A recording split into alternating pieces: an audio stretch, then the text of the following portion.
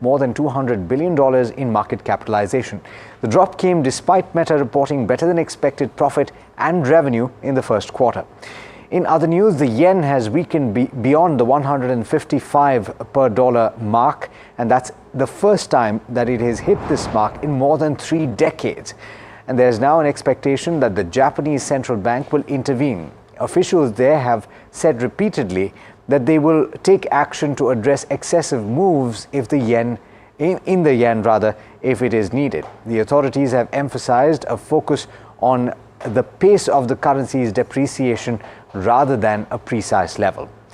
Now, turning to Asian equity markets, you had only 2 of the 3 early risers that were trading this morning, and that is the Nikkei 225 in Japan, which is down about 1.5%, and the Kospi, which was also lower by over 1%, and you have the other 2 as well. Hang Seng in Hong Kong losing about 0.4%, and the onshore market in China, which is also losing ground. So it's setting up to be a slightly muted day of trade. Let's see if that pans out here in India as well.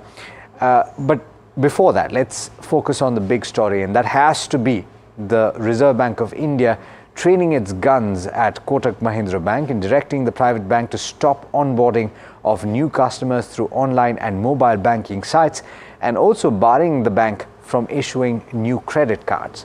Why has the Reserve Bank of India taken this measure? We've got Pragati joining in to tell you all of those details. Pragati, it's a significant move and not something to take lightly. Why did this come to pass?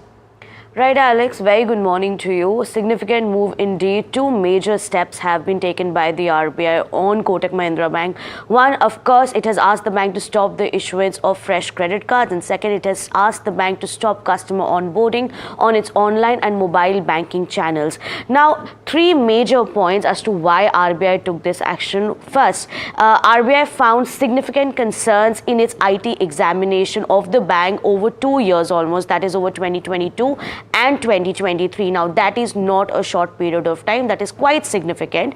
During this time, it also found the bank to be non-compliant in its IT inventory management. And third, RBI also raised concerns on data security and data leak prevention strategy at the bank, which essentially means what RBI also said in its circular is that despite having asked the bank to improve on these fronts or to put in place some corrective actions, the bank failed to do so despite having submitted their action plans.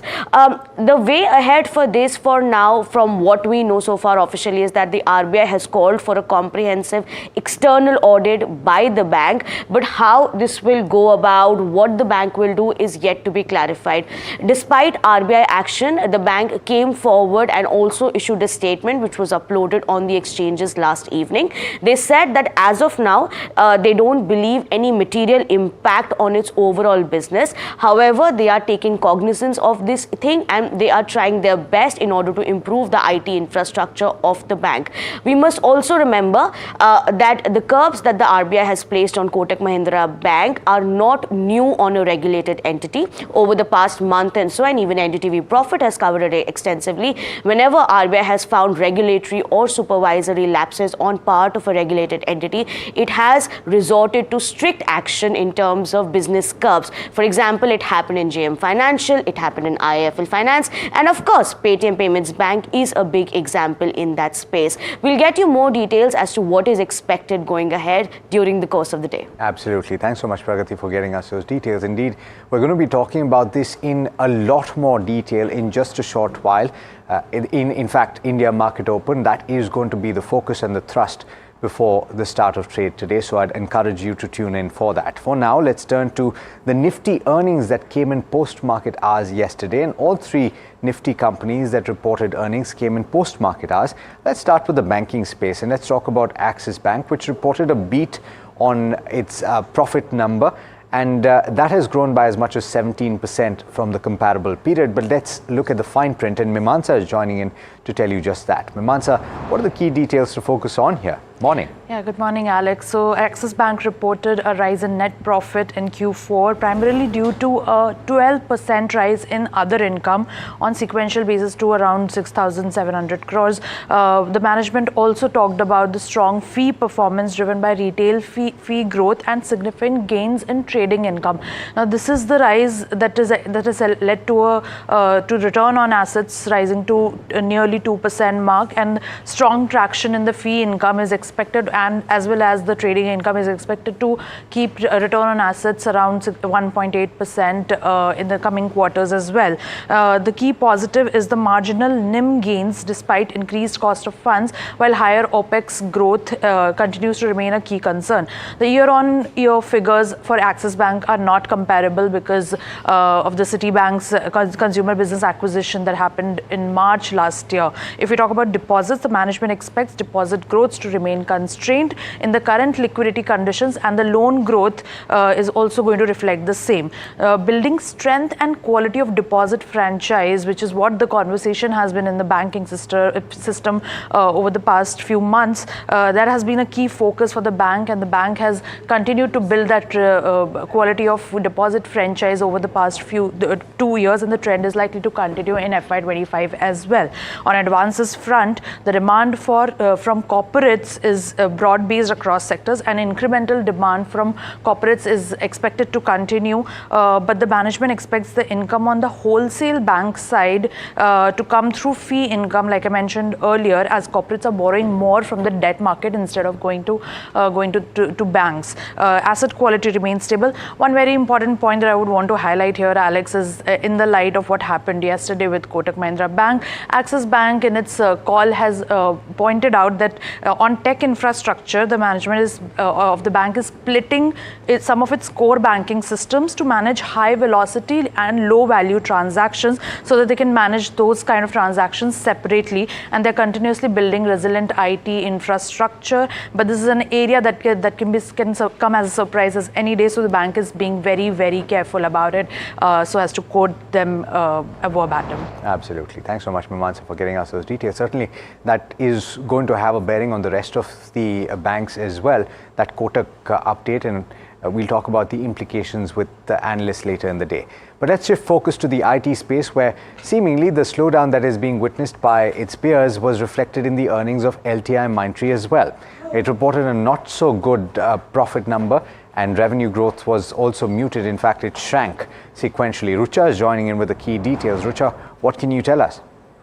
Thanks, Alex. Good morning. LTIMindtree disappointed on all the three metrics. Revenue was down 1.5%. EBIT margin contracted by 67 basis points to 14.5% approximately, while the net profit was also down around 6%. Now, the management mentioned that its EBIT margin target of 17 to 18% is being pushed out to a few quarters. It also mentioned that they are not seeing green shoots as of now. Now, the fourth quarter was weak due to a one-off in the quarter, and due to furloughs which were coming from the third quarter as well. Now, the BFSI space was very weak. It was the weakest performing segment. It was down 6.6% on a quarter-on-quarter basis in US dollar terms. Now, this is because the sector witnessed 2 project cancellations in the BFSI space during the quarter. The management also mentioned that they are facing delay in ramp-ups from the client, and they are not clear about the near-term visibility. Now, let us see what are the brokerages saying. JP Morgan has maintained a neutral stance on the stock and has revised the target price to 4,900, which implies an upside of 3.5% approximately. While Goldman Sachs seems to be bullish on the stock, it has maintained a buy and revised the target price to 5,770 rupees, which implies an upside of 22%. Significant upside and quite a divergence in those views. Thanks so much for getting us those details, Rucha. Let's stay with earnings and talk about FMCG major HUL, which reported its Q4 numbers post-market hours as well. And in fact, the net profit and margins saw a marginal dips. Sesha has more in this report. HUL's fourth quarter numbers were largely in line with what the street was expecting. Revenue was flat, while profit and EBITDA has seen a decline over the last year. Higher costs impacted margins. The company has seen a 23% increase in advertising spends in the fourth quarter. Volume growth of the company stood at 2%. Now let me give you a quick segment-wise breakup. Sales growth for home care grew 1% with mid-single-digit volume growth. Beauty and personal care declined 2%, while food and refreshment grew 4%, led by price hikes. Both the segments saw flat volume growth. The key takeaways from the post-earnings press conferences were urban continues to lead growth, while rural is expected to improve only gradually. The company is optimistic of midterm impact of better monsoons and improving macroeconomic indicators. During the March quarter, the company has barely seen pricing growth. It expects price growth to be in the low single-digit decline in the near term if commodity prices remain where they are. However, it indicated single-digit price hikes in the second half of the year. Now, on the ice cream business, the management had said that ice cream market overall is sizable by scale, and therefore it sees a lot of opportunity to further grow. That said, it continues to evaluate all options in line with its parent's decision to let go of the business. Now, importantly, on added sugar, which is the hottest topic at the moment, HUL said that any servings of Horlicks contain less than 1 teaspoon of added sugar.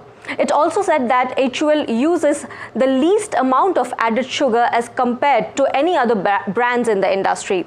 It is also in compliance with FSSAI guidelines. However, interestingly, it has started categorizing Horlicks and Boost as functional nutrition drink in its presentation from health food drinks as it did earlier. Right, and you can probably call that the Nestle impact. In fact, let's talk about Nestle and its Q4 update.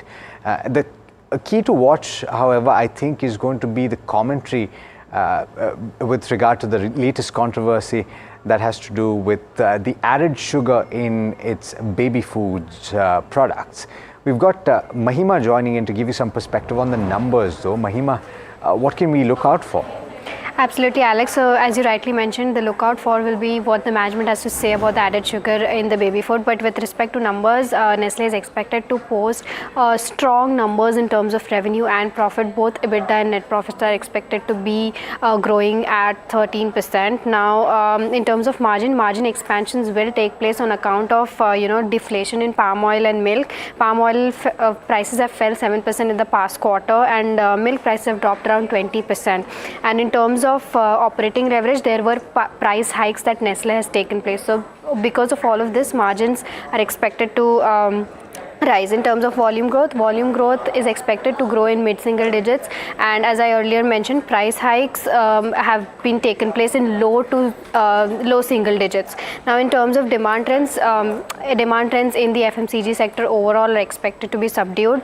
Rural slowdown will still continue to persist, and competitive intensity in the noodles segment is still expected to persist in the near medium term. Now, in terms of key monitorables, well, something that that will be on the lookout for is, as earlier mentioned, management commentary on baby foods, sugar in baby foods, demand outlook on rural and urban, the raw material price trends going forward, the commentary on recovery of the trading channels that they have, and the new product in pipeline, and what does the demand look like for the packaged foods. Overall, for the stock, well, mixed street view.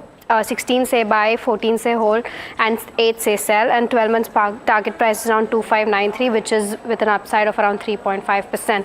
So these are the key monitorables for Nestle that's going to post its results today. Absolutely, and it'll probably all of the thunder of the numbers is going to be stolen by that controversy, though. Thanks so much for getting us those details, Mahima. Let's turn to the equity markets, and the question is earnings going to make a big splash, or is it going to be the regulatory action against Kotak Mahindra Bank that's going to take all of the limelight? Samina is standing by to tell you about the latest news from the F&O space. Samina, we've seen 4 days of gains, but the handover from overseas is not the best.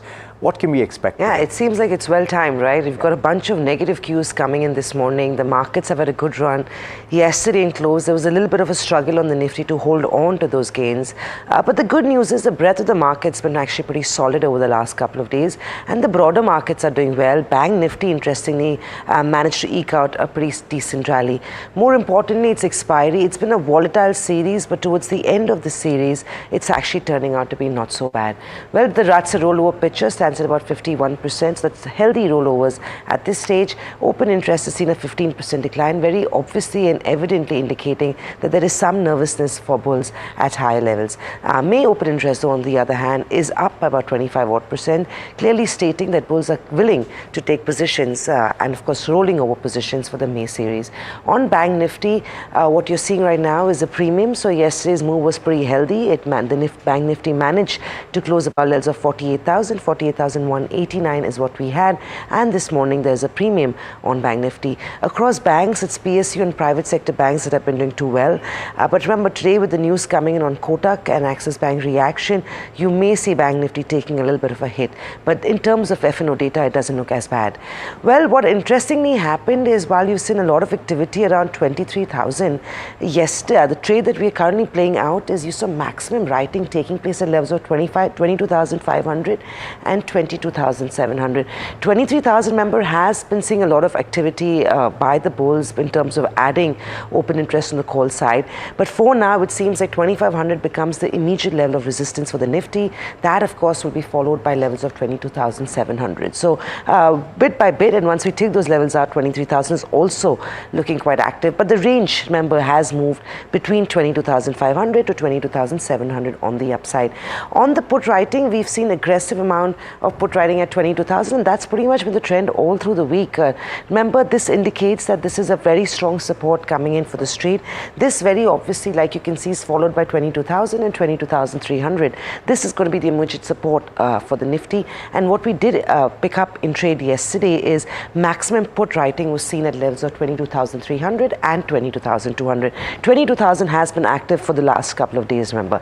So it's interesting. It's not a bad looking market, but we've had a pretty good run. The markets are looking a little bit tired. The wicks had also eased off substantially over the last few days. This morning, of course, a little bit of an equal split is what we're getting in. An 80-point cut is what the implied Nifty is expecting. But I think bulls largely will be betting that if an expiry closer to 22,300 would still be comforting for the street. Yeah, the monthly expiry to watch out for today. It's all culminating very nicely. Let's Always see how that well timed. Yeah. Thanks so much, Amina, for getting us to the details. Certainly, it's going to be an exciting and action-packed day of trade. We have to slip into a very quick break.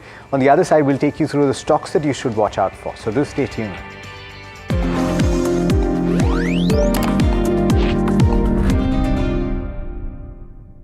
Have you been struggling with your personal finances? You're not alone. There are a lot of people out there that find it difficult to manage their money. But on Big Decisions, we'll be discussing a variety of topics that will help you make your financial decisions with confidence. Check it out on any of our social media platforms, the television channel, on the website ndtvprofit.com, or in fact, on any of the podcast platforms out there. Different people believe in different things. In cricket, some hail the king, some believe in God. Some wait for Mr. Right, some believe in swiping right. Some run away from risk, others run after it. For some, kids mean babies. For others, kids mean puppies. Some want a home to settle in the future. Some want to roam the world today. Some make a career in a company. Some make a career out of building companies. But when it comes to money, everybody believes in only one thing: profit, profit, profit.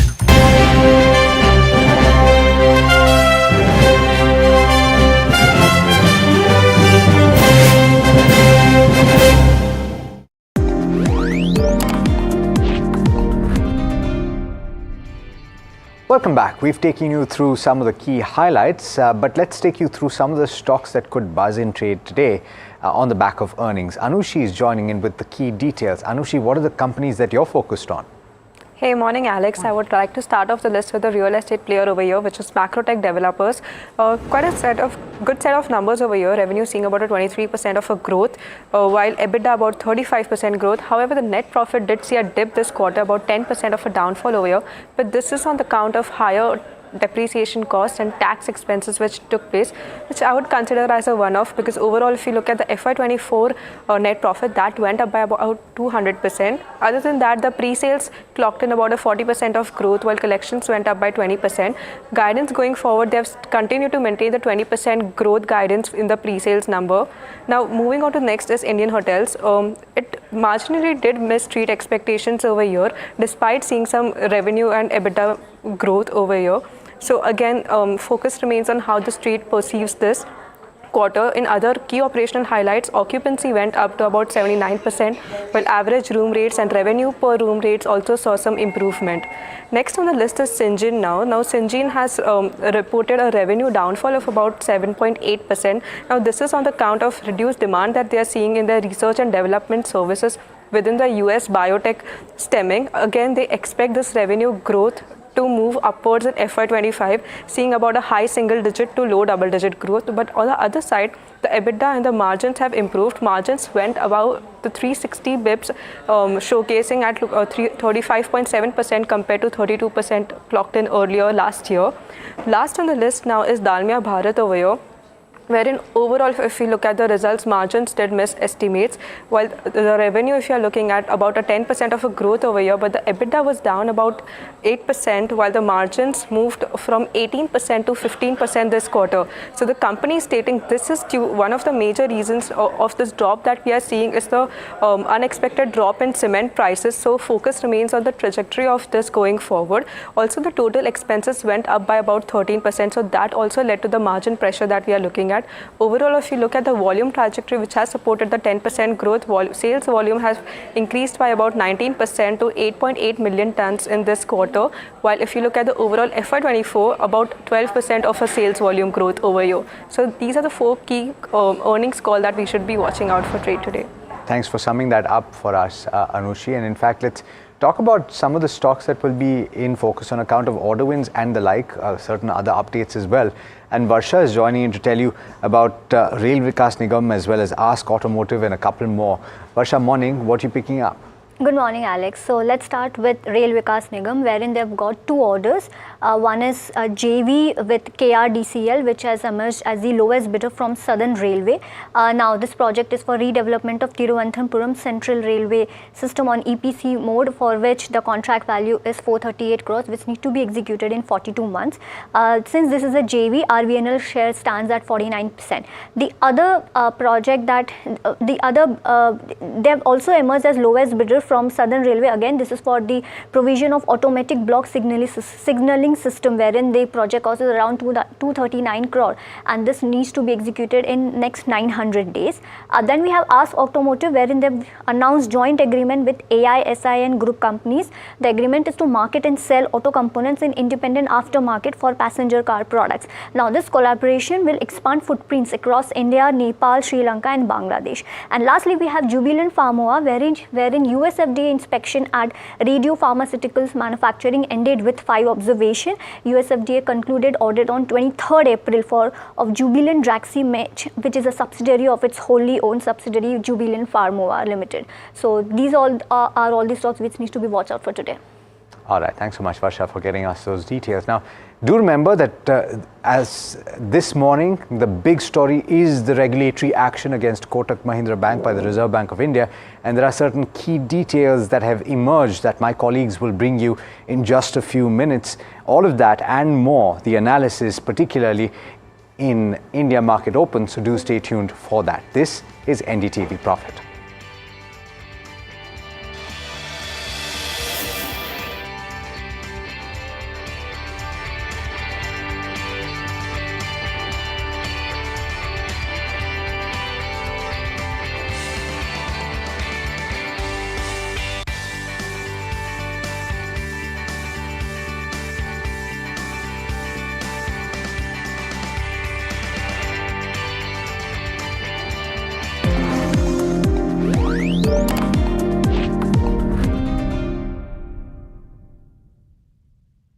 Have you been struggling with your personal finances? You're not alone. There are a lot of people out there that find it difficult to manage their money. But on Big Decisions, we'll be discussing a variety of topics that will help you make your financial decisions with confidence. Check it out on any of our social media platforms, the television channel, on the website ndtvprofit.com, or in fact, on any of the podcast platforms out there. Different people believe in different things. In cricket, some hail the king, some believe in God. Some wait for Mr. Right, some believe in swiping right. Some run away from risk, others run after it. For some, kids mean babies. For others, kids mean puppies. Some want a home to settle in the future. Some want to roam the world today. Some make a career in a company. Some make a career out of building companies. But when it comes to money, everybody believes in only one thing: profit, profit, profit. And for profit, watch only NDTV Profit. We all love money.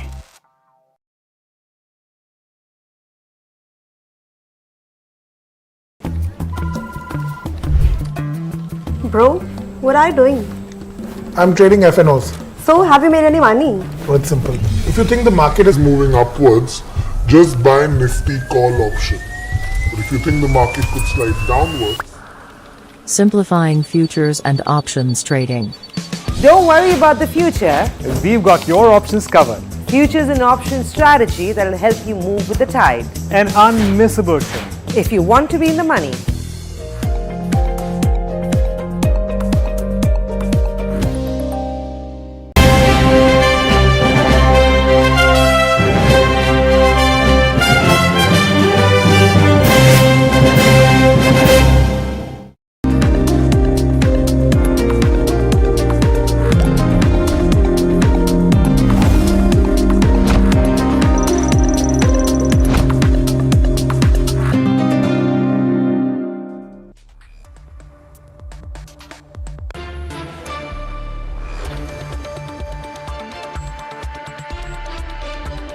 Hello and welcome to India Market Open. It's Thursday, it is the monthly expiry. Global cues aren't too strong this morning, but more importantly, it is the regulator who's cracked its whip again. Once again, RBI chooses absolutely the right time, right after market closes, to release That's good actually. all of these actions, which is, the right thing to do, so we can have some time to digest. So Kotak Mahindra Bank in focus this morning, Neeraj. Yeah, but the globe is soft. Hopefully Axis negates some of the pain of Kotak, to be honest. But the globe is soft, and let's see if there is, and we have a clutch of other numbers which will actually put pressure on the index today. So Kotak is one, but the numbers perspective as well. And also, I think yesterday the markets were looking a little tired. The Nifty was struggling to hold on to higher levels. Towards the end, yes. While Bank Nifty surprisingly outperformed. I didn't think that was going to happen, but it managed to do that quite well. But I think while talking about Kotak, and of course we will do an exclusive in a few minutes, we haven't seen too many brokerages this morning actually turning highly negative. Not at all. That is very interesting. So while it's a big deal, and the regulator is, there should be brokerages on regulators. Like, what do you think about reaction? But nevertheless, implied Nifty is looking fairly weak this morning. So expiry is going to be not the best. So it's going to be a tough Thursday in that sense. But in terms of global cues, I would say a bit mixed. It's all about Meta and Mark Zuckerberg's obsession with his VR glasses, which has tanked that stock, and post markets also hit the Dow futures as well. But if you look at how trade closed in the US, it was a bit mixed, because a lot of key data is awaited over the next couple of days. The next 48 hours becomes quite important. You're going to have Q1 GDP data, jobless claims data is going to come in. Your PCE, which is a very crucial inflation data indicator, also comes out later this week. So let's just pull up how US markets have closed, and not a great sort of outlook coming in there. But like I said, it's all about Meta. So Meta's numbers were actually better than expected. Their guidance, though, was weaker than what the street was penciling in, and that really caused some trepidation to make things worse when Mark Zuckerberg got on the call and just talked about metaverse and all of the hardware along with it, all of the projects which have lost Meta tons of money, even though everything else is working for them. The street didn't like it, so that stock plunged 16% in future trade as well. Bonds are okay. Treasury yields saw a bit of a spike up. The 10-year is above 4.64% ahead of all of that key data I just mentioned. Crude is interesting. A bearish trend on crude coming in. There's this Goldman Sachs report which talks about how all the shipments that were stuck in the Red Sea all of these days have started offloading. So your inventory levels are also going up. Brent is below $88. I'll just pull up Asia. Asia also a mixed sort of start. You had good GDP data from South Korea, but meanwhile, no great cues coming in there. And as far as we are concerned, as Amina said, you're probably going to see a softer start today. And the big focus is going to be on banks, I think. Most certainly. So, I mean, one, of course, the soft global markets impact an otherwise fairly bullish sentiment, and it's the monthly expiry, and we know that the monthly expiry is no longer what monthly expiries used to be in the past, but it's still an expiry day, therefore volumes, volatility. I think it's tough for traders to even keep track of which expiry on which day on which index. But for historical parlance, last Thursday, the last big monthly expiry. Half an hour becomes very exciting. Could be very exciting. So the soft global markets may impact that bullish sentiment. And Bank Nifty, two parts. I think the Bank Nifty will see the Kotak Bank impact, but the momentum is still in favor of the banks because we've had 4 straight days of gains. And remember, I mean, Kotak and Axis both have a 9% weightage on the Bank Nifty. So in some sense, Axis Bank, if it manages to do well, could negate part of this fall of Kotak. And there is two other things here. One, in Kotak's case, it may be a bit of a taking the band-aid off with a whiff. So whatever impact has to happen probably happens in today's session. Maybe we see some of the money flow to some of the other banks as well. That is also in the conversation, that will people move to the other banks simply because people might believe that for the near term there might be issues in Kotak. And we'll talk about Kotak in greater detail, but I'm just saying that Kotak and Axis in a weightage perspective negate each other, and if Axis does well, it might just help cushion the blow or whatever blow Kotak brings to the Bank Nifty. Telecom has taken a bit of a breather yesterday. Today, Vodafone FPO shares come in, and there might be a bit of a breather for Vodafone yet again.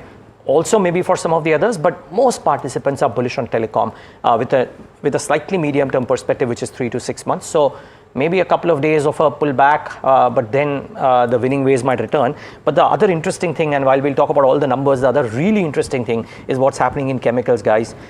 Just the way some of the stocks are moving, chemical and fertilizer stocks, Deepak Fertilizer in case in point yesterday. I just saw nitric acid prices having risen quite significantly in the last 5 or 6 odd weeks. And yesterday or day before, Aarti and Gujarat Fluoro and some of the others were active too. It's a sector that is coming out of a 3-year hibernation. Could be very interesting to watch if indeed chemical prices rebound because of the global PMI upticks, and that brings about a bit of a change in prospects for some of the chemical names because the valuations are in favor. 3 years ago, they were completely out of whack. Currently, the valuations are so firmly in favor of chemical stocks. Might be an interesting pocket to look at. A subgroup of that which you mentioned, fertilizers. I mean, Deepak, Chambal, Gujarat State, they've all gone up 14% in the last 1 month. But I think the play there might truly be election play because defense, fertilizer and sugar seem to be sectors which historically do well ahead of elections, and with such a clear mandate expected by the street, this space looks good ahead. Just to add to the election play point, and I was speaking to a couple of analysts yesterday, and the take is that in the July budget, since all other things are looking okay, the only soft spot, so to speak, is rural demand. A lot expected in the July budget, which couldn't be front-loaded, of course, in the pre-election budget, to come in for rural demand and to boost the rural economy. So yeah, fertilizers would definitely be one segment which would do well. And Gujarat State is leading the gains. It's up 26% in the last 1 month, while its peers from the sector are up anywhere between 14 to 16%. I think Neeraj already highlighted Vodafone is going to be an interesting one to watch out for. Got hit by 9% yesterday, and today, of course, it opens now. Whether or not traders are going to bid for this, Angel One, the likes of Angel One, who track the derivative and the technicals of Vodafone, have said that you must avoid aggressive bets. It's a tight trading range, but you could be caught on the wrong side, very likely. They've had a successful fundraising plan. We've seen that institutions have been quite excited. Retail participation has been slightly lower. And I think that is something traders will want to watch. And this is what we talked about in the early part of this week, that discounter will see some selling on the day of listing, largely because you will have ultra HNIs who may come and dump the stock. I'm waiting to see, I because said that to you yesterday. it. 9% fall yesterday was a precursor. You predicted that. Now the question is that once the listing actually happens, do more people want to come in and bid for it, and pick up, or do HNIs actually exit? That'd be interesting to see that data. Of course, the price has moderated substantially after that big fall yesterday. But apart from that, the focus continues to remain on earnings, and you had a few big ones. Just a quick word, Tata Consumer sold off quite sharply in yesterday's trade. A 6% cut on a nifty company doesn't seem like fun. They reported numbers that they believe were pretty good, but I think the street doesn't seem very pleased.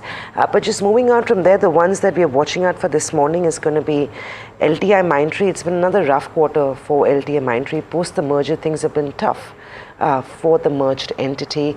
That's how the numbers look. The revenues were down about 1.5%. EBITDA declined 5.7%, and profits were also down about 5.9%.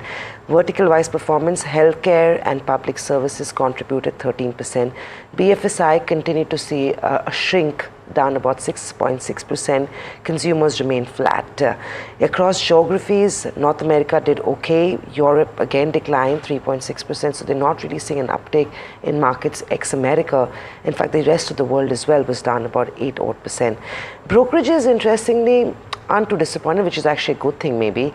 HSBC, for instance, is a hold with a target price of 5,380. There have been no upgrades that have come in, but they're not enthused on one hand, but on the other hand, maintaining their call on LTI Mindtree. They have said that the margins were weak on back of project cancellations. The management we talked a few weeks ago indicated that what they're really seeing is discretionary spending continues to remain muted, but cost optimization is where the business is coming in, and it's only a matter of time, maybe 2 quarters out, that you will see a better picture emerging for one of the big boys now. Samina, but 28 times earnings, you reckon, you've spoken to the management recently, case for a downtake right here, because a stock which is not promising growth in FY25 trades at 28 times. And unfortunately for them, they've also had a bunch of senior exits. I mean, Debashish Chatterjee himself steps down next year. So there is a little bit of uncertainty around it, but I mean, you know, it's funny how the markets read into so much of this, right? Because it wouldn't surprise me if the stock opens the gap up on anticipation that things will get better. But they did indicate that AI was a good space, operational. The money, and one thing that was very interesting that stood out, he said while they're working on operational efficiency, cost optimization for clients, a lot of the clients now, with the money saved on cost optimization, are actually moving to transformation. So all that money saved becomes your discretionary spend, and that is interesting because. But that'll go to the ones who are ahead on the AI curve. So I also think it's existing clients you'll end up having a relationship with, and then there's some comfort, and that was a big story when they talked about the merger, right? They said they would offer a bigger and better suite and would leverage on each other's client book. It's not happened yet. But the hope is that things do settle for the big boy now amongst the IT companies. Apart from that, HUL, I'm not sure how you guys are reading this one. Revenues are down, but it seems like nobody was very excited about the numbers coming from HUL. So expectations were muted. So they've done okay in line with a weak sort of expectation from HUL. Revenues were down marginally, profits were down about 5.7%. EBITDA was down about 1%, and margins have remained almost flat. 23.1 versus 23.3 is what we have. Volume growth, just like the others, like Tata Consumer, was also lower, only came in at 2%. Pricing growth was marginal. Urban demand continues to drive growth. Rural is still a sour point for most of these consumption majors, and a large part of their portfolio is seeing some deflation. So margins could be set to improve on back of that. But no price hikes immediately expected. It's funny, when coffee inflation is hurting their volumes, contrary to what it did for Tata Consumer, it was the higher coffee margins that actually helped that business. Because Starbucks, unbranded coffee that did well for them, but clearly hurting HUL. Yeah, and the realizations have been negative now for second consecutive quarter. It does seem, I mean, you know, everybody is banking on FMCG commentary turning. Thus far in the two companies, we haven't quite seen that. We've talked about this for the last 4 to 5 months, and they've all talked about how you're betting ahead of the curve, and it's only a matter of time. It's but not looking cool. It's not looking good, and we have various things to blame. I mean, somebody might say monsoon. Sunil D'Souza said yesterday Holi was delayed. And it just seems like we seem to be justifying reasons. No, the for rural demand underperformance. is weak. That's a fact. Some of these segments are hurting. I think another big takeaway, no real stock impact really, but for me from HUL is that they are rebranding their Horlicks. It's no longer going to be called a health drink. It's going to be a fitness mix. So they have to do that in terms of the norms, but I mean, some of their products are iconic products, and the fact that they have to rename them, rebrand them, talks about and I think this quarter as well, marketing expenses had spiked up quite largely, so could be attributed to this rebranding. Yeah. On a comparative note, and I think we were talking about this yesterday, between a Tata Consumer and HUL, all other things being same in terms of weakness that the space is seeing, and HUL might fare better just because of its size and market reach and portfolio, etc. Now, having said that, there's some good numbers to watch out for as well, and Axis might be the counterbalance to Kotak, as Neeraj was saying. So I'll just talk about Axis for a second, and we're going to have a detailed chat later on banking space. And Axis as well, but Axis, suffice to say, it's a beat on NII, PAT and asset quality. What the street is possibly going to like, and that's what you're seeing in a lot of notes which are coming in as well, including the Nuvama note, is the 5 basis points margin expansion Q on Q, and that's a positive surprise that the street was perhaps not expecting. The reason that's happened is because of lower cost of funds. What might not be too enthusiastic, but you might not see an immediate reaction to it, expect Axis to have a plus on opening, but their guidance growth was lower to 300 to 400 bips versus 400 to 600 bips earlier. So a slight downtick in that guidance growth. Deposit growth is good, growing well, but still below their loan growth. I think what's also interesting from a little longer term perspective is that Amitabh Chaudhry, his tenure ends in December 2024. Street will be watching to see if there is an extension over there. Just quickly take you through what Nuvama is saying on Access. They've reiterated a buy with a target price of 1270 on the stock. That's nearly a 20% up streak. They say the NIM expansion is commendable given the competitive industry. Axis will likely grow deposits faster than loans in the near term. So they expect that to be, reverse that ratio to be positive. They say Axis offers an attractive risk-reward ratio as well. Macrotech is the other one. Again, very good numbers overall. If you look at on year, their revenues have actually gone up nearly 200%, but 23% up at 4,018. EBITDA is up 35%. Margins are up about 234 bips. Their net profits are down about 10.5%. My colleague Anushi tells me that the reason for that is higher depreciation costs, and that's not something perhaps that the street will take too negatively, because look at the metric that everyone loves, which is pre-sales targets, 17,500 crores versus 14,500 crores.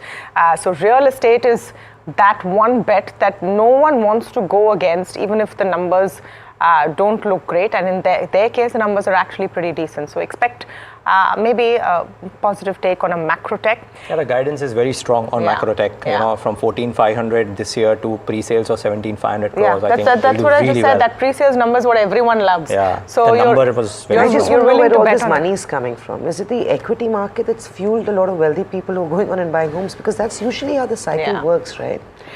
But it could be equity markets. Around election cycle also you see a lot of interest in real estate coming in.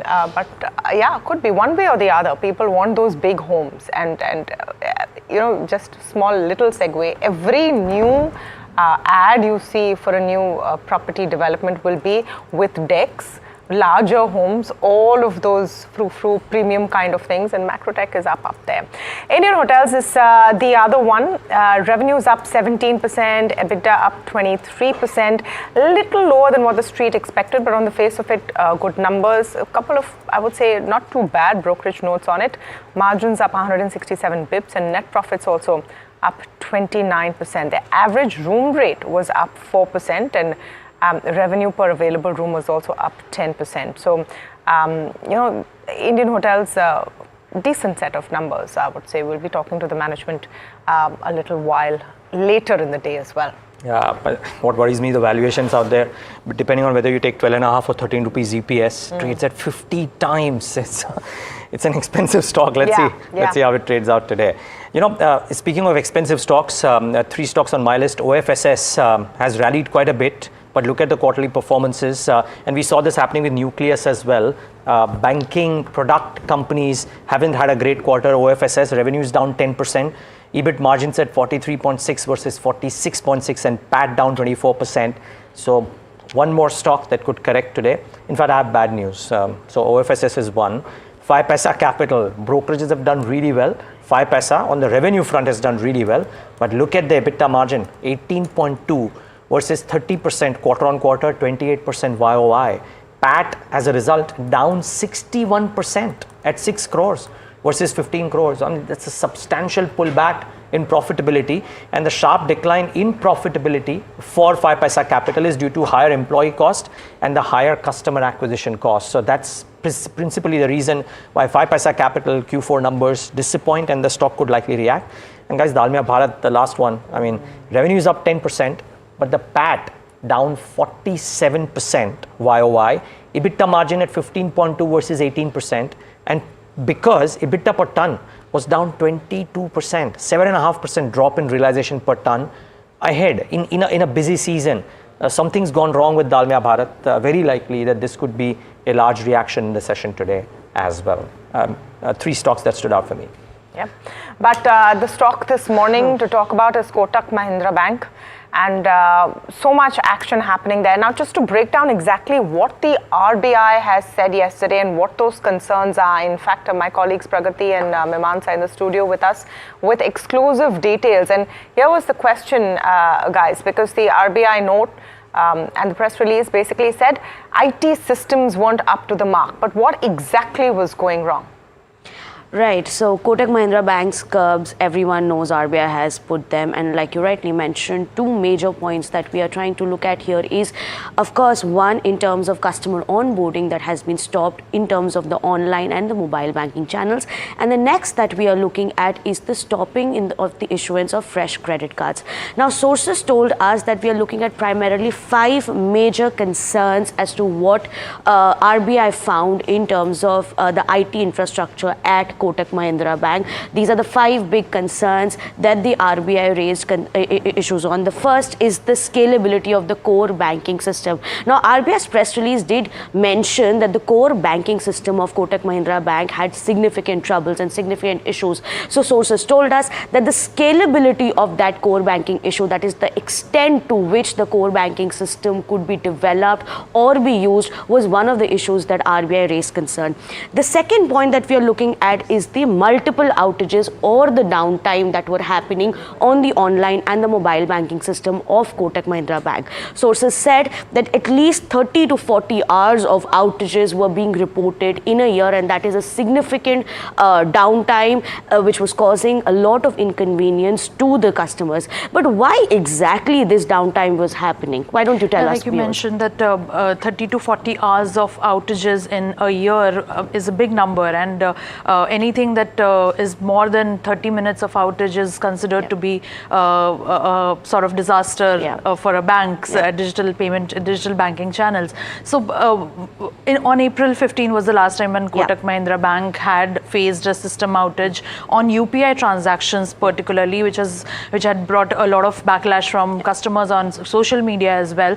So what sources were telling us is that the high volume of digital transactions, in fact UPI transactions including, are a reason for which these IT infrastructures at banks are in question, and their resilience is in question, and whether banks are able to upgrade the technology through vendors and through their in-house tech team. Are they able to improve the scalability of the IT infrastructures? So when we ask that, is it a problem from the vendors side, they're saying that it's not completely a problem on the vendors side. It is also how the banks are strategizing their IT systems and whether they should look for constant upgradations and how to manage their disaster recovery programs. So high volume of UPI transactions including the, to put it broadly, the digital banking channels need to be robust, and this is what RBI was concerned about for past 2 years, and finally they put restrictions on Kotak Mahindra Bank's online banking channels. If we talk about how much of the business is sourced through digital channels from Kotak Mahindra Bank, a lot of savings accounts are opened through Kotak 811 digital channel. On asset side, a majority of sourcing on unsecured products is done digitally, and these segments have grown 40% YOY in the last 9 months versus overall growth of 18% YOY. So a lot of business is what the Kotak Mahindra Bank gets through its digital channels. But of course, we reached out to Kotak Mahindra Bank on these details, but we haven't heard from them yet. Although they had sent a common response to all the reporters saying that they're working with RBI and they will continue to cooperate through external audit, and they will fix those issues. Exactly, Mamansi, you're absolutely right. So while RBI's restrictions came around 4:30 p.m., about 2-3 hours after that, Kotak Mahindra Bank did put out an official communication. In fact, we are showing it on our screen for the benefit of our viewers as well. The bank said that it is not seeing any material impact on the business despite these RBI curbs. However, it is working with its customers and internally as well. That's the nutshell that I'm explaining it to you, in order to build a robust IT infrastructure. Interesting bit is that while like my colleague also mentioned, while we reached out to bank on these specific points as to what were the specific issues of the RBI in terms of the core banking system or other concerns as well, the bank has not gotten back to us yet, but we will bring our viewers latest updates as and when we have them on that. Right, thank you for that, Pragati and Mimamsa there with those exclusive details on what really went wrong with Kotak Mahindra Bank and why RBI took this fairly stringent action to stop all onboarding of new customers via digital or mobile. And there's a Citi note out this morning which says 90% of their customers are onboarding through digital and mobile. To stop all their fresh credit card onboarding is going to pinch. But how much is the question? Rahul Malani is joining us now. He's DVP Fundamental Research Share Khan by BNP Paribas. Very good morning to you, Rahul. Great to have you on the show. I was looking at a few of the notes that are out this morning, and there seems to be a bit of a temperance in terms of how much of an impact this is going to have in terms of revenue for Kotak Mahindra Bank. What is your take? This RBI action is fairly harsh, isn't it? So firstly, good morning. So clearly this is a major setback for the bank, and if we look at the majority of the retail assets as well as the retail liabilities were sourced through the digital mode. So surely the impact will be in the double digits, because retail assets and liabilities are the fast growing segments, and in terms of gives higher profitability to the overall franchise. So even if the percentage of the is certainly lower, but it will have a high impact on revenue as well as the earnings part. And anecdotally, we have seen in such cases is that it takes around a year or 12 months period for the satisfaction of the regulator to see, because it will take special audit further in case of before lifting the ban, and it will take time around at least for the 12 months for the regulator to be satisfied around these issues, because efficiencies have been large. Otherwise, RBI would not have been harsh, and they had given them continuously. There was efficiencies in the IT system for the period of FY22 to 23 as well as. So we believe that it will be a phenomena for at least for the 12 months, and around double-digit impact could be seen in the revenues as well as the earnings. The math, double-digit impact, but can you quantify that for us? Because let's not forget the deposit growth is already slow. Now, of course, if they can't add new accounts digitally, it's going to further lead to an impact on deposits. Of course, you can still do paper onboarding, but have you got the numbers down? So basically, it will be very early on the numbers to comment upon. So we continue to believe that here, as I mentioned, that it will have a double-digit impact in the range of at least 10 to 15%. Just working roughly on the paper, so it comes around 10 to 15%. But we would certainly await clarity and await some commentary on the from the management during this quarter four results.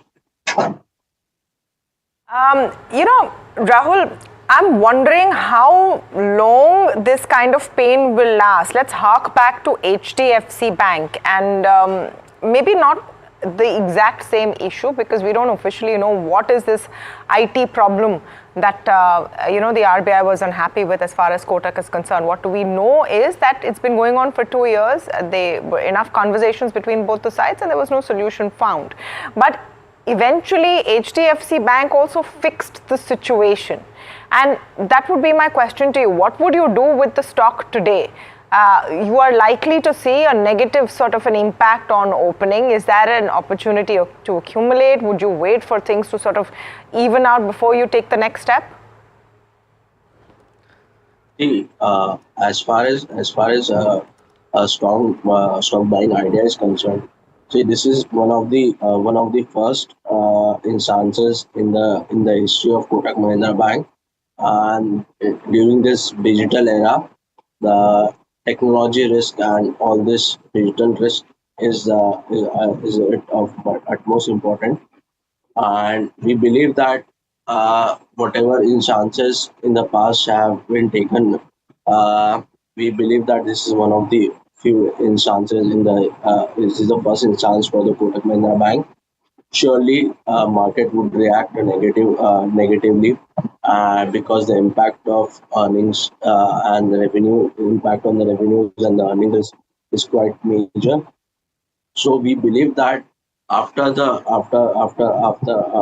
good correction, or say for example today, if someone gets around, if we see a major reaction of more than 10%, we should be looking at holding the stock from the medium term perspective, because all this will reverse in around 1 year to 1.5 years time period maximum. So and this has, we don't believe that beyond this there is a Sorry, much downside. Rahul, did I just hear you saying it's going to take 1.5 to 2 years to reverse this? Are you talking about the IT systems 12 issue? months, at least we believe that 12 months will be taken. For what? 12 months for what? The problems. All these IT deficiencies and lift the ban overall. So if there is a ban for 12 months on onboarding new customers digitally and issuing fresh credit cards, what kind of an impact do you see that on revenues?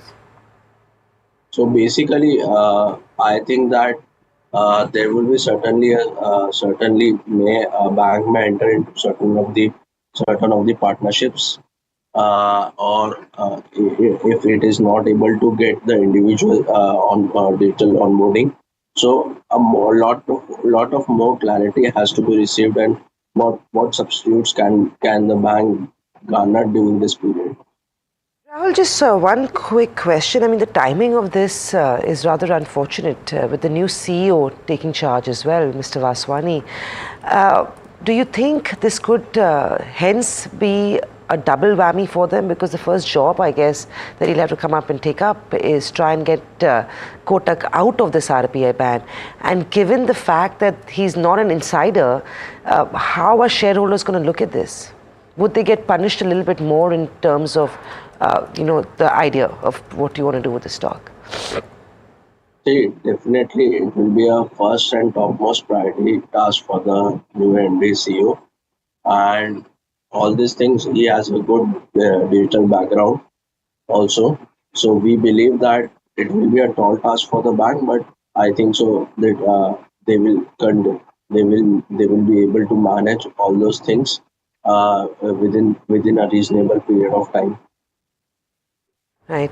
Thank you, Rahul. It's not looking good for Kotak. Rahul believes that if you do see a 10% cut, it may just be an opportunity. They will resolve this. Remember, the last time this happened was with HDFC Bank all the way in December 2020.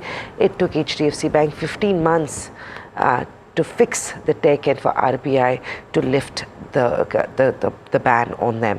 Well, we have with us Dipali Pant Joshi, former ED at RBI, who joins us to understand what this really means and where the glitches are. Morning, Dipali. Thanks a ton for joining in. Dipali, it's not just Kotak, right? The RBI has been cracking down on regulated entities over non-compliance. In the last 3 months itself, it's banned Paytm from accepting fresh deposits, IFL Finance from giving new gold loans, and JM from undertaking any new business related to shares and bonds. It was Bank of Baroda in October 2023, HDFC Bank all the way back in 2020, and now it's Kotak. What are you making of this? How big is this worry?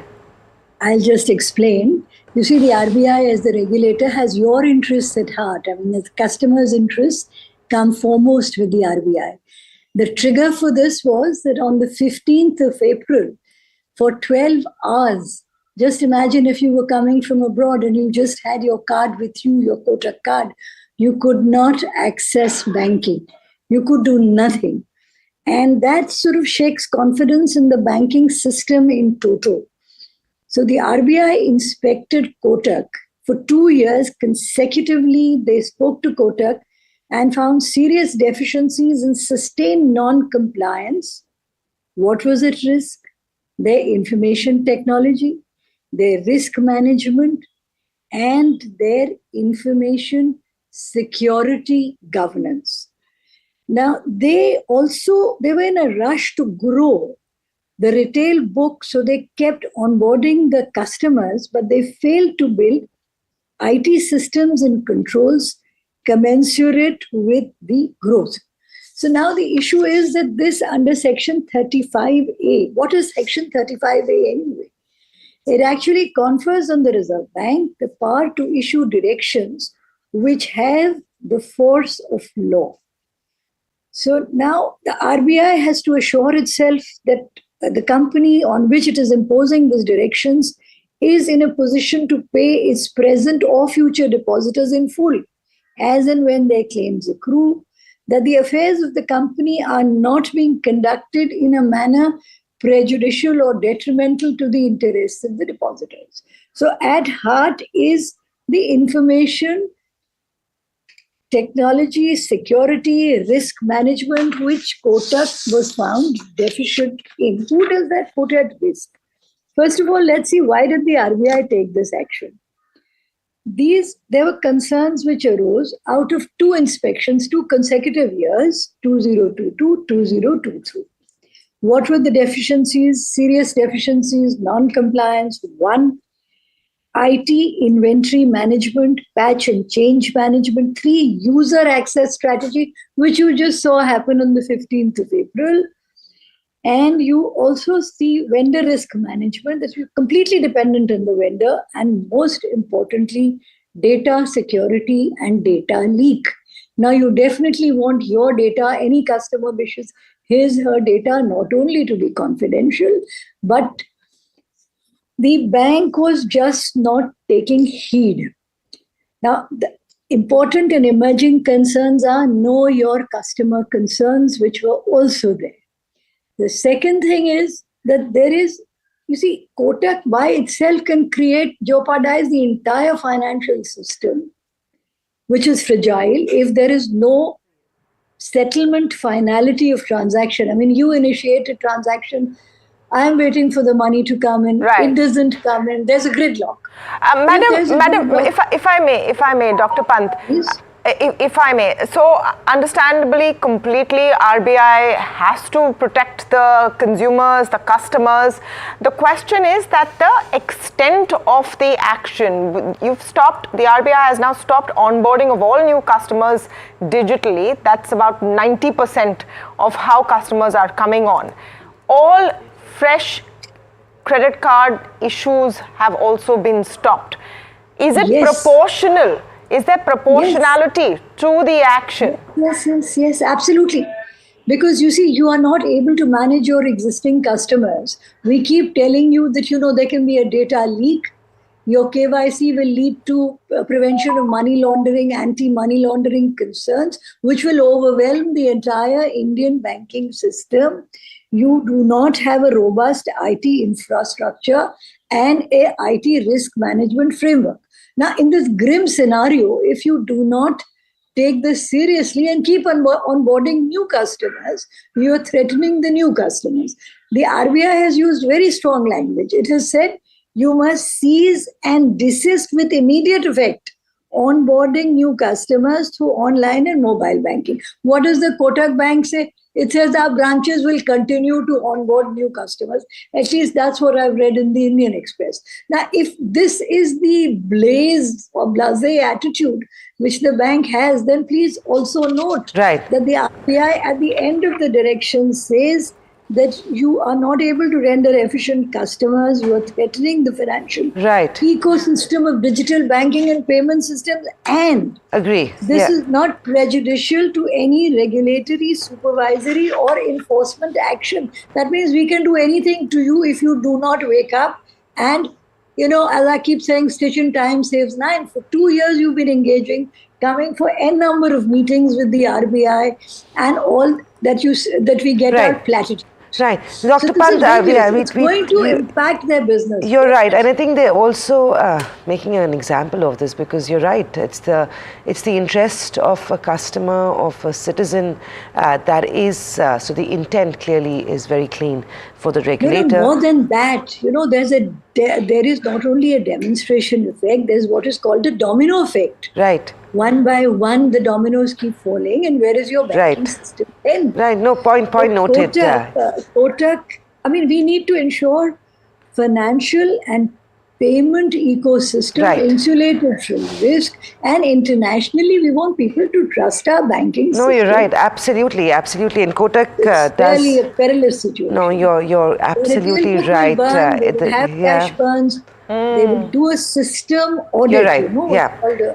Which looks at everything, and then come back. And if the RBI is satisfied, hopefully things will move in the right direction, and I think that's what Kotak has indicated. They're going to do whatever it takes. With that, Dr. Pant, thank you. Thanks a ton for joining us today on the show. We'll take a quick break. Implied Nifty is indicating to a gap down start. Remember, it's the monthly expiry, so the markets may be a little volatile, and it should be interesting to see how things play out. Kotak will be the stock of the morning, unfortunately for all the wrong reasons. Stay tuned. We've got a lot more on the other side.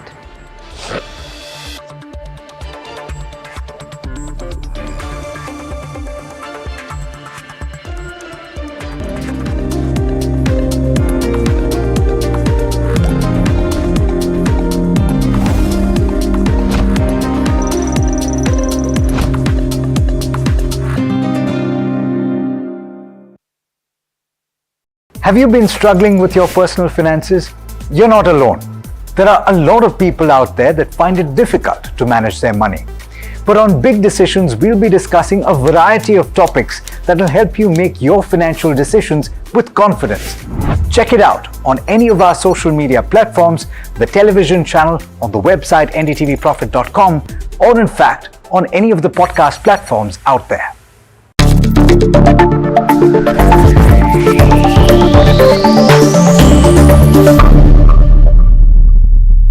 Hi, I'm Tanuj Bhojwani and I run People Plus AI. We're an organization that helps startups build AI. Is AI useful in India? Most definitely yes. We have a huge, approximately 60 crore people using the net passively, meaning they're watching YouTube, Instagram, etc. But perhaps only 20 or 30 crores who are actively contributing or transacting on e-commerce websites. One big hurdle is because this involves typing, needs you to be literate, comfortable with using the smartphone, etc. One huge area AI will change in India is the use of voice, video and other multimodal technologies. These new LLMs can understand human voices, accents and languages like nothing ever before. Think Alexa times 1,000 because you can talk to it in your local language.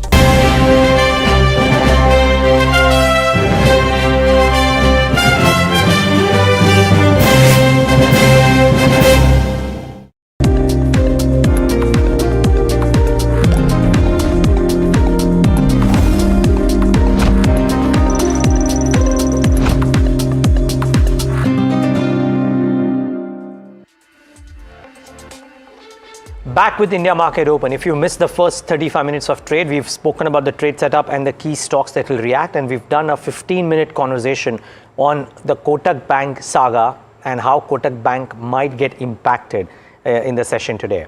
Now, let's try and assess the whole market-wide situation, because there is a market beyond Kotak which will react today and which will have an impact on your portfolios, presumably. Nirav Asher, Head of Equity Research at Latin Manharlal Securities, joins us right now on the show. Nirav, good having you. Thanks so much for taking the time out and being with us. For the issues that Kotak Bank might bring to the table, we have an Axis Bank which has performed admirably well in the quarter, and their guidance, Nirav, seems to suggest that their retail focus might help their margins and presumably growth as well.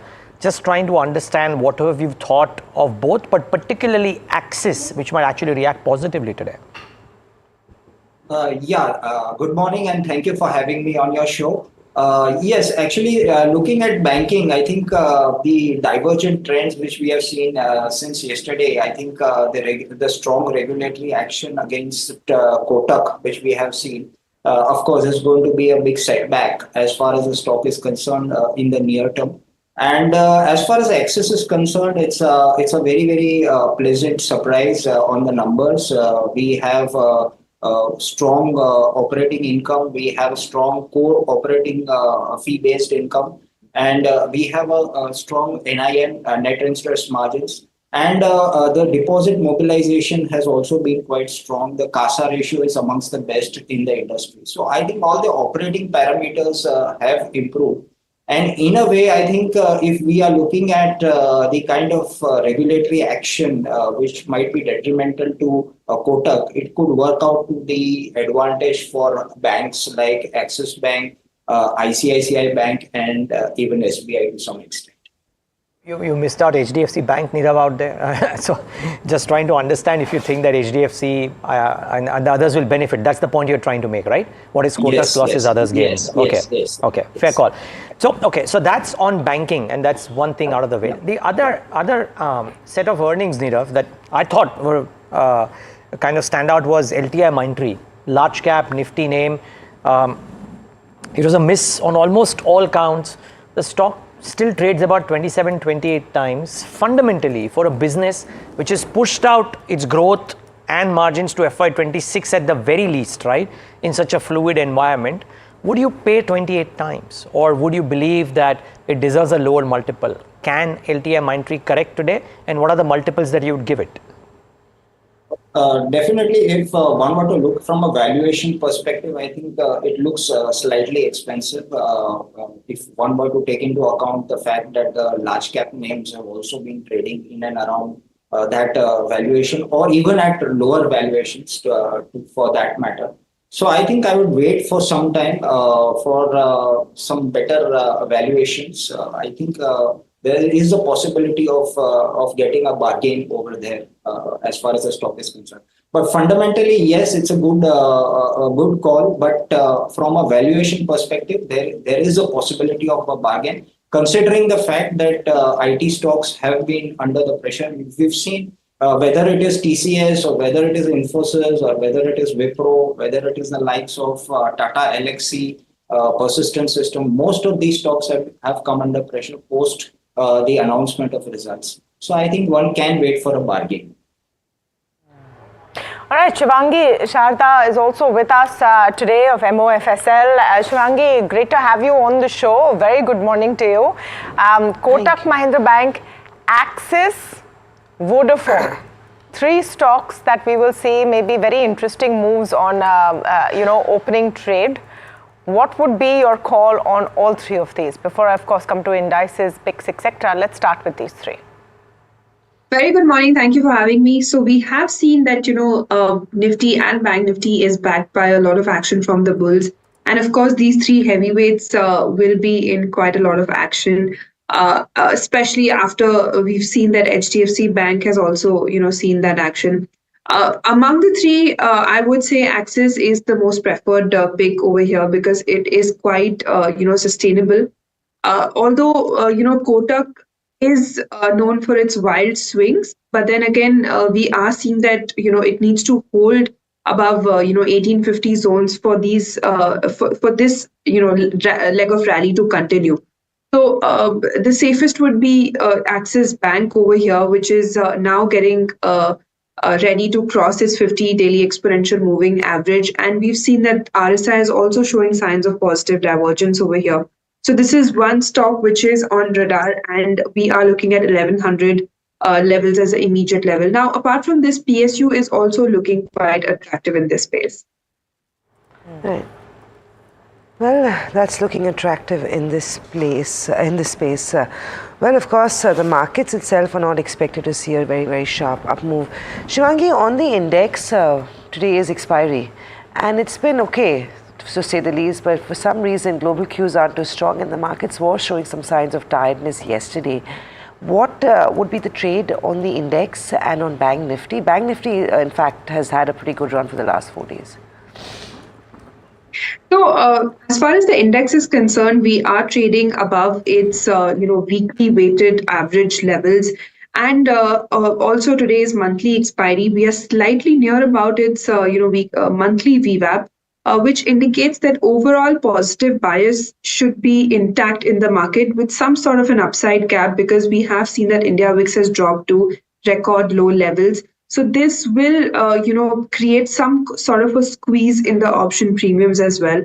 So, which is being seen from the last 2 days. So, of course, we are looking at the positive bias, and we would recommend to buy on any small decline.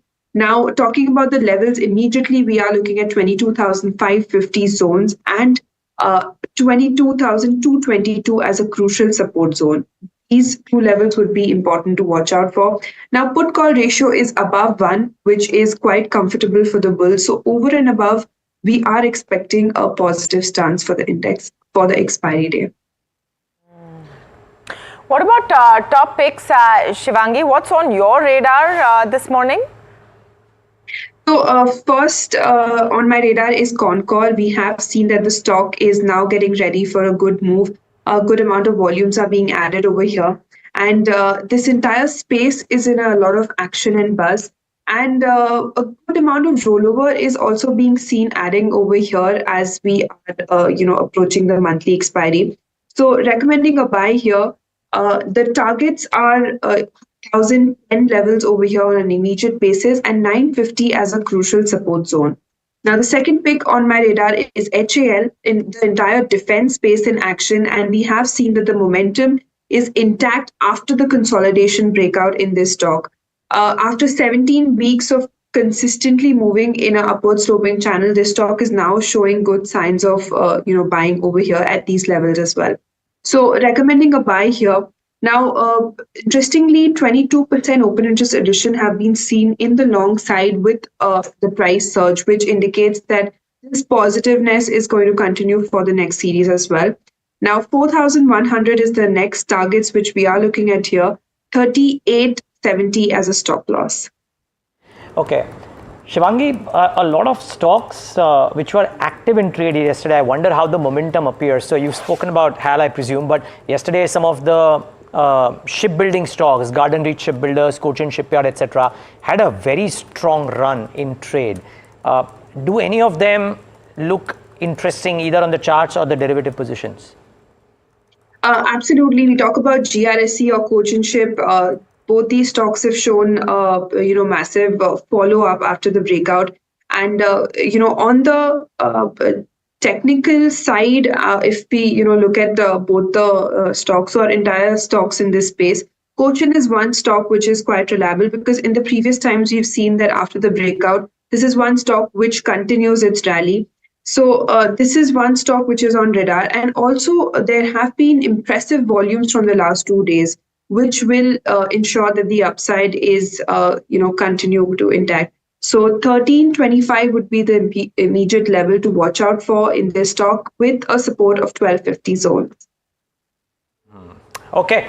Well, so some interesting names there on a day when we'll start off lower, so keep that in mind. Vodafone also will be a stock in focus, and we'll talk about that too. But before that, let me get in Harsh, who joins in with one interesting brokerage note, or maybe a couple of interesting brokerage notes for this morning. Harsh, what have you picked up?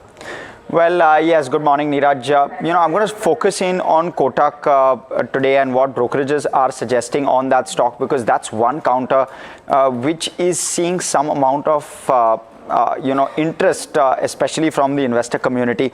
Of course, the embargo itself, and I'll talk about Citi first off, they maintain their neutral rating, no change in target price from Citi, but they have some interesting observations.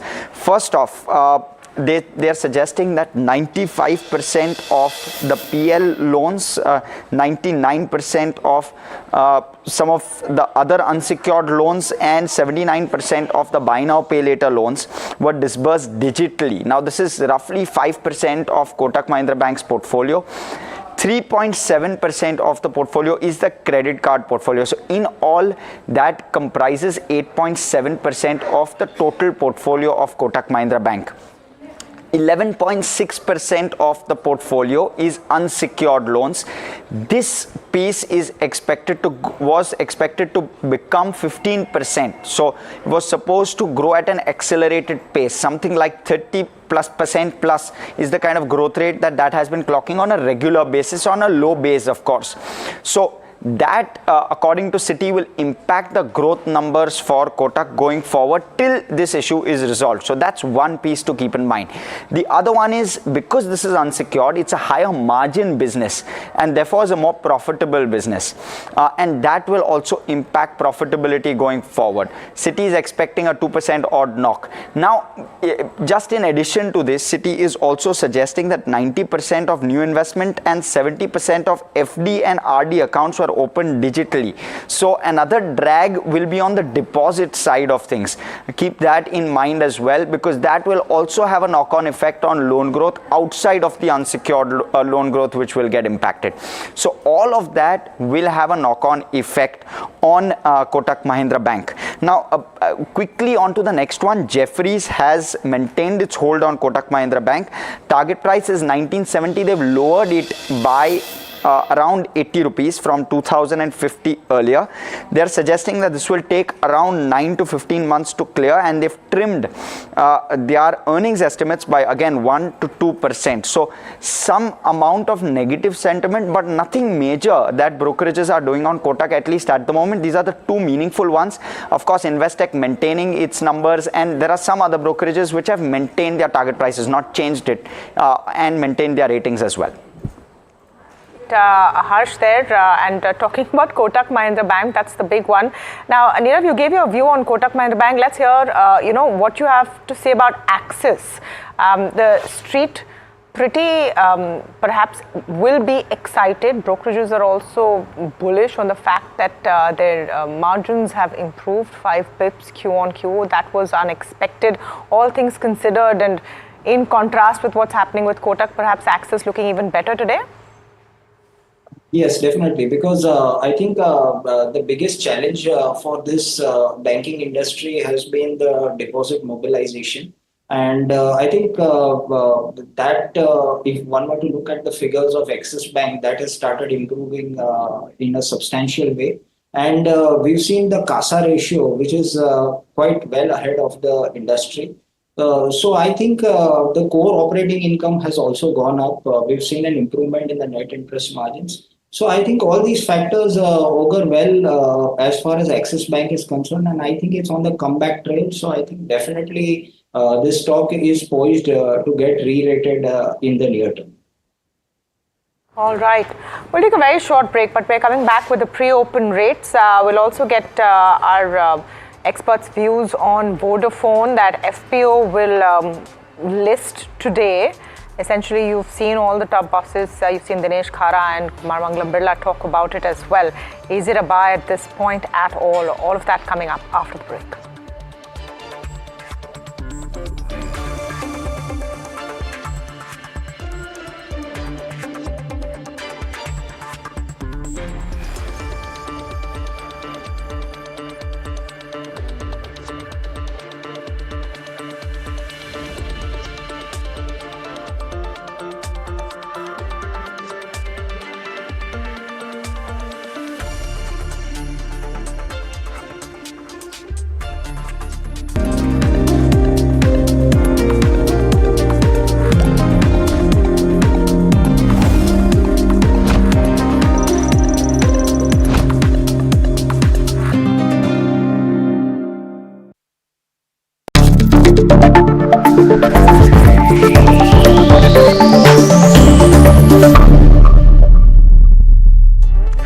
I'm Tanuj Bhojwani and I run People Plus AI. We're an organization that helps startups build AI. Is AI useful in India? Most definitely yes. We have a huge, approximately 60 crore people using the net passively, meaning they're watching YouTube, Instagram, etc. But perhaps only 20 or 30 crores who are actively contributing or transacting on e-commerce websites. One big hurdle is because this involves typing, needs you to be literate, comfortable with using the smartphone, etc. One huge area AI will change in India is the use of voice, video and other multimodal technologies. These new LLMs can understand human voices, accents and languages like nothing ever before. Think Alexa times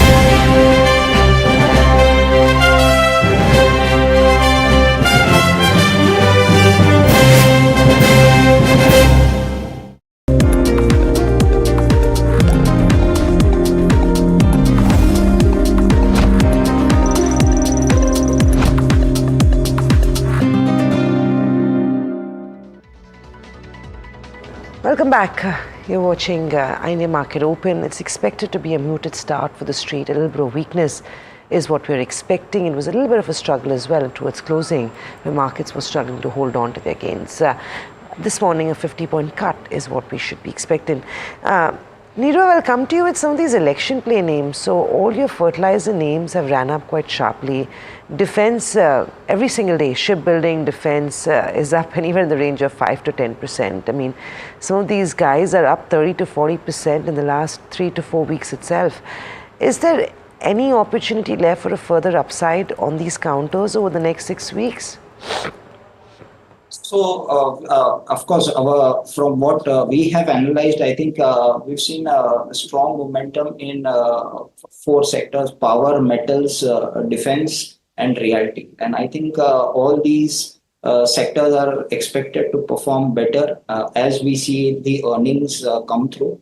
That is one factor. And yesterday, as you rightly said, that the metals was in the limelight, and we've seen fertilizer stocks also move ahead of the election season. So I think these are broadly going to be the sectors to watch out for, because we've seen large cap names and nothing has really come out as far as the early birds results have been announced. So I think the focus is now on sector specific and stocks, and the sectors which we discussed, like power, metals, defense and reality.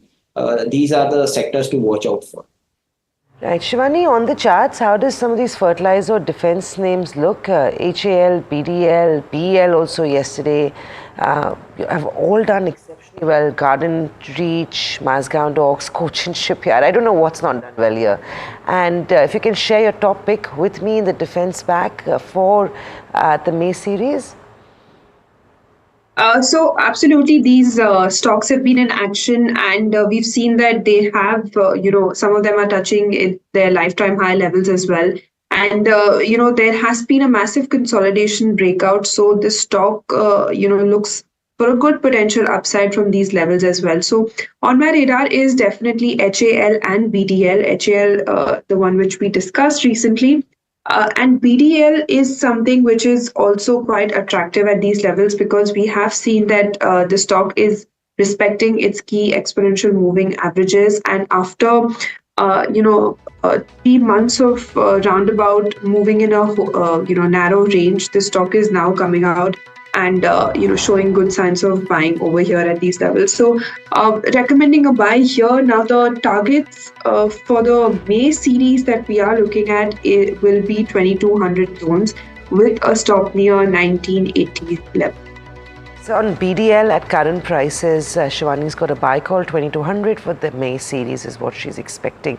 Of course, the pre-open is all over the place, but very quickly, Shivani, also on fertilizer, I know Chambal on the charts was going through quite a breakout, at least yesterday, and so was Deepak Fertilizers. Anything across the fertilizer universe that again looks good for the next series? So looking at the fertilizer space, Deepak Fertilizer is one stock which has come out of its long underperformance zone. But definitely Chambal is better placed over here, as in the recent past it's shown that this is more sustainable and reliable over here.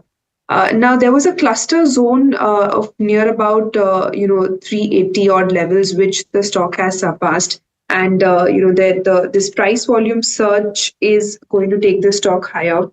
So this is one stock on radar for 425 odd levels, and 390 would be a crucial support. So looking to buy this stock, but at a slight dip. Right, first pre-open rates are in with, of course, the caveat that these are, not the rates that you should track. It's just showing initial sentiment, perhaps. Having said that, Kotak Mahindra Bank 10% down as soon as pre-open has hit. The impact sentimentally, or whichever way you take it, of the RBI action is definitely showing in the stock. So that's opened on a very, very weak wicket. We'll see if it stabilizes over the next few minutes. LTI Mindtree, we were talking about disappointing set of numbers overall, high valuations, and that stock nearly 4.5%, 5% down. I just want to pull up HUL as well and look at where all the big numbers are reacting. That's 1.5% down. Axis, let's just see what Axis is doing. Is it, doing that balancing act? Not quite enough to balance out Kotak right now, but yes, about 2% up on Axis. So these are the very, very initial sort of rates you're seeing. Tata Consumer improving its lot after a day of drubbing post its results. Very initial rates coming in. But meanwhile, a bullish call coming in from UBS on Godrej Consumer. Puneet is joining in to tell us why. Yeah, that's right, Tamanna. So amongst the slew of brokerages on earnings and corporate updates, we've taken this particular very interesting report. They have UBS has a buy call on Godrej Consumers with a target price of 1,450 rupees, which is a 23% upside from the current levels. Now they've seen that the anti-mosquito stick market, which is and they expect that the market share of this will expand to roughly 35% by financial year 2028. They also see that the home insecticide business will be a key beneficiary of exclusive rights to an RNF molecule, which the company has until 2032. They see that within that they're expecting roughly 4 to 8% additional sales growth in this particular segment, while they're expecting electric insecticides market share gain of roughly 400 basis points for the company. Finally, on the other segments, they see that roughly 9 to 19% revenue CAGR on as well as EPS CAGR on the household insecticide segment between FY23 and 26, while they're seeing the liquid detergent market to provide large sales growth of an opportunity of roughly 30% between FY24 to 28. So they are expecting these rich valuations to sustain for the company on higher sales growth as well as margin expansions, and is having a roughly PE of roughly 50 times to get to this particular target price. Back to you. Okay, Puneet, thanks a lot for that. And it's interesting because we see what HUL has delivered or spoken about in commentary. We see what Tata Consumer has done, and here's UBS bullish on Godrej Consumer Products. So maybe a mild uptick currently. Let's wait and watch what happens here. Shivangi, firstly on the charts, the FMCG players, Tata Consumer had a big fall yesterday. HUL might react a bit today as well, and GCPL is starting off okay. How do they look on the charts of the derivative positions? Now, looking at the entire consumption space, there hasn't been much of action over here. And in fact, this entire series has also been, some sort of a lackluster. Of course, it did try to, show some signs of strength and buying. But then again, we have seen that it did not hold at the higher zones. So consumption is not, particularly on the radar. But of course, some of the power and, related stocks are on the cards. Like Voltas is one stock which is held on quite well. So these kind of stocks or this sector would be on radar. Okay, Nirav, any thoughts on Godrej Consumer and the argument that UBS is making? Yes, definitely. If one were to look at the quarterly updates also, which the company had released, I think one of the best quarterly updates which had come in from the FMCG companies was Godrej Consumer Products. So they've been quite upbeat about the product profile, the margins. And one has to remember that this is a company which has a presence in many geographies. So their presence is there across different continents. So the performance is naturally going to be quite different from what is there, from what we have the domestic FMCG players. So in a way, I think it's a different kind of a trajectory, and it could work out to their advantage, at least for the time being. Right, it's not looking good for Vodafone Idea. As initially anticipated, a 10% fall yesterday, another 9% cut in pre-open trade. We'll visit this in a few minutes, but 1180 is what we're expected to see as the listing takes place shortly. Remember, it was well subscribed, but the retail participation was dimmer, which means that there could be some dumping of this counter in opening itself. Also out of the FNO ban today. And it's out of the FNO ban, which is actually not good for Vodafone. Nirav, I want to move away from Vodafone and ask you about a stock that caught my attention, and I think caught everybody's, was Tejas Networks. Yeah, sure, great story, great turnaround, numbers were fantastic, but the stock is up 50% in less than 3 days. I mean, where is the rationality? Were the numbers really that good that it's gone up by 50%? And if yes, is it still an opportunity? So in the case of Tejas Networks, it's a story of strong performance plus a very strong expectation going forward, because the order book is around 8,800 crores. And what this company has done is that they have ramped up their workforce, they have ramped up their R&D team, etc. So I think the company is geared up for the future. They are trying to meet the future requirements. But I think I would be skeptical on one account is the working capital requirements, because their debtor days, their inventory, etc., have piled up significantly. So I think the company will have to get its working capital and its house in order as far as these issues are concerned. But no doubt, it's a very expensive stock. But then the order book is also quite strong. So I think going forward, we should see numbers improve significantly as execution picks up. Well, pre-open rates having settled, let's get the usual suspects just going for a moment. So Kotak, Vodafone, Axis, LTI Mindtree. Kotak Bank 9.6% down. Is this the end of it? That's the key question. Vodafone 10% out of the FNO ban, we'll see selling. LTI Mindtree 1.5%, nothing dramatic but down 1.5%. And Axis Bank 3% higher. Well, Axis doesn't quite negate entirely Kotak, but a third of what Kotak has left out on the Bank Nifty, or will have an impact on the Bank Nifty, Axis is. There are others too, by the way, 5paisa or OFSS, both of which could be interesting.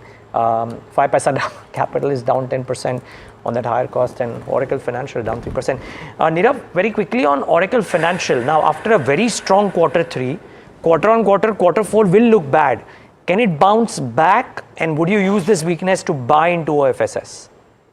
Well, I think the stock definitely had a very strong run, and after that we are seeing this. And I think any correction in this stock can be used as an opportunity, considering the fact that they have a very strong product pedigree. And I think I'll definitely look at it as at every fall one can accumulate in small quantity. Right, that's Oracle Financial. Let's pull up LTI Mindtree and see how that one's also doing in pre-open trade. Numbers was okay, good, not too bad. About 1% odd. It's not looking like it's coming off a tangent. HUL as well, that one reported numbers. Nestle will report numbers earlier in the day.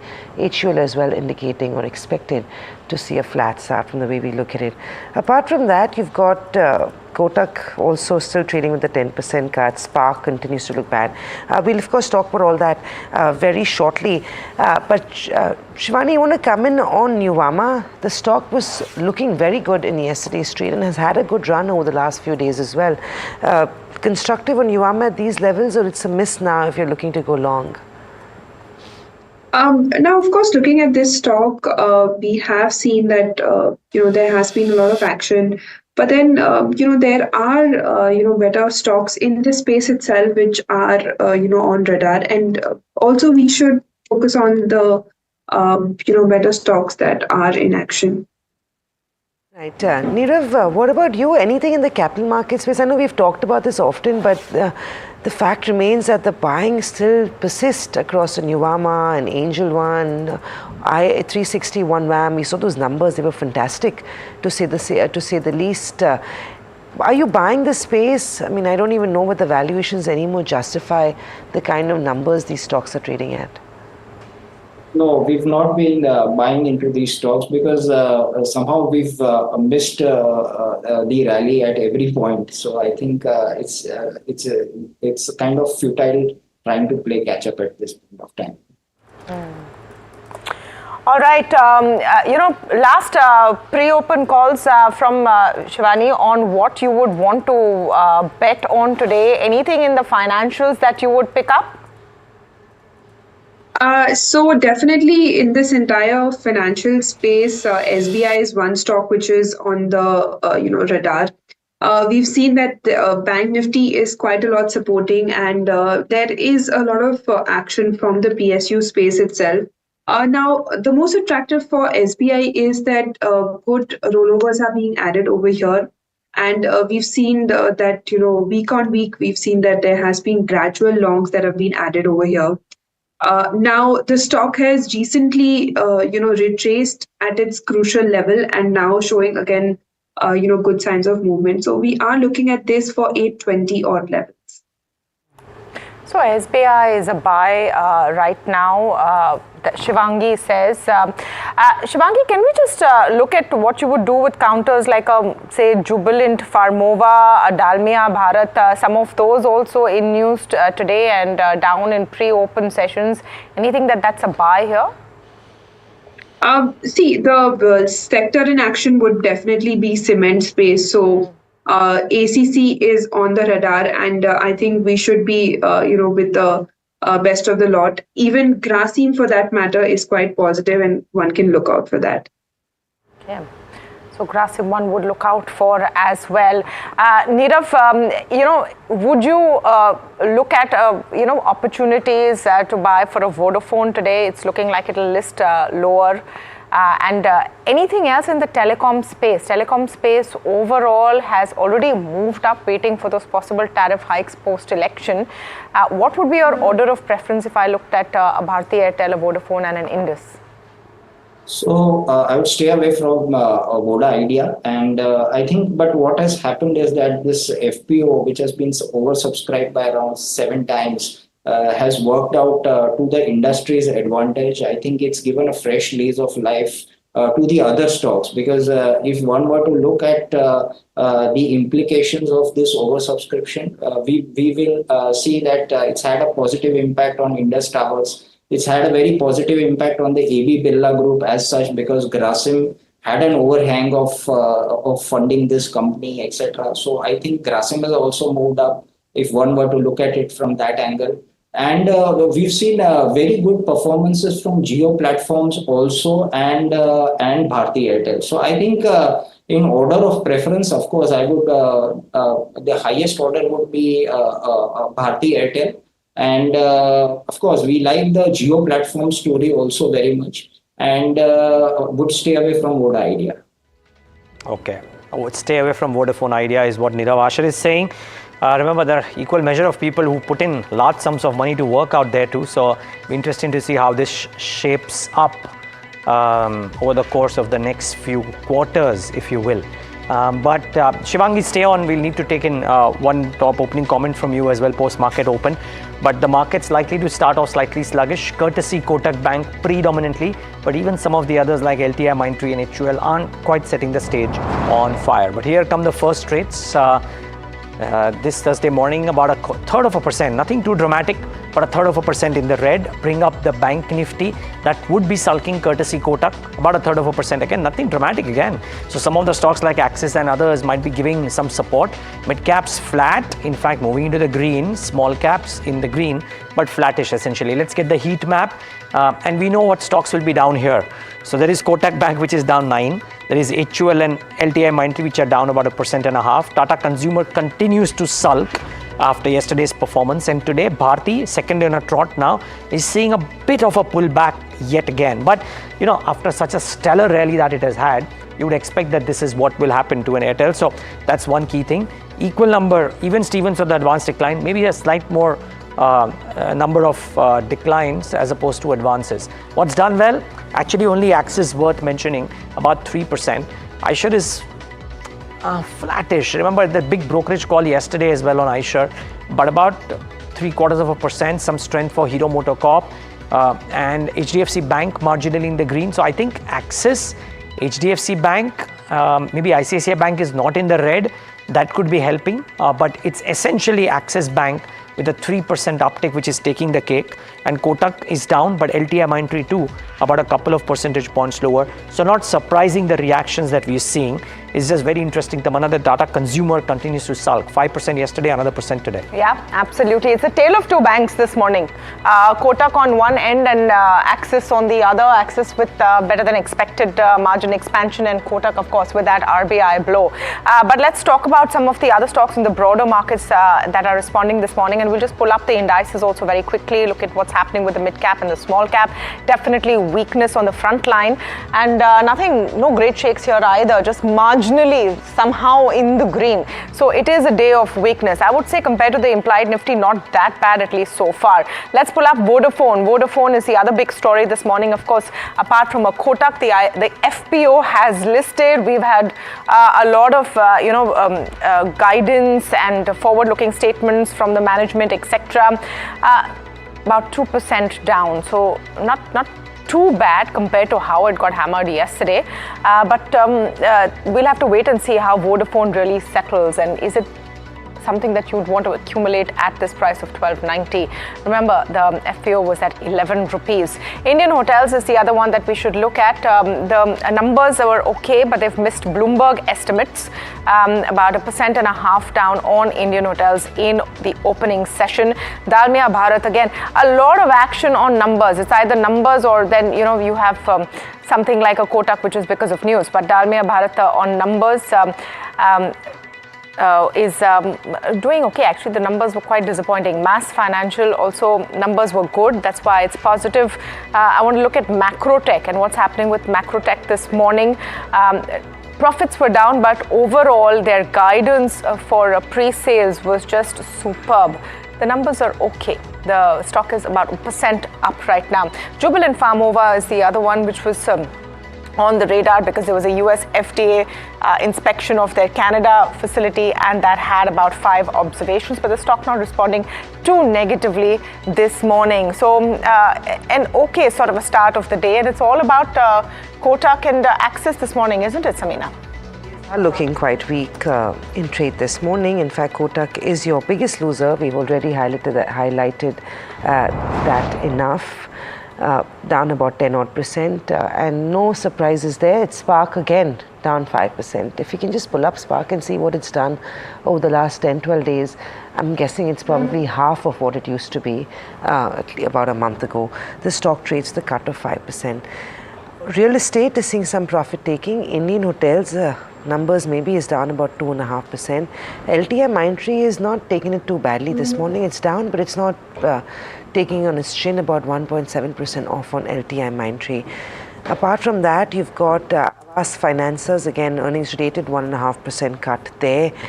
Dalmia Bharat is seeing some weakness, Mankind Pharma. So it's a mixed bag in terms of cuts this morning.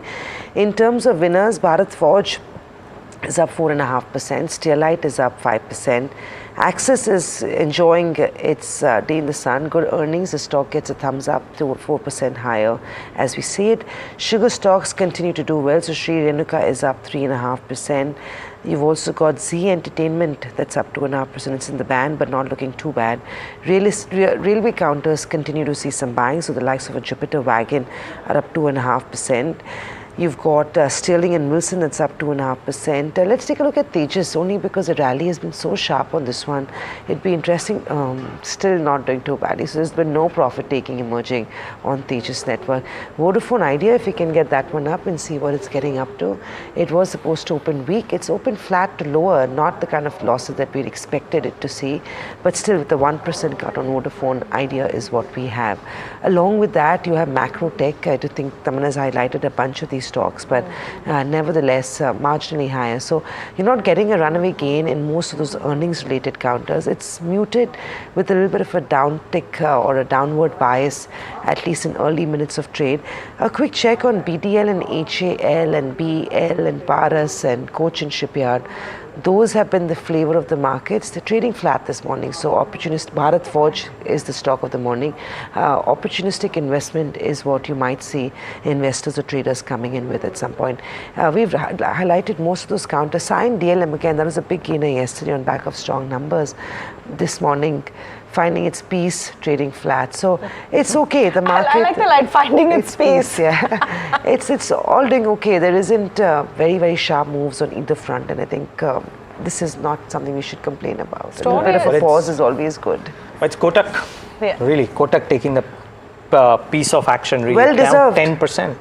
Huh? Story of the morning. Story of the week, really. I mean, you could argue Kotak Bank is the story of the week. I think story of the week is RBI and what you constantly see with the RBI coming in with action. Pranav Gundlapalli is with us, Senior Research Analyst at Bernstein, and let's very quickly get his take on Kotak Mahindra Bank. As expected, a weak start for Kotak in the street, punishing what the RBI action has done. Pranav, just a couple of things. Of course, you'll talk about the impact on revenues of the bank if you can't onboard customers digitally. I think that's a bigger hit even than the fresh credit card issue stop. I just want to understand reputationally, how do you have an IT problem for 2 years that you can't fix, even as you're onboarding customers at this frenetic pace? Hey, morning. See, I think RBI's action in a way is just getting the bank to focus more on fixing these issues. And I think the problem, partly at least, lies in what you said. When you have growth at this pace, it often, the IT security and IT infrastructure probably falls down in terms of pecking order for the banks. And therefore, this action is more a way of forcing these banks to focus on the more critical issues rather than get diverted by catering to the growth requirements. What is the quantum of impact you expect on Kotak Mahindra Bank, on their financials from this action? I think it would be early to estimate the exact impact until we get some more clarity on what exactly is the true digital sourcing for this bank, right? Because if you go by the numbers that they put out in the presentation and take it at face value, then it would seem like a large part of new customer acquisition is going to be stalled. I mean, that could pretty much wipe out growth until this ban remains. But what you've seen in reality is that a lot of these are, based on stretched definitions of what I would call digitally sourced customers. So in that case, they could be replaced with, say, telecallers or some of the other channels which are still permitted. So I think it would be early to put down a number on the final impact, but it would be significant because this is unlike, say, HDFC, which had a similar action a few years ago. This is across product segments. So this is not just for credit cards. Well, credit cards is a complete product ban. Banning acquisition of all products through online and mobile channels does lead to a big impact on the growth for this bank. Have you downgraded the stock after what happened last evening? We would wait to hear more because I think the initial reaction is, obviously expected. We haven't downgraded yet. Okay. Pranav, the question, good morning, Neeraj here. The question that might come to mind is because Kotak trades at about 2 times price to book, give or take, maybe now it trades slightly cheaper at 1.8 or what have you. Is this the extent of the multiple derating that the bank would see in these circumstances, or do you believe it could trade at cheaper multiples? Yeah, I think the issue is that this was not a bank that, see, even before these digital issues came in, I think there were other issues which was primarily on deposit growth. I think the biggest complaint for investors looking at this bank was that the deposit growth remains weak and has lagged peers. And with this restriction on new acquisition, that problem gets even more acute. So yes, it gets a lot cheaper, but once these problems go away, you still are going to look at a bank which has been struggling with its deposit growth. So it's not just this. There are other issues to deal with. So yes, it gets cheaper, but the story doesn't change a lot even when these bans get lifted. So, sorry, I'm just trying to understand, Pranav. So therefore, would you give it a multiple of 1.8, 1.7, 1.6? I'm just trying to understand where it may not bounce back, I buy your point, but where is it that the multiples could settle for Kotak Bank? See, I think that assuming before this the multiples were fair and reflected the expectations ahead, if all this means is, let's say, it takes about 15 to 18 months for this to come back and growth is halted for that period, then you just adjust it for a year and a half of lost growth, and that would translate to almost 20% plus impact to the multiple. Right. Pranav, I know you track HDFC Bank also very closely, and we've talked about it extensively in the past. Now let's look at it. Kotak is clearly going to lose market share. Deposit growth has been a big problem for them, and this for the next at least for the next year, is going to be tough for Kotak. Do you feel like Kotak's loss could be HDFC's gain? Is it a feather in their hat? And while you may consider re-rating Kotak, this might even help HDFC getting re-rated upward. Or that's being a little far-fetched? I think it's far-fetched because it's small. At the end of the day, I think we need to remember that this is probably about a 2% market share bank. So, HDFC and ICICI are significantly larger. And therefore, this might not really help them a lot, number one. And number two, also remember that while digital channels have been important for acquisition from a number of customers' perspective, surely from an amount of deposits or the value of deposits, it's not the biggest channel, right? So even for Kotak itself, the average SAR balances of 811 customers remain significantly below that of their normal banking channel customers. So, on a volume terms, yes, they could see a big impact, but does it translate to deposit growth and especially in improvement for HDFC, ICICI? And that will be marginal at best. Okay. Pranav, the other question, of course, is non-Kotak, and there have been some releases. We've seen HDFC Bank, we've seen Axis. I don't know what all you have coverage and clearance for, but I'm just trying my hand here. What did you make of some of those numbers, particularly Axis, which is red hot post yesterday's release? Yeah, I think going into the quarter, the big concern was on a potential NIM compression because all the discussion was around tight liquidity, increasing deposit prices, potential margin compression. I think what we have seen in the few numbers that have come out so far, HDFC Axis included, is that the margins actually have held up quite well. So and secondly, the deposit growth has been quite fantastic. Now it might be a one-off, seasonal, etc., but that plus NIM staying reasonably healthy, I think has led to a positive read across the entire sector. Saving Kotak. So I think that's the big relief, I would say, that we have seen in the quarter so far. And this has been especially positive for the smaller banks, which were under pressure on both the LDR front as well as cost of funds side. So I think, therefore, it's almost a relief for the sector overall. Pranav, in that case, we're already seeing a 3.5-4% uptick on Axis Bank. While the numbers were very impressive, some of the brokerages, of course, have come out and upgraded the stock. What is your target price on Axis Bank? Yeah, I think we still see a healthy upside there. And to us, the quality of deposits improving is the biggest, positive. I think the next leg for us is just to see when they catch up with, say, an ICICI and to a certain extent HDFC on the deposit growth. So I think that's the last missing piece. So if they can deliver a few quarters with both the quality and quantity of deposits in place, I think that's where that gap really closes. Otherwise, there's still a gap versus the larger peers.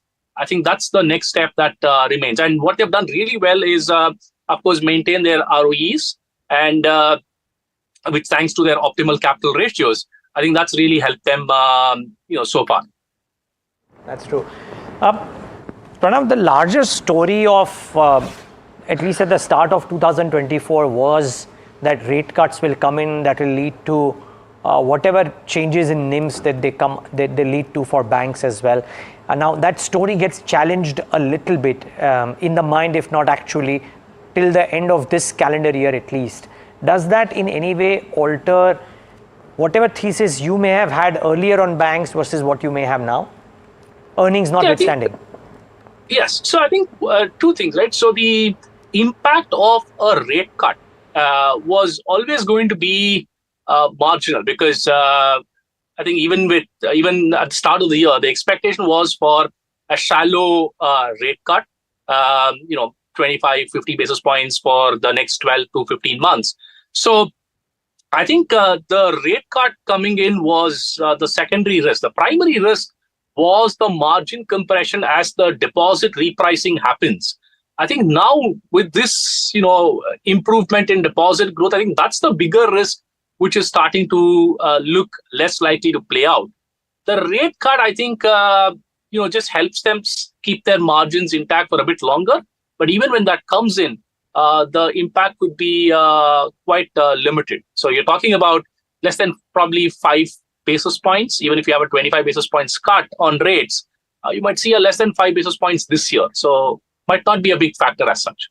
Pranav, your top 3 picks from the banking pack across the financials actually. So the likes of a Paytm still included in that list.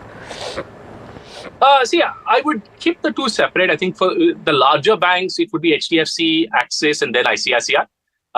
We strongly prefer the private sector over the public sector banks. We believe that the earnings growth for the private sector banks will once again come out to be superior to the public sector banks after a 2.5 years gap. So that's our preference. On the payment side, Paytm I think is still cheap. If the regulatory uncertainty lifts, I think what we need to see is the regulatory action seems to be done. We need to wait and see where the full impact of all these actions, the loss of wallet, the shift to the third party, the other banks for payments, the entire net impact of that is still uncertain. So I think once there is clarity there, we could see some upside, but remember, it's not the same type of risk or returns as you would see with banks. So I would almost classify it in a very different bucket altogether. Okay, Pranav, you track banks closely. Do you also cover non-lending financials by any chance? Yes, I do look at them. I don't track them, cover them officially. Okay. But okay, if you just have a broad view, and if you do, again, it's okay if you don't, please tell us so. But if you broadly do, the capital market plays in the non-lending pocket, is that something that is looking attractive from, let's say, a longer term perspective? There has been a sharp rally out there. People are penciling in multiple years of growth. Do you second that? See, I think, so there are two parts to it. So the longer term, I think there is clearly the space is attractive and would have multiple winners, and therefore there is this optimism which is set in. That is one on the longer term.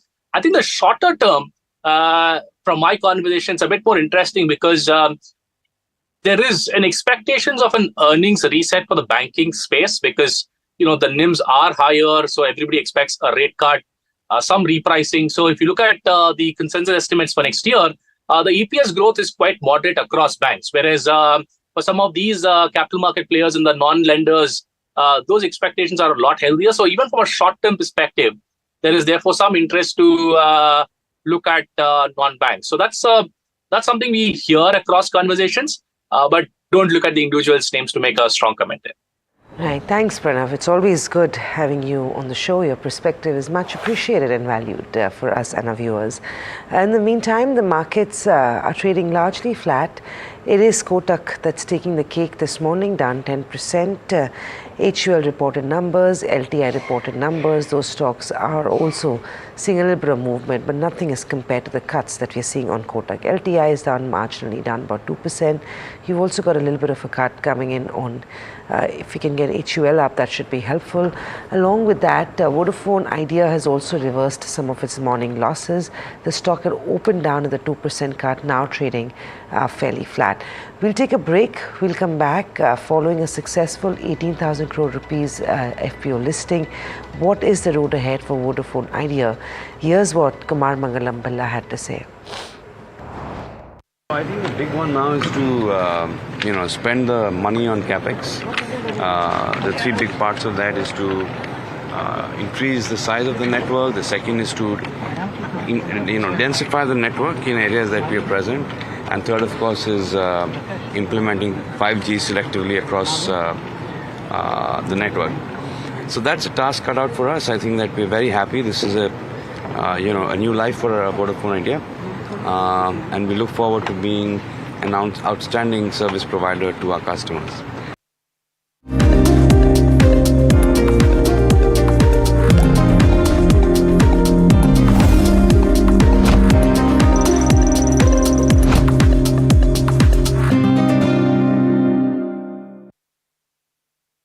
Have you been struggling with your personal finances? You're not alone. There are a lot of people out there that find it difficult to manage their money. But on Big Decisions, we'll be discussing a variety of topics that will help you make your financial decisions with confidence.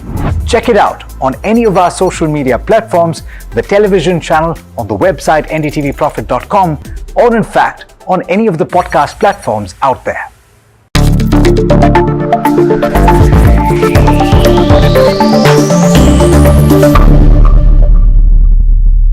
Hi, I'm Tanuj Bhojwani and I run People Plus AI. We're an organization that helps startups build AI. Is AI useful in India? Most definitely yes. We have a huge, approximately 60 crore people using the net passively, meaning they're watching YouTube, Instagram, etc. But perhaps only 20 or 30 crores who are actively contributing or transacting on e-commerce websites. One big hurdle is because this involves typing, needs you to be literate, comfortable with using the smartphone, etc. One huge area AI will change in India is the use of voice, video and other multimodal technologies. These new LLMs can understand human voices, accents and languages like nothing ever before. Think Alexa times 1,000 because you can talk to it in your local language in an accent. Many companies, including Sarma and Krutrim in India, are training these models for Indic languages and the way we speak to each other, in mixed coding where we use Hindi, English, Marathi seamlessly. This is why we believe exciting times are ahead as AI can unlock access to computing, apps and that entire ecosystem for a large number of people.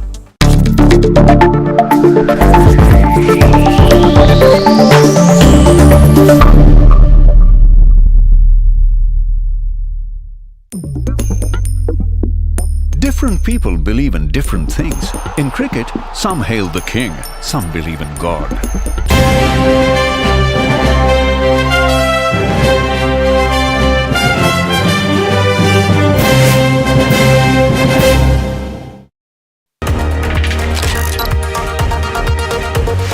The power of India lies in the strength of its people. Our forefathers fought for every individual to have a voice and to use that voice to shape the future of our country. So voting day is not a holiday from work. It is a day we must answer our call to duty as citizens of India. I, Ajay Bijli, pledge to encourage my entire team at PVR Inox, their families and friends, and the larger business community to vote, because this is the true power of Indian democracy.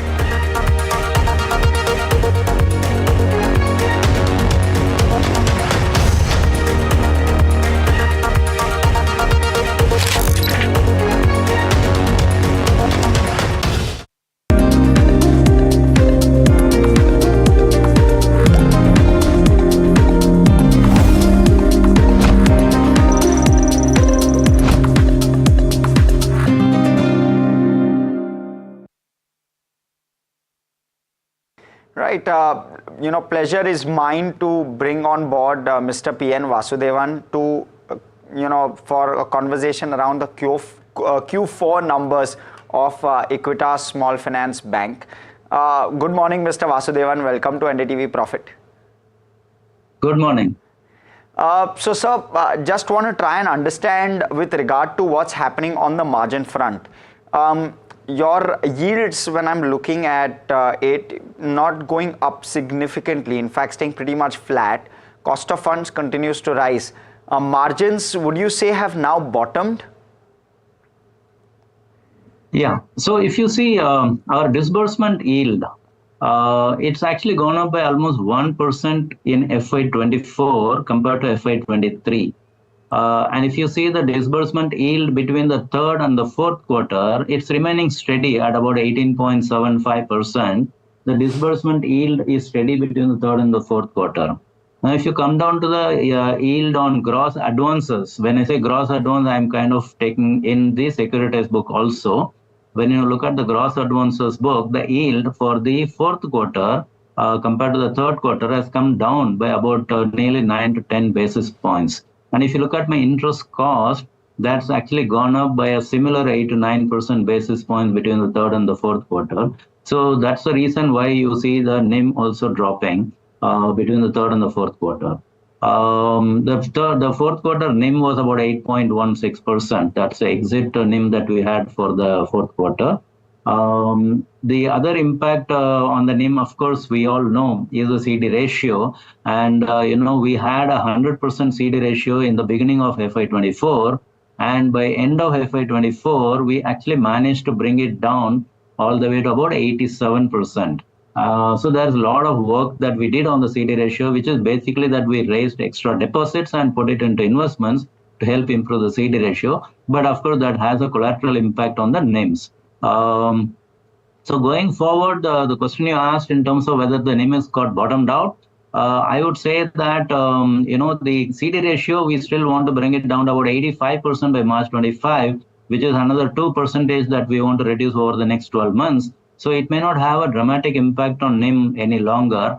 And in terms of our interest cost of funds, we know it's at 7.44 as of March 24. And we expect that most of our old deposits have got matured and repriced at the new rates. We still have a little bit of old deposits which are left to be maturing and repricing. So we expect another about 10 basis points increase in our cost of funds over the next 1 to 2 quarters. That should play out. But in terms of our yield on advances, because we have been improving our yield on the disbursement, and there is a lag time before it gets reflected on the advances. So we expect a little bit of the advance yield to start moving up because of the lag impact of our disbursement on yield, yield on disbursement. So a combination of all three put together, CD ratio, not much of change required any longer, interest cost going up marginally by 10 basis over the next 2 quarters, and the fact that our yield on advances will have a lag effect, positive lag effect. I think on a combination basis, we expect that our NIM should remain reasonably steady. We are at 8.16, so I think it'll be between 8.1 to 8.15 for the rest of the year. Excellent. That's extremely comprehensive. Thank you so much. I want to try and understand a sustainability of the deposit growth, because a 43% is extremely strong. You've obviously showed up on that deposit base in FY24. How does it go in FY25 on a higher base? So last year, we had to raise a higher level of deposit because that's the way we could decrease our CD ratio. But that is not a major requirement going forward. We should be looking at about a 25% growth in advances for FY25. And to support a 25% growth, we need a deposit growth of anywhere in the range of 32 to 34%, which will help take care of the SLR CRR requirements and keep the CD ratio steady. So somewhere around 32, 33% deposit growth is what we would be looking for in FY25. Sure. Thank you for that. I want to try and understand what is happening on the loan mix front. 25% growth that you are guiding for in FY24. Does the mix change in any way, and what part of your book is unsecured? If you can just give us that metric. So currently microfinance is our only unsecured book, and that contributes about 18% of the assets, advances, and balance 82% are secured loans. We have a board-approved long-term strategy, as part of which we have pegged or capped the unsecured portion of the bank's portfolio at about 20%. So we don't expect at any point in time the unsecured book to go beyond 20%. We are introducing personal loans in this quarter, and credit card should come up in the third quarter of this financial year. So when these two come in and they start contributing over a period of time, microfinance portfolio will be adjusted to ensure that all three put together do not exceed 20%. In terms of portfolio mix, there will be a shift between microfinance, personal loan, credit card, as I said, over the next 2 to 3 years. But minus that, more or less, we are fairly where we want to be in terms of our product mix. So I don't think that there will be too dramatic a shift outside of this over the next 2-3 years. Sure, sir. So I want to circle back to margins, and I'll ask you why. You know, there's likely been a topping of rates. Once the rate cut starts, does the margin change in any way? I just want to throw perspective on that, because may not be likely in FY25. People are now putting that at FY26, analysts, I believe. But nonetheless, what is your fixed rated book versus floating? Just give us perspective on whether margins have an upside potential or not, just from a rate change perspective. Yeah, actually, you know, we are almost 85% fixed rate loan book bank. So that's a very high level of fixed rate loans for a bank. And that's largely because we deal with a very low income profile of borrowers, and where it's very difficult to explain to them the floating rate concept. So mostly 85% is a fixed rate loan. Because of that, we actually had a very strong negative impact on our yield and NIMs over the last 12 months when the interest rates were going up. This year, assuming that interest rates will remain steady, the market interest rates will remain steady, we should see our NIM also stabilizing. And at some point in time in the future, if the interest rates in the market actually start dropping, that's the time when we should actually see a positive impact on our NIM, because as I mentioned, 85% being fixed, we'll have the reverse impact of what we had last year. Sure, sir. And okay, so that's with regard to top line. I want to quickly switch over to asset quality. GNPAs have crept up a wee bit when I'm looking at it sequentially. What explains that, and where should it be at steady state? Of course, benign asset quality environment at the moment. Yeah, see, our pre-COVID GNPA used to be 2.5 to 2.6%, and we are practically back to that level. So I believe that our portfolio has matured since the pandemic, and we are now practically at what is a sustainable steady state basis. And if you look at our GNPA between the third and the fourth quarter, the third quarter GNPA was 2.39%, and it was moved to 2.52%. That's almost 13 basis points increase. But we also did a securitization in the fourth quarter. If you kind of adjust for that securitization, then our, the GNPA would come down to 2.39%. So practically where it used to be in the third quarter. So the securitized impact was that 13 basis points in terms of GNPA. Understood. So very quickly, with regard to OPEX to assets remains quite elevated, 6%. Do you expect that to continue going forward? That's one. And ROAs have slipped below 2%. Is that at all a concern, or is that just possibly a quarterly problem and will repair itself in FY25? Yeah. So the OPEX to assets and ROA. Yeah. OPEX to assets, see, we will continue to have some level of expenses being incurred by the bank. We are not really looking to cut cost and save on expenses at this point in time, because we still have a lot of building of the bank to be done for the next 3-4 years. As we have mentioned in our presentation, also investor presentation also, we are looking to invest in people, product and technology. In terms of personal loans, credit cards, AD1 business, and the customer loan app that we have just launched in April, right? So we are looking to invest about 520 crores over a 3-year period on these 4 initiatives, which will keep our cost at the current level. So I don't think our cost as a percentage will really go down in the short term. But in terms of ROA, we are at 1.99% for the full year FY24. And yes, I think we should be able to hold our ROA very close to the 2% level. because we see that the NIM should become steady, as I mentioned earlier. We should see a steady state NIM for the rest of the year, and that should really help us maintaining the bottom line ratios also. Understood. Thank you so much, Mr. Vasudevan, for all of that perspective. ROAs, mind you, slipping below 2, something to look out for. But thank you so much, Mr. Vasudevan. It's been a pleasure speaking with you. Thank you. Well, with that, it's back to you in the studio.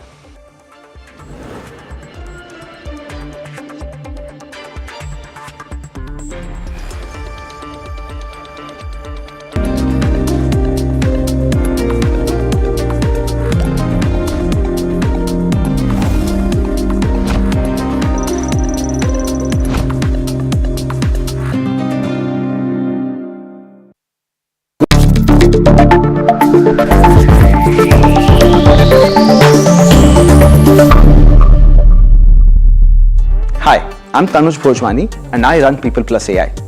We're an organization that helps startups build AI. Is AI useful in India? Most definitely yes.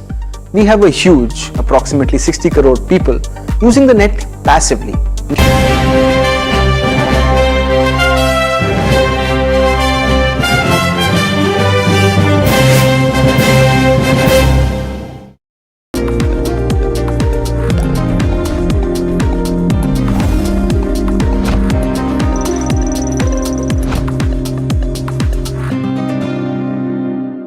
Hello and welcome to NDTV Profit. We have with us a very special guest, Sunil D'Souza, CEO of Tata Consumers, now joining in. Mr. D'Souza, thank you very much. Thanks a ton for joining us today on the show. Firstly, congratulations. FY25 is behind us. You've managed to pull out quite a good quarter.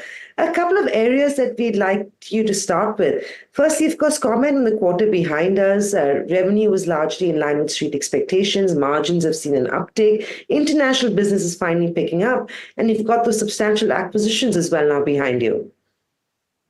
Yeah, so thanks for having me on the show. And yes, we had a pretty decent quarter and a good end to the year. 9% top line, 22% EBITDA, profit before tax, before exceptionals, plus 46. I think what the reported numbers would be net of we had a stamp duty on account of the merger with Tata Coffee and some prudent provisions that we took for underutilized assets as well as a financial instrument. Other than that, like you said, I mean, all businesses on growth. That's pleasing to see. We've had 2 months of Capital Foods. With that, the foods business is powering ahead with a 20% top line growth. International, we've always said it should be margin should be accretive to the India business, and they've come to the party now. Very strong numbers. Canada was always strong. UK, very strong numbers. US is also turning around the corner. Strong growth in our growth businesses in India. Most importantly, our EBITDA margins for the quarter came in at 16.1%, which was pleasing. We've always, last quarter we said our new benchmark is 15 plus, and this quarter we delivered more than that. The good part was we've reduced working capital. Cash has grown at 27% versus last year. Cash as a percentage of EBITDA is 101%. So we reduced working capital substantially. ROC 280 bips ahead of last year. Strategically, shares more or less on track. Outlets now 4 million. Innovation firing well, 5% plus. Costs well within control. Distribution expansion on track. So all in all, a pretty decent quarter. It's pretty holistic in that sense. I want to start with one area that we were trying to understand. And, when you talk consumption, we're all asking the big question, is there a concern or is there worry when you talk about rural consumption picking up? Now, while the numbers for you look in line with what you'd set out for yourself at the start of FY24, like-for-like volume growth is not firing up. And this is not, of course, only for you, but as a market leader, give me a sense of when we can see that. What's happening on the beverages piece? What's happening on rural volume growth? Are you feeling there's a little bit of pressure, or getting into FY25, we should see a substantial pickup? So let me separate it out into two pieces, right? One is a specific category point and one is the whole rural point. And the reason I'm separating it out is because for salt, for example, we've always guided for a short to medium term growth of 5% in terms of volume and a couple of bips on top of that in value. And this quarter we came in at 4. So salt broadly back on track. Beverages under a little bit of pressure on the volume, but there's also a base effect and multiple other factors playing in. We've seen value growth come in. So I'm sure with the actions that we put in, beverages will come into growth. We were at a 3%. So it's not that this quarter is a continuing string. We were seeing a 3% volume growth. It's only this quarter that it's come in at a flat. On rural per se, I hear the general chatter about FMCGs, rural, etc. But just like to point out that Tata Consumer is in a different place. We were always under-indexed on rural. And one of the things we've gone about is expanding distribution in rural. We've just appointed 1,000 plus distributors in the last 1 year. So effectively 3 distributors per working day, if I may, and 1,800 salespeople. This is to expand distribution down the pop strata as well as expanding bandwidth at the front end in metros. Now, when I break down our numbers, for us, rural growth is 8 and urban growth is 8 in India. In fact, in metros, we've grown at 6 and 50,000 to 1 lakh population towns where we've appointed distributors has grown as 9. So for us, it's a different story. Overall, I do think rural is coming back. I would think another quarter or so, you'll see it coming back strongly. But for overall Tata Consumer, my opportunity is in expanding my distribution and share in rural. That's where we stand. That's interesting. Well, looking ahead, what is the sort of guidance you're setting out for yourself and for the company for FY25, especially given that there would be complete integration of the recent acquisitions made and revenue accretive 100%, I'd imagine? Yeah, so effectively, I think we've always said we'll target double-digit growth and EBITDA ahead of our top line. I would say, first starting with EBITDA margins, I think we said 15% is now the base and we'll grow above that. That's number one. Number two, on the top lines, obviously now with Organic India being completed just recently, Capital Foods, about 2 months of integration and more or less integration almost complete. Now it boils down to value creation and growth. Earlier, we used to have a growth business classified as ready to drink, Sampann and Soulful. And we had guided for a 20%, contributing to 20% of my portfolio growing at 30. With Organic India Capital Foods coming in, we are now guiding for 30% of the portfolio, which is growth businesses growing at 30. On beverages and salt, which is the core business, I would say broadly, we're saying mid-single digit volume and a couple of bips on that on value. On salt, we've already delivered that similar number this quarter. Beverages, we're confident that we will come to that in FY25. And international, we've always said mid-single digit top line and EBITDA margins ahead of India.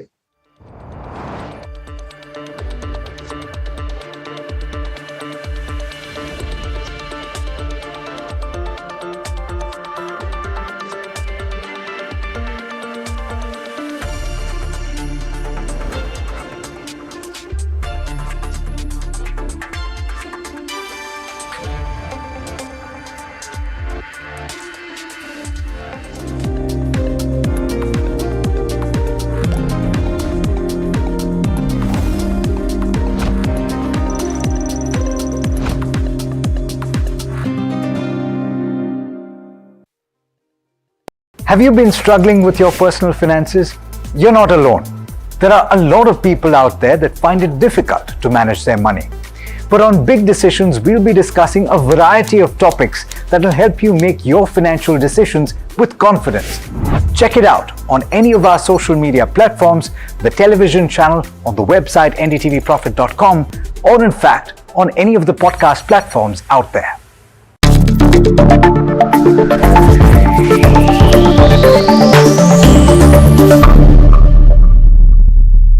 Hi, I'm Tanuj Bhojwani and I run People Plus AI.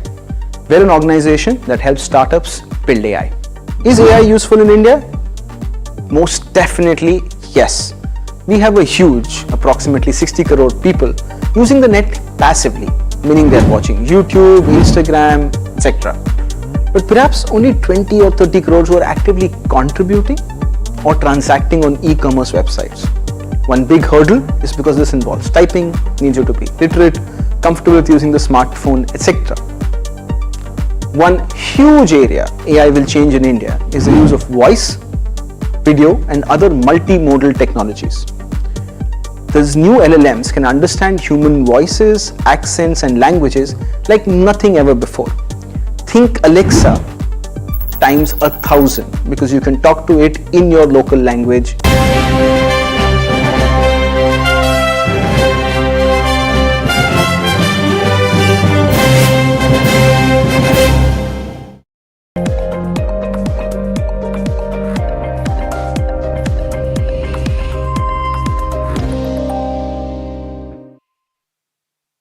Thanks for tuning into Talking Point. I'm your host, Neeraj Shah. It's a bit of a truncated edition, but we'll try and get the best out of somebody who's a markets veteran, runs the equity portfolio at Bandhan AMC.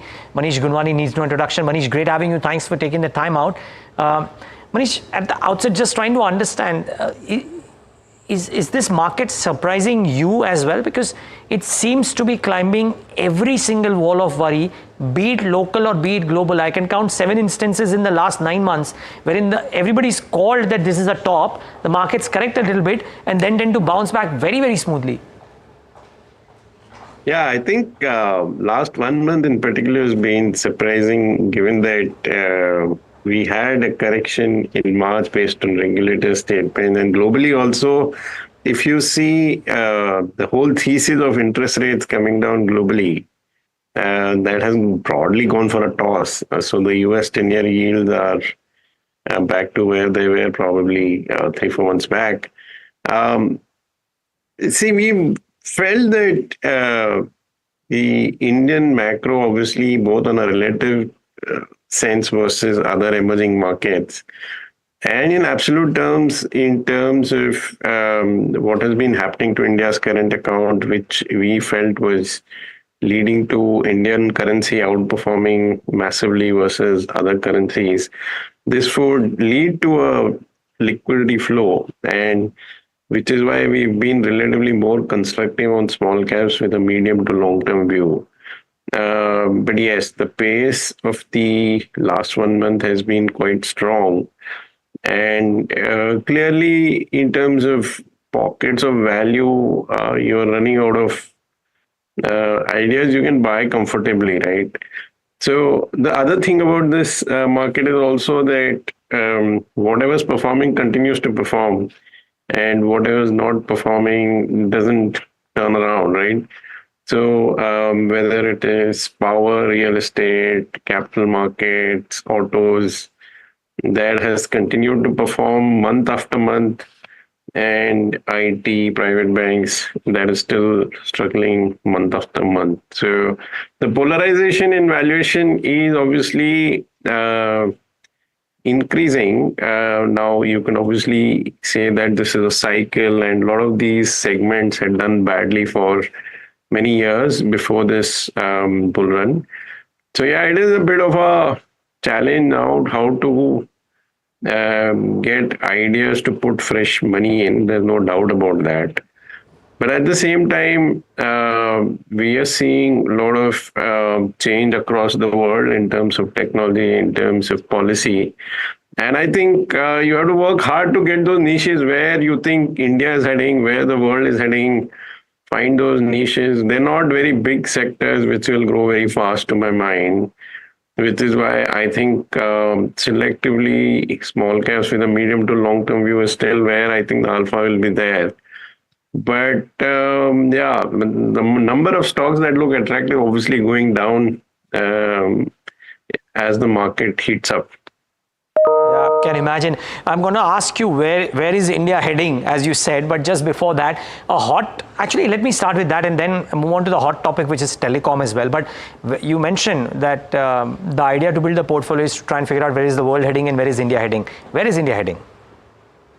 So India, I think, is obviously relatively very strong in terms of growth. I think, as I said, one of the key reasons for us to be positive relatively on the small cap space is the fact that India, after 30-40 years of running current account virtually to our mind, on a structural basis is zero current account, or may turn positive also in 3-4 years, hopefully.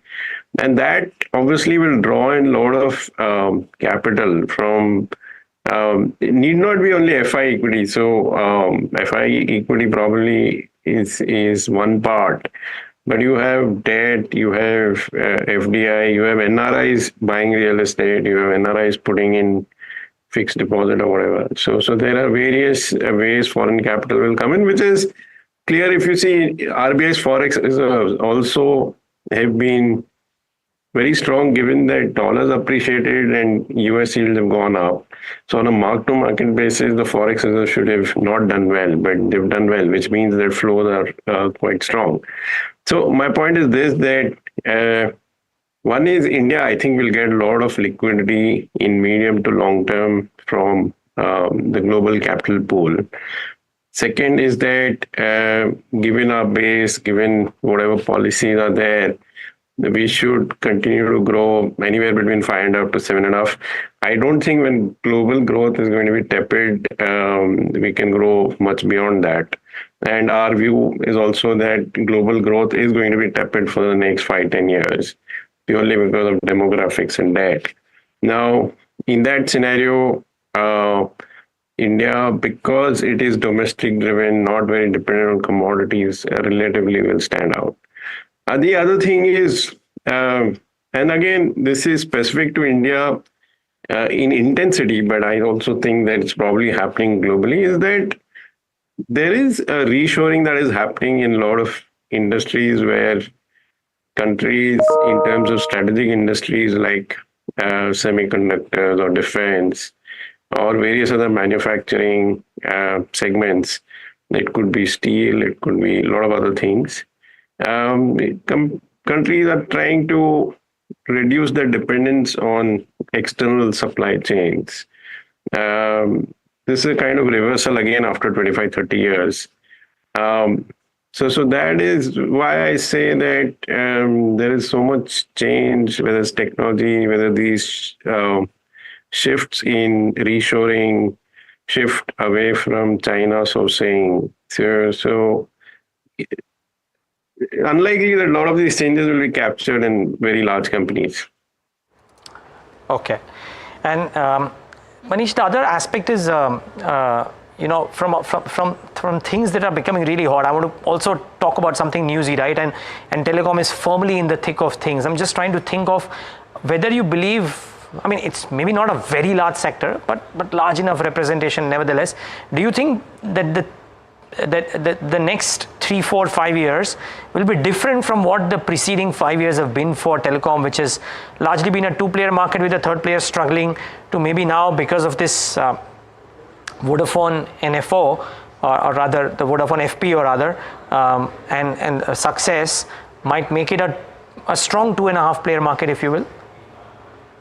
Yeah, I think one is the number of players, and second is the pricing level, or let's say the profitability of the industry. What is the return on equity or operating margin it stabilizes at?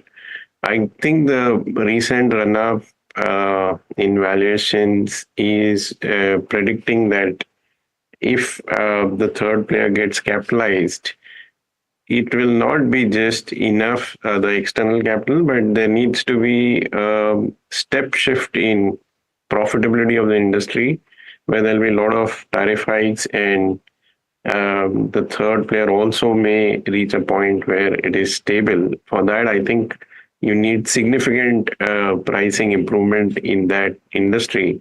So I think investors are taking a bet that that pricing action will come through.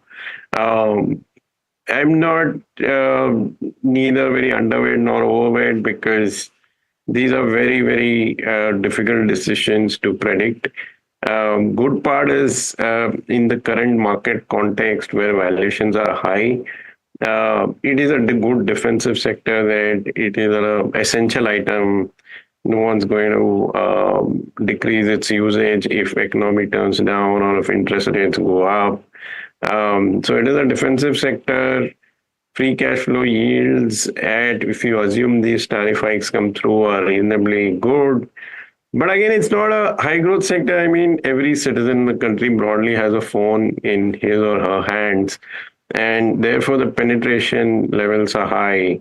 So to me, it's not a very high conviction bet either way. I would hesitate to be very bullish or very bearish the sector at this point. Got it. Okay. Okay, Manish, just one final question really before we take the break, and that is on this consensus, near consensus view around financials and growth and how economy grows. And then there are people who give me these opposing forces that bank credit growth or other capex need not be a correct determinant of bank credit growth, because a lot of companies which are doing capex are not necessarily going for that whole amount to banks the way they did in 2003-04. Just trying to understand, are you constructive financials, not just relative to the index weightage, but in general? I mean, if you had a choice, would you be grossly underweight financials? Yeah, most of the banks, I am not so excited, or rather, I would say that need to see how this CASA thing plays out. See, one is the bank credit growth, and I'm also of the view that banking system is not a great play on capex, because if you see most of the banks today, especially the private banks, which are the big weights in the index, 60 to 65% book is retail, right? And even the other part, there's a lot of agri and SME and all that. So you're not going to play power or other kinds of capex through banks, and best part of credit cost is already priced in. So you can't take the view that, look, I think the economy is going to do great. In a great economy, credit cost fall a lot because most of the companies or individuals are doing well. But the thing is, that is already priced in because the credit cost is at multi-decade low. So incrementally, you can't play banks for improvement in credit cost or as capex plays. What you need to see is, first of all, if you believe credit growth will accelerate up from 13-14%, which I don't see any reason why it will. And more importantly, I think you need to see CASA growth, because ultimately, the reason you own a bank versus an NBFC is purely because of the deposit franchise. And right now, the jury is out whether you're seeing a cyclical slowdown in CASA because interest rates are high, so people are moving to term deposit rates, or stock markets are healthy, so people are putting money in SIPs and all that. But it could be structural as well, because at one level, CASA is inefficient money, right? I mean, you're basically putting money in an account for transactions, which doesn't earn you much. Now, because of technology, because of financial literacy, if you believe that there is more efficiency in the system, because of which CASA is not going well, then I think there is no hurry to buy a lot of banks.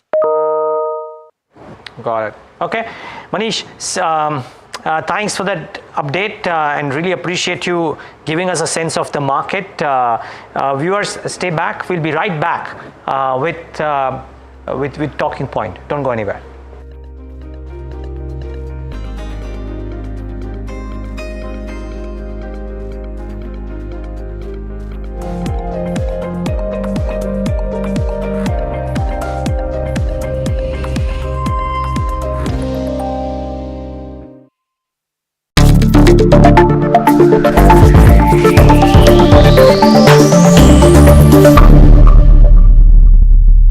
Hi, I'm Tanuj Bhojwani and I run People Plus AI. We're an organization that helps startups build AI. Is AI useful in India? Most definitely yes. We have a huge, approximately 60 crore people using the net passively, meaning they're watching YouTube, Instagram, etc. But perhaps only 20 or 30 crores who are actively contributing or transacting on e-commerce websites. One big hurdle is because this involves typing, needs you to be literate, comfortable with using the smartphone, etc.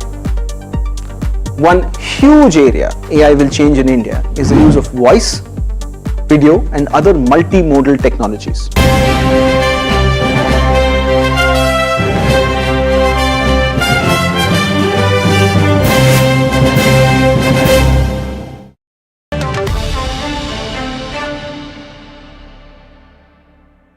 Welcome back to Talking Point. Focus now on Indian hotels. Their numbers are out for Q4 and looks good, in line on the face of it. Slightly lower than Bloomberg's estimates, but revenues up 17% to 1,905 crores. EBITDA up 23%.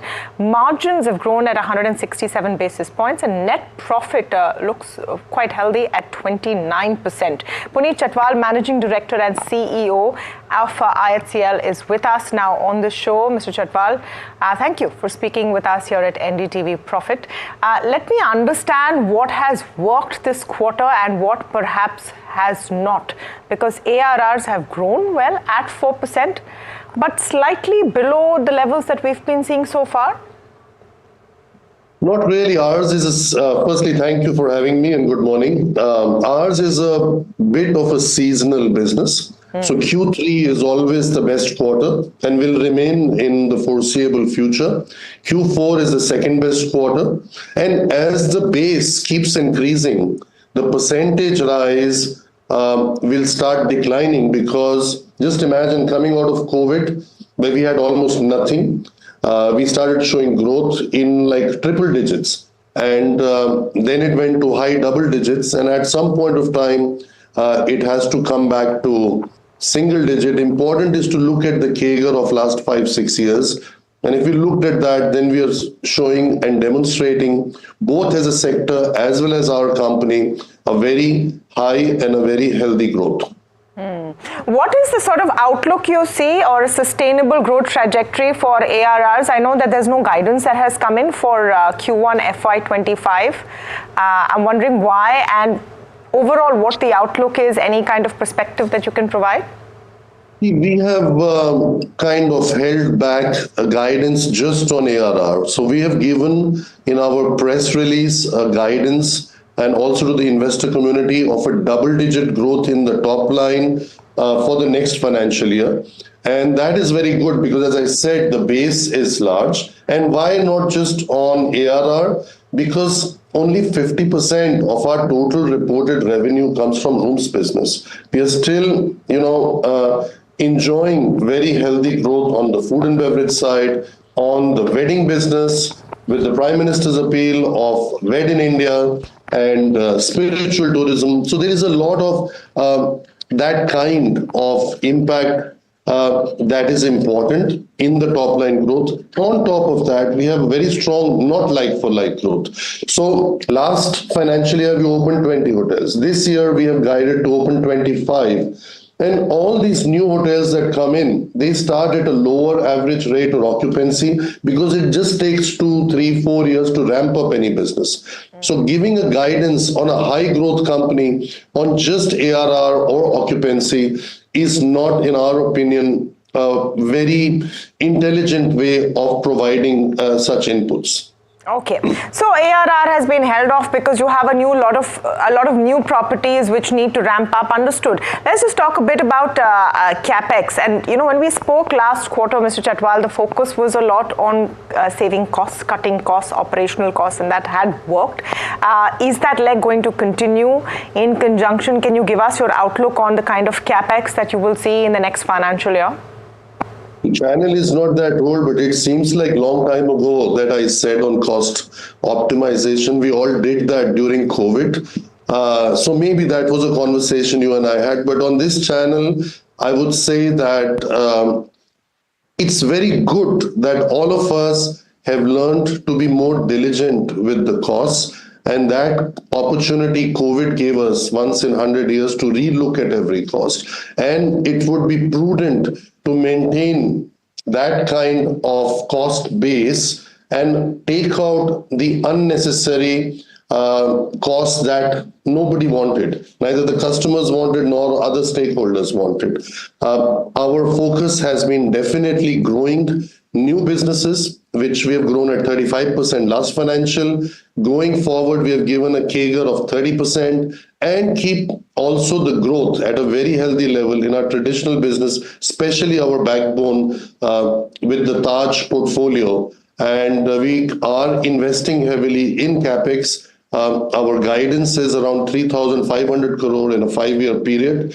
of which 2 years have gone by with already more than 1,000 spent, another 2,500 to go, both in selective greenfield as well as upgradation of our iconic assets and building some of the competitive advantages on the digital front, on our private membership club like Chambers, etc. So all that guidance we've given, we are very much in line with it, and we will continue to pursue this aggressively unless another event happens that we are not aware of at this point of time. Let's talk a bit about Ginger. A lot of focus there. It's been relaunched in a new avatar. It's an upscale offering. What is the focus and outlook for Ginger and the kind of contributions it will have to your revenues? Well, Ginger, we are very proud of the launch of the Ginger Mumbai Airport, which is the flagship Ginger. That's number one. Number two, 75% of the Ginger portfolio now is in the lean luxury category. Number three, that lean luxury category is driving a margin north of 50%, to be precise, 53% in last fiscal, but we expect this to grow further. And our growth in Ginger brand will be going forward at least 10 hotels a year. And we are very pleased with that. Also, we have changed the model for Ginger. It's not really a capital light model, but it could come under capital light because operating leases do not require any capital investment from us on an upfront basis. So we think the operating leases that we have started with Ginger will give us the required absolute return, but also on the margin side, much more than a typical management contract of 6 to 7% or 6 to 8% of the top line that is customary in the hospitality sector. So if you're doing 50% plus margin and you gave 25 or even 30 to the owner as a revenue share, you still have 20 or 23% versus a traditional management contract that would give you a maximum of 8%. And what will be the mix in terms of owned and leased for Ginger? We would invest in Ginger in order to monetize some of our land banks that we have. And Ginger Santa Cruz or Mumbai Airport is a good example. We had that land for almost 30 years doing nothing. And once we got the permission, we went ahead and built the flagship. And, these kind of assets, if your land is already there, it helps you in doing two things at the same time. One is demonstrating effective asset management and utilizing your assets which are not at all utilized. It's not a question of underutilized, but it was not utilized at all. So that's one, and land in India is very expensive. And the second is deploying your capital in building which is going to give you exponential returns, so which has a very positive impact on both your return on equity as well as return on capital employed. Just to take that to the 25 new hotels that are in the pipeline for this year, Mr. Chhatwal, what is the mix there? Are these asset light largely, or any kind of demarcation that you can share with us? So 25 that will open this year, most of them, I would say almost all of them we started using the terminology capital light, with the exception of Cochin International Airport as a Taj. That is a long-term lease with the airport, and we are doing the building and the improvements on it, but that's a limited investment. The other is really, one or the other selective operating lease in Ginger. The rest is all driven by management contract business. Okay. Give us a sense of what's happening with the international business that was in a blip. Is that improving as economies seem to be turning, at least in the US, Europe, etc.? What is the sense you have over there? Actually, that's a very good question. Europe we are very pleased with. Dubai has done well. There are two areas of opportunity which, if they start doing well again, then that will really present a hidden upside for us. One is Maldives has seen a blip because of all the news that we have read, and our business in Maldives was a majority share was coming out of India. So there is a short-term decline in Maldives, and US has not yet come back to the pre-COVID levels, especially San Francisco as a city has seen a very bad phase in the last 2-3 years, but we expect that to go back to normal post-elections, and that's our hidden upside, as well as we are making some changes in New York, which should help us to recover also in New York. Tell me a bit more about Maldives, Mr. Chatwal. How much of a blip there have you seen, since, of course, Indian tourists have been avoiding going since all of the geopolitical sort of crisis and feathers being ruffled there? What is the impact that you've seen? Yeah, we have seen in the last quarter, I would say the last 4 to 5 months, a drop of 15%.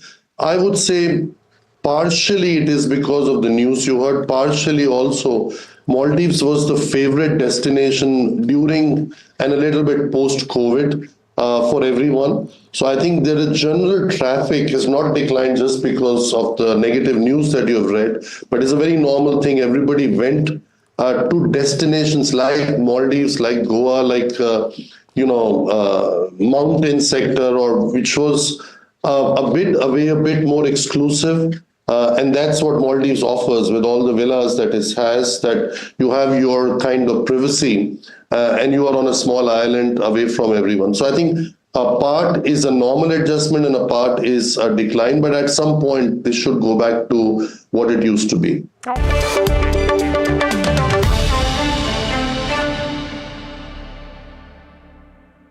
Have you been struggling with your personal finances? You're not alone. There are a lot of people out there that find it difficult to manage their money. But on Big Decisions, we'll be discussing a variety of topics that will help you make your financial decisions with confidence. Check it out on any of our social media platforms, the television channel, on the website ndtvprofit.com, or in fact, on any of the podcast platforms out there.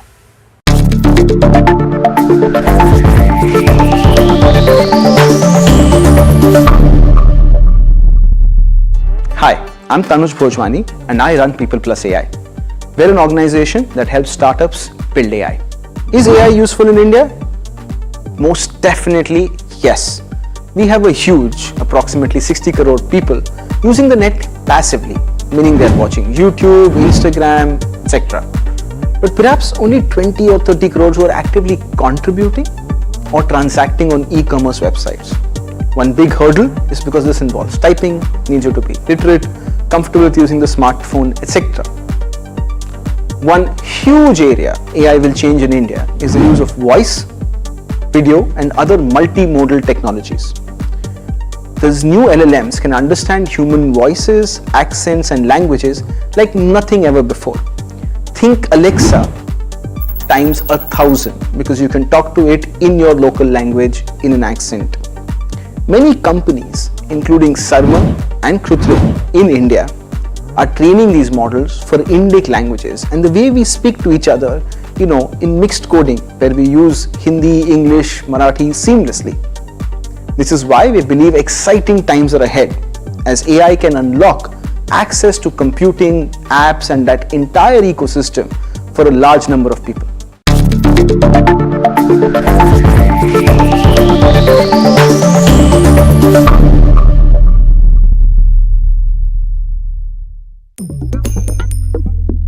Different people believe in different things. In cricket, some hail the king, some believe in God. Some wait for Mr. Right, some believe in swiping right. Some run away from risk, others run after it. For some, kids mean babies. For others, kids mean puppies. Some want a home to settle in the future. Some want to roam the world today. Some make a career in a company. Some make a career out of building companies. But when it comes to money, everybody believes in only one thing: profit, profit, profit. And for profit, watch only NDTV Profit. We all love money.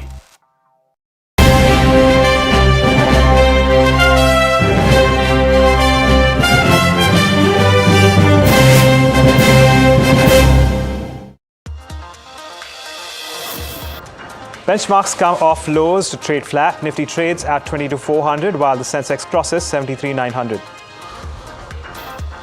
PSU Bank and Pharma gain most across sectors. On the other hand, realty and consumer durables along with FMCG drag.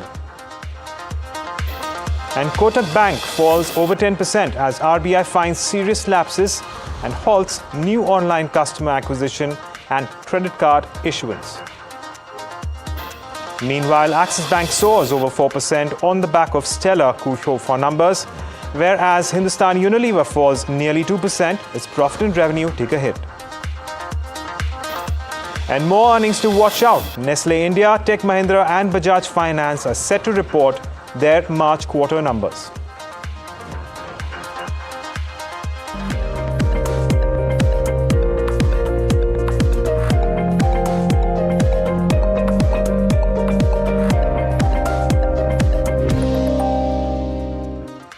Hello and welcome. I am Agam Vakil and you're watching the FNO Show, a show in which we take you through all that is happening in the futures and options space in Indian equity markets. A quick look at how things are faring as far as your, benchmarks are concerned. Now, as far as the Nifty goes, we are looking at about a 0.2% up move here coming through. Some strength that has come back, in fact, in the last 1 hour of trade, despite opening very weakly. We've started to see a lot more traction on towards the positive end. And as far as the Sensex is concerned, it's largely the same, what we can see with respect to that particular index, as you can see there. Moving on, as far as the benchmark is, Bank Nifty is concerned, let's pull that up as well and see how things are panning out there. So the Bank Nifty is also up around 0.7%. That's also advanced and now turned into the green. So it's turning out to be a positive day of trade. Of course, the weekly options expiry will have a certain bearing on how these indices pan out in today's day of trade. That said, let's take a look at the constituents of the Nifty and see where there's a pull and push there. Of course, Axis Bank, I'm expecting, should be one of those which are in fact giving the support, and there you have it. Axis Bank is in fact the top contributor to the up move in the Nifty 50 at the moment. We have ICICI Bank, which is up as well and contributing along with Reliance Industries and SBI. The Bank Nifty overall is advancing, but that's not to speak for, and let's not forget that Kotak Mahindra Bank is also weighing down on the index, both on the Nifty as well as the Bank Nifty at the moment. In fact, a third of the declines contribution on the Nifty is coming from Kotak Mahindra Bank. HUL, Bajaj Finance and Maruti are among others which are also weighing down on the index. Kotak Mahindra Bank is right now down by as much as 10%. This is of course after curbs set in from RBI on this particular bank. Well, it does seem like at the moment the bank needs to pull up its socks in a lot of operational areas when it comes to online as well as credit cards. But that said, to take a quick look at the broader markets as well. Let's pull that up and take a look at what's happening in the the mid cap index. That's flat right now. The small cap index is also looking at a 0.5% up move out there. So on the whole, broader markets doing reasonably well at the moment. To speak for what's happening in the broader markets too, I want to very quickly take a look at some of your key gainers there. And we do have something like a Bharat Forge, which is up as much as 7%. We do have a broken note this morning, Bank of America Merrill Lynch, which suggests that it could potentially do better and that the market at the moment is underestimating its performances going forward. Mazgon Dock is up 5%, as is AB Capital. So we have gains there, and of course on the losing end we have Dalmia Bharat, which is under pressure, down around 5%. We have Indian Hotels, which is down 4%, I reckon reacting to earnings, and Macrotech Developers down around 2.5%. Again, earnings have been fairly steady, but I reckon that there possibly could be some profit taking coming through. Speaking of the indices, let's take a look at how the futures are panning out and what's really happening there as well. So there you have it. So that's as far as your overall picture is concerned. Now, of course, the rollover number doesn't look correct as far as the Nifty goes. We're going to have to make a correction there because though we are in the expiry week, so I reckon that we'll start getting the rollovers there. Of course, we'll have an unwinding in the April futures and naturally an increase in open interest towards May futures. And moving on, the Bank Nifty as well. Let's take a look at that as well to see whether or not there is, in fact, a lot of traction with. So the May futures, of course, looking at around 12% increase. Let's pull up the April futures as well and see how things are panning out as far as the Bank Nifty futures is concerned there. And the April series is what I was looking forward to, and to see whether or not. Okay, we'll bring that for you in just a bit. So that's as far as your futures pictures panning out. Let's take a look at the options market as well. Of course, today is the Nifty weekly options expiry. We do have a lot of traction around the 22,500 call. That's where we have seen a lot of writing coming through. And on the lower end, we do have max open interest in the 22,000 put.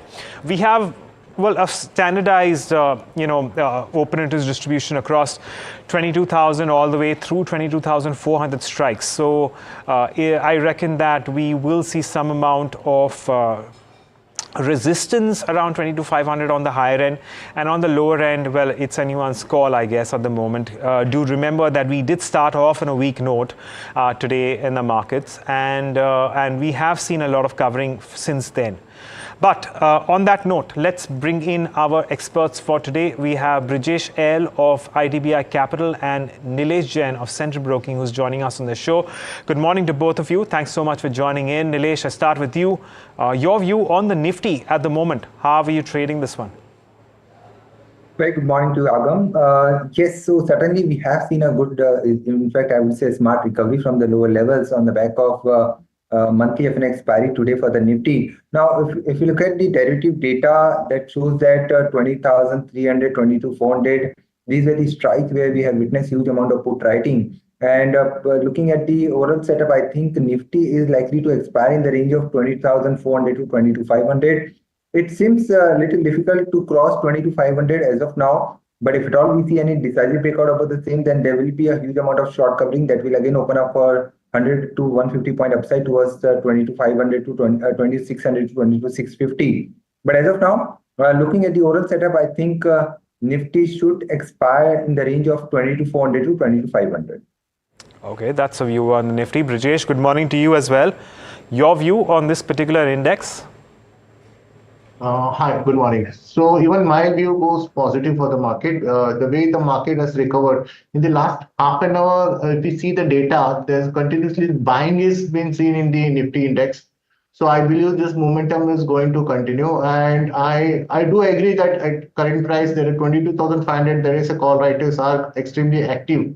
But somewhere looking at the Bank Nifty, which is already taken which is already showing a good amount of long built up, I believe even the Nifty should also follow the same thing. I would be taking a long trade. The stop loss would be 22,400 mark. So and now in the last couple of minutes, the market is slightly correcting down. So I believe this can be one of the opportunity with the stop of 22,400. I think one should take the long trades. Okay, there you have it. That's the view on the Nifty. Now let's talk about the Bank Nifty. Moving on, Brijesh, I'll come back to you on this one. How are you trading this index? Yeah, so I think Bank Nifty, if you see today, most of the banking stocks, like not exactly the Bank Nifty, but if you stock the mid-cap space also, like Federal Bank, SBI is something which is looking very positive. ICICI Bank has started to move. I think Bank Nifty is now at the verge of giving this breakout. 48,500 is the trigger. I have a sense that this will be taken out. And once we see a breakout, we should be talking of another 1,000 points rally in the Bank Nifty. View is positive. On the way down, 48,000, there is a put writer. So I think that is going to act as support, at least for the day. By any chance, if this 48,000 is broken, then we review the position. But right now, at this moment, if I need to take a view, I would say that 48,500 will be taken out. Okay, well, 48,500 is the expectation to be taken out. Nilesh, do you concur? How are you trading this one?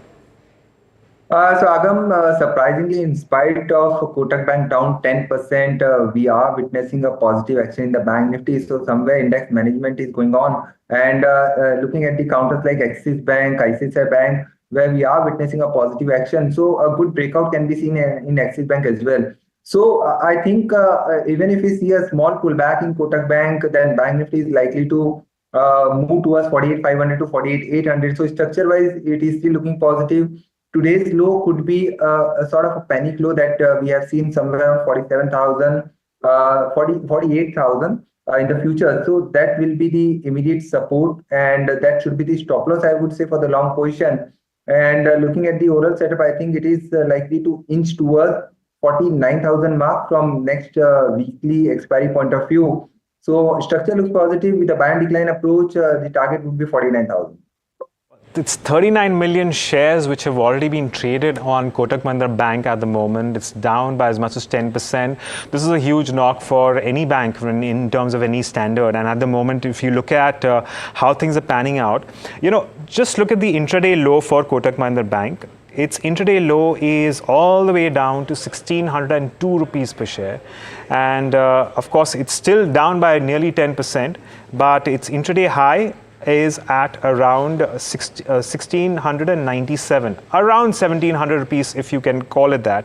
Now, as our experts are mentioning, should we in fact see Kotak Mahindra Bank, perhaps move higher by around 40 points from current market levels and make a new, intraday high? You never know what kind of an impact it can in fact have on the bank nifty. And of course, we do know the strength that Axis Bank is currently providing. ICICI Bank is also up and about, as is SBI.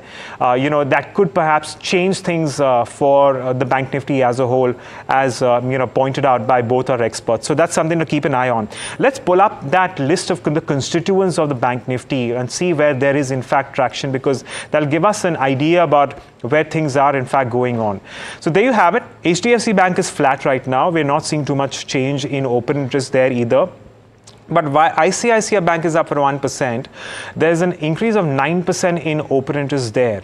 Axis Bank, again, a near 4% increase there. SBI is looking at an around 8.5% increase in open interest as well. So that's something to keep an eye on. What's really stands out for me is that, the open interest, as far as Kotak Mahindra Bank is concerned, that is not really looking at too much change. That begs the question of whether or not there are a lot of traders who are trapped in their long positions. And if that is the case, will they be forced out? Because we are in fact moving towards the monthly expiry as well, and that certainly could have a bearing on how things could in fact pan out for this one. So that's something to keep an eye on, and you never quite know how things can in fact move for Kotak Mahindra Bank. But it's going to be it's a very tough position to be in if you were in a long position in Kotak Mahindra Bank at the moment, and of course you're laughing away to the bank if you were short on this one. But that said, let's move on and talk about stocks then. Let's pull up the list of all the stocks which are seeing an increase in OI at the moment. And that list should be up for you on your screen. So you do have Vodafone. Now that one is seeing a nearly 22% increase in open interest. There's been all sorts of chatter about a short squeeze in Vodafone Idea. The thing is that it's still at around 13.5 rupees per share, and for a short squeeze you also need a very sharp surge. That's a wait and watch on that one. For now, what we can make out is that there are longs building into the system at the moment. Cummins India is the other one. It's actually flat, but there is a 13% increase in open interest. That said, where we don't have too much traction in terms of the underlying, so I wouldn't really necessarily put Cipla, Bajaj Finserv and Shriram Finance in either a fresh short or a fresh long bracket. Let's move on and talk about unwinding, and I reckon that this is where we will see a little more in terms of decline in open interest, considering we are looking at the expiry coming through. So Bata, MRF, Dalmia Bharat, Dixon Technologies, nothing really stands out except for Dalmia Bharat because that's down around 5%. But that said, let's get in our experts to talk about stocks which are there on their radar. So Nilesh, I'm coming back to you on what you are recommending. All right, Agam. So I have two buy recommendations. First of all, BHEL. This particular counter is breaking out, and a good build-up, good rollover data we have seen till yesterday. So a triangle formation breakout can be seen on the daily time frame chart for BHEL. One can go long for the upside target of 275 to 280. So these are the two targets on the upside. Stop loss can be placed somewhere near about today's low, that is 264. That should be the stop loss. So BHEL is one stock that is looking positive on the chart. Apart from that, from PSE banking space, we are liking State Bank of India. Again, a symmetrical triangle formation breakout this particular counter has given. So on the upside, 795 to 800, these are the target on the upside, and stop loss can be placed somewhere around today's low at 770. So SBI and BHEL, these are the two buy recommendations from my side. Okay, that's the view coming in from Nilesh. And Brijesh, what about you? Yeah, so I do, as I said before, I think Federal Bank is one which is positively placed. And I think before the results, the bank is poised for some breakout. At current level 156, it looks like it has taken support and it can easily go back to 165 levels. So there is a trading bit of another 10 points in Federal Bank. So I think with today's or maybe like yesterday's low, which is 152, with the stop loss of 152, I think one should go long in in Federal Bank at current price for the target of another 10 points on the higher side. So that would be one pick. And next one is the Axis Bank. Post result, there has been a gap up opening. There's a good amount of built up seen at the level of 1150 mark. So I believe for the May series, any correction close to 1100 in the Axis Bank can be viewed as a buying opportunity for the 50-60 points more on the higher side. So I was also liking SBI, but then I think SBI is already taken. So I will go with Axis and Federal Bank. So a lot of banks coming in on the radar of our experts, but let's move on and talk about a handful of other stocks which are also buzzing in trade. Now, of course, in the futures and options space, well, we do have plenty of counters which are in fact up and about, some of them which are also under pressure. But among a handful of them, let me take up something like a Sun Pharma. Let's see how things are panning out there. That's up around 1.3%. And what are its futures doing? I also want to take a look at the chart out there because well, this one, of course, has been in focus because of change in fundamentals. A lot of analysts of late have turned positive on the entire pharma sector. Sun Pharma, of course, being one of the larger companies out there in the space, well, tends to benefit from the change in sentiment in the entire sector at the moment. And of course, the May futures are looking at about a 3% increase in open interest. Brijesh, any trade in Sun Pharma do you notice out here? Actually, I'm slightly cautious on Sun Pharma. The only reason, because we saw a too big bearish candle in Sun Pharma. There was a distribution, and this selling candle has been followed by the volumes. So I'm not pretty confident. 1530, 1540 is a resistance zone. Only in the near term, if I would take a long trades, only if 1550 level is taken out. So as long at current price, I believe Sun Pharma is seeing some pullback. And if market settles and there is some sell-off in the market terms, then Sun Pharma would be the first trade on the sell side, because I have a sense that Sun Pharma can fall by another 50-60 points on the downside. 1450 is quite possible in Sun Pharma. Directionally, the trend is weak. Distribution is what I can see. Bounce back should be viewed to exit the position like FNO trades is what I sense. Okay, all right, we'll leave it at that. Well, taking a moment to thank both our experts, Nilesh and Brijesh, for joining us and taking us through their views on the markets, and of course also giving us a handful of trading ideas. We wrap this particular segment on the FNO show, but on the other side we get you all the action from the commodity space. Don't go anywhere, back in just a bit.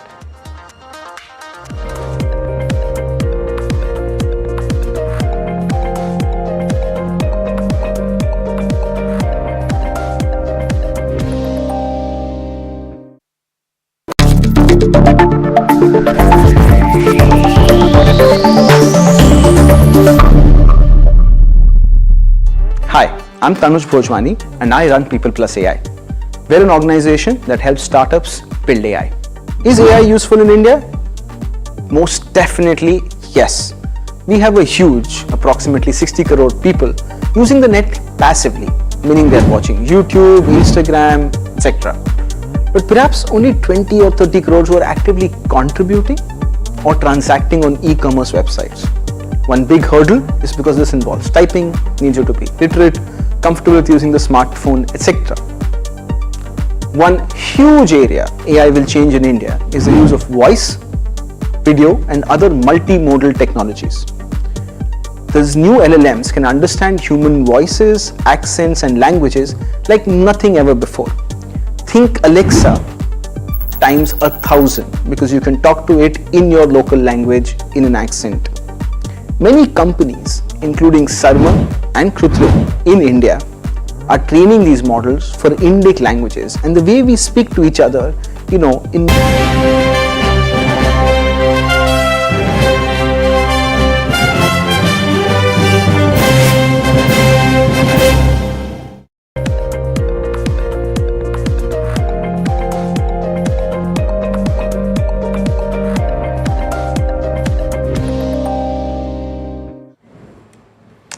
Welcome back. This is the FNO show, and we take stock of the commodities market now. Well, we have Vandana Bharti, Head of Commodity Research at SMC Group, who's joining us on the show. Vandana, good morning. Thank you so much for joining in. We've been talking about gold quite a bit of late, Vandana, and the question really is across a lot of traders, who is that whether or not there is more steam left up ahead. What is your assessment here? Hi, Adam. Yes, we have seen a $400 rally in gold, and now it is the turn of profit booking. And we can't say that the glitter is over in this counter because Middle East tension is already there. Inflation is on higher side. So post-COVID, we have seen inflation and Middle East tension and geopolitical tensions. They have cushioned up the gold prices. So the problem is still there. The thing is that trader is moving out from this counter because of profit booking, and fund is moving out, and it is only a healthy profit booking in the market. And yes, occasionally we can see a buy in gold. So yes, it's the buying is not completely out from this counter, but in short term, we are expecting further correction in the prices. And for 15 to 20 days trading session, we may see a dull trading in this counter.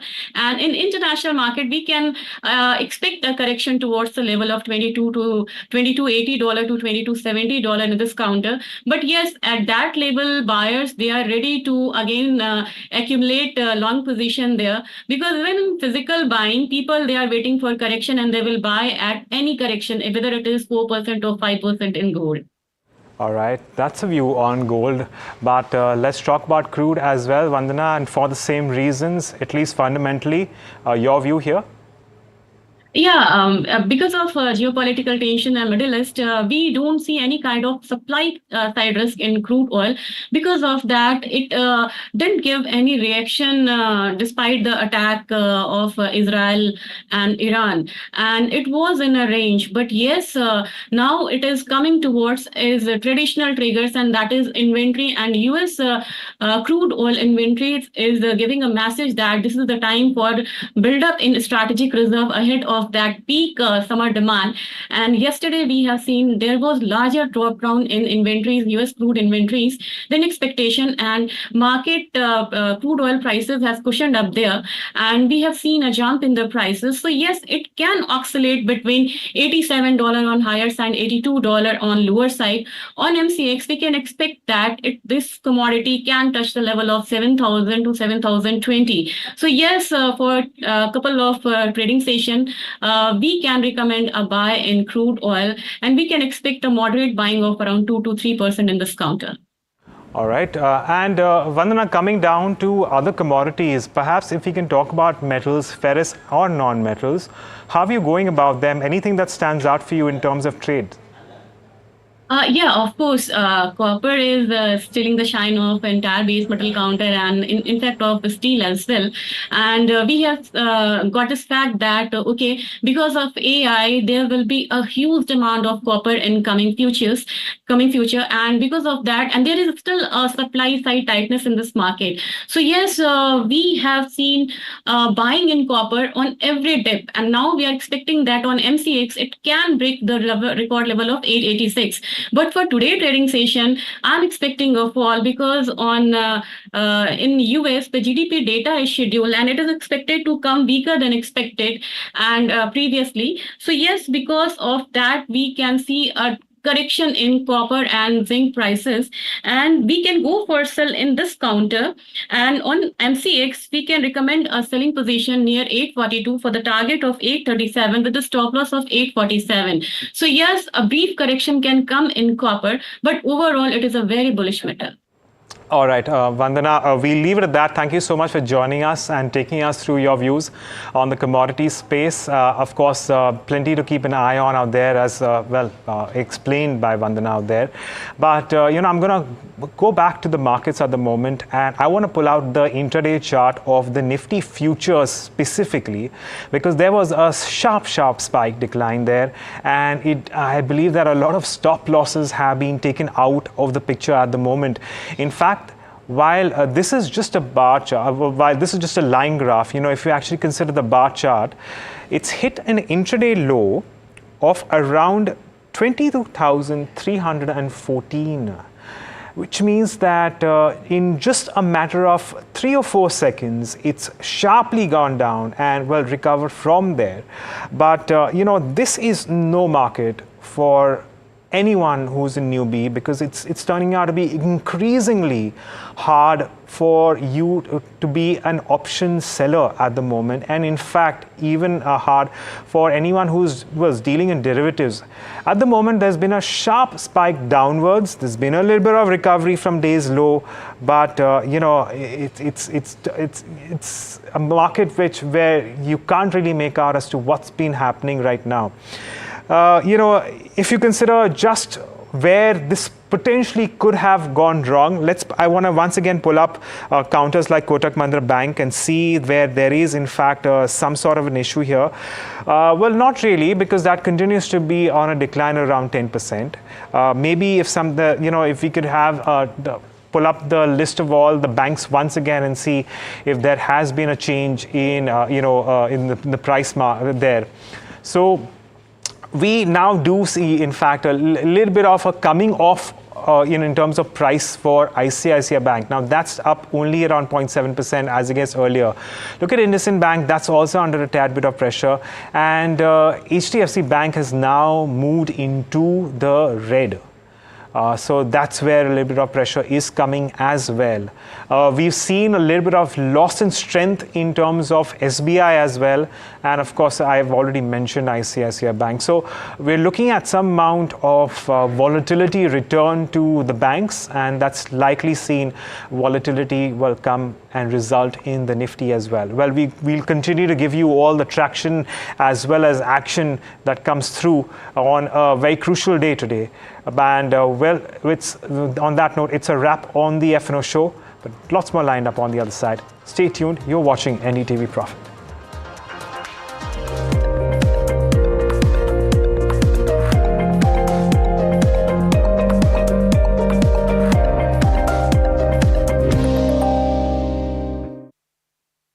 Have you been struggling with your personal finances? You're not alone. There are a lot of people out there that find it difficult to manage their money. But on Big Decisions, we'll be discussing a variety of topics that will help you make your financial decisions with confidence. Check it out on any of our social media platforms, the television channel, on the website ndtvprofit.com, or in fact, on any of the podcast platforms out there.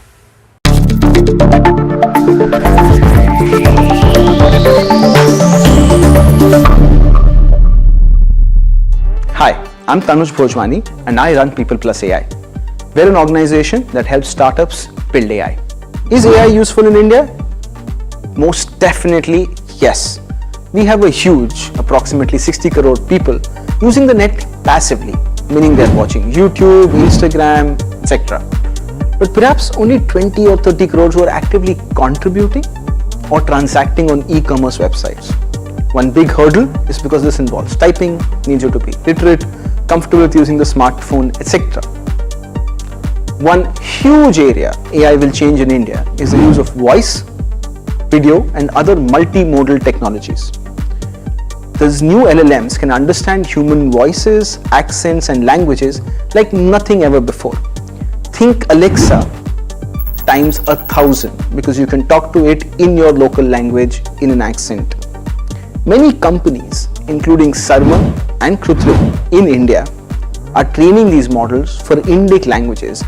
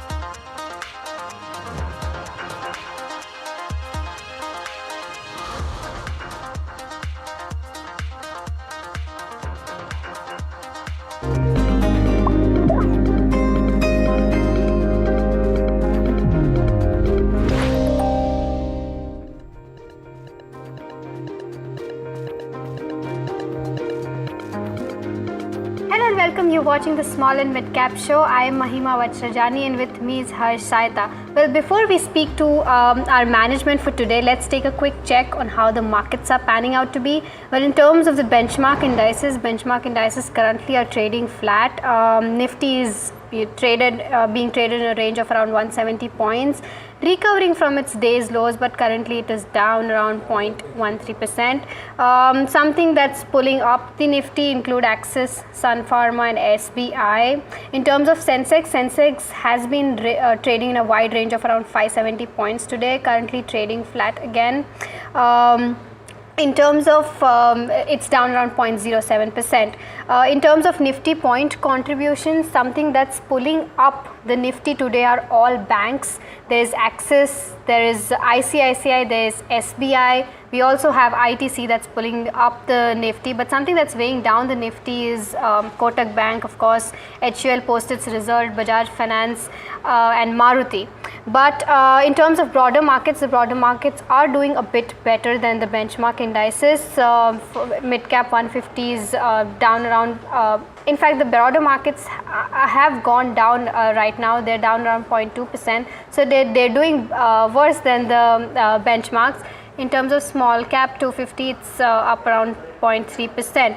But Harsh, what are the sectors doing? PSU is stealing the show, but some booking in profit booking in Nifty Realty today. Well, yes, can see that Nifty Realty down around 1.4% after what's been a good week for it overall. Outside of that, metals down 0.5%. Nifty metal was up roughly 2% odd yesterday in trade. So therefore, that one being a laggard as well. Nifty PSU Bank doing very, very well. In fact, banking in general outside Kotak Bank, if we can pull up the Nifty Bank, seems to be doing fairly okay. Outside of Kotak Bank, I did mention that. So Axis Bank really very strong showing. And Kotak is actually dragging on the Nifty 50 as well. If we can pull up the contributories there, 60 points on the negative side contributed by Kotak. Of course, 30 contributed by Axis, 13 by ICICI and 10 by SBI as well. But you look at Kotak 61, if I just reduce that, make that 0, you typically had a day where the Nifty was likely up 50 odd points. So honestly, outside of Kotak, the universe seems to be doing quite well. If we can have the advanced decline very quickly before I move on to our first guest. There you go, a sharp reversal. That's signaling a reversal largely seen in the broader markets. And that's reflecting in the advanced decline. Now standing at 1:1, so no complaints per se, but nonetheless that sharp reversal might be a concern. Will be interesting to see where we close the day. But I want to quickly bring on board Jay Malpani, who is the Managing Director at Imagica World Entertainment, to talk to us about the company, what one can expect, how synergies are building up with regard to acquisitions. So Jay, let me start off with that. How are synergies building up when it comes to your recent acquisitions, 600 crore plus of acquisitions, nearly 20% of your market cap? Yeah. Thank you for having me on show. The acquisitions, the synergies are playing out well. So we have recently finished and executed all the documents with regards to our transfer. So from 1st of April, all the revenues and EBITDAs and all the operations of the 4 parks which were operational are in the books of Imagica. And this will considerably make our P&L and balance sheet much stronger. We will double our footfalls. It will increase our revenue by 1.5x and EBITDA by 1.7x based on the FY23 numbers. And on the combined level, our profitability of the company will increase as well because of these additions of these high margin properties. And we expect that we will increase the market penetration, enhance the marketing effectiveness, and even from pricing point of view, we will have a better pricing in this region. And we'll have multiple synergies because of the consolidation with regards to purchasing power, marketing, retail, F&B, and cross-selling opportunities like combos across all our parks. And we have always wanted Imagica to grow across India. So this deal facilitates that and accelerates our geographical expansion as well. I take your point, Jay. Well, Mahima, this side, can you quantify as to how much will this impact your margins and your bottom line? How much will your margins and bottom line increase by then? Sure. So currently we are at around 38% of EBITDA margins, and the new parks which we are adding are about 57% margins at EBITDA level. We expect our combined margins to go in the range of between 45 to 49% in this next 2-3 years at a consolidated basis. Sure. And just with regard to what the expectations or what the type of synergies are that you are likely to see from some of these acquisitions, as well as more importantly, let me actually switch it over to funding. I want to try and understand from a funding perspective, how have these parks been funded, and what's the plan like with regard to cash flows and where you will utilize them? Sure. So the way this deal is structured is that Malpani Group has given Imagica a timeline of 30 months to pay the whole consideration. So Imagica has it's a deferred payment. So because of that, since the cash flows are in the books of Imagica from 1st of April, 60% of the cash flows will be funded through internal accruals itself. And then the balance 40% will be a mix of debt and equity, through which we will fund these acquisitions. And at the portfolio level at Imagica, we have a threshold of 2.5x of debt to EBITDA is the maximum we'll raise, the amount of debt we'll raise. So this is how the acquisition will be funded. Okay, understood, Jay. So also, you've been taking a lot of cost control measure when it comes to Imagica. Now, getting these acquisitions into place, where do you think your cost will go to, and will you be applying the same cost measures to these acquisitions as well? So we'll be putting the same cost measures to the acquisitions as well. When we are acquiring those 4 parks, they are already at 57-58% EBITDA margin, which is one of the highest in the country. And even with regards to Imagica, since our parks will merge, a lot of our common teams will be set up to manage the back of the house, even our operations. Even at the senior level, a lot of the teams will get merged. because when we were operating these parks separately, the teams were double. But since we are all in the same entity now, we will see that these teams will be similar, and we will see a good cost reduction on that part. Even with regards to purchasing power and marketing efforts, we'll see a good amount of synergies. And since we are in the same region, even with regards to pricing, we will see a good amount of pricing levers which will improve. And Imagica has a very strong non-ticketing business, which is F&B and merchandise. And we expect that both these things will be replicated across all our 4 parks. And we expect to see good margin improvement coming from there as well. Understood. And where should the borrowing number be at in terms of your cumulative borrowing for FY25? So cumulatively, we are still open to a mix of debt and equity. And with a threshold of 2.5x of that number is something which we will have. On a consolidated basis, on the FY23 number, our EBITDA is around 170 odd crores. So we have a good cushion to borrow, but we'll have a good mix of debt and equity to fund these acquisitions.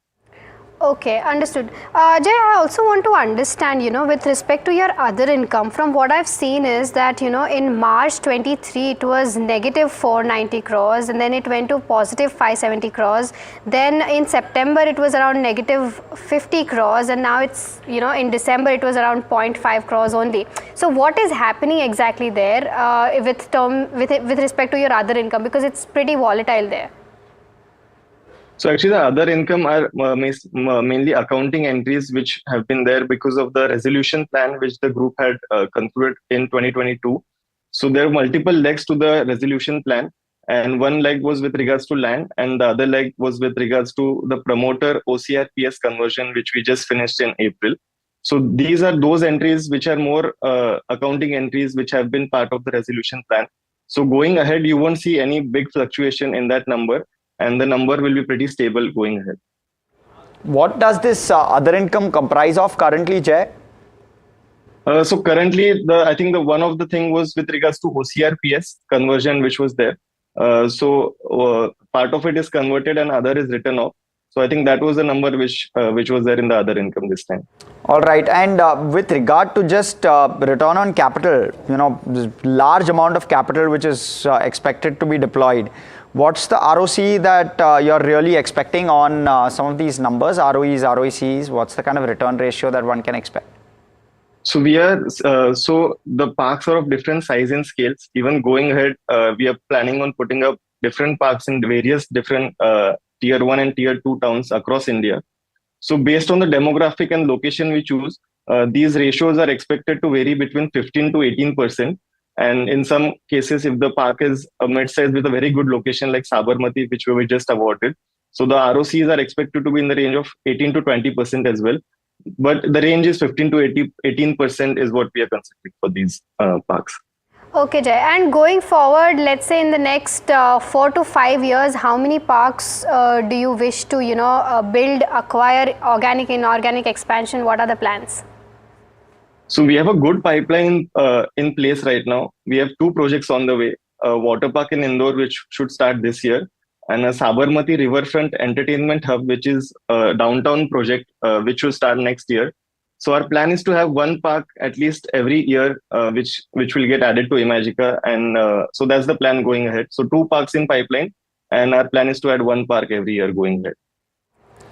Okay, and just with regard to as you scale, what's the kind of revenue potential? So you spoke about 1.5x revenue FY25. That would be compared to FY24. Is that the correct number to take? And therefore, when I'm looking at your overall numbers, broadly trailing 12 months at 250 crore, so you'll roughly be doing around maybe 400 crore in FY25. Is that the correct way to look at it? Yeah, so we have just combined the FY23 numbers for all our parks together, and that number comes out to around 400 odd crores. So that's the number we are hoping to do this year, and some growth with regards to that as well. Okay, and Jay, what are the capex plans going ahead for FY25? So from capex point of view, Malpani Group had invested almost 25 odd crores in the existing 4 parks which were transferred. So there's no new capex which will be done on those 4 parks. And even Imagica just added 6 new water slides, a beautiful water fountain show last year. So for 25 in the current parks, we don't expect major capex to happen. It's already been incurred last year. The only capex which will happen is for the Indore park, which is already accounted for. So other than that, no major capex as such for the existing parks. Got it. And equity dilution, Jay, what's the sense? So to raise the money, we are looking at a mix of debt and equity. So some bit of we are still exploring multiple options with regards to how to raise the equity as well. So as and when the plans get consolidated, we'll get back and update to you on the same. The promoter will continue to hold 74%. Sorry, very, very quickly. We want to hold 74% and if we raise some bit of preferential allotment or we do some QIP, then there might be some dilution with regards to that, but our aim is to hold as much as possible. Sure, understood. Okay, thank you so much for that perspective, Jay. Of course, we'll wait Q4 numbers and FY24 numbers and we'll call you back and get some more perspective. Very, very interesting with regard to the growth plans of Imagica World. Thanks, Jay. Thank you so much. Right, so time to slip into a very short break. We'll continue post the break with a very special conversation we've had with Tata Consumers to try and break down some of their numbers. Mind you, top loser on the Nifty 50 yesterday. So stay tuned to NDTV Profit. We'll give you that perspective on the other side of this very, very short break.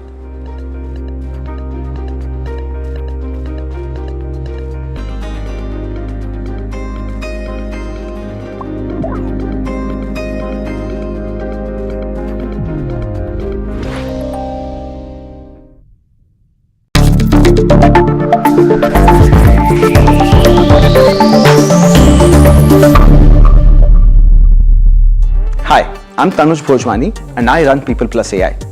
We're an organization that helps startups build AI. Is AI useful in India?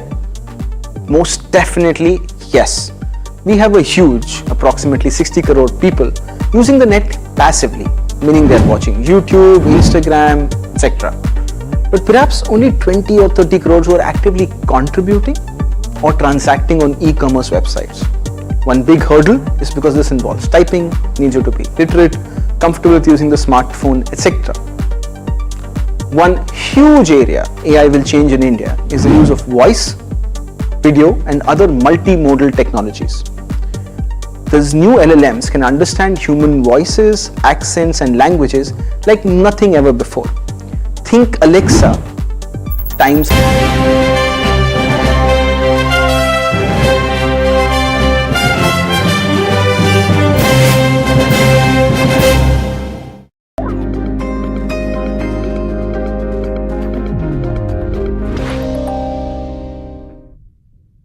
Hello and welcome to NDTV Profit. We have with us a very special guest, Sunil D'Souza, CEO of Tata Consumers, now joining in. Mr. D'Souza, thank you very much. Thanks a ton for joining us today on the show. Firstly, congratulations. FY25 is behind us. You've managed to pull out quite a good quarter.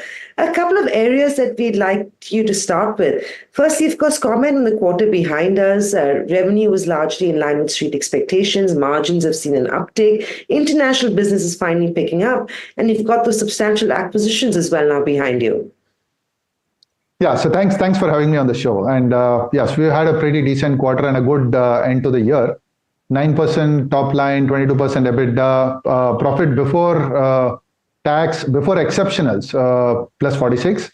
I think what the reported numbers would be net of we had a stamp duty on account of the merger with Tata Coffee and some prudent provisions that we took for underutilized assets as well as a financial instrument. Other than that, like you said, all businesses on growth. That's pleasing to see.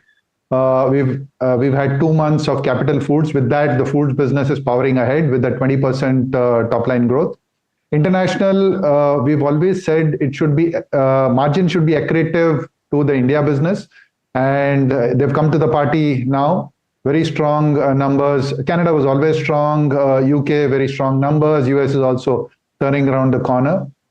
Strong growth in our growth businesses in India. Most importantly, our EBITDA margins for the quarter came in at 16.1%, which was pleasing. we've always, last quarter we said our new benchmark is 15 plus, and this quarter we delivered more than that. The good part was we've reduced working capital. Cash has grown at 27% versus last year. Cash as a percentage of EBITDA is 101%. So we reduced working capital substantially. ROC 280 bips ahead of last year. Strategically, shares more or less on track. Outlets now 4 million. Innovation firing well, 5% plus. Costs well within control. Distribution expansion on track. So all in all, a pretty decent quarter. Do you think, do you expect an upside risk to margins in the next few quarters or the next financial year? Upside, I wouldn't call it a risk. I said upside is it's a pleasure. Happy surprise. Correct. Yeah, happy it's surprise. a happy surprise. So, while we've delivered 16.1% this quarter, but if you look at the full year gone by, we're at a 15.3. So that's why we said 15 is the base, and we'll continue to, we will deliver above 15%. That's for sure. But we're setting the base at 15%, and we feel quite confident that as we go through the year, we drive top line and scale, keep costs within control, take out synergies. We're sure we can beat our numbers. And you've also improved enormously on operational efficiency. Let's talk about Capital Foods and organic.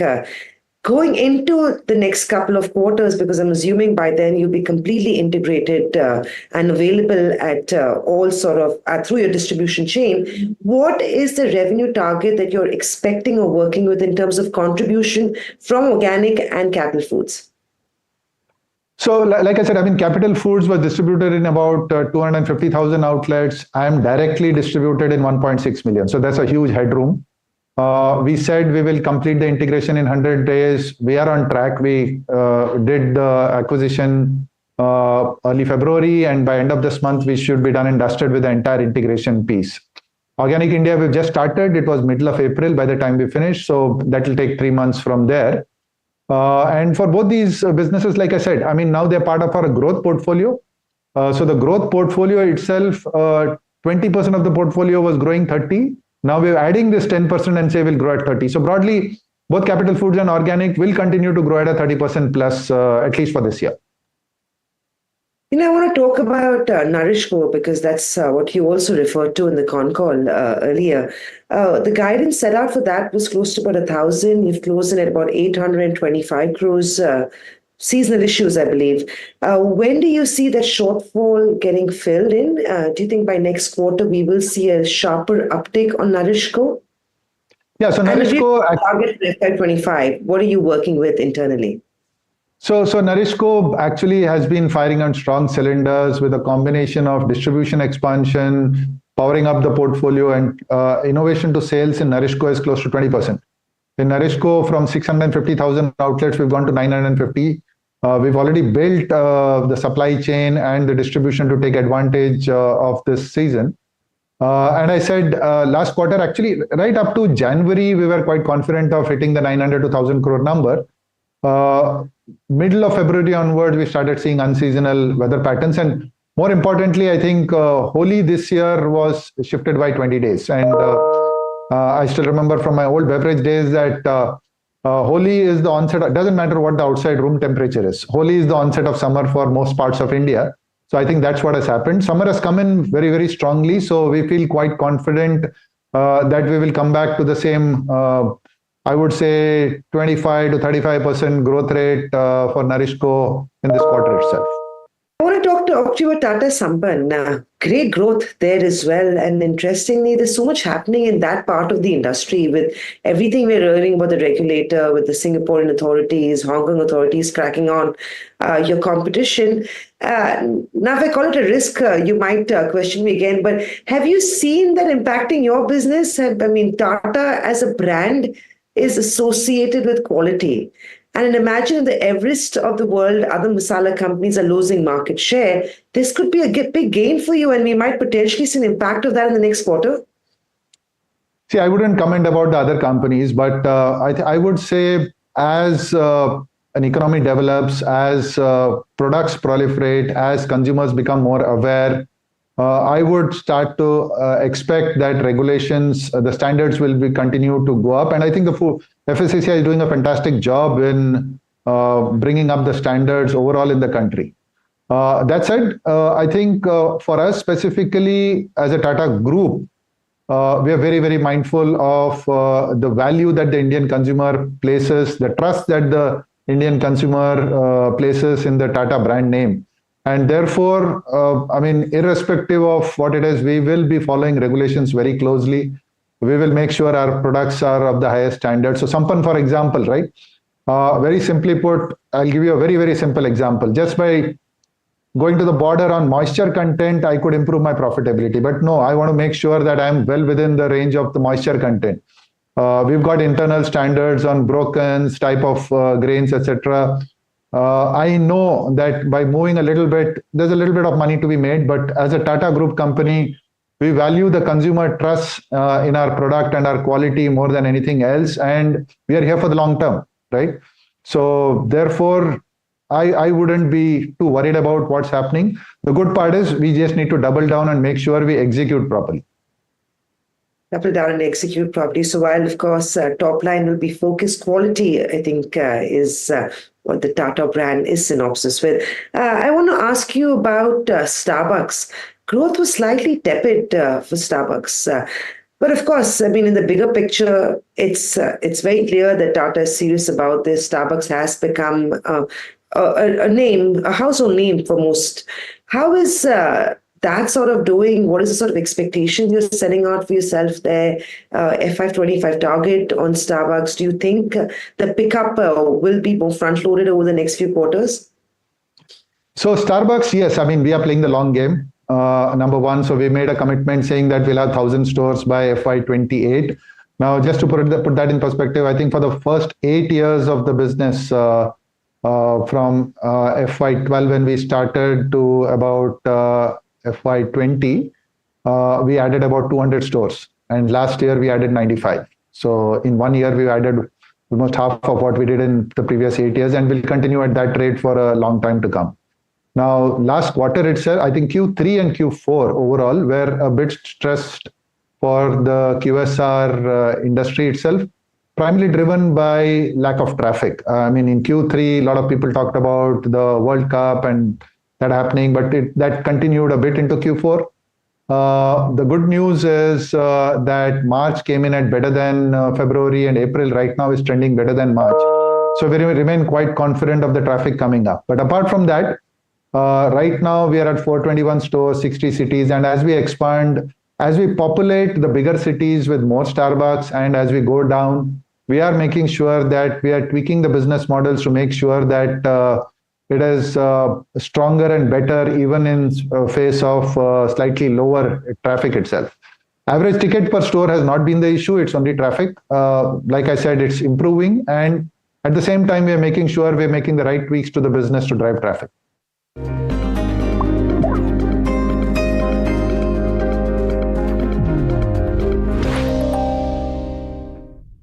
Have you been struggling with your personal finances? You're not alone. There are a lot of people out there that find it difficult to manage their money. But on Big Decisions, we'll be discussing a variety of topics that will help you make your financial decisions with confidence. Check it out on any of our social media platforms, the television channel, on the website ndtvprofit.com, or in fact, on any of the podcast platforms out there.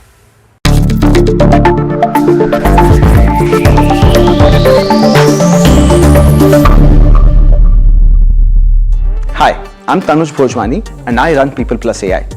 We're an organization that helps startups build AI. Is AI useful in India? Most definitely yes. We have a huge, approximately 60 crore people using the net passively, meaning they're watching YouTube, Instagram, etc. But perhaps only 20 or 30 crores who are actively contributing or transacting on e-commerce websites. One big hurdle is because this involves typing, needs you to be literate, comfortable with using the smartphone, etc. One huge area AI will change in India is the use of voice, video, and other multimodal technologies. These new LLMs can understand human voices, accents, and languages like nothing ever before. Think Alexa times 1,000 because you can talk to it in your local language in an accent. Many companies including Sarma and Krutrim in India, are training these models for Indic languages, and the way we speak to each other, in mixed coding, where we use Hindi, English, Marathi seamlessly. This is why we believe exciting times are ahead, as AI can unlock access to computing, apps, and that entire ecosystem for a large number of people.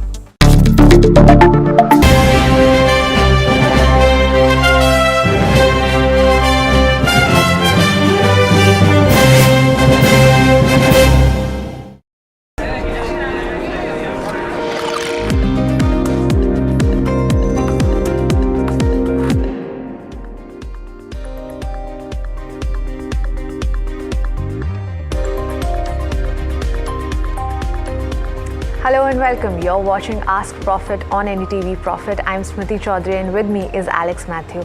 And this show is all about your stock related queries. So write to us any of your short-term questions or the long-term investment strategy, and we'll get them answered by our guests. But before we do that, let me quickly take you through the markets and see what's happening there. You look at the Nifty 50 index, it's pretty much flattish right now, not too much happening there, but with a positive bias nonetheless. You have among the sectors, you have the sectors that are doing well include pharma. However, PSU Bank is on a trot today, up about 1.7%. Again, that was the case yesterday as well. However, on the other end, you have realty that's not doing too well. It's down about 1%. Consumption not doing well. Metals, FMCG, all in the red today. But let's also look at the broader markets and see what's happening there. Definitely, okay, mid-cap has turned to, it's flat, but with a negative bias there. So a bit of a change there that has happened in the last couple of minutes. You have the Nifty small cap index up about 0.6%. So nothing to complain there. Let's look at some of the stock specific action as well. You have Axis Bank doing quite well in trade today. It's up about 5%. And you look at the Nifty Bank index also, it's not as bad as you'd expect considering what's happening with Kotak, and we'll come to that in just a minute. So it seems like there's a balancing act that's happening on the Nifty Bank index with Axis gaining and Kotak falling. So not too bad there. You look at some of the names that are moving on the back of results. There you have HUL that's down 1.7%. There's LTI Mindtree down 2.7%. Oracle also down about 2.5%. All on the back of not as good of results as you'd expect. Your Vodafone that's turned a little positive now, up about 2%. Started off on a negative note, but after the FPO listing, we're seeing some gains there. However, the focus for today, Alex, is Kotak Mahindra Bank. Can't be ignored. Too big of an action by the RBI. Yeah, certainly. And if anything, the move on the Nifty Bank, not Nifty Bank actually, the move on the Nifty 50, you can look at it in terms of a tale of two banks, because if you look at the contribution for the Nifty 50, you will see that the biggest contributor on the upside is Axis Bank. But single-handedly, Kotak Mahindra Bank is causing the Nifty 50 to be flat at this juncture and is contributing about 60 points to the downside right now. In fact, let's talk about the reason for this, and Kotak Mahindra Bank down about 10% even as we speak. Harsh is joining in to talk about why this regulatory action by the Reserve Bank of India is significant and why there is such a big move in the stock price. Harsh, what can you tell us? Well, thank you for that, Alex. When I'm looking at just the ballpark numbers and the impact, around 3.7% of the portfolio is credit cards. That will definitely struggle to grow because you won't be, or rather Kotak won't be issuing any new credit cards, at least for the 9th to 15th month kind of period for sure. This portfolio has grown at 52% year over year, at least ended Q3 FY24. Q4 numbers yet to come out. So it's low base but very, very high growth. Outside of that, you have their BNPL products which they sell through Kotak 811 and through online channels predominantly. 90 to 95% of them are sold through online channels. and that too has grown significantly quickly, roughly 33% on a year-on-year basis. 8% sequential is how that portfolio is growing, and that will also likely see a bit of a tempering or a slowing down. But I think the largest impact will be on new customers. New customers added over the last 1 year till Q3 FY24 was roughly a crore, which is a 25% growth from 3.9 to 4.9. So that growth might just taper, and that number one would have to wait and watch out for as to where that number is, because if new customers continue to get added, then likely some of the other products they can continue to do should not be a problem. So some commentary around that will help, but currently we have most brokerages maintaining or just about reducing the target price, not the rating on the stock. So that's the first piece. Now, stock down 10%, 3.3 lakh crore in terms of market cap, 90,000 odd crore in terms of standalone book value, cumulative, and therefore the stock on a consol basis is trading at roughly 2.6 times price to book, well below its long term as well as short term as well as medium term averages, well below it. So definitely something to look out for, because the stock has taken a bit of a beating in comparative terms to itself, trading at quite a low in terms of book value. Absolutely. In fact, that is the story that we're focusing on. Thanks, Harsh, for summing that up. In fact, it's a great time to get on our experts. We've got Shaina Mukaddam as well as Ajit Mishra joining in. Shaina, the first question to you. Kotak Mahindra Bank, a disappointment, not just today, but if I look back from COVID lows, it's not done very much either. Even over the last 5 years, at this juncture, if you're talking about 18% gains, then a shareholder might just have received more if they'd put it in a 5-year fixed deposit. And that's saying something for one of the largest private sector banks in India. What is your understanding of what will happen from this point? Because some are talking about the potential for a buying opportunity with a stock like this down about 10%. Is it that? Well, actually, if you see even valuations at, despite the fall and underperformance over the last so many quarters in terms of stock price, still valuations are not expensive, especially if you compare it with the correction that we've seen in HDFC Bank, and even the other large banks have actually consolidated. So in terms of valuation, Kotak Mahindra Bank still remains expensive.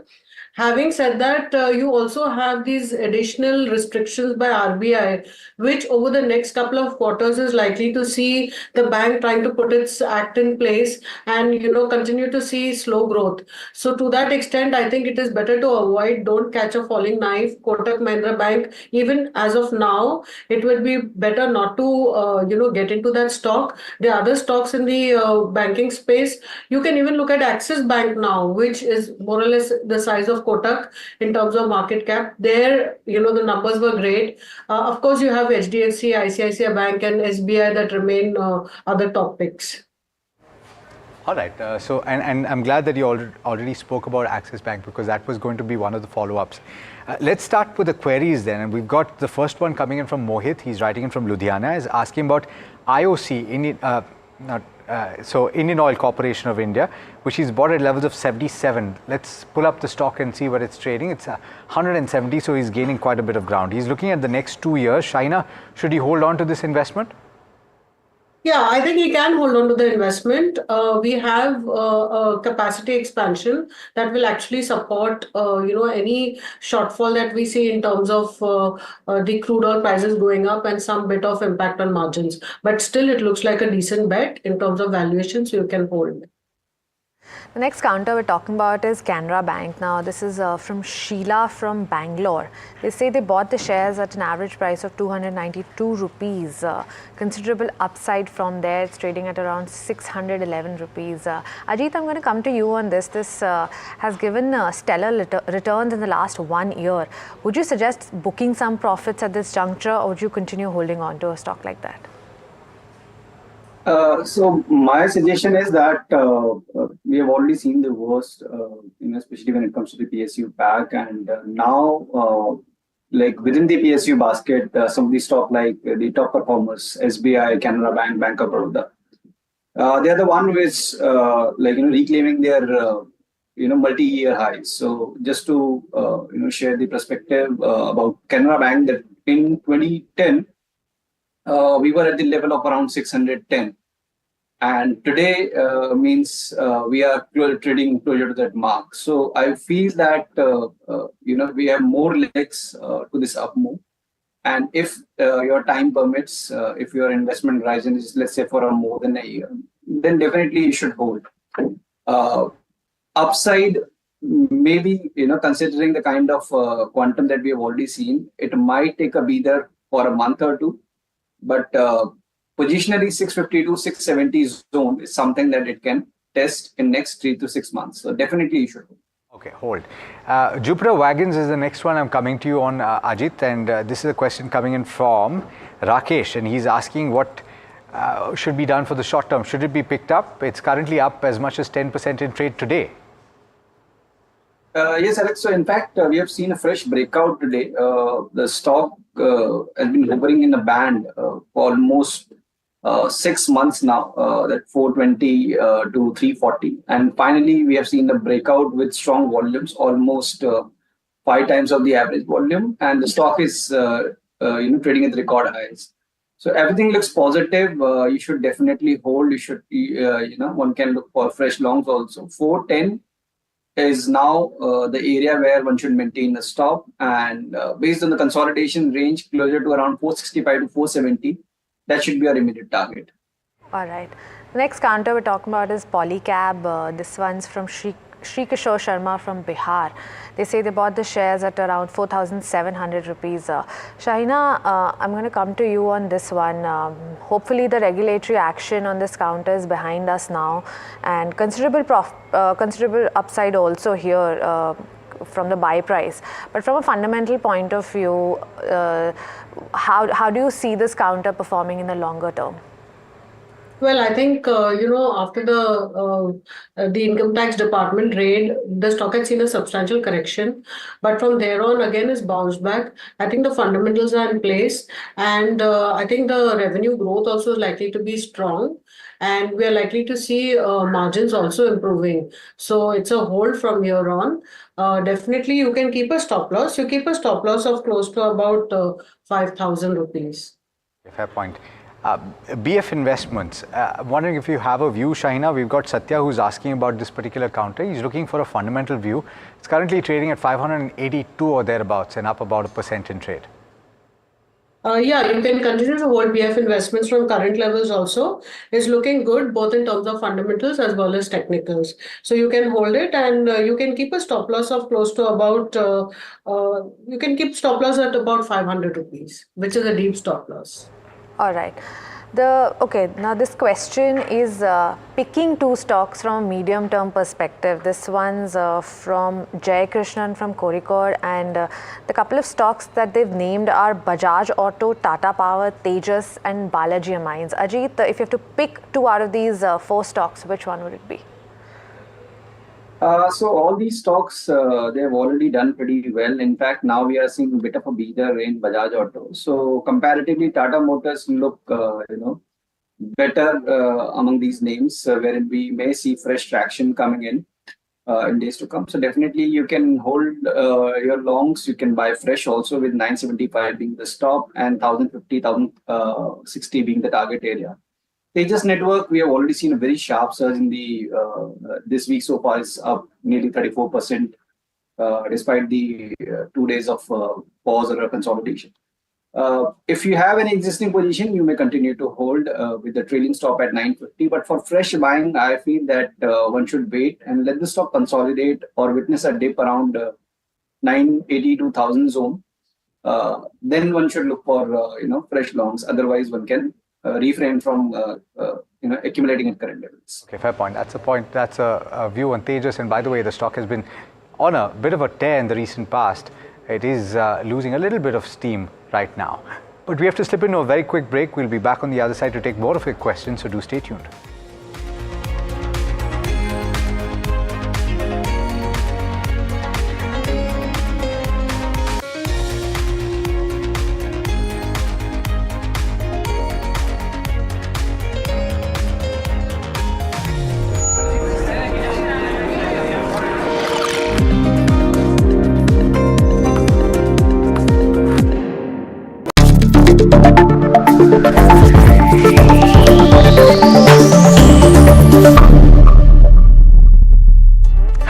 I'm Tanuj Bhojwani and I run People Plus AI. We're an organization that helps startups build AI. Is AI useful in India? Most definitely yes. We have a huge, approximately 60 crore people using the net passively, meaning they're watching YouTube, Instagram, etc. But perhaps only 20 or 30 crores who are actively contributing or transacting on e-commerce websites. One big hurdle is because this involves typing, needs you to be literate, comfortable with using the smartphone, etc. One huge area AI will change in India is the use of voice, video and other multimodal technologies. These new LLMs can understand human voices, accents and languages like nothing ever before. Think Alexa times 1,000 because you can talk to it in your local language in an accent. Many companies, including Sarma and Krutrim in India, are training these models for Indic languages and the way we speak to each other, in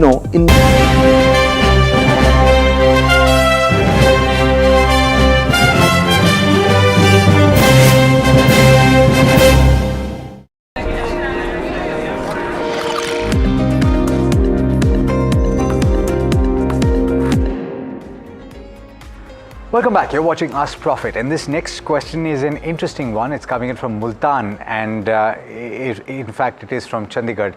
Shahina, it's interesting because he's talking about which stock he can buy from a 5-year perspective that is currently priced between 10 rupees and 50 rupees. And I think a lot of investors tend to look at the ticket price of a particular stock to make their decision about whether to buy or not. And we've stressed often that this is not necessarily the best way to look at it. Having said that, would you be able to explain why, one, this is not the best approach, and two, if incidentally there are a few stocks in that range that you like, what would they be?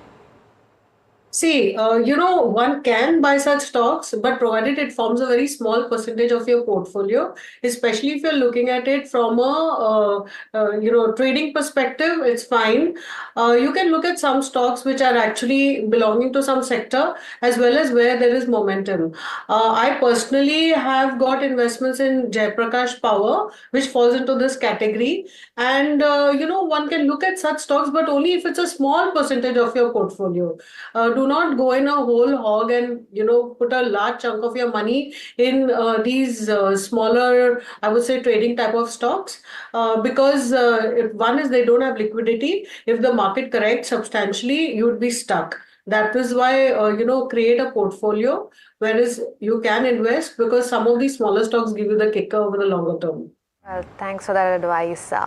And the next counter we're talking about is Salazar Techno Engineering. This one's from Shiv Kumar from Dubai. They say they bought the counter at 21 rupees. Now, Ajit, we've seen an all-time high of this counter a couple of months ago, but it seems like it's been on a downtrend since then. Would you suggest sticking on to it for a little bit more? Do you see some kind of upside and any specific targets you have on the counter? Yeah, so the move was almost vertical from 8 to 32, and then we've seen this retracement in the last 2 months, almost 50% of the retracement of the entire move. The good part is that still trading around his buying price, and we have multiple supports also around 19 marks. So in case it seems like that it might spend few more sessions around the current level. So if the view is very short term, you may exit and switch to the counters which are anyways participating in the move. So stocks from the metal space like NMDC, SAIL, Tata Steel, these are the candidates if the view is short term. And if you wish to stay put, then you should maintain a stop at 19. And upside, I feel that a break above 23, 23.5 may result in further momentum towards 27, 28 mark. Around that levels, you may close this position. Okay, I'm coming back to you, Ajit, on a pretty general question, and this is coming from Ashwini. It hasn't specified a time frame, but looking for which stock to buy at this juncture for gains, not specified a timeline either. So not necessarily a buy now, sell tomorrow kind of a trade, but maybe a short-term view on a stock that you like? So certainly, as Alex, we have been seeing certain sectors like auto, metal, where we are seeing consistent outperformers. NMDC is one such name which we just mentioned, and as a disclosure, we have recommended to our clients also. 274, 275 is something that we are eyeing in the near future. The stock is quoting at 250, so one can buy NMDC at the current levels, stop at 240. Alongside with the NMDC SCI, wherein we are seeing fresh traction after almost 1.5 months of consolidation. Here also one can look for buying for short to medium term. The stock is quoting at 235, so your stop should be at 215, and positionally 270 to 75 is something that one can maintain as a target. All right. The next counter we're talking about is 5-star, which is an NBFC. Now, this is from Amit Rastogi, who's written to us on YouTube. They're looking to invest into this counter from from 3 years perspective. Shahina, could you tell us the long-term prospects and the buying range as well? I don't track the stock. Okay. Ajit, I'll take it to you then. Any sort of buying range you have on this counter from a longer-term perspective? It's been almost 1 year now that the stock has been trading in this band 780 to 640, 660. So we are currently in the middle of the band, and if somebody is planning, let's say for investment, then the lower band closer to around 660, 640 is the zone basically where one can look at accumulating the stock. And if you're planning anything for the momentum, means for the shorter duration, then one should wait and let the stock surpass 730 hurdle, and then 760 to 775 be the target area for the stock. But as of now, it's a no. Okay. The next question I will take is from Rahul. He's writing from IP Extension. He points out, and he's bought PI Industries at levels of 3475. He's looking at a relatively shorter term view, but I'll still come across to you, Shahina. He's looking at the next 6 months. The stock is trading at above his buy price at 3745. What should he watch out for? I think chemical sector is still got some more, way to actually start giving returns. So I would actually not be invested in this sector, and I would avoid PI Industries. I would exit and probably look at metals or power. All right. Next counter we're talking about is Star Health. Star Health, and this one's from Satya. They say they bought the counter at 774 a piece. The counter is below that, somewhere around 565 rupees. Shahina, do you have coverage on this particular counter? And if you do, what are the long-term prospects for this? Star Health actually looks decent at current levels. I think going forward, there was some bit of consolidation based on numbers actually being pretty weak. But I think going forward, things are looking better. So one can continue to hold for the medium to longer term. Okay. Suresh from Chalakudi in Kerala is asking about Raj Oil Mills. I must confess that I'm not really familiar with the counter. Ajit, have you come across this, and would you suggest that it's something that you can get into at this juncture? It's up at upper circuit, if I'm not mistaken, right now. In fact, Alex, I also cannot find this stock. No, that's fine. That's understandable. Let me go to the next one then. We've got Kusum, and she's bought HAL at 3,800 levels, and she's wondering whether to exit at this point. On the charts, is that a good idea?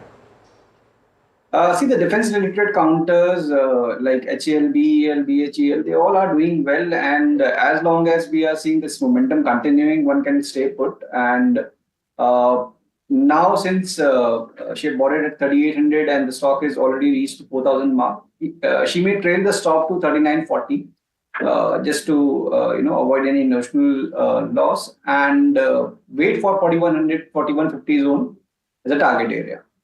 All right.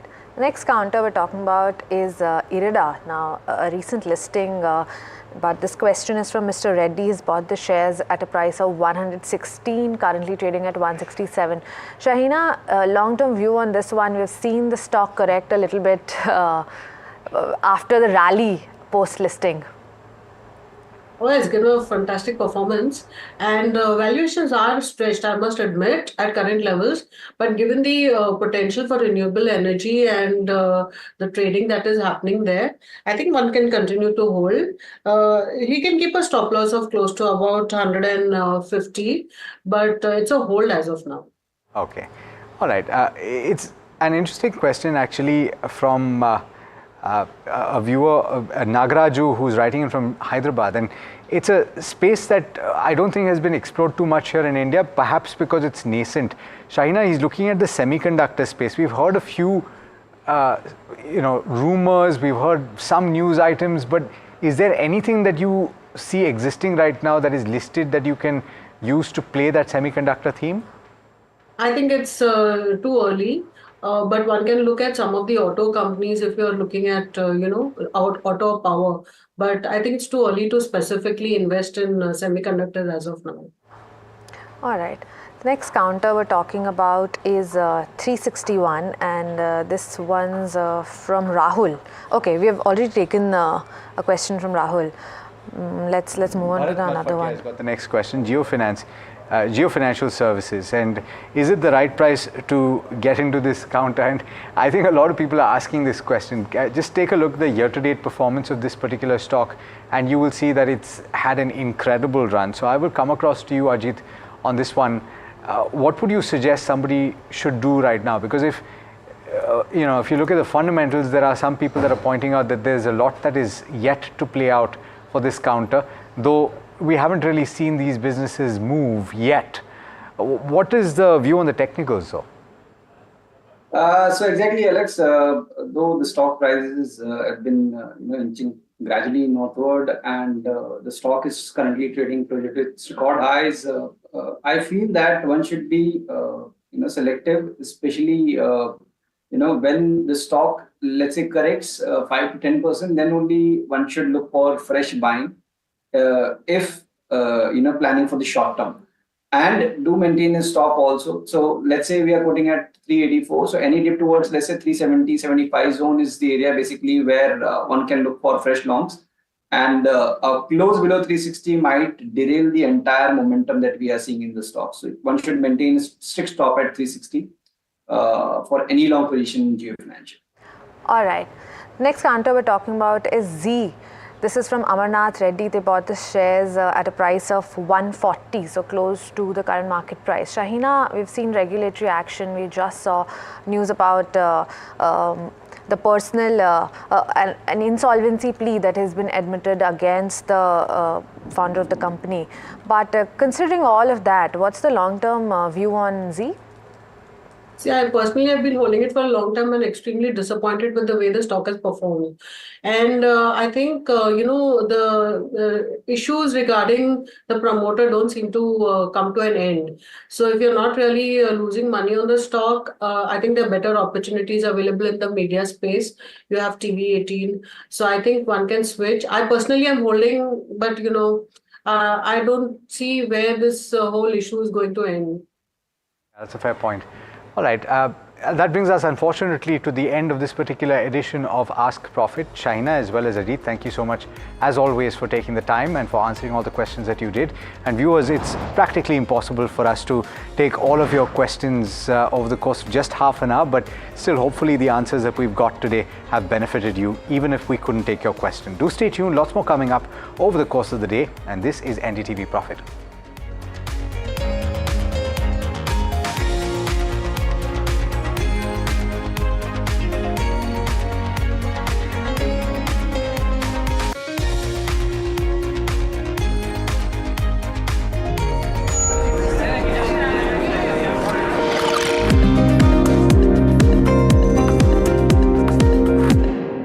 Have you been struggling with your personal finances?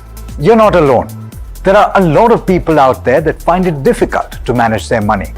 But on Big Decisions, we'll be discussing a variety of topics that will help you make your financial decisions with confidence. Check it out on any of our social media platforms, the television channel, on the website ndtvprofit.com, or in fact, on any of the podcast platforms out there.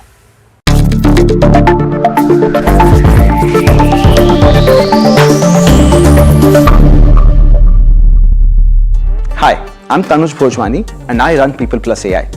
We're an organization that helps startups build AI. Is AI useful in India?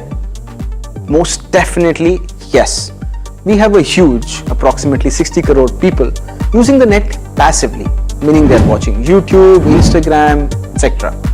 But perhaps only 20 or 30 crores who are actively contributing or transacting on e-commerce websites. One big hurdle is because this involves typing, needs you to be literate, comfortable with using the smartphone, etc.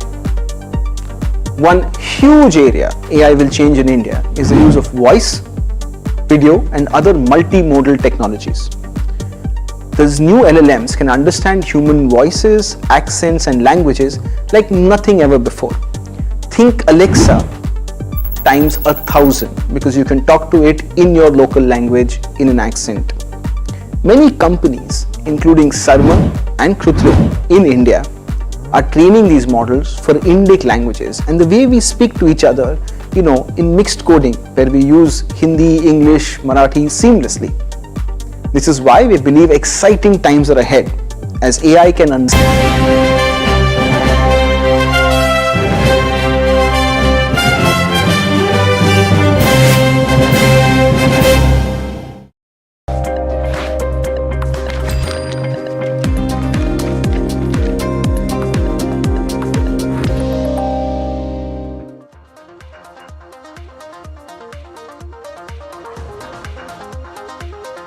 Hello and welcome. This is Hot Money. I am Agam Vakil, and in this show we take you through all the stocks which are buzzing in trade and have been the flavor of the season. But before that, a quick look at the markets, and we are looking at gains coming through, even though it's been an extremely volatile day of trade, and of course perhaps on expected lines because it is a day of the monthly expiry.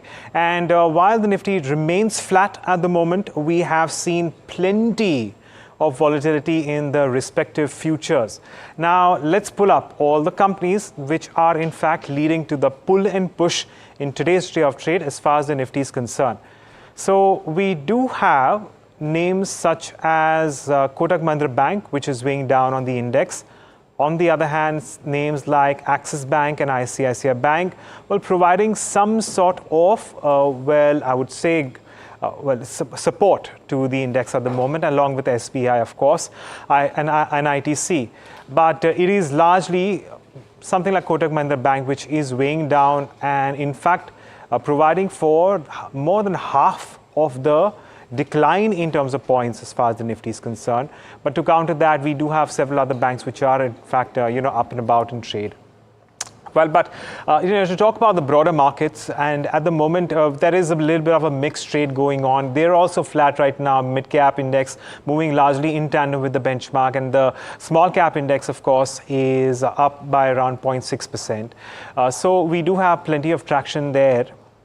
And the small cap index continues to move upwards, defying gravity, and this is irrespective of whether or not the other broader markets are doing well or no. I want to very quickly take a look at what's really happening in buzzing as far as the broader markets go, and see where there is trade which stands out. So I'll take a look at something like a Bharat Forge, because that's up around 6%. We have gains in AB for Capital, that's up around 5%. Mazagon Dock is doing well in today's day of trade, that's up around 4% as well. We also have something like a Delivery up around 3.4%. On the losing end, of course, we have Dalmia Bharat, which is down around 7%, followed by Indian Hotels reacting to earnings, down around 5.5%. And then we have Macrotech Developers, that's down around 4.4% as well. In terms of Macrotech, we are awaiting the conference call details coming through, and this should be at 1 o'clock today. That's where it's slated to be. We'll have a lot more clarity on the quarter gone by, which has been a strong quarter, there's no doubt about that, with the kind of bookings that the company has seen, as well as the entire realty pack. But what lies in store going ahead in terms of inventory, in terms of demand, we'll have a lot more clarity in terms of Macrotech Developers going in. And of course, we have Max Financial and L&T Tech as well, declining by around 2 to 2.25%. That said, let's talk about all the counters that we're going to be addressing in the show today. So, naturally, we're going to talk about Kotak Mahindra Bank, Axis Bank, to two sides of perhaps a coin, if you can put it that way, because one is doing very well in trade, the other one is in fact under pressure. We're going to talk about Hindustan Unilever, that large FMCG behemoth, which is in fact under pressure today as well on account of earnings. It seems like growth is becoming a challenge for this particular company. Dalmia Bharat, Indian Hotels, as well as Bharat Forge on the back of a broken note. And to take us through, the views on several of these stocks, we are in conversation with Mohit Nigam of AIM Securities. Mohit, good afternoon. Thank you so much for joining in. Mohit, before I come to you, let me take up the first topic of the day, and that is Kotak Mahindra Bank, down by nearly 10% in today's job trade. In fact, over 10% at the moment right now. I'm going to get in my colleague Harsh to tell us more about this one. Harsh. Looking at just the ballpark numbers and the impact, around 3.7% of the portfolio is credit cards. That will definitely struggle to grow because you won't be, or rather Kotak won't be issuing any new credit cards at least for the 9th to 15th month kind of period for sure. This portfolio has grown at 52% year over year, at least ended Q3 FY24. Q4 numbers yet to come out. So it's low base but very, very high growth. Outside of that, you have their BNPL products, which they sell through Kotak 811 and through online channels predominantly. 90 to 95% of them are sold through online channels. And that too has grown significantly quickly, roughly 33% on a year-on-year basis, 8% sequential is how that portfolio is growing. And that will also likely see a bit of a tempering or a slowing down. But I think the largest impact will be on new customers. New customers added over the last 1 year till Q3 FY24 was roughly a crore, which is a 25% growth from 3.9 to 4.9. So that growth might just taper, and that number one would have to wait and watch out for as to where that number is, because if new customers continue to get added, then likely some of the other products they can continue to do should not be a problem. So some commentary around that will help, but currently we have most brokerages maintaining or just about reducing the target price, not the rating on the stock. So that's the first piece. Now stock down 10%. 3.3 lakh crore in terms of market cap, 90,000 odd crore in terms of standalone book value, cumulative, and therefore the stock on a consol basis is trading at roughly 2.6 times price to book, well below its long term as well as short term as well as medium term averages, well below it. So definitely something to look out for, because the stock has taken a bit of a beating in comparative terms to itself, trading at quite a low in terms of book value. Absolutely, Harsh, point taken for considering the valuations, and especially for a stock which really hasn't done too much in the last 5 years. In fact, the returns are zero at the moment, and it's been a clear underperformer with respect to the entire sector as a whole. But perhaps for a good reason, at least according to RBI. Mohit, welcome to the show.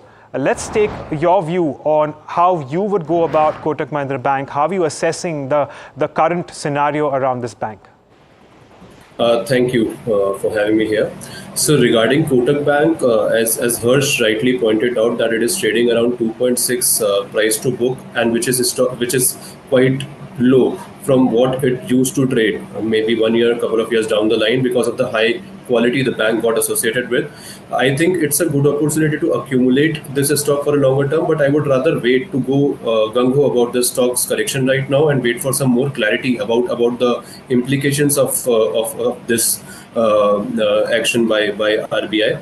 At the same time, these levels as far as valuation is concerned is good, and maybe one or two good solid triggers on the positive side might initiate some rally in Kotak and HDFC Bank, which are long time due. At the same time, there is a plenty of action in other banking stocks on the PSU side or maybe on the Axis Bank side. So clearly market is rewarding the good numbers and good commentaries, and market is punishing it hard the steep valuations and any negative news in the steep valuation counters.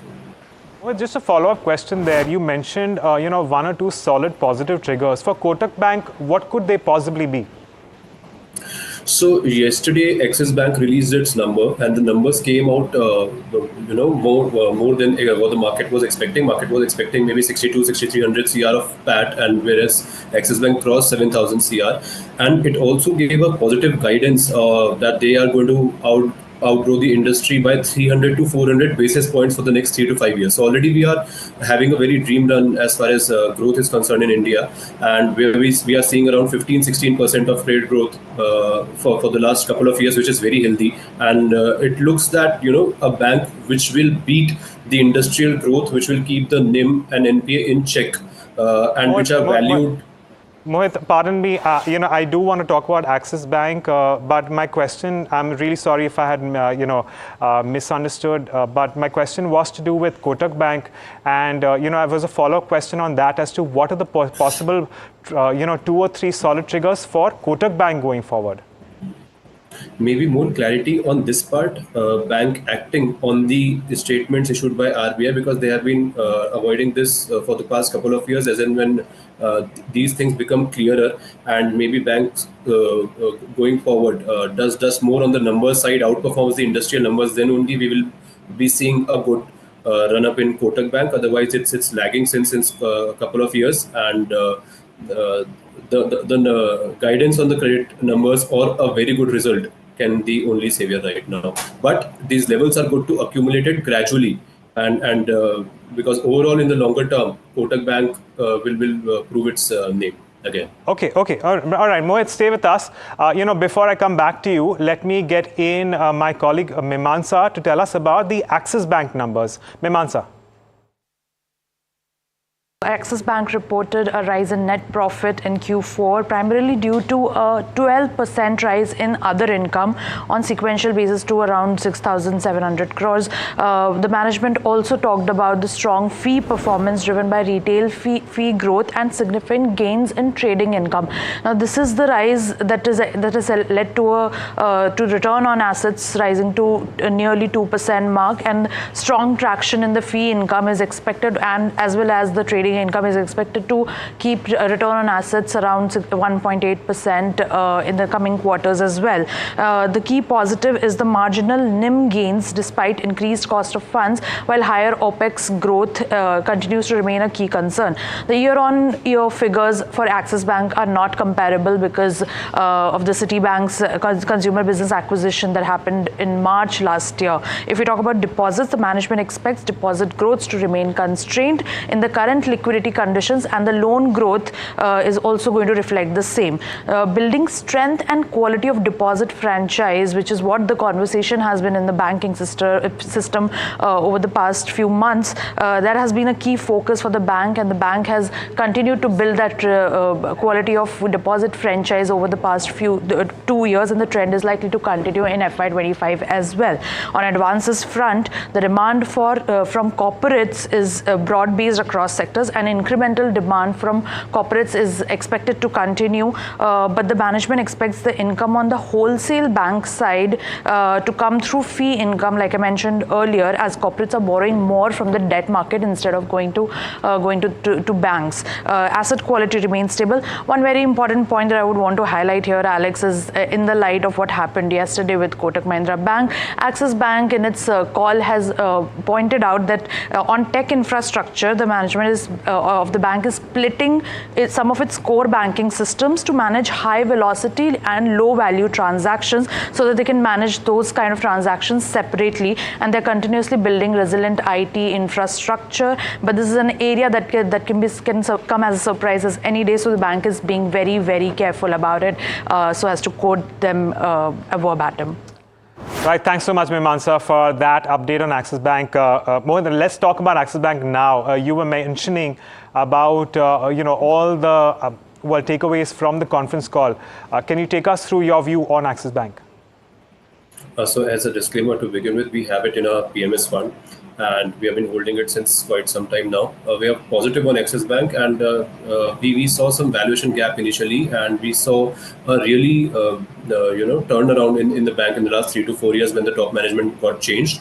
Recent results are substantially reflect the kind of hard work the top management has been putting in. The valuations still have some room to grow. It's trading around 2.6, 2.7 price to book, and surprisingly, it's almost in line or even better. Or in line with HDFC Bank and Kotak Bank. So that is the kind of run-up the bank has given, and it has been an outperformer. Most importantly, it has given a positive guidance for future. That is what the street is looking at, because it's rewarding, as I mentioned earlier, it is rewarding the uptick in guidances in future. Now, on the counter side, the YOY numbers, as your colleague has mentioned, are not comparable because it had a Citibank impact also in the past financial year. Overall, positive guidance, moderate valuations. We feel that Axis Bank is a good stock for longer term, and you should have it in a portfolio. You can accumulate on any downside. Okay, Mohit, stay with us. We'll slip into a short break. And on the other side, we get you the balance of the list that we intend to discuss on the show. Back in just a bit.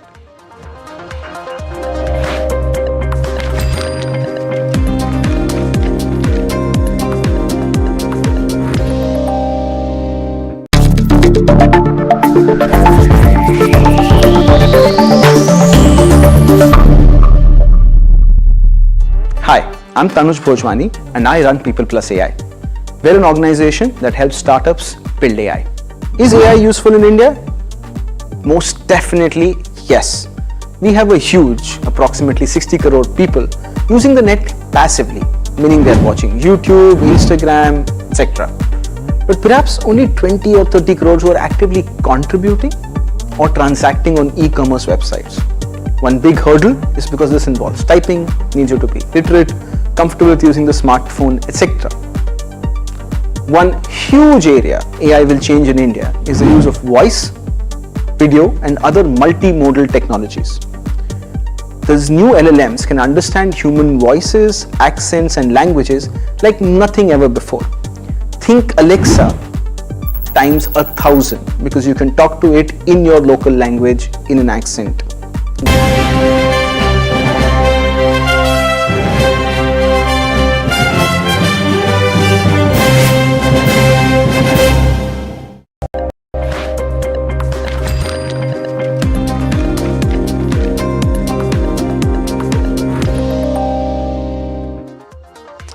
Welcome back to Hot Money. We take stock of HUL and what brokerages are making of the earnings. We do know that it's not exactly been a very satisfactory quarter, which has in fact not seen any growth coming through either. But I'm going to get in my colleague Mahima to tell us more about what the street makes of the earnings. Mahima. Right, Agam, so as you rightly mentioned, the earnings were not up to the mark, and this has been the trend over the past quarters. But however, the brokerages are still bullish on HUL. I'll start with MS on HUL. They're saying that it rates equal weight with the target price of 2350, which is around 4% upside from its closing price yesterday. The numbers were below their estimates, and weaker top line growth is expected in near term. And this is on the back of lower volume growth. However, they are expecting that gradual demand improvement will continue over a period of time. Then we have Citi, which is maintained buy with a target price of 2755, which is a 22% upside from its yesterday's closing price. They've said that the Q4 results for them were in line with the expectations. They believe that their initial signs of they're seeing some kind of initial signs of eventual performance which will accelerate in the coming quarters. They're expecting growth in terms of negative pricing, and this could reverse in the H2 FY25, and they believe that companies' self-help initiatives could drive the turnaround. And lastly, there's MK on HUL. They've rated it ad with a target price of 2,500, which is an upside of around 10%.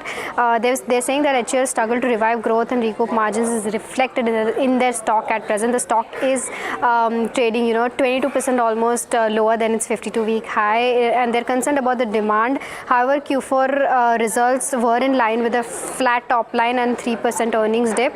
They're saying that the management commentary suggests that actions are in place but with a lag, and concerns on demand slump and inability to drive in time innovation is something that is pulling down HUL. And overall, they've given a CAGR for FY24 to 26 of 5 to 6%, which is below the consensus. So this is the overall street view for HUL. Okay, well, that's the view on HUL, as down around 1.5%, but it still remains an expensive stock. Let's not forget that, but that's also largely on account of old holdings from institutions and old hands or old ultra high net worth individuals who perhaps would want not part with a traditional conventionally held stock like this one. But Mohit, coming on HUL, what's your view or what's your opinion on this one? Okay, so mostly I think we can avoid this stock because the stock performance will reflect two variables. One will be the price action of its products, and second will be demand. And company has clearly stated and indicated that on the price front they will not be able to do much, and on the volume part also they are not expecting a major jump in volume, maybe 2 to 3%, 4% YOY. That is what the consensus is building on. So there is no positive upside as far as or any positive trigger as far as why one should enter in the stock at the current prices, which is still trading around 51, 52 of PE, when you have better opportunities growing at a faster pace. So HUL for now maybe avoid. Okay, so it's an avoid for HUL, and from there on, let's talk about Dalmia Bharat. This one is also in focus, buzzing, under pressure right now. Going to get in my colleague, Mika, to tell us why this one is down 7.5% at day's lows. Mika. Yes, so it's on the back of their quarter four earnings. While revenue was up 10% year-on-year and did beat estimates, their EBITDA and net profit was down on a year-on-year basis. EBITDA was down 7.9% and margins contracted 295 basis points and missed estimates at 15.18%. Now, what was mainly causing the EBITDA to be under pressure were the cement prices. Now, all India average cement prices were down 6% on a quarter-on-quarter basis, and what this does is it lowers the realizations for the companies, and in the end also impacts the EBITDA per ton. Additionally, total expenses were up 13%. Now, cost of raw materials consumed was up 4% year-on-year, and logistic costs were up 2% on a year-on-year basis too. But when you look at conversely on the volume picture, they did have industry-leading volume growth at 18.5% on a year-on-year basis at 8.8 million tons for quarter four. And lastly, their FY24 volumes were up almost 12% on a year-on-year basis at 28.8 million tons. Okay. Mohit, I understand that Dalmia Bharat is not under your coverage, but in the cement sector, any stocks that stand out for you which have potential or an opportunity at the moment?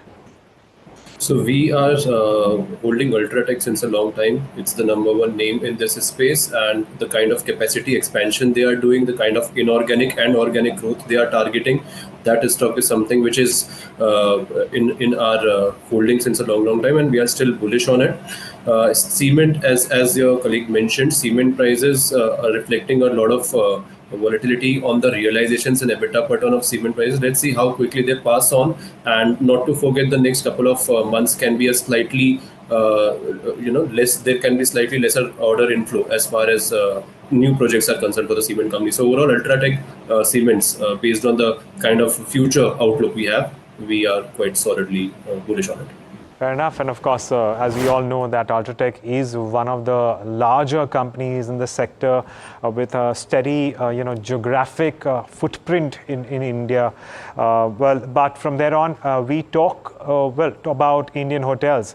Now, before I go back to Mohit on this one, we spoke to the management of Indian Hotels earlier on the quarter gone by and what worked for the company. Listen in. Ours is a bit of a seasonal business. So Q3 is always the best quarter and will remain in the foreseeable future. Q4 is the second best quarter. And as the base keeps increasing, the percentage rise will start declining, because just imagine coming out of COVID, where we had almost nothing. We started showing growth in like triple digits. And then it went to high double digits. And at some point of time, it has to come back to single digit. Important is to look at the CAGR of last 5-6 years. And if we looked at that, then we are showing and demonstrating, both as a sector as well as our company, a very high and a very healthy growth. All right. Mohit, that was the management of Indian Hotels telling us about what we can expect going forward. But Mohit, how are you viewing this one? We've seen quite a bit of traction in the hospitality space. What is your view on Indian Hotels? So overall, we are positive on hospitality sector. At the same time, we need to keep in mind that this sector has given a very good run-up, solid run-up in the last 1.5 years due to the increased trend of travel and leisure stays.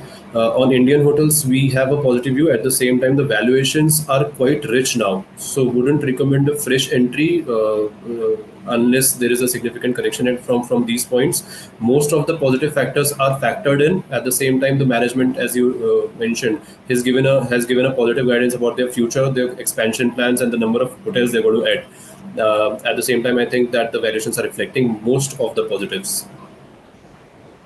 Okay, well, that's Indian hotels, and that's how that's what Mohit makes of this particular company. Of course, plenty of traction there, and it's something to keep an eye on as well.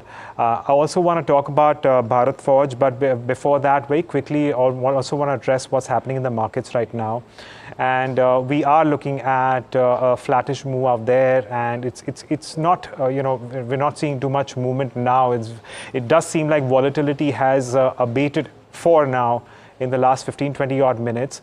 It is flat at the moment, and it's a wait and watch, because it may just turn out to be a volatile last couple of hours because of simply a lot of traders being thrown out of the positions in the first 1 hour of trade. And especially when it comes to option traders, it's going to be a challenging one to speak for. But, the final stock that we want to address in the show today is Bharat Forge.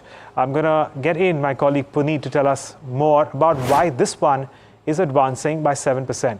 Puneet. Yeah, thanks for that, Agam. So there's a big brokerage call coming in from Bank of America on Bharat Forge with a target price of 1,450 rupees, which is an upside of, which is a potential upgrade of 45% from the previous target of 1,000. This is back on a widely expected downturn, which was expected in the US truck market to not be so severe as expected. They are seeing that the market is remaining elusive to such downturns going forward, while the truck down cycle, if any, would be in the second half, would be quite shorter than expected. They see that the large global truck OEMs are pointing to a steady demand revival going forward, while the two key metrics such as spot truck rentals as well as used truck vehicle prices have started to inch up as well. Finally, the company's underperformance versus other truck makers since the start of the year offers good risk reward, while the new emission norms in the US, which are expected to start from 2027, offer a key trigger for pre-buying in the 2024 to 2026, which will be a key trigger for Bharat Forge going forward. They see that the other defense as well as the industrial verticals are offering good positive upside from here as well, and they have upped their earnings estimate by 7 to 15%, raising the EV by EBITDA metric to 18 times for a target price and a potential upside of roughly 19% from the current market levels. Back to you.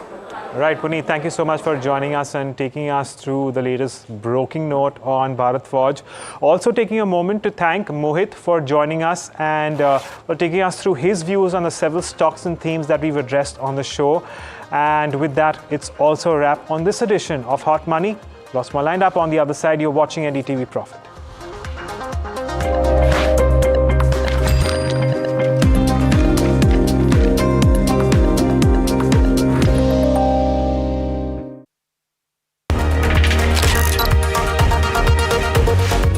As an Indian citizen, it is not only my birthright, but it is my duty to vote. I urge every Indian citizen to exercise their voting right and elect a government which meets our hope and aspiration. I can assure you that I and my associate in Vocard will exercise their voting franchise.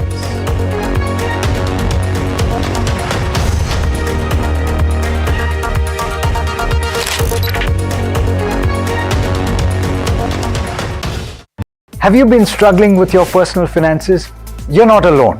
There are a lot of people out there that find it difficult to manage their money. But on Big Decisions, we'll be discussing a variety of topics that will help you make your financial decisions with confidence.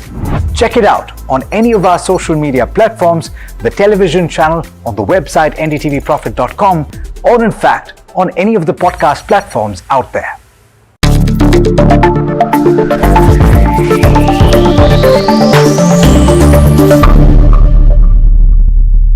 Hi, I'm Tanuj Bhojwani and I run People Plus AI. We're an organization that helps startups build AI. Is AI useful in India? Most definitely, yes. We have a huge, approximately 60 crore people using the net passively, meaning they're watching YouTube, Instagram, etc. But perhaps only 20 or 30 crores who are actively contributing or transacting on e-commerce websites. One big hurdle is because this involves typing, needs you to be literate, comfortable with using the smartphone, etc. One huge area AI will change in India is the use of voice, video and other multimodal technologies. These new LLMs can understand human voices, accents and languages like nothing ever before.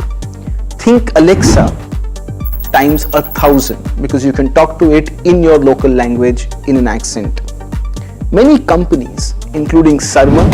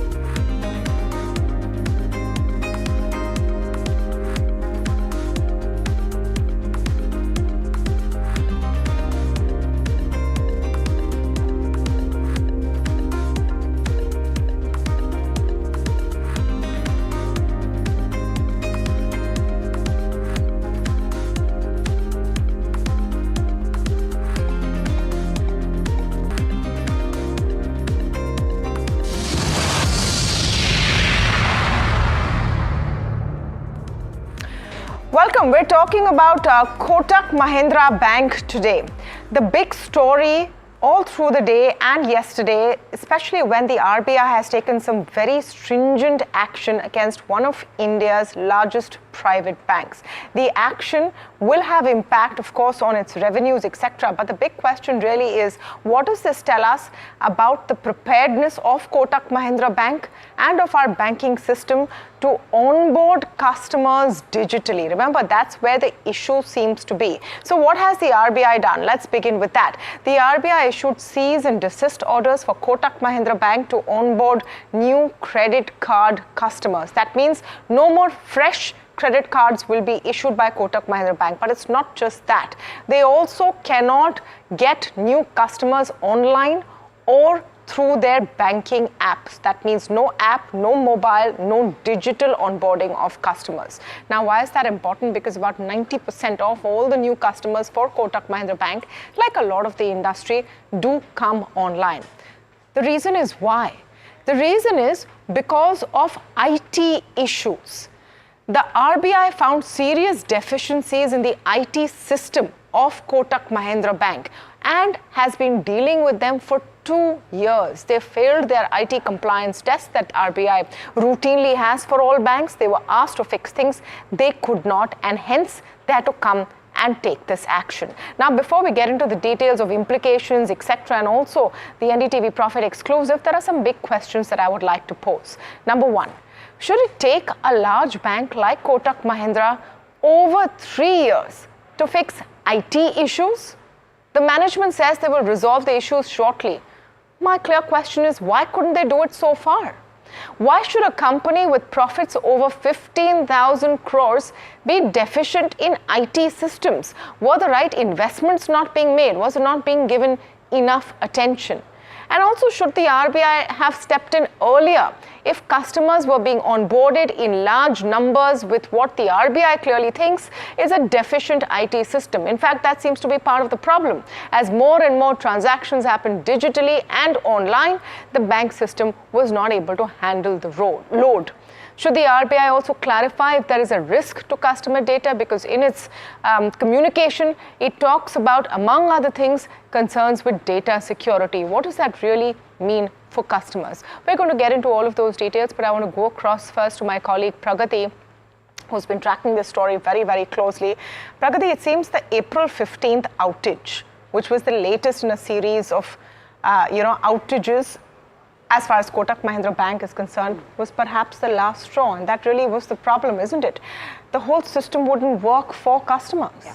Right, Tamanna, you're absolutely right. So April 15 was just one of the first or one of the latest instances, but sources told us that these instances were actually very, very common and they were happening frequently over the last 2 or 3 years.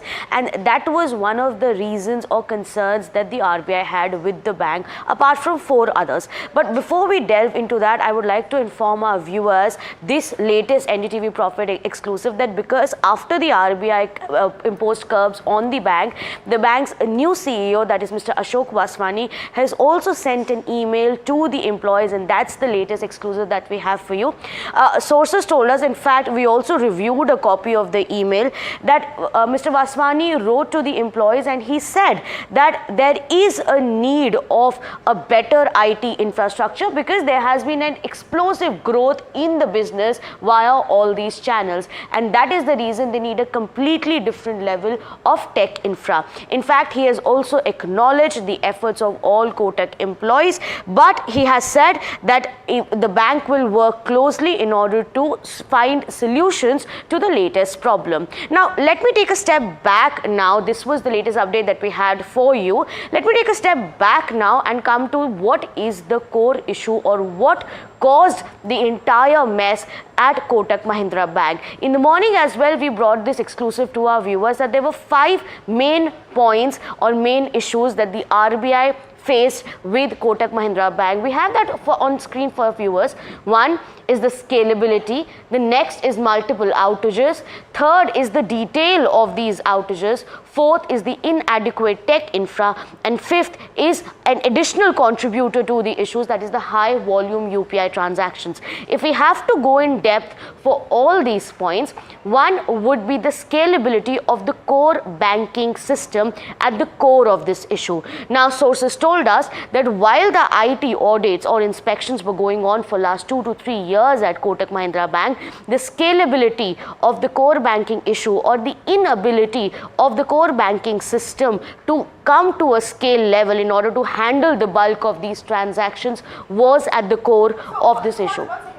Understand this is important, and let's understand this point by point and in simple terms. When you say scalability, essentially the rate at which new customers are coming on versus what the system could handle was just a complete mismatch, isn't it? Yes, that's what sources made us understand in simple terms, that the system was not at least in terms of size or efficiency, was not equipped enough. The customer onboarding or the number of transactions and the volume of transactions was much larger than what the system could actually handle. In fact, we have an instance also here on our screen as an example. Sources told us that about 30 to 40 hours of outages were being reported in a year.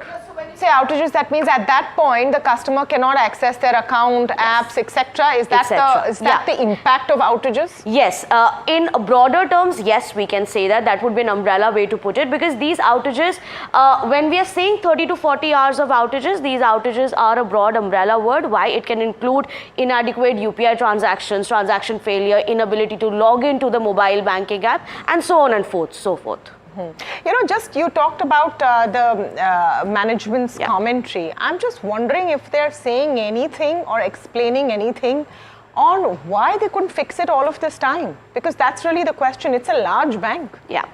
So what we have gathered so far is that they did have multiple action plans in place, and they were submitting those reports to the RBI, and there was a constant conversation happening between the regulator and the bank. In fact, sources also told us, it's a very interesting point, Tamanna, that they said that they were on the verge of completing all the changes that they had planned to introduce, but the clampdown happened right before that. So while we don't have the exact details of the timeline, but they did indicate that to us. No, in various I mean that's like saying, you know, I couldn't finish my exam paper before the invigilator took away the paper. I mean, the fact is that when the bell rings, and the RBI has decided to clamp down. We'll come back to you for more Pragati, but meanwhile, let's get our conversation going. We're joined now by Abizar Divanji of EY India Financial Services Leader. Abizar, great to have you on the show. And thank you so much for speaking with us today, because we want to begin with understanding the magnitude of action that has been taken against Kotak Mahindra Bank. Remember, the RBI also acted against HDFC Bank in the past for IT issues. Is this action much more than HDFC Bank? No, well, there's no question of it being larger. There is no evidence to actually prove that it's any larger or lesser than that. I think the larger issue here is that banks are going through a transformation where they are digitizing the whole banking process, especially the retail banking process. And as part of that process, I think procedures are changing quite significantly. Be it HDFC, be it Kotak, I think it's all the same, or be it even IIFL or JM when we saw earlier in the NBFC space. So what's really happening is that there is a new way of getting more and more customers onboarded, more and more transactions being done digitally. Customers are being assessed, approached, and sanctioned or banked with digitally now. And that has changed a whole lot of processes in every bank. And like in every change in process over a period of time, there will be lapses that will happen in the processes, which are a constructive way of moving towards best processes. The best way to look at this is to make sure that every entity which is being audited or governed, every audit entity which is not yet audited but yet to be audited, as well as the regulator, needs to take this as a constructive process of remediating the bad processes and making sure that we move in a continuous path towards making sure that digitization happens. It's happening everywhere in every industry. Banking has taken the lead. And because banking or financial services is a highly regulated industry, we are seeing more and more of regulator intervention in that. But apart from that, I don't see that as one being of a higher magnitude than the other at all. No, what I mean when I say higher magnitude, I mean in terms and context of the RBI's action. The action the RBI has taken against Kotak Mahindra Bank versus what it took versus HDFC Bank. Is this of a higher magnitude? That may be, but so there is existing customers who continue to be serviced, whether it is credit card customers or existing bank customers. Now, all it says is that take a pause in the process that you're doing, try and remediate that, and then move ahead and do it. I think it's a constructive process where the regulator has to understand the bank and the bank has to understand the regulator and arrive at a mid path, which is called the remediation path, which is acceptable to both, and move on. Now, the thing is, what is acceptable to both is a big issue. Because normally the enterprise gets more aggressive in terms of moving towards a digital path. The regulator tends to be more conservative, but the path is somewhere in the middle, and that is what the remediation needs to be arrived at. So it's made out that, I can understand what happened to a Paytm bank, which said stop operations. I think that would have been a drasticer measure. But when you talk about saying suspend operations so that you can rationalize and get back on track, after consensual recommendations are implemented, that's I think a fair regulatory process in terms of the learning between the regulator and the regulated.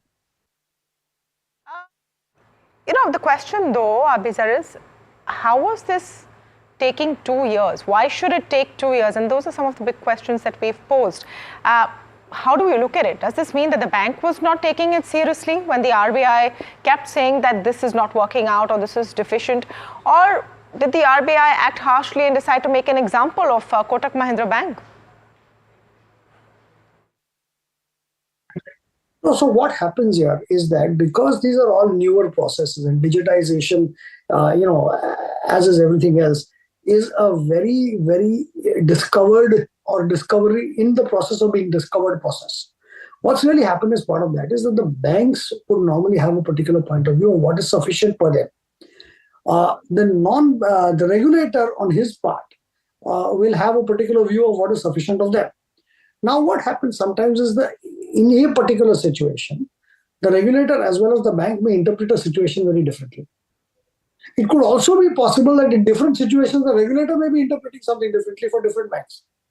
So ideally, because this standardization itself is an evolutionary process and takes time, one has to give it that time to happen. To say, oh, I did not follow rules for 2 years is not the answer. The answer is that there was an interpretation which I had. There is an interpretation that you had. I tried to mend it by a particular way which I thought would be sufficient for the regulator, which the regulator possibly did not think was sufficient. So it's going to be a dialogue process between the two of them to resolve it. And I think, frankly, this is like, we are going towards a path where banks and financial institutions who have adopted digitization and are at advanced stage of adopting are actually paving the way for a smoother highway for the others to come through. So there will be, a lot of impediments in between, a lot of remediation to be done in between, and the process has to be taken constructively. That's all I would say. All right, stay on with us, Abizar. I'm also inviting Ashwin Parekh, Managing Partner of APAS, to the show. We're speaking with Gurmeet Chadda of Complete Circles PMS today. Welcome to both of you, and thank you so much for joining us as we try to dissect and understand really what the issues are over here. Gurmeet, let me begin with you. And a variety of views, especially in the market, on how much this will impact Kotak Mahindra Bank. Obviously, sentimentally it has, the stock has reacted negatively, etc. But the question is, what is it telling us about the ability of the bank to scale up the way it wants to? And why this extent of deficiency? This is a very core and basic kind of requirement. It is surprising, Tamanna, and it's not restricted to Kotak alone. If you see HDFC, Axis, leading private banks, there are frequent outages. Most of the time, the servers are down, especially during month ends. And I'm actually surprised. HDFC does 70,000 crores of quarterly PAT.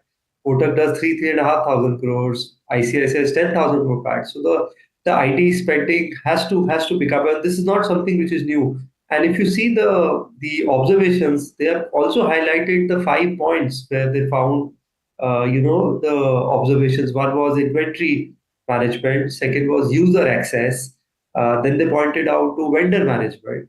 And they also pointed out to data security. So there were 5 areas and this is not the first bank. HDFC had a similar issue a couple of years back. Took almost 18 months to fix it. So what this does is that in this new digital world, while the current impact looks limited, the growth gets impacted. So let's say out of the saving accounts they have been opening, 70% of them are being digitally opened, especially with the 811 scheme. Personal loans, most of them are digitally disbursed. Credit cards, 99% are digitally now originated and done. So, and there is a big impact on the liability sides. We are just looking at cards being only 4%. It's not as simple as that. I think the message from RBI to all banks is very clear. This is not just Kotak. I'm just putting all private banks. Is that you have to, increase spending on digital infrastructure, make systems more robust. But my question is, Gurmeet, why not? It's not like these banks have no profitability or are doing very badly or are doing very poorly. They are extremely profitable enterprises. I don't understand why they wouldn't spend. It's definitely not a question of budget. Is it a lack of understanding to the extent of which they needed to comply? No, it's a combination of banks being slow to react and like the explosive growth we are seeing digitally. I don't think so. The kind of for example, look at UPI transactions. This is one of the another area RBI is highlighted. Also, the growth has been very high. And Kotak in particular, the growth has been more digital. Unlike HDFC, which is let's say adding 800 branches a year, Kotak is more like 50 to 80 branches a year. Right? So they've been relying more on digital. So I think it's both the pace of the growth and the bank's ability to catch up with it. And India hasn't seen those fines, Tamanna. I've worked with Citibank. There were billions of dollars of fine on, and Citi never had a issue till now, despite they leaving India. So I think the banks now need to realize that the future is digital. And I think the message is loud and clear. And I agree with you. I am surprised. Had it been a tier 2 bank, it's okay. But the likes of Kotak, which are marquee banks, very high on governance, great leadership, it does come in as a surprise. Ashwin Parekh, great to have you on the show. Just wanted your take on what the message is from RBI, what it's telling us about Kotak Mahindra Bank and how they will have to really pull up their socks very, very quickly. I mean, we've got that exclusive excerpt from the management on what they plan to do next. They say they will fix it. My question is, what is your takeaway when for over 2 years this problem persists and you don't manage to do anything about it? So, see, let's look at, the issue on hand. One, of course, is when you're dealing with whether it's onboarding or whether you're really conducting the transactions, assisting the customers to conduct the transactions.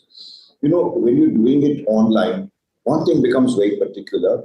See, if you ever use, let's say, for example, any one of those platforms, payment platforms, one bank, the debit bank, will normally debit your account, and then the other bank has to really complete the transaction by accepting and putting it in the account of the payee. The trouble in case of online banking is that if you make the other leg of transaction wait, then the transaction does not get completed.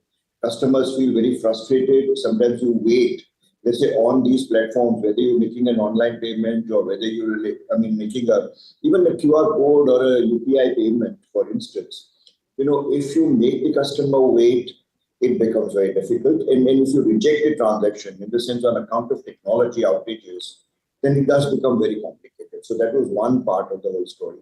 The second is, in this day and age, when we know that we have to handle a large number of transactions, online transactions, and they have to happen on a real-time basis, outages can cause a lot of trouble, not only to the customers, but also to the system.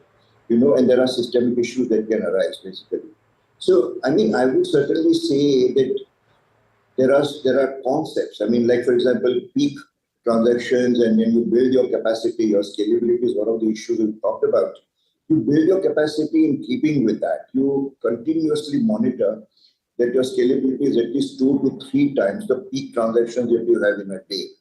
And you have to make sure that each and every application that you have with your core banking is well aligned, basically.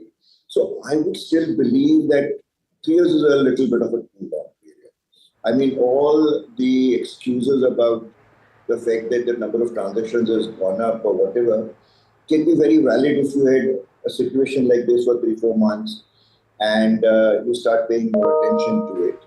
So 3 years or 2 years, I think. Exactly. I think there's a lot to be answered in terms of why Kotak has had this lapse and what the reason is. We'll take a very short break. When we come back, we talk about the RBI's slew of actions. Remember, Kotak is only the latest in line. What is the message the regulator is giving? We'll come back with that after this break.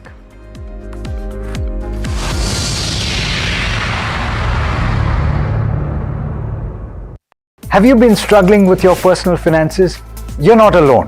There are a lot of people out there that find it difficult to manage their money. But on Big Decisions, we'll be discussing a variety of topics that will help you make your financial decisions with confidence. Check it out on any of our social media platforms, the television channel, on the website ndtvprofit.com, or in fact, on any of the podcast platforms out there.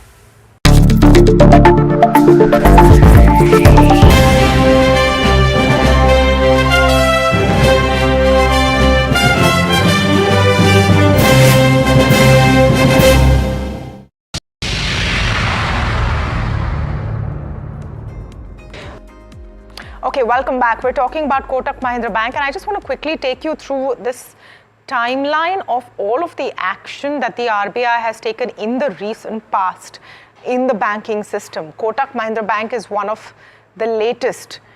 It's not as if the RBI has not taken action previously. December 2020, they asked HDFC Bank to stop all forthcoming digital business generating activities. It took, remember, HDFC Bank over a year to fix this, and assessment is that it's going to take Kotak Mahindra Bank also upward of 12 months to fix the issues that the RBI sees. Remember, HDFC Bank was also asked to stop sourcing new credit card customers in December 2020. Through then and after then, you've seen action on a variety of financial institutions, whether it's Paytm, whether it's Bajaj Finance, and of course, the latest being Kotak Mahindra Bank. Gurmeet Chadda, I want to come to you on, what is the message that the regulator is giving?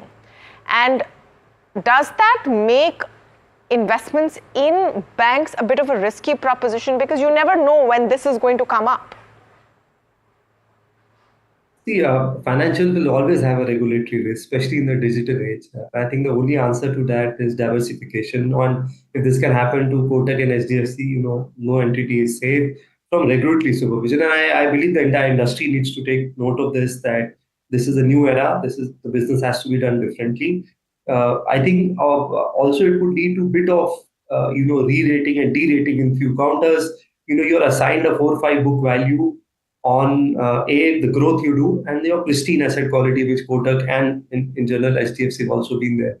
Now, if this any ban on digital front will impact growth, I mean, while we are being short-sighted if we are saying that the financial impact is limited now, but in terms of growth, if you're a 4 book value, you have to grow at 20-25%, and digital was forming a large part of growth for most of the private banks. So I think first is the price correction which happens, and then there is a bit of a time correction and maybe a bit of derating, because these issues take time to fix. I don't see issue getting fixed so easily. However quick be the response, there is an external audit. So I think the message is clear. There is no compromise on digital ecosystem. You have to spend more on data security. And I think the entire industry probably needs to come up. I am actually a little surprised. I had a look at some of the IT budgets for a lot of the large banks, and I must say that they are very short of what they should be. Wait 1 minute. I'm interested in that. So what did you find? You went and looked at the IT budgets of these banks, Gurmeet. You think they're not spending enough? Absolutely not. It's visible, Tamanna. You don't have to put numbers to it. Just go to any branch every week, see the number of times servers are down. The recent was the year end. I mean, from 28th, 29th April, March, when you had a year end, so many outages. There was a couple of days back, message from HDFC Bank that net banking is down. So I think this has become normal. It's like, that call drops in telecom. To be honest, I'm sorry, I'm being a little harsh here. I've worked with Citi. I've never seen this kind of, net banking issues. For almost 4 years, I was with the bank. One-off is fine. I think it's almost becoming a rule. So I think the banks need to take cognizance of this, that regulator, and I think we haven't started fining yet. Look at US, the way they fine. I mean, look at the track record of Citi or Barclays and how much fines they have paid in the last 5 years. You get to understand how serious this is. So fine, at least they've not been fined yet, but the fact is that this is also going to impact Kotak Mahindra Bank quite a bit. In fact, I want Abizar's view on this. 2 ways of looking at this, Abizar. Is the RBI giving out a message to others, long overdue, their action, or, is Kotak Mahindra Bank now giving the impression that they didn't really listen to the RBI for 2 years? Do you think the regulator is being too harsh? So, if I were to wear a regulator's hat, I think there is nothing excessive as long as I'm trying to be conservative. If I take a company's hat, I would say that one needs to innovate faster. See, in every situation, the company would be innovating much faster than you expect the regulator to innovate itself. So there is a gap. Now, what I would do as a regulator is not say that this, I would not interpret this to be excessive. I would say that the regulator is concerned. There is skepticism at the regulator, and the skepticism is always justified because you are entering into newer territory. And to stabilize that territory, there will be 2 steps forward, 1 step backward. It will happen. And I think that is the constructive process in itself. What the banks have to do, or the financial institutions have to do, as well as the regulator has to do, is to take it as a constructive process and make sure that both sides are open to what they hear, and then arrive at a consensual remedial process. Because it's not that the banks are fully correct. It's not that the regulator is fully correct. And somewhere in between is a discovered process that can happen through dialogue. Yeah. Because the regulator has a different level of comfort, the bank will obviously have a different. Okay, so that was a safe middle path kind of answer, Abizar. But the fact is, in this particular case, you've had quite a bit of skirmishes between Uday Kotak and the regulator on various issues. Just on the stance of the regulator, I want to ask Ashwin Parekh his view. There are two ways of looking at it, Mr. Parekh. One is, was the regulator too harsh? One was that, yes, at least in this case, the bank definitely deserved it. What would you say? Sure. So let's look at it this way. I would certainly say that the regulator is not being harsh at all. And look at the other environments. Let's look at stockbroking, for example. If you look at SEBI regulations and if you look at the way, both the bosses work, each and every broker is expected to report technology glitches on a regular basis on their own to begin with. And if they find that there have been outages more than a certain period, then immediately the bosses as well as SEBI, they put penalties on the companies, on the brokers. Now, RBI does something similar. Each and every bank is expected to report all the outages, all the technology glitches, as it is termed, and they're supposed to report to them. So what may have happened, perhaps, is that the outages which are quoted, let's say, in the communication, may not just be there. It may be more than those outages. And if it took HDFC Bank, let's say, about a year, as you suggested, let's not forget it was during COVID period. Now I'm sure, very confident that Kotak Bank will be able to do it much faster. Maybe they've already put some measures already, because the communication that the CEO has put out does suggest that they may have put some action into this. But to my mind, if you say, was the regulator harsh? I don't think so. Yeah. The regulator has to worry about the system. If anything, they were allowed to continue onboarding customers even when it was apparent for 2 years that your basic systems were not ready or weak, or the infrastructure was weak. And it's no surprise to anyone that the quantum of digital transactions has blown up. We've seen that trend coming. So a lesson here for Kotak Mahindra Bank, but I'm going to wrap up with what Gurmeet said. If HDFC and Kotak Mahindra Bank are found deficient by the regulator, then the others really pull up their socks. These are some of the top banks which have been in the regulator's crosshairs. That's all the time we have on this special show, but stay tuned. A lot more coming up on the other side on NDTV Profit.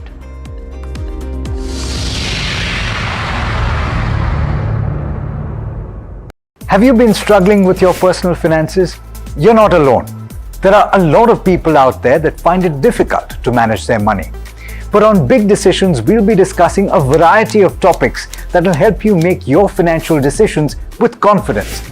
Check it out on any of our social media platforms, the television channel, on the website ndtvprofit.com, or in fact, on any of the podcast platforms out there. Different people believe in different things. In cricket, some hail the king, some believe in God. Some wait for Mr. Right, some believe in swiping right. Some run away from risk, others run after it.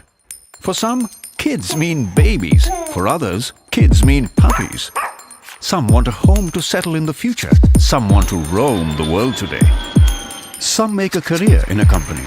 Some make a career out of building companies. But when it comes to money, everybody believes in only one thing: profit, profit, profit. And for profit, watch only NDTV Profit. We all love money.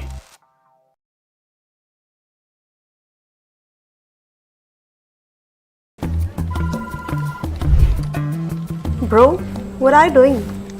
I'm trading FNOs. So, have you made any money? Oh, it's simple. If you think the market is moving upwards, just buy Nifty call option. But if you think the market could slide downwards... Simplifying futures and options trading. Don't worry about the future, as we've got your options covered. Futures and options strategy that will help you move with the tide. An unmissable trade. If you want to be in the money.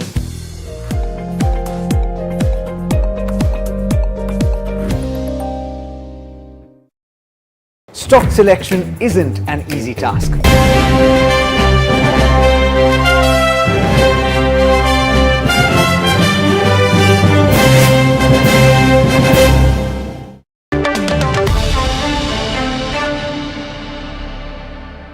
Thanks for tuning into this conversation with Sinjin. Now, viewers who had viewed, and a lot of you had, and if you had viewed that long format conversation that we did some time back with Jonathan Hunt. He had spoken about how not to quibble not just over quarters but over years as well and look at a 5-year growth trajectory. However, at the end of FY24, we will be compelled to talk to him about what happened in Q4 and FY24 and what could happen in the next few quarters at the very least, and then maybe the long term too. Jonathan, thanks for taking the time out and speaking to us. At the end of Q3, you had mentioned on the call that the projections for the fourth quarter would mark one of the largest revenue quarters for this year.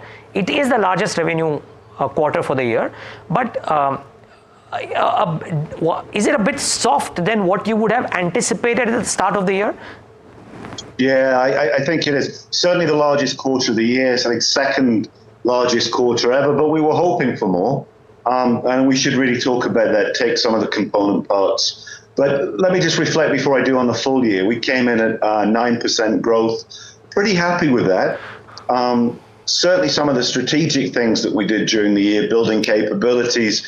We did an acquisition of a new manufacturing site, which we're going to bring online this year. So lots of the strategic agenda went well. The growth was pretty good. Actually, the first, second, third quarter were tracking pretty much in line with what I expected. Hit a bit of a speed bump in the fourth quarter. But to be clear about it, it's the same issue that many of my peers, competitors, other vendors have seen throughout the year. You'll recall we simplistically serve two market segments. There's the Fortune 500 sort of mega cap corporations, global biopharma companies, and then the startup environment, the US biotech as we talk about them. And two very, very different directions panned out in the fourth quarter, and the quarter then really started to look like the average of the two. So let me take them apart. The US biotech funding environment's been a challenging one all year for many of those startup companies. Recall their business model. It's often a small group of entrepreneurial scientists. They've got a really good idea. They go and raise money for it. And that often gives them a funding runway of a year or 2 years. And then they're coming constantly back to the capital markets. As their science evolves, they come back, they refinance. Two or 3 years ago, we had an absolute peak in the amount of funding that went through. So roll forward 2 years, you've got a flood of companies coming back to the market looking to refinance to extend their funding runway. And not all of them did in the fourth quarter. They may do it later in this year, but there's a timing issue. And of course, if they don't raise the funding, they can't spend it with service providers like us. So that gave us a sort of a bit of a headwind in the fourth quarter. But it's not structural. It's just part of the dynamism that you see in biotech. If you then go to the other segment, Fortune 500 companies, the mega caps, they're strong balance sheet, strong cash flow. What's really focusing their attention at the moment is geopolitics and where in the world they do their science and how they do it. And you've seen things like the Biosecure Act in the US being discussed. You've seen this slow but steady rotation away from an over-reliance on China. And that work is now starting to come into the market. And I think that's a trend not just for the year ahead, positive trend, but actually for the next 5 years. And that's really the opportunity for firms like us, and actually I think for India. The Indian CRO, CDMO space is the next closest by scale and sophistication and size to the Chinese one. And as the work comes out of China, it's going to find a home. And we've really got to take advantage of that opportunity. But it will be steady, but it is real. Got it. And I'm going to take that up at the very end of this conversation. Let me just get the minutiae out of the way, Jonathan, and the here and now before I come to the longer term. Margins, you would have been happy with the performance. Now, is this a new normal? Is it possible to kind of predict that, or would you still want to be guiding towards a range, because who knows what happens in a particular quarter to costs or supplies or transportation or everything? Good margin performance in the fourth quarter. Some of it's deep and underlying. It reflects the work that we've done around business efficiency, better procurement, better operating efficiency. But I would temper the enthusiasm.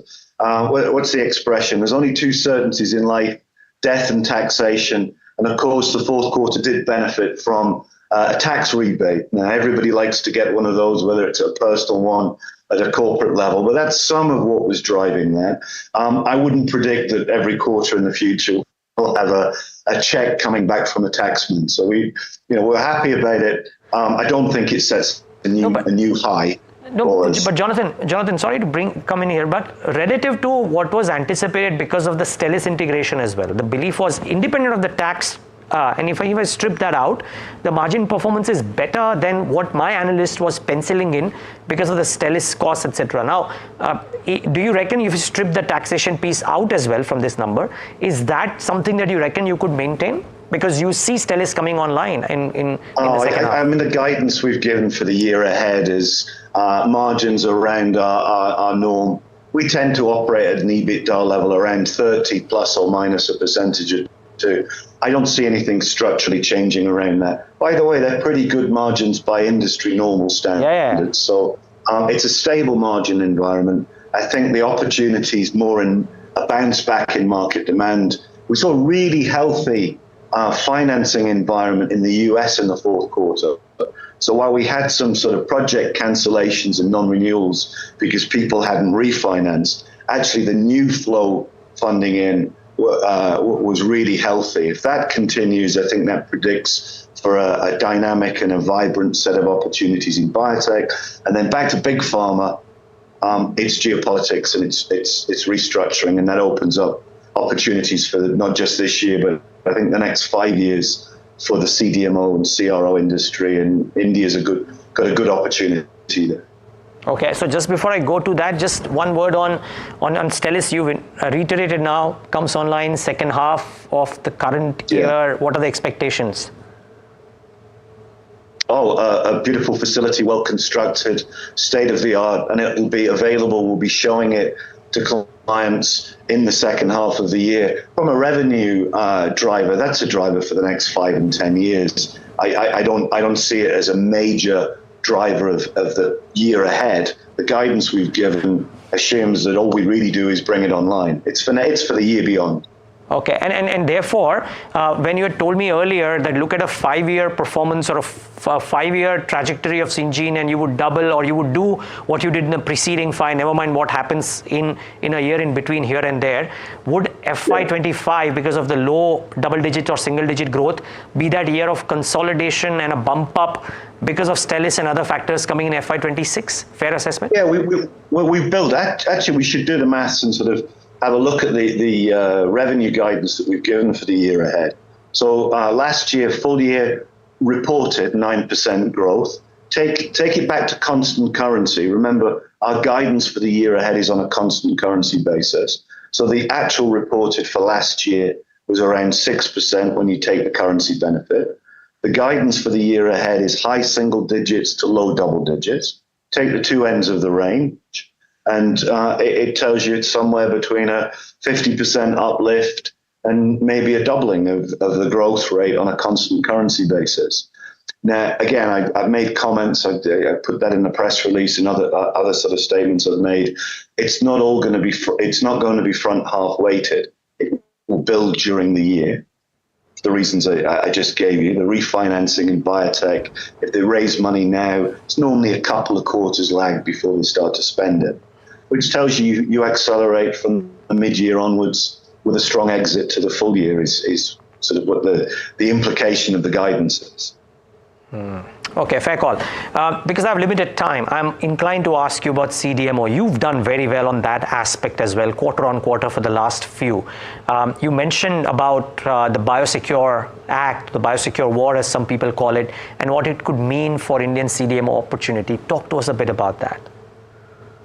Yeah, I mean, I can't get into the inner workings of the facts of the case and the drive behind the legislation, but it is concentrating minds. I mean, I think what I'm starting to see has been a slightly different mindset on the client side is, reasons to choose a particular region of the world or a particular vendor or a particular firm as your partner.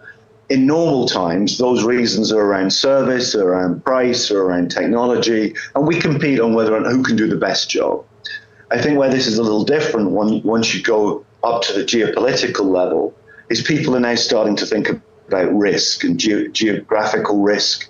You can't have all your eggs in one basket. So even though there are super Chinese firms in terms of their service, their innovation, the value for money that they deliver, we're now seeing boards of directors, audit committees, risk committees at these major PLCs says, well, even if we get great value out of it, we can't have everything in one place. And that's why I think it's a more material shift.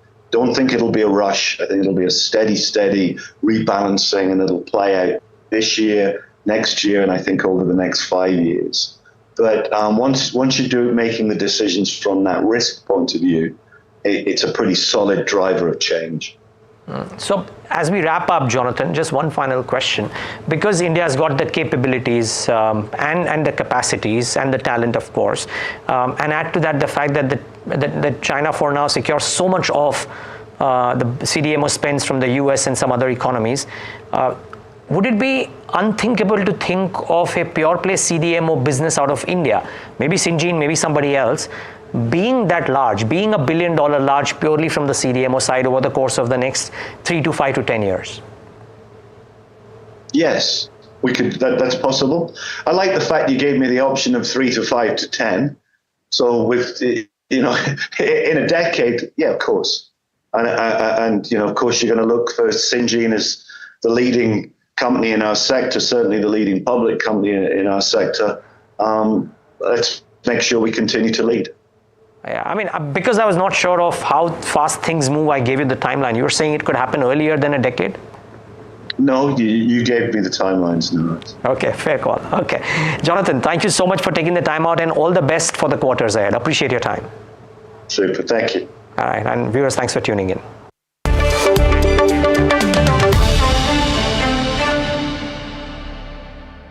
Have you been struggling with your personal finances? You're not alone. There are a lot of people out there that find it difficult to manage their money. But on Big Decisions, we'll be discussing a variety of topics that will help you make your financial decisions with confidence. Check it out on any of our social media platforms, the television channel, on the website ndtvprofit.com, or in fact, on any of the podcast platforms out there. Different people believe in different things. In cricket, some hail the king, some believe in God. Some wait for Mr. Right, some believe in swiping right.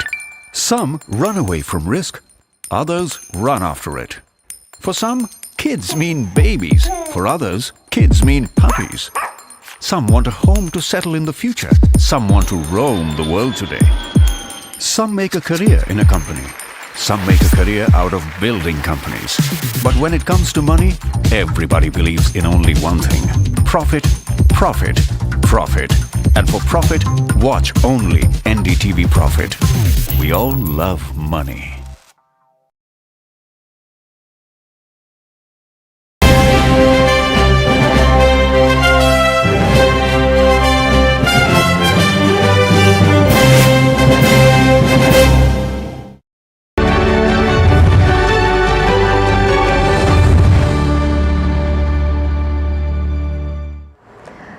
Well, hello and welcome. You're watching the special election coverage on NDTV Profit, and I'm your host, Pallavi Nahata. Now, on to NDTV's special election report. We're focusing today on Darjeeling, where BJP had recorded a victory of 4 lakh votes in 2019. What awaits this year is a triangular battle between BJP's Raju Bista, TMC's Gopal Lama and Congress's Munish Tamang. Will TMC be able to dent BJP's record win in Darjeeling this year? Listen in to this report by my colleague Saurabh Gupta.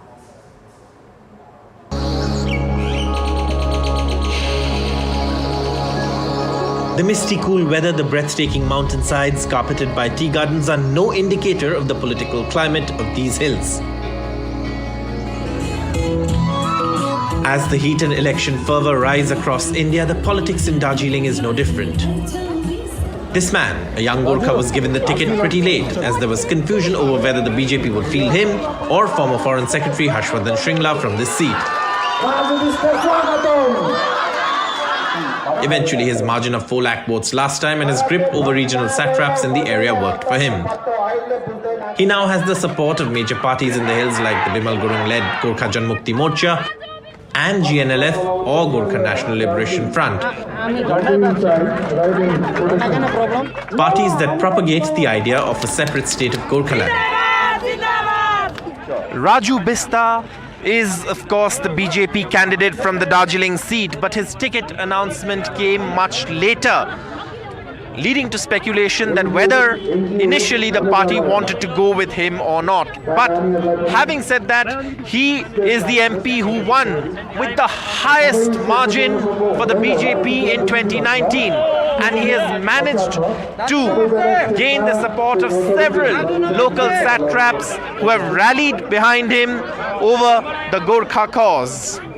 मैं जब 19 में चुनाव लड़ने आया तो बोलते आप tourist MP नहीं हो, इसका क्या प्रमाण है? वो 5 साल में वो प्रमाण दिया मैंने और विश्वास करके पार्टी ने मुझे यहाँ पे भेजा और जनता का इतना प्यार मुझे मिला। और जो आप देरी बोल रहे थे वो तो समय पे ही हुआ, लेकिन जनता को लग रहा था कि पहली लिस्ट में आएगी। उनके मन में एक उत्साह था उसको जानने का। But it's on the issue of Gorkhaland where things get a bit tricky for most parties that have a statewide or national imprint. The BJP has assured a permanent solution, but that is yet to materialize. And with the TMC also fielding a local candidate, the pressure to commit on Gorkhaland is there on all candidates. The BJP camp is aware that the margin will fall this time. जहाँ मुझे विषय रखना होगा parliament, मैं उसी के लिए जा रहा हूँ और विषय वही रखूंगा। थोड़ा लीड कम होगा, लेकिन अच्छा होगा। The Trinamool Congress candidate is confident that he will be able to make up for the margin last time. With the Trinamool organization in the plains and the Bharatiya Gorkha Prajatantrik Morcha in the hills, the TMC believes they have a chance with this seat. But with the Gorkhaland sentiment strong in the hills, it is going to be a very difficult battle. ये margin को makeup करने के लिए ऐसा है 2019 में जो vote हुआ था उसमें हम लोग का जितना पार्ट में था सबने बीजेपी को वोट दिया था। 2019 में अलग सिचुएशन था, अभी सिचुएशन पूरा चेंज हो गया। गोरखालैंड इशू ऐसा है कि ये कोई वोट में मांगने का चीज़ नहीं है, हमने क्लियर किया है हमारा वक्तव्य में जहाँ पर भी जा रहा है। ये एक जाति का मुद्दा है, ये जाति ठीक करेगा। जाति तो भारतवर्ष में गोरखा जाति तो सब जगह ही है, गोरखालैंड तो सभी का है, किसी का एक पार्टी का नहीं है। मगर पार्टी से गोरखालैंड नहीं होगा, क्योंकि हमारा यही बोलना है कि इलेक्शन के टाइम में गोरखालैंड उठाने से नहीं होगा। The Congress's pick of a candidate is someone who's open about his views on Gorkhaland. Delhi University professor Dr. Munish Tamang is originally from Kalimpong, and his candidature is being supported by the Hamro party led by Ajoy Edwards. Munish Tamang is committed to the Gorkhaland cause, and he accuses the BJP of not delivering despite having won so many times. Now, Gorkhaland issue is something that's been a long-standing sentiment and a long-standing demand. It's not something that is new. It's about 100 years old. And every person in the hills, of whichever political persuasion, believes in that sentiment, subscribes to that sentiment. So Congress will engage with the sentiment, and taking all stakeholders on board, we will find a constitutional solution to this. Both the TMC and the BJP, however, have promised the inclusion of 11 Gorkha sub-communities in the scheduled tribes list, with both Union Home Minister Amit Shah and TMC National General Secretary promising to deliver. কিন্তু আপনাকে মাথায় রাখতে হবে, আপনাদের ভুল বুঝিয়ে প্রধানমন্ত্রী বড় বড় ভাষণ দিয়েছে 2014, 16, 19-এ চা বাগানের শ্রমিকদের জন্য অমুক করব তমুক করব।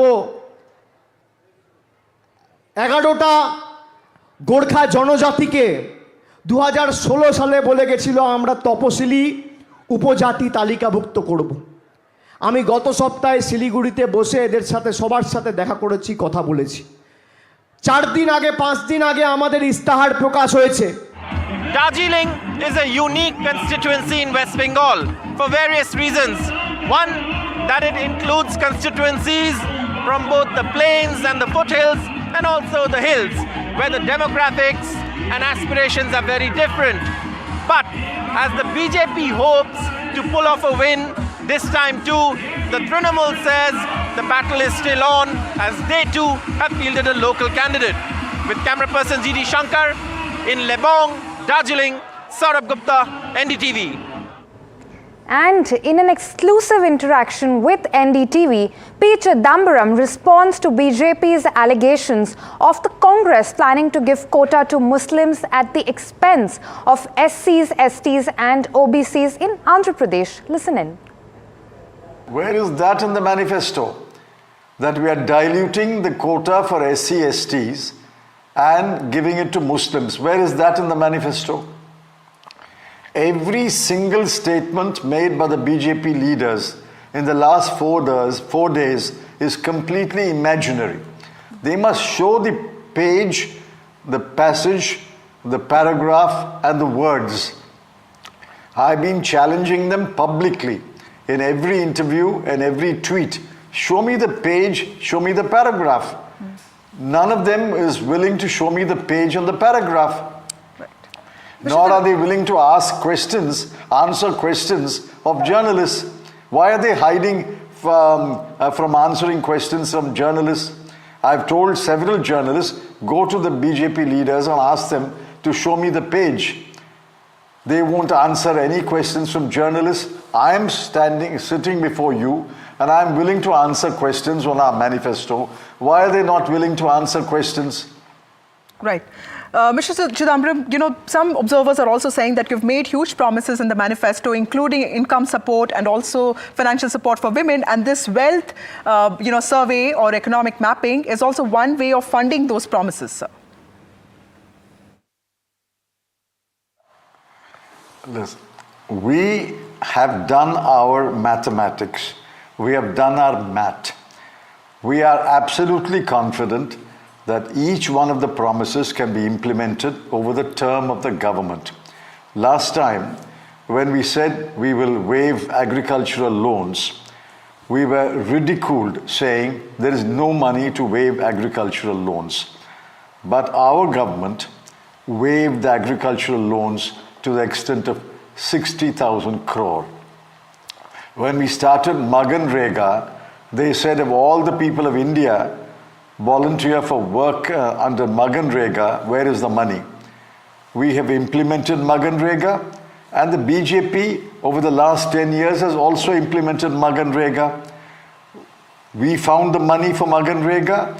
The BJP has also been able to find the money for Maganrega. Every program that we announce, the immediate criticism is that there is no money. But we have implemented the programs. So why do you think, having implemented our promises in the past, why we cannot implement the promises in this manifesto?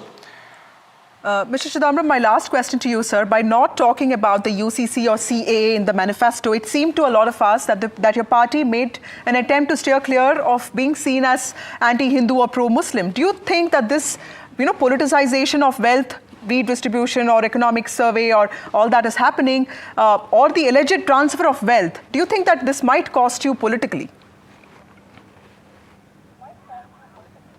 All that is not happening. You are repeating your question. Show me, have you read the manifesto? I assume you have. Show me the page and the paragraph where we're talking about redistribution of wealth. I'm appalled by the insensitivity and the utter ignorance of the BJP leaders. We are talking about social justice, bringing justice to different sections of the people, starting from youth, women, farmers, workers, and the neglected sections. We always mention SC, ST, minorities, and farmers. We are bringing justice to each section by making concrete promises. Unfortunately, the BJP's manifesto is not even a manifesto. It's called Modi Ki Guarantee. In fact, the entire document is cult worship. And that's all we have on the show for now, but do stay tuned to NDTV Profit. We have a lot more coming up.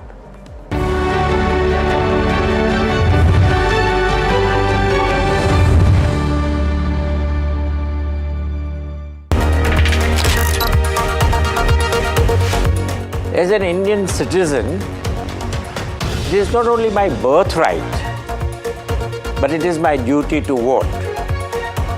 I urge every Indian citizen to exercise their voting right and elect a government which meets our hope and aspiration. I can assure you that I and my associate in WOCAD will exercise their voting franchise.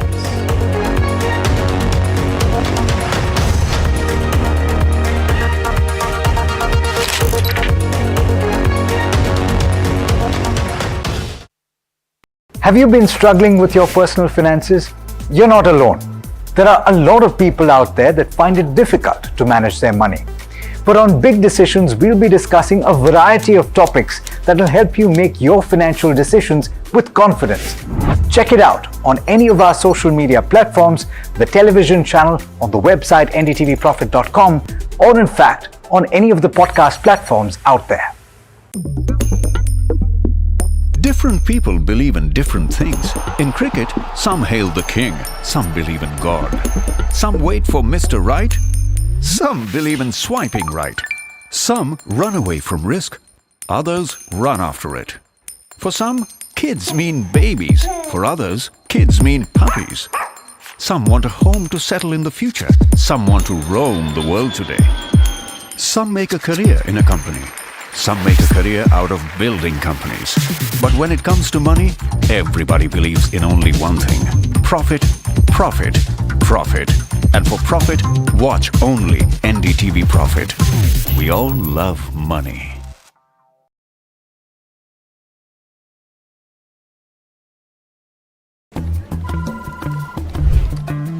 Bro, what are you doing? I'm trading FNOs. So, have you made any money? Oh, it's simple. If you think the market is moving upwards, just buy Nifty call option. But if you think the market could slide downwards, Simplifying futures and options trading. Don't worry about the future. We've got your options covered. Futures and options strategy that will help you move with the tide. An unmissable trade. If you want to be in the money.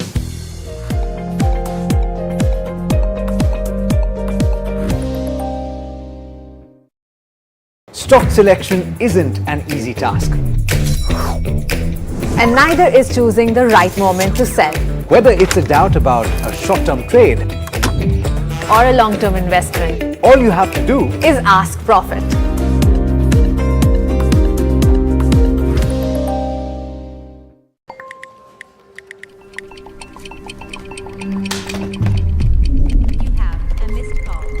Let's be real, guys. There are many financial experts out there. Which stocks to target?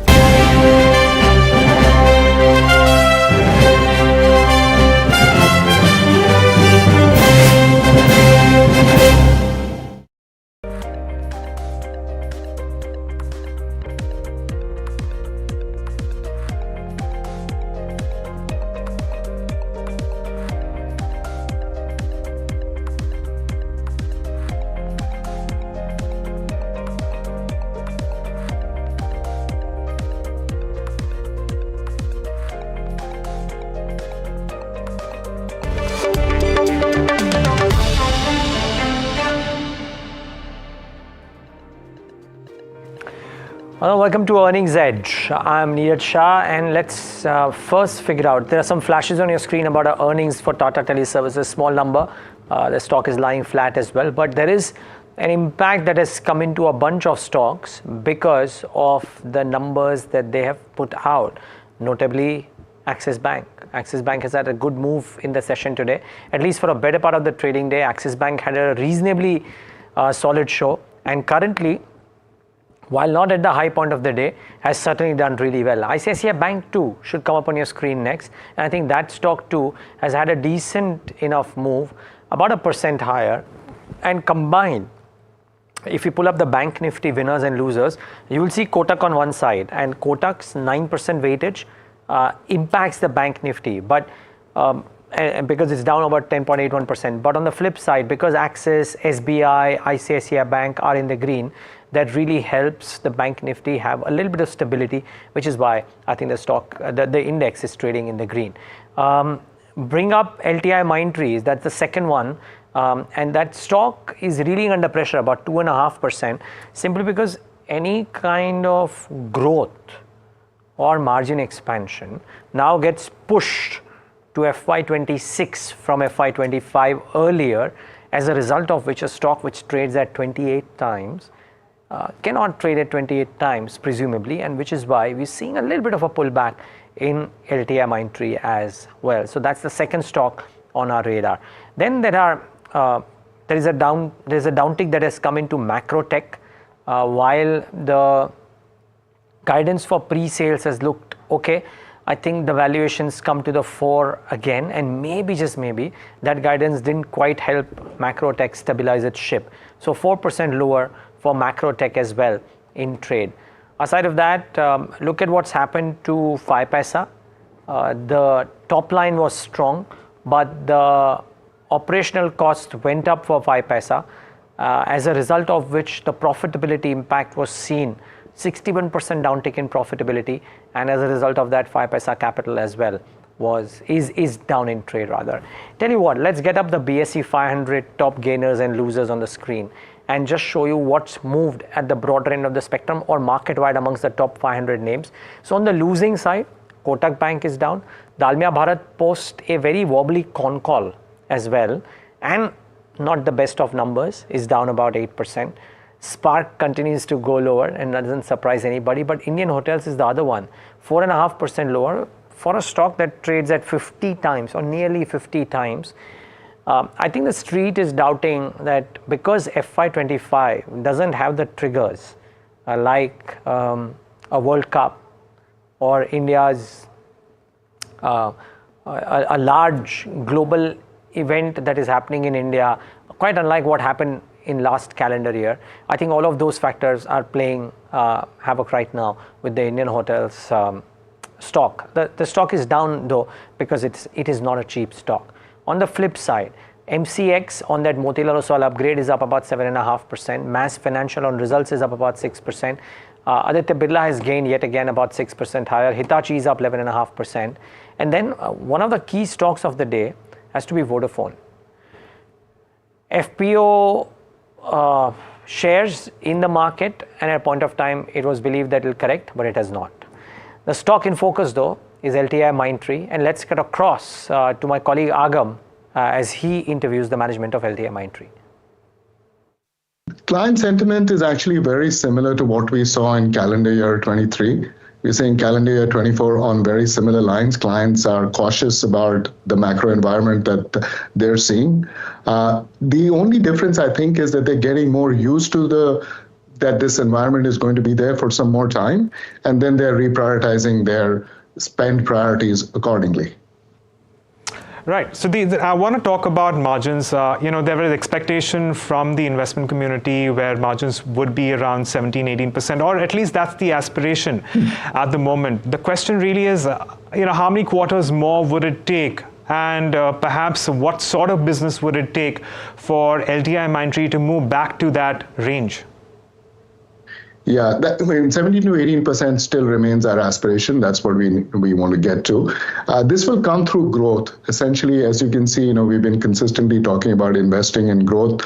And actually, if we look at the overall growth metrics, especially our order inflow, again, this quarter we had $1.4 billion of order inflow. So our total order inflow in the last 12 months has been $5.65 billion. That's 16% up year on year.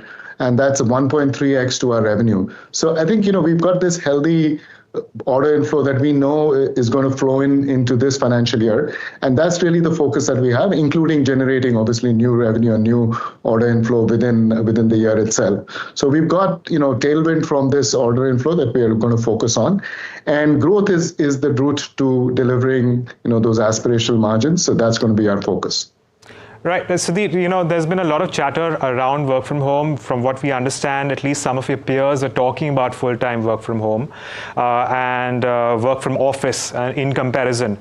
Can you tell us what your current work from office, ratio is, and what are your plans at the moment? Yeah, so we've embraced a hybrid working model, and we have, personas that are defined in terms of where people work. And this is actually working well for us. We have on average, 2 to 3 days a week in the office that people come in. And for that, we have, over 90% adherence. So we're doing well on that, on that parameter. Essentially, that is to drive, teamwork, collaboration, innovation discussions, as well as give people time. And hybrid also allows time, because we do find that productivity does go up in the hybrid world, and that's really what we're focused on. So we will continue with the model that we've had. We're also investing significantly in office space in multiple locations. For example, in Hyderabad, in Chennai, in Coimbatore, and this is in Calcutta, and this is to cater for our future growth, so that when people do come to the office, there's enough capacity for us to do that. Right. So then let's talk about demand at the moment. We want to understand, what sort of incorporation is the company seeing when it comes to discretionary spends. Of course, there's been a lot of focus from the clients when it comes to cutting costs, and that's where, a lot of your business is coming from. But what can you tell us in terms of trends for both these areas of your business? Yeah. So, in fact, let me just refer to our large deal pipeline, because that gives a good indicator of where we are in terms of, how the mix for demand is changing. So our large deal pipeline is just over $4 billion right now. And if I look at that pipeline, 2 quarters ago, that was 80% cost takeout and 20% transformation. This quarter, it is 75% cost takeout and 25% transformation, which means there's a slight uptick in discretionary spending that we're starting to see. But, the vast majority is still cost takeout. What we like about cost takeout is what it has helped us do with this order inflow that we have, is that it has helped us rebalance our portfolio of revenues. So we were skewed a bit towards discretionary spend, and now we've got a good balance between, sticky multi-year spend as well as discretionary. So, but the overall sentiment is still much more on the cost takeout, continues to be in the cost takeout world. And again, our track record there has been good. So, we, as I said, our win track record is good, as exemplified by our order intake, and the balance that we have between, dependence on discretionary and multi-year is also much better than it was last year. All right. Another question on everyone's mind is about the CEO's term nearing its expiry in late 2025. If you could have any comments on, the extension or any plans of succession, can you give us some sort of an idea around here?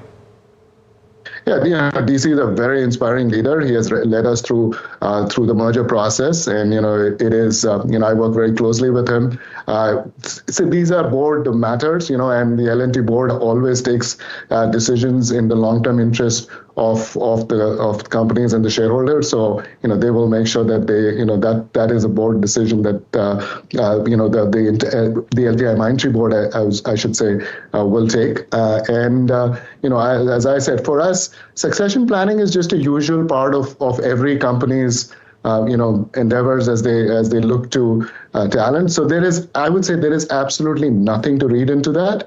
What we are focused on as a leadership team, DC, Nachiket, and me, is ensuring that we come back to the growth rates that we used to have, and that's really going to come through conversion of the deal pipeline. So huge focus really on execution. We talked about this yesterday as well when we made our remarks that we'll focus on execution on all fronts, especially on the revenue front. So the final question then, what are the factors that you're watching out for that could potentially lead to a meaningful improvement in, the business performance for the entire industry as a whole as we move into new year? I know you're not going to be talking about the economy, but there's all sorts of questions about rate cuts being pushed by another year in the US. Of course, we do have a lot of other, economic challenges in not just US, but the European economies as well. My question really is a little bit more broad-based about the factors that you would want to watch out for, which would perhaps indicate a genuine improvement in the environment going forward. Yeah, I think, the macro is uncertain, and it will continue to be so, especially the geopolitical tensions. It's also an election year in multiple countries, actually, not just in the US and India, but there are several other countries where it is. I think what we have assumed that, this year, as I said, from a overall economy perspective, will be similar to last year in terms of its And what we've learned, essentially the things that we've learned in the previous year, the best practices, I think we're much better positioned to navigate the year. So frankly, we're looking internally. We're looking, we're not going to use the economy as an excuse. We are going to work internally on all the levers that we have to drive growth. We've got a very impressive, client roster, and I personally am looking at our Focus 100 accounts as well in depth. DC is driving a program for growth, profitable growth across the company himself. So our endeavors are really to focus on all the internal levers that we have, the cross-sell, upsell kind of potential that we have. Those are the things that we're focused on, and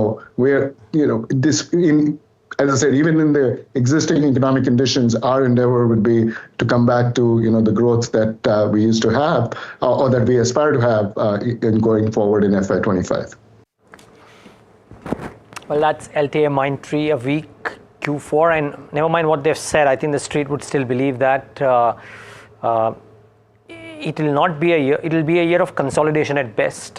Difficult to see a margin uptick coming in a meaningful way. If a margin uptick comes in, difficult to see growth come in. It's a bit of a tactical issue, which is why, remember, Persistent Systems was also punished, and which is why I reckon that LTIMindtree has been punished the way it is. Nevertheless, so that's on Earnings Watch. Let me take a quick break on that note. We come back and get you a slightly truncated version of the Mutual Fund Show. Stay tuned.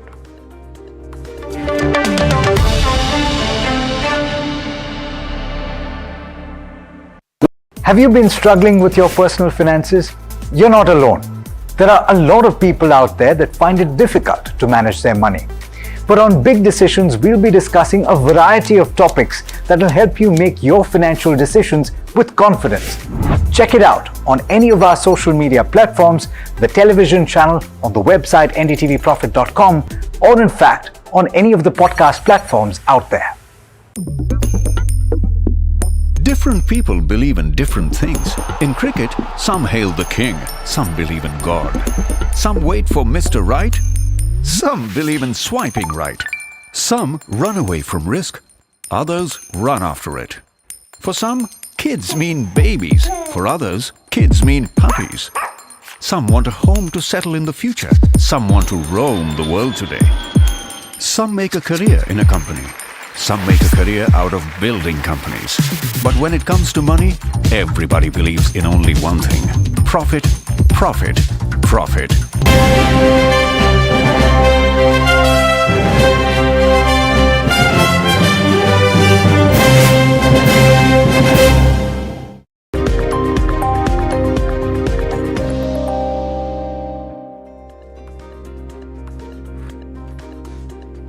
Hello and welcome to the Mutual Fund Show. I'm Neeraj Shah, and over the next 10-12 minutes of the show, we'll try and talk about one key topic and maybe try and answer a couple of queries from our guests as well. I thought the topic for today, based on all the conversations that we've had around banking, should be around BFSI funds. And when you think out and you take a step back and think about what is it that should be on the minds of people, I think the one thing that definitely comes on the minds of people is whether the argument of rate cuts that was so pronounced at the start of the calendar, whether that argument getting diluted means that you should recalibrate your investments in banking and financial services funds. There are a few of them out there. And I think it's a pertinent question to ask to our guests. I believe Nikhil Kothari of Etika is our guest, and he joins us right now on the show. Nikhil, great having you as always. Thanks for taking the time out, and good afternoon to you. And Nikhil, it's a pertinent argument because at the start of the year, the belief was of rate cuts, which now has gotten diluted. We're talking to 2-3 economists who are saying that they foresee that there'll probably not be any rate cut this year. So my question therefore is, do you think the BFSI funds are well positioned to navigate through that, or is it prudent to recalibrate investments that investors may have in BFSI funds because of the change in rate cut trajectory? Okay. So specifically on the rate cut, so what happens is when there is a rate cut, banking makes benefit on the treasury side of it. and as a result, they show higher profits. So that's on the rate cut side of it. What leads to the banking as a sector? Okay, apart from obviously the rates comes down, so they can have more great offtake and so on and so forth. But on the other side of it, I'll say that if you look at all the sectors in the industry right now, in the markets right now, only banking and financial is primarily one sector which is not run up like as compared to all other sectors. So from a valuation standpoint of view, this sector still looks reasonable as compared to many other sectors, since again there are a lot of large players and private banks has not performed that great. Second thing is that banking and financial services as a fund, from a fund house perspective, the universe has increased quite a lot. Earlier we only had banking companies. Now we have mutual fund companies listed in the stock market. We have fintech companies listed in the stock market. We have insurance companies listed in the stock market. So the universe of banking financial services as a fund house has increased quite a lot, and those sectors are not impacted by rate cut as such. Those are more structural story for India, and since the financial house savings is increasing, all these sectors going to benefit. So I will say from a valuation standpoint of view, banking and financial services at the current junction looks reasonable, but yeah, obviously it can the performance may get derailed by a couple of months because of the rate cut scenario not playing out exactly what was planned out. But over a long-term perspective, the sector looks good. But I'll say more from an investor perspective, lot of diversified funds have 20 to 25% of their money in banking and financial services fund. So it can be a tactical play, but most of the fund houses do have huge amount of exposure in banking and financial. So going over out and only buying in banking and financial services may not be that wise call, because you already have exposure to those sector. You can take a tactical call, depends on when you believe the valuations are valuation reasonable and not beaten down. That is the point of time you can increase exposure, but not as a long-term thing, because you already have a 25% in banking and financial if you invest into most of the diversified funds. But the rate trajectory doesn't alter your view, or the change in the expectation of rate cuts doesn't alter your view around BFSI funds. It is mainly the undervalued banking names that is leading you to say this.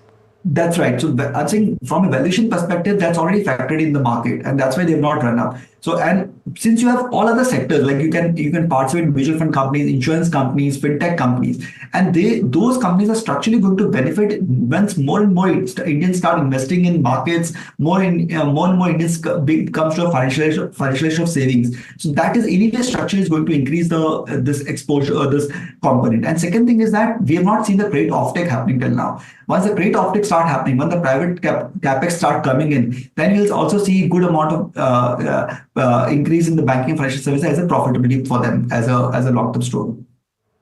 Okay, and either as a recommendation or maybe not as a recommendation, but which would be some of the prominent BFSI funds, Nikhil, that you would believe an investor will hold it in good stead? This will not be an exhaustive list and need not be particular recommendations. So viewers, if Nikhil mentions names, please do your own due diligence as well. So I'm just giving you a few of the banking financial services fund which are available in the market. Like you have a Bandhan Banking and Financial Services Fund, you have Nippon Banking and Financial Services Fund. So those are few funds which you can look at it. But as I said, you already have 25% exposure to it. If you're looking at diversified fund, they have 25% exposure to banking and financial services fund. But from a tactical play, if you believe they're undervalued, in that case, you can look at few of the banking financial dedicated funds as such. Got it. Okay. So, well, so that's some answer, and viewers, please do your own due diligence if you indeed think of going into any of the BFSI funds. But you heard Nikhil's argument. He believes that this change in trajectory, according to him, is priced in as well, and which is why from a valuation perspective, some of the BFSI funds might actually be a good play according to Etika. Now, a couple of queries, in fact 3 or 4 queries. We'll try and take as many as we can, but let's start with 2 at least. The first one is from Suraj Kumar. His age 30 years, goal is lump sum returns. Okay, Suraj is saying, Nikhil, that he has invested 3 lakh rupees in Parag Parikh Flexi Cap Fund and is planning to invest 50,000 rupees via an SIP in the same fund. How long will it take for him to garner a corpus of ₹1 crore? Any thoughts? Okay, so from a fund perspective, this is a very good fund and you should continue to invest in that fund and you should continue the SIP. I'll just give you a ballpark number. So this fund has over the last, since 10 years has given 19% year-on-year return, but that should not be your anchor thought that this fund will continue to make 19% year-on-year return. Even if I assume two scenarios, if you make 12% incrementally year-on-year return from today onwards, with your current investments and your SIP, you should be able to reach a mark of 1 crore in 9 years. And if market gives you 15% return and the fund delivers 15% return, you can achieve this target in 7.5 years. So I think 12 to 15 is what you can expect, and in 7.5 years to 9 years is what you can expect to reach your milestone of 1 crore. Nikhil, I've been asking this question to a few people. Parag Parikh and some of the other successful flexi-cap funds have a larger corpus now, larger AUM. Could it become difficult to outperform or perform as well as they've done in the past? And therefore, while normally tried and tested funds always work better, but there are a few newer funds that have come in the flexi cap category, which are managed by very experienced fund managers with a track record. Like Old Bridge now is a flexi cap fund, if I'm not wrong. Trust Mutual Fund has just launched and it's managed by Mihir Vora, who's a very experienced man. There is Helios, which has got a flexi cap fund with a Samir Arora vintage out there too. And these are smaller funds. Could they be more agile and more amenable, or for somebody who's willing to take a risk, could they give better returns than a large AUM fund like a Parag Parikh or an HDFC? Okay, so from a flexi cap categories, obviously as the AUM increases, your flexibility to change between sectors will be very limited now. Okay, the good part in Parag Parikh is that they have some international exposure, they have a large cap exposure, and they have small amount of mid and small cap exposure. But as you rightly said, what has happened in the past, the ability to move around sectors and stocks may not be that easy now. So from a portfolio perspective, this fund is more like now will be slightly biased towards large cap stocks. So if someone is looking from that exposure, it's a good fund. And since the fund buyer continues, and from the fund house perspective, they don't find too much of problem in terms of changing the sectors and stocks. But still, what I'll say, that flexibility will reduce. Incrementally, see, from a portfolio perspective, clients should have both types of fund. They should have funds, some with a reasonable AUM or slightly small size AUM, so that they get the fund manager gets the flexibility to change across the sectors and stocks. And some he can have a legacy portfolios long term, which have been proven over a period of time. So you can have a portfolio which is diversified of 4 or 5 funds, where you can have some fund which can be large cap biased and have a long history, and some fund you should have also in a medium size AUM or smaller size AUM, where the fund manager will have a flexibility to outperform over a period of time. Okay. Nikhil, one more query, and we'll have to make it quick out of time. But Ganesh Gomu, age 57 years, goal is retirement, wants to invest 25 lakh rupees in mutual funds. Can you recommend a few schemes? Yeah. So in this case, I'll say you have to follow a bucket strategy. What you need to do is that since you're closer to retirement, you need to divide your money in 4 different buckets. The first bucket will be like an equity savings fund, where you invest for because since you're retiring next 3 years, you will have some corpus which you can withdraw from initial years, which is from 60 to 64, 65.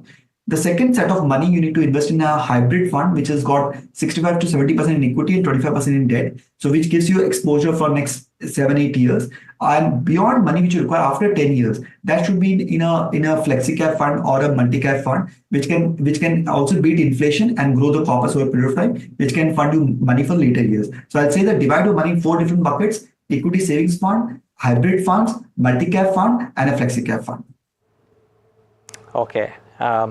Great. And Ganesh, I would urge you to consult a financial advisor who's good in your mind to try and design this for you, because it's for a very crucial part of your life, which is the retirement, wherein the incomes may not be there, but you will certainly have the expenditure, and this will be a bucket from where you will get the money to be able to live your life. So please try and do that. But Nikhil, thanks for joining in this truncated version of the Mutual Fund Show. Really appreciate your time. Thank you. Thanks a lot. With that, it's a wrap on the show. Viewers, thanks so much for watching.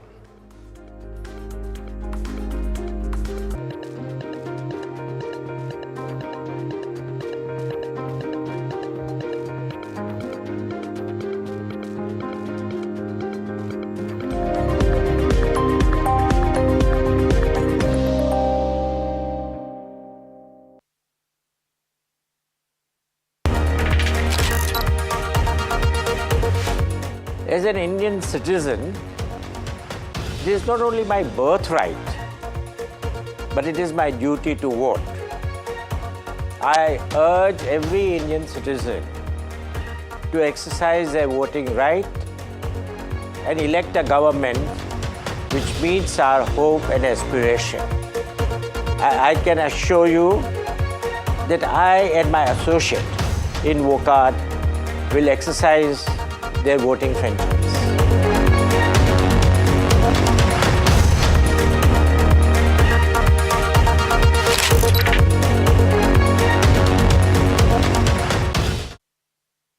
Have you been struggling with your personal finances?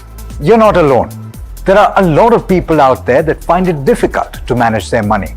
But on Big Decisions, we'll be discussing a variety of topics that will help you make your financial decisions with confidence. Check it out on any of our social media platforms, the television channel, on the website ndtvprofit.com, or in fact, on any of the podcast platforms out there. Different people believe in different things. In cricket, some hail the king, some believe in God. Some wait for Mr. Right, some believe in swiping right. Some run away from risk, others run after it. For some, kids mean babies. For others, kids mean puppies. Some want a home to settle in the future. Some want to roam the world today. Some make a career in a company. Some make a career out of building companies. But when it comes to money, everybody believes in only one thing: profit, profit, profit. And for profit, watch only NDTV Profit. We all love money.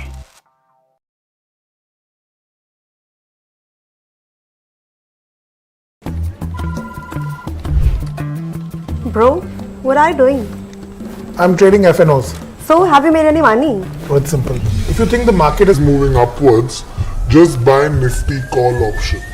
But if you think the market could slide downwards, Simplifying futures and options trading. Don't worry about the future. We've got your options covered. Futures and options strategy that will help you move with the tide. An unmissable trade. If you want to be in the money.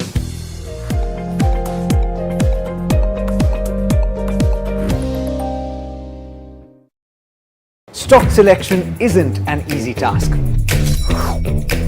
And neither is choosing the right moment to sell.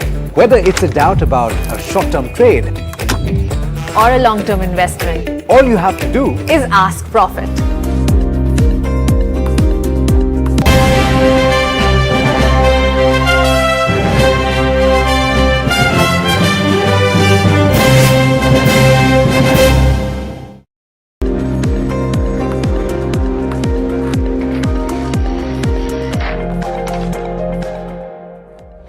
Hello and welcome. You're watching Large Trades. In this show, we take you through all the stocks which are buzzing on the back of bulk deals, block deals, as well as, well, volumes. But before I move on, let's very quickly take a look at the markets, which are at the moment looking strong. It seems like the Nifty has moved back, or rather has tested the mark of 22,500 at the moment, which is always a positive as far as the bulls are concerned. And the question really is that where can we go from here at the moment? Things are looking pretty good for at least the banks, and this is despite the weakness in Kotak Mahindra Bank. We have seen a substantial up move coming through for that particular index because, well, largely on account of Axis Bank. So Axis Bank is actually countering a lot of that weakness that's seen in Kotak Mahindra Bank, and along with that, we have the support of SBI, ICICI Bank in terms of weightage, of course, Bank of Baroda and Punjab National Bank all along, all of them also advancing in trade. If that's as far as the benchmarks are concerned, but let's pull up the constituents of the Nifty and let's look beyond the bank Nifty. And besides the banks, we do have likes of perhaps ITC in focus. What's also weighing down on the index by just a tad bit is Hindustan Unilever and Titan, and of course, we're going to talk about Hindustan Unilever and the sector related there as well. But moving on to broader markets, again, it's been a fairly mixed day of trade. So when it comes to the mid-cap 150, we do have a 0.3% advance. It's done well.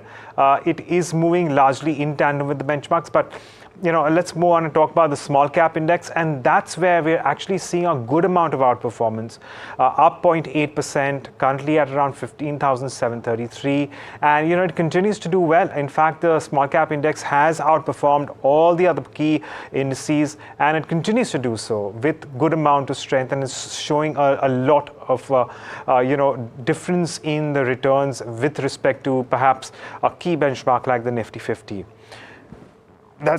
That said, let's talk about all the stocks that we are going to address in today's day of trade. So we want to talk about Jupiter Wagons.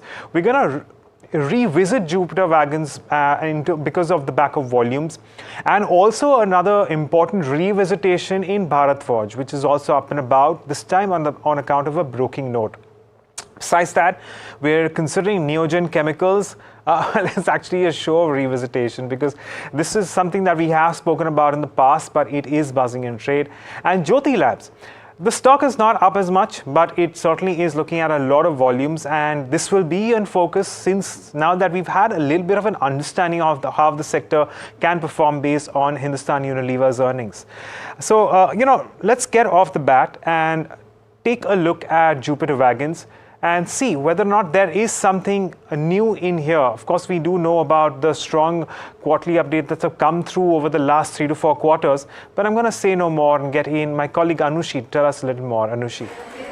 Hey Agam, so if you're looking at Jupiter Wagons today, an intraday high of about 13% have cooled off from some of those levels that we are looking at right now, where the volumes, it's the volumes that is in focus, about 11 times the volumes compared to its 30-day average.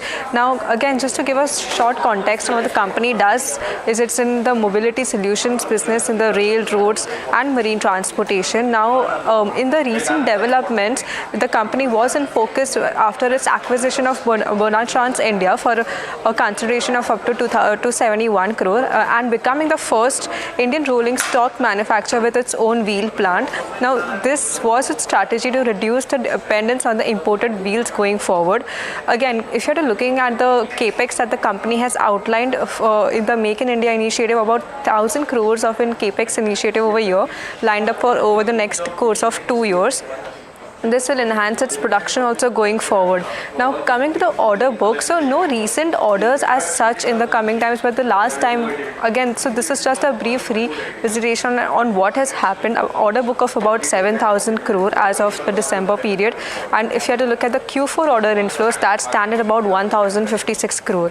Now if you had to look at the Q3 earnings, strong set of results over here. The revenue was about 39% of an uptick, while the margins also shifted from 12% range to almost about 14% of a range here. But when we had the management, he had given some interesting insights on the company for the outlook going forward for the business. First is on the wagon business, which is their core, wherein they are looking to at least produce more than 10,000 wagons going forward. Also, after just breaking up from the wagon business, they're aiming 40 to 50% of its revenue to come outside of the wagon business going forward and execute the majority of the order book that has been outlined by FY25 itself. What should be the focus also going forward is the company's aim to completely localize its manufacturing capabilities over the course of next 12 to 18 months. So these are all the key highlights that have been happening. We have to watch for fundamental drivers as of recent to see this kind of a stock surge that we are seeing today.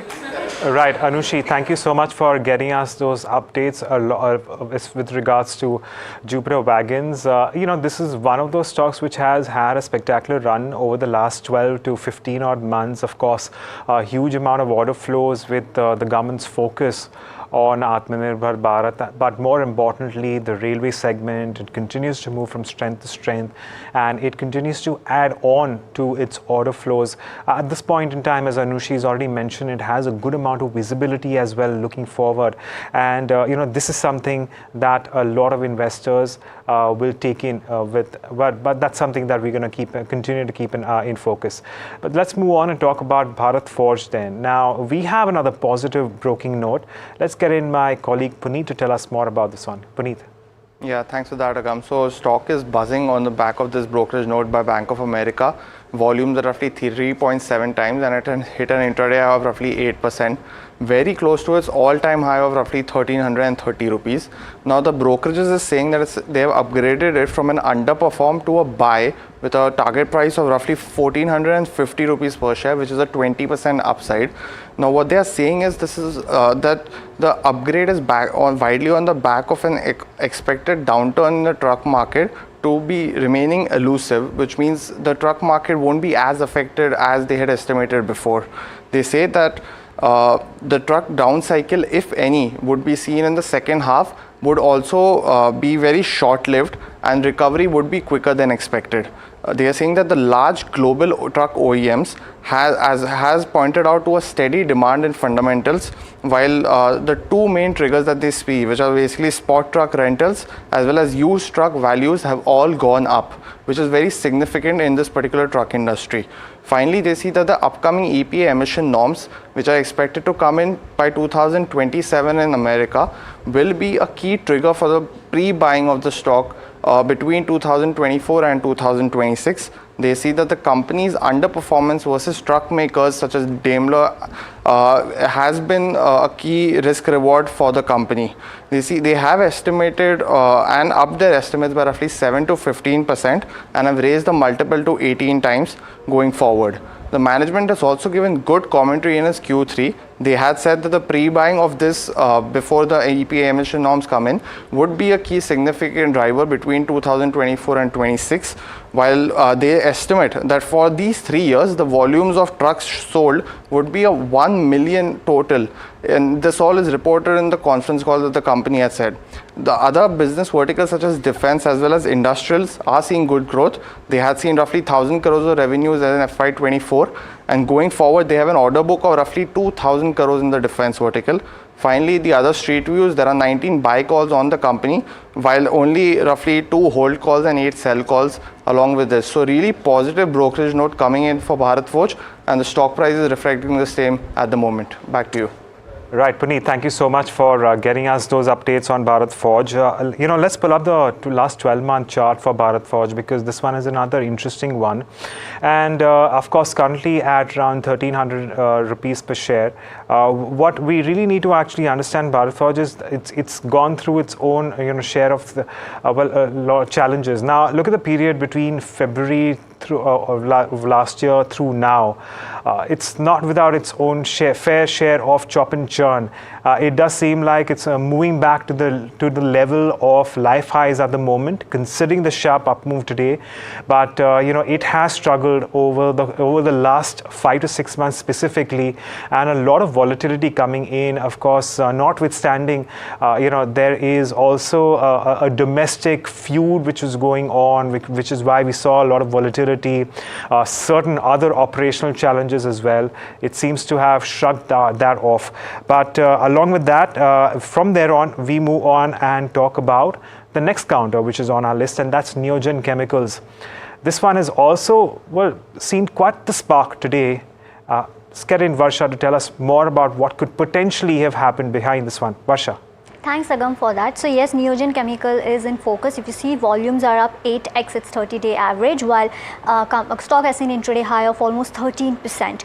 Now, Neogen, this is on the back of Kotak Institutional Equities, which has initiated buy with a target price of 1,840. Now, Neogen Chemical manufactures bromine and lithium-based products, which is used in pharma and agrochemicals. Now, let's see what Kotak has to say. So, the company is according to Kotak, company is highly qualified, experienced, and well-regarded promoters supported by PI's executive director Anurag Surana. So defined management and promoters is one of the reasons wherein Kotak has initiated this buy. Also, Neogen is entering into battery chemicals, wherein they are on track to become the first mover in battery chemical segment, owing to the extensive work it has done in the space over the past few years. Also, this is further validated by the technology partnership it has managed to strike with MUIS Japan.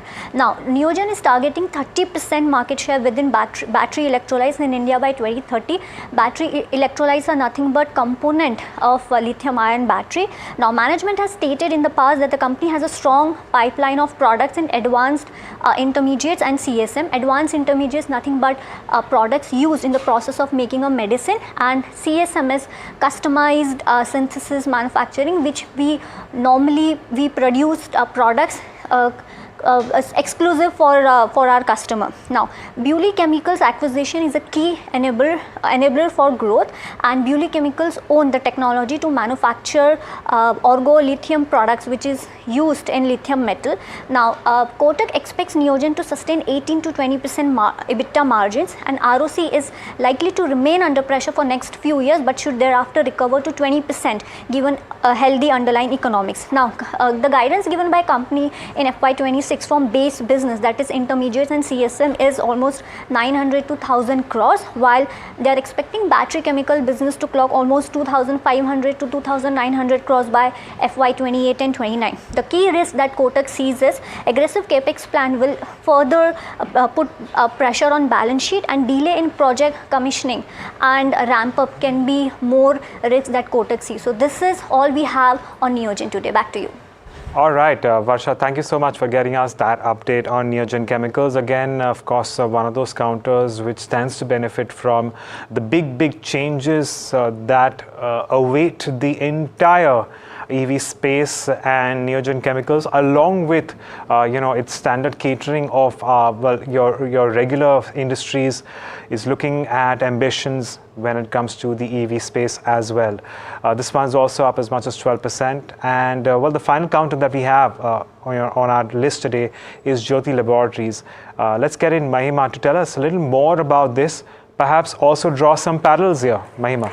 Right, Agam. So, as you rightly mentioned, the stock is buzzing in trade today. It did touch an intraday high of 10.5% at 465.95, and volumes around 8 times its 30-day average. Now, if you try to, draw some parallel towards this, as you rightly said, where big giants like HUL are not doing well in terms of volume growth, something like Jyoti Labs is given a volume and value growth of around 11% in the past quarter.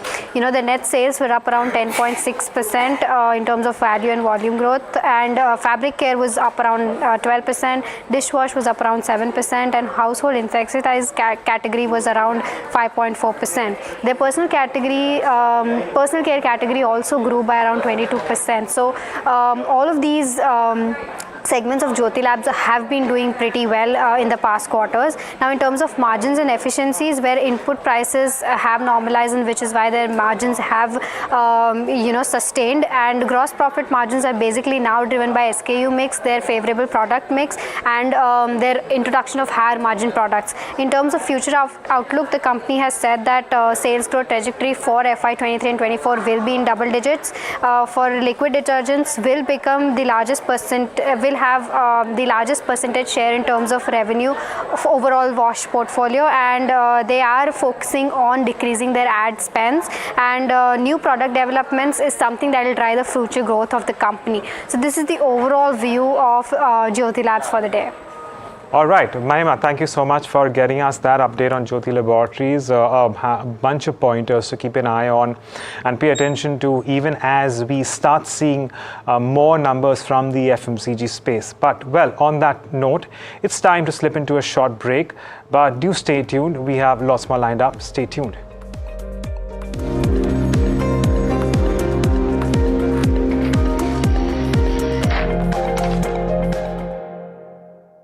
Have you been struggling with your personal finances? You're not alone. There are a lot of people out there that find it difficult to manage their money. But on Big Decisions, we'll be discussing a variety of topics that will help you make your financial decisions with confidence. Check it out on any of our social media platforms, the television channel, on the website ndtvprofit.com, or in fact, on any of the podcast platforms out there.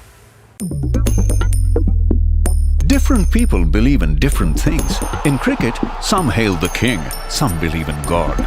Some wait for Mr. Right, some believe in swiping right. Some run away from risk, others run after it. For some, kids mean babies. For others, kids mean puppies. Some want a home to settle in the future. Some want to roam the world today. Some make a career in a company. Some make a career out of building companies. But when it comes to money, everybody believes in only one thing: profit, profit, profit. And for profit, watch only NDTV Profit. We all love money.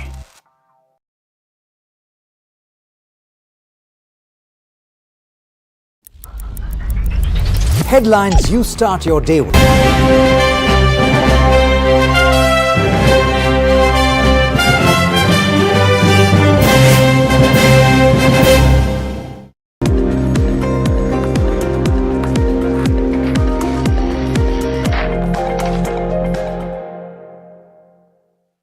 Good afternoon. Welcome to this very special show where we're going to take you through the earnings of Mass Financial Services Q4 FY24 numbers, of course. A strong steady set coming in from Mass Financial, and to break that down, we have with us Mr. Kamlesh Gandhi, who's the CMD at Mass Financial, Chairman Managing Director. Welcome to NDTV Profit, sir. It's good connecting again. Nice to connect again. And as you rightly remarked, was a good quarter for us in terms of growth and in terms of a consistent growth. So this was our 116th quarter of consistent growth. And it also witnessed a very important milestone of we being upgraded to AA- from our current rating of A+. So all in all, a satisfying year to having crossed 10,000 crores, mark having crossed a profitability of 250 crores plus on consolidated basis and being upgraded.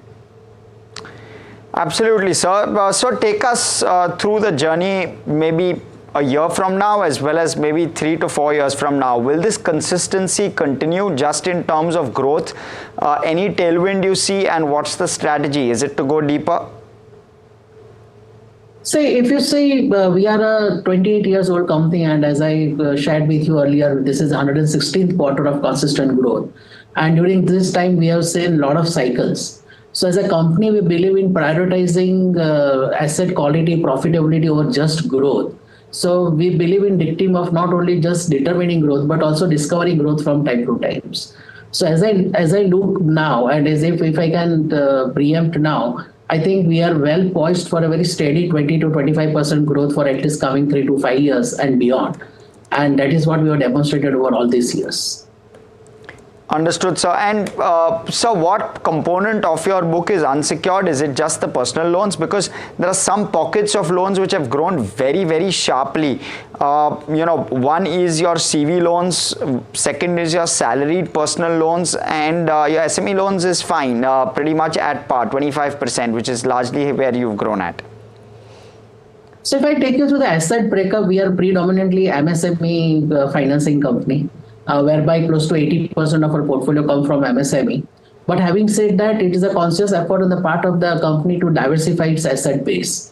So in an endeavor in that direction, we are growing our two-wheeler portfolio, CV portfolio, and also to a limited extent our salaried personal loans. The percentage what it looks higher is on the very lower base. But on a substantial base, once we achieve, it will be in lines with our 20 to 25% growth.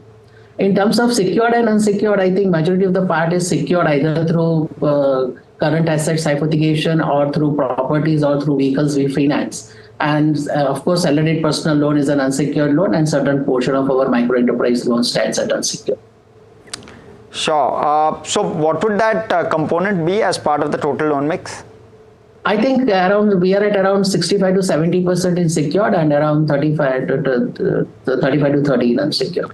Sure. And with regard to these two, so you're a seasoned player where it comes to MSME and the like, but your larger growth kicker is coming from your new businesses. So any concerns with regard to asset quality there? Is it to existing customers, or are you finding new customers there? What's the kind of comfort level on asset quality do you have over there? So just to share with you, we have been one of the oldest two-wheeler and commercial vehicle financer in the country on that products too. It is only the renewed focus now with the market giving a positive risk-adjusted return in this product, and hence more allocation of capital and that towards those products. So number one, we are not new to this product. And number two, as I told you, that we will be very cautious on how we get the risk-adjusted return, how we maintain the asset quality before we really decide our growth targets. Understood. So around 20 odd % of your loan book of 10,000 odd crore is off book. So how does the revenue model work here for you? Is there something unique that plays out?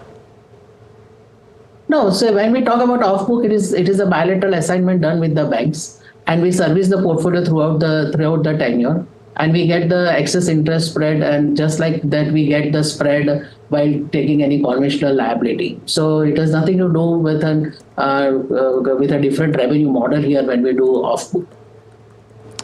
Understood, sir. Sir, with regard to OPEX and growth plans, OPEX continues to remain elevated. You currently have a presence you have almost 200 branches in terms of presence, and you have over 180 NBFC partners. What's the growth plan from here, both in terms of partners, in terms of geography? I think in terms of geography, we are already present in almost 12 states, including some of the union territories. So in terms of our direct distribution, we would like to consolidate our base in the existing area of operation by penetrating deep once we have the demographic understanding and the right set of human resources over there. In terms of our NBFC partners, I think there are many more smaller NBFCs coming with a wealth of demographic understanding. So I think we'll be in a position to add on marginally over there. We are already working with 180 of them. So I don't see a major jump in our NBFC partners, but whereas our penetration in our direct distribution will increase. On a standalone basis, we have around 189 branches. We will be adding another 25 to 30 branches this year. On a consolidated basis, we will be at around 250 branches plus. Sure. That is by FY25, 250 branches plus? On a consolidated basis, yes. Understood. So that would include the housing finance consolidated basis? Sorry, maybe. Yeah, okay. Understood. And how many branches does housing finance have as of now? Currently, housing finance has around 60 branches. Okay. And this is standalone 189. So we'll be adding. So we'll be anywhere between 250 to 300 branches after the addition. Understood. Fine. Okay. I'll come to housing finance because that is also very interesting. But on the OPEX side itself, where should that put your OPEX ratios? Because this year we saw a spike with regard to your OPEX ratio. Do you 2.24% OPEX to assets, not too bad, just in terms of operational and the kind of growth that you're clocking. But would you expect some efficiencies to start to kick in? How should one look at some of these numbers? So as we consolidate on our direct distribution, the OPEX will increase. But the right way to look at it, the ROA tree is that what are the ROAs left after the yields, after the credit cost and after the interest we pay. So we generate NIMs of around 7%. And if the OPEX increases, our NIM will also increase. So it should suffice to say that irrespective of the OPEX cost, we'll be in a position to maintain our ROAs anywhere between 2.75 to 3%. And hence, after the NIM of around 7%. And that the NIMs and the OPEX cost will correspondingly increase or decrease depending upon our distribution model. But as I see right now, our OPEX should settle anywhere between 2.25 to 2.75% going forward, with a constant ROA of around 2.75 to 3%. Sure, understood. Yeah, so that makes a lot of sense. Let me switch over with regard to mass housing finance, or rural housing finance, which is your housing finance subsidiary. Any possibility of value unlocking over there in terms of funding to a separate listing? Are there any plans on the table? Not immediately, but definitely in the medium term to long term. Once we get scale, if you see our housing finance company is at 600 odd crores right now, and presuming that we are in a position to grow at around 30-35%, our first target is to cross 1,000 crores and then double it every 2.5 to 3 years. So I think value unlocking can happen anywhere within next 3 to 5 years. Understood, got it. And with regard to your capital raise, you're well capitalized, 24% plus ROA. Now, capital adequacy. Now, when it comes to just your fundraise of 2,000 crore of debt, where you've taken an enabling provision for that, how long do you think that this kind of 24% kind of capital adequacy, how long will this capital last you? So when will you actually have to dilute, in your view, as of now, given the 20 to 25% growth that you're expecting? So if you see historically, we have demonstrated a non-dilutive growth. Even at this stage, as promoters, we hold around 73.7% of the company. We went to IPO in 2017.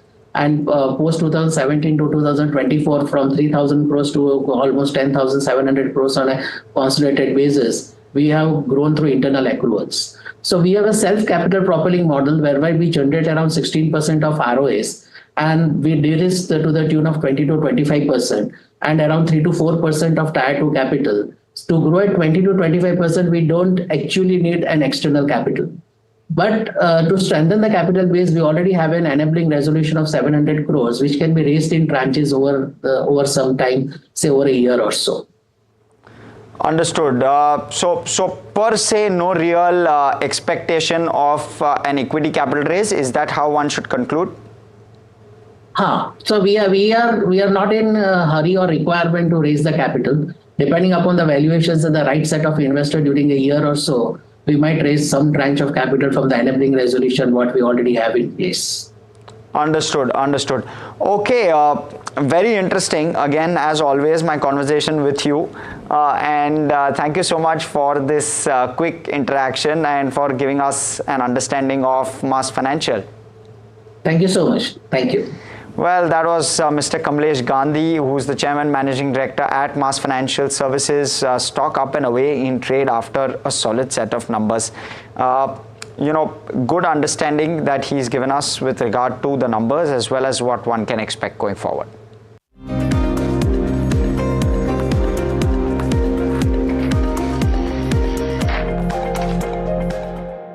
Have you been struggling with your personal finances? You're not alone. There are a lot of people out there that find it difficult to manage their money. But on Big Decisions, we'll be discussing a variety of topics that will help you make your financial decisions with confidence. Check it out on any of our social media platforms, the television channel, on the website ndtvprofit.com, or in fact, on any of the podcast platforms out there. Different people believe in different things. In cricket, some hail the king, some believe in God. Some wait for Mr. Right, some believe in swiping right.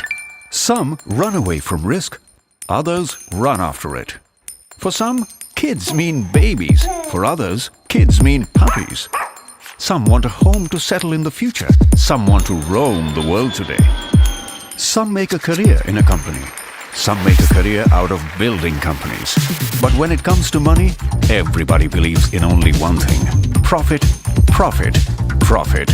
And for profit, watch only NDTV Profit. We all love money.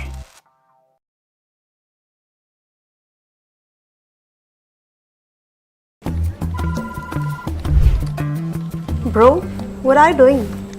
I'm trading FNOs. So, have you made any money? Oh, it's simple. If you think the market is moving upwards, just buy Nifty call option. But if you think the market could slide downwards, Simplifying futures and options trading. Don't worry about the future, we've got your options covered.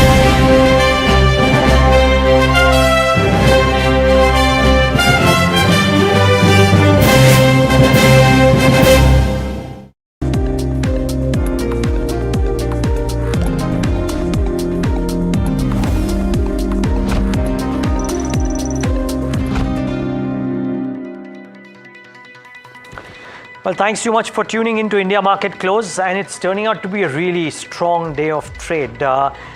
This morning we were talking about how the cues are not necessarily that bad, but for the fact that the global markets were a bit soft, but the Bank Nifty had support from an Axis and from others, and I think that is something that has also played a small part, though this market is anything but only banks, because the Bank Nifty is actually underperforming the Nifty right now by a whisker, but underperforming. Bring up the heat map, and show you what's moving on the Nifty. And yes, Kotak Bank will be sulking and still at the lowest point of the day.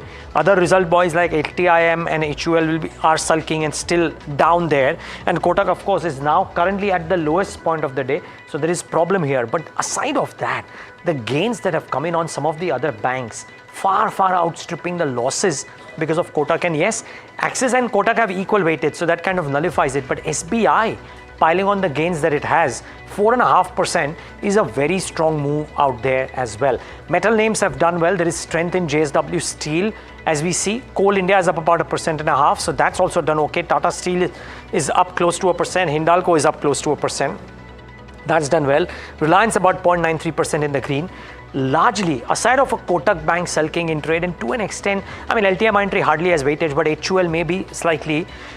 There aren't too many losers worth talking about on the Nifty, which is a great sign. And sectorally as well, if you see, even despite Kotak Bank, the Bank Nifty is not underperforming. The only basket led by Macrotech and some of the others is real estate, which is down. But otherwise, almost everything else is doing well.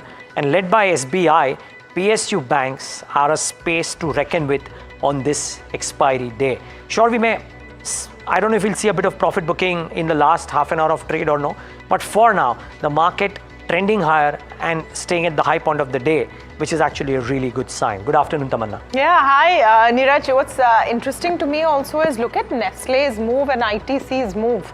And their numbers were okay, sure, but I haven't seen FMCG moving so smartly in a while. Dr. Reddy is another exciting one today. And the JV. And that, yeah, absolutely.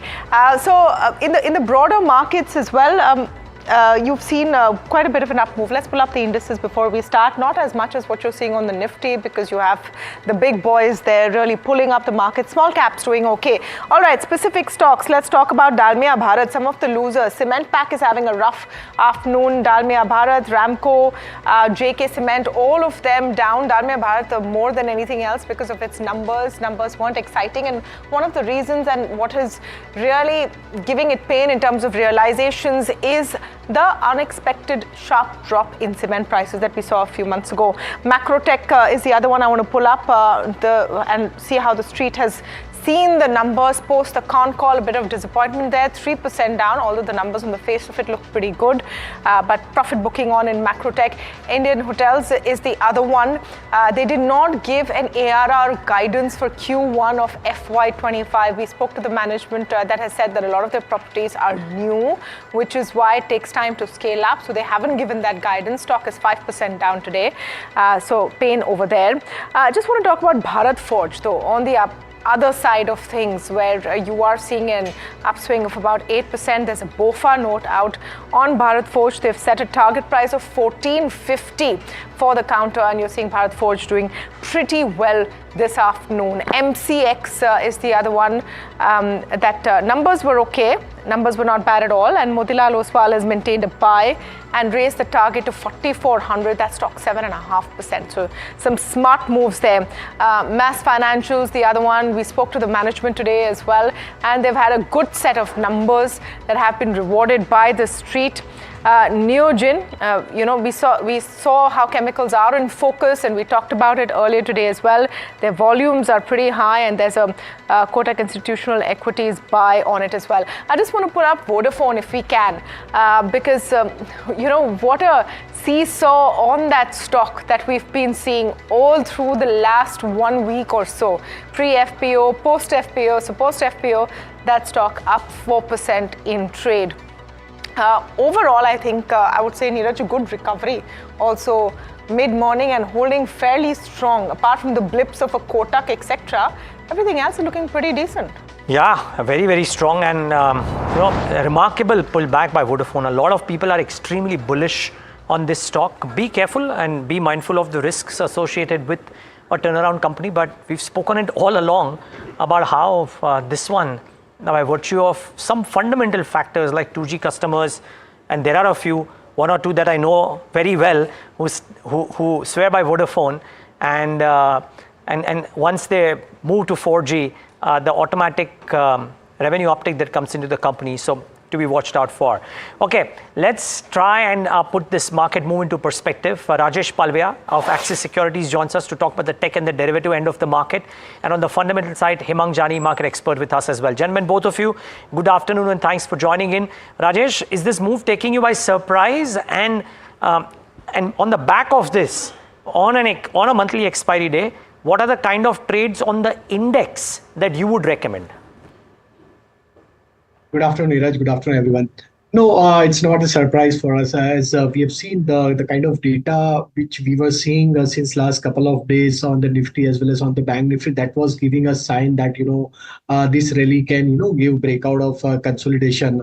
And especially on expiry day, we have broken out the consolidation range. Now we are trading comfortably above 22,500.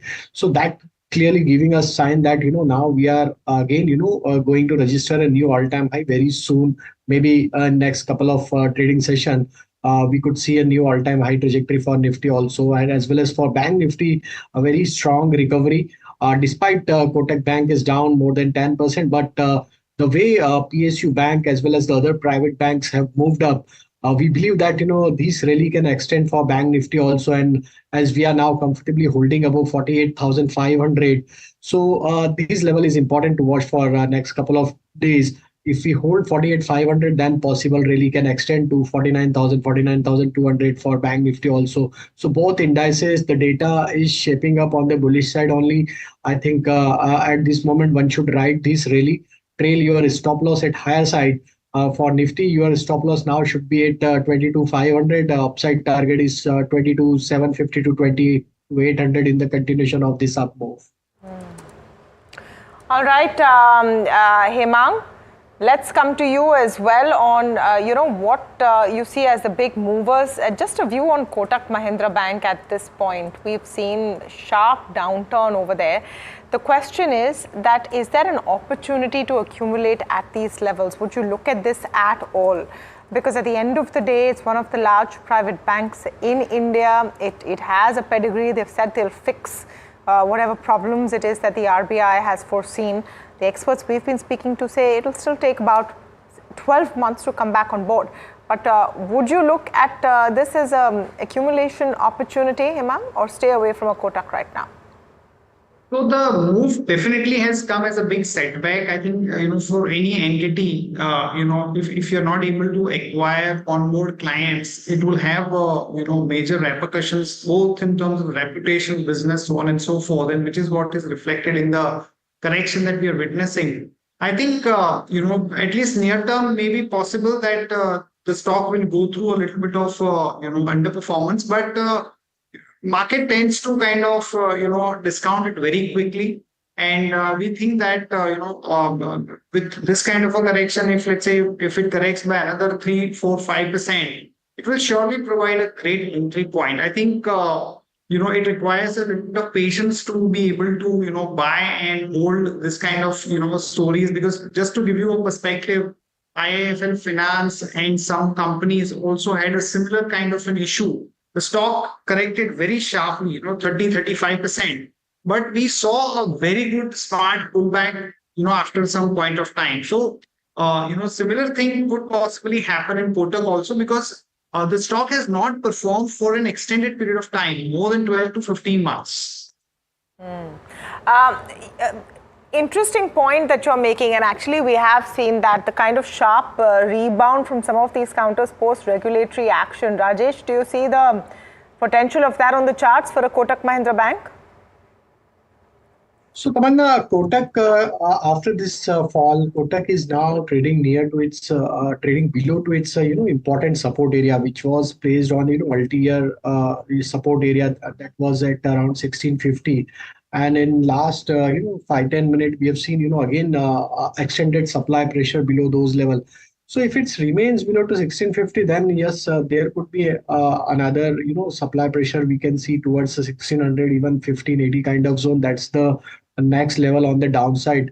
Though long-term structure is still not destroyed, but still on the short to medium-term perspective, yes, some pain is likely to be there in the stock prices.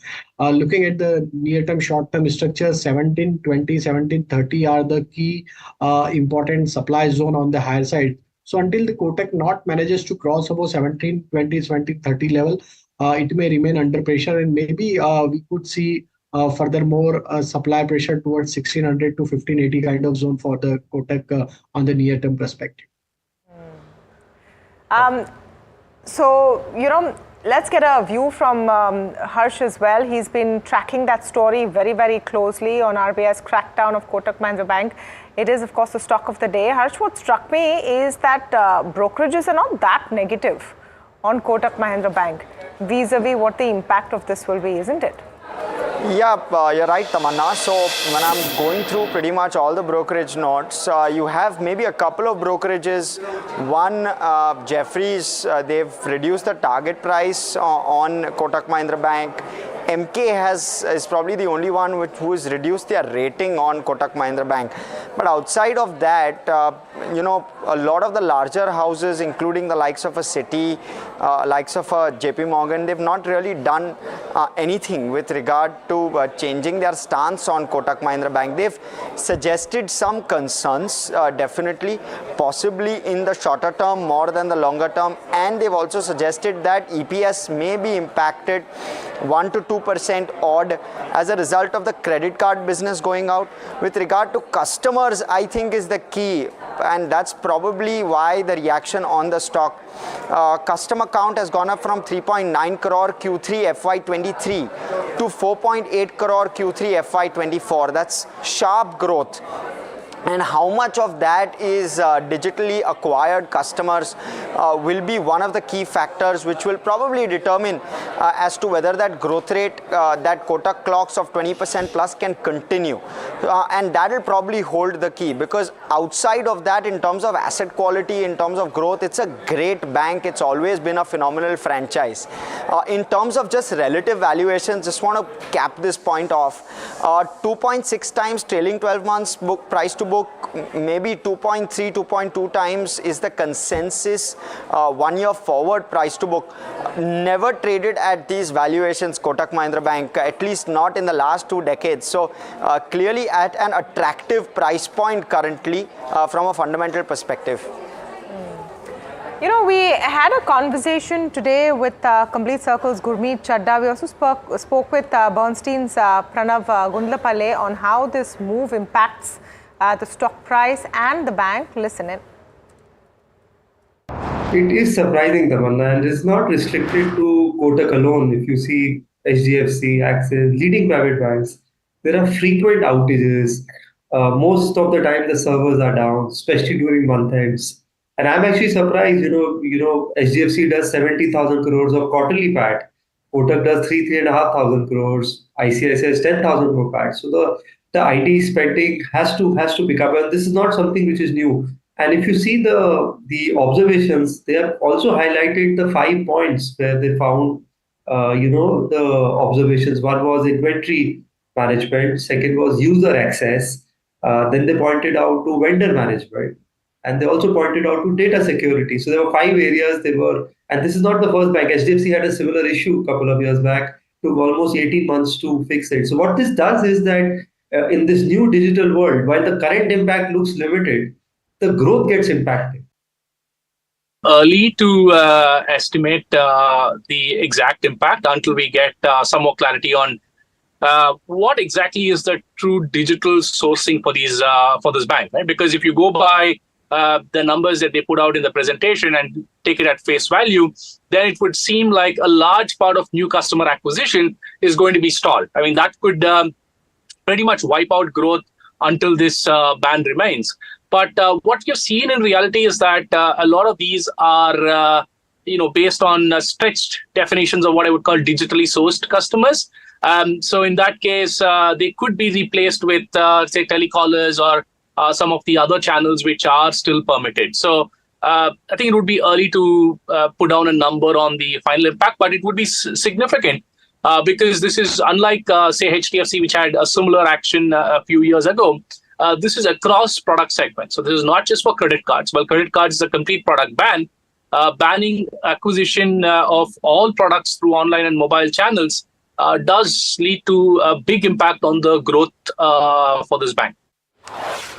All right, ACC numbers on your screen, and we have to take the stock ideas of Rajesh as well, but ACC numbers on your screen, let's address them for a moment.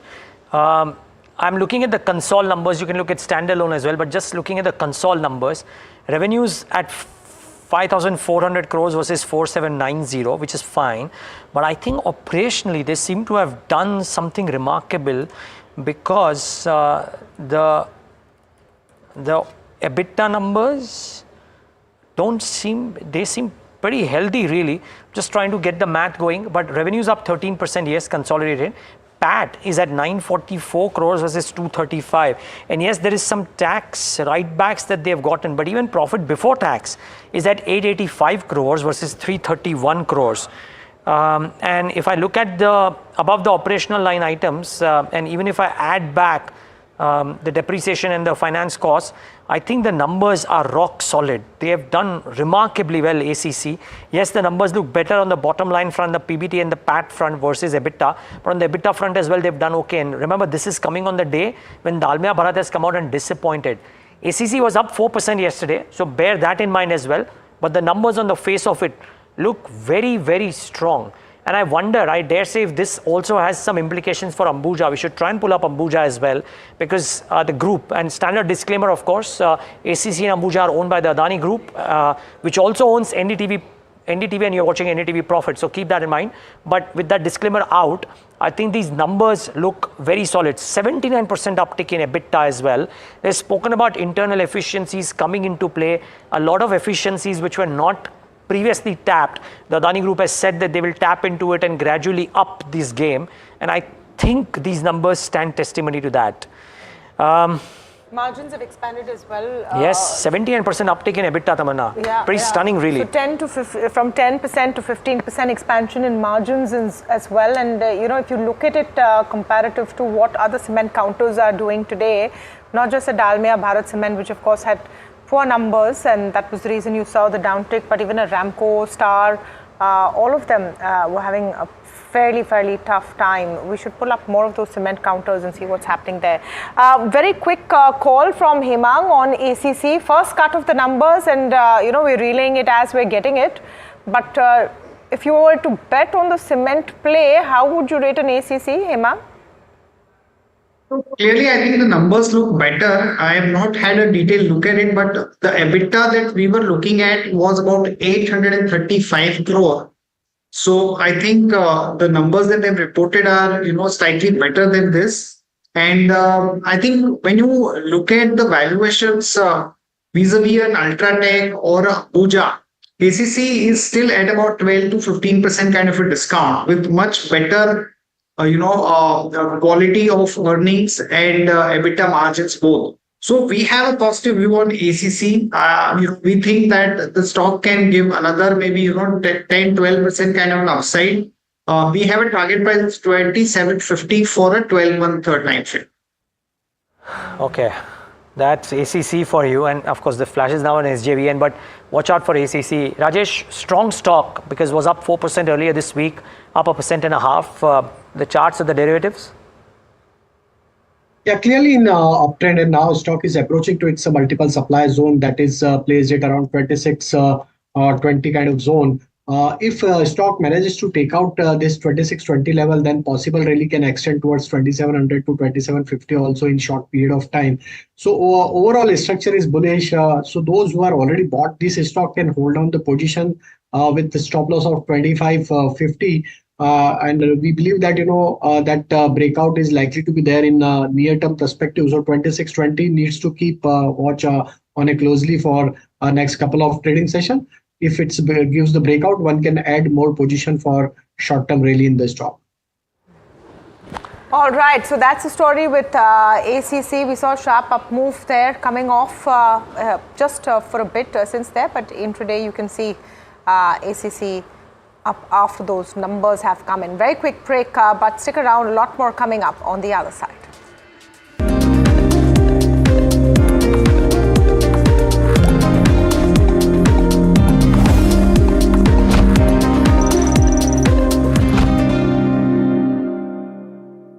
Have you been struggling with your personal finances? You're not alone. There are a lot of people out there that find it difficult to manage their money. But on Big Decisions, we'll be discussing a variety of topics that will help you make your financial decisions with confidence. Check it out on any of our social media platforms, the television channel, on the website ndtvprofit.com, or in fact, on any of the podcast platforms out there. Different people believe in different things. In cricket, some hail the king, some believe in God. Some wait for Mr. Right, some believe in swiping right. Some run away from risk, others run after it.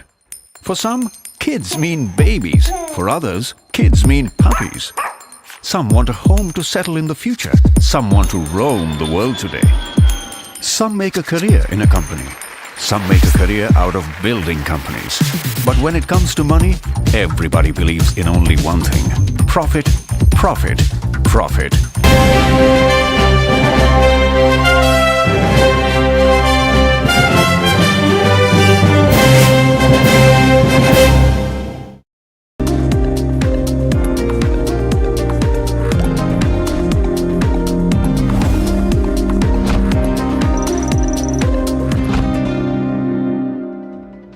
Back with India market close right here on NDTV Profit, and the markets are looking stable and looking good. So bear that in mind. Most businesses and most companies which are in news are seemingly doing okay for themselves.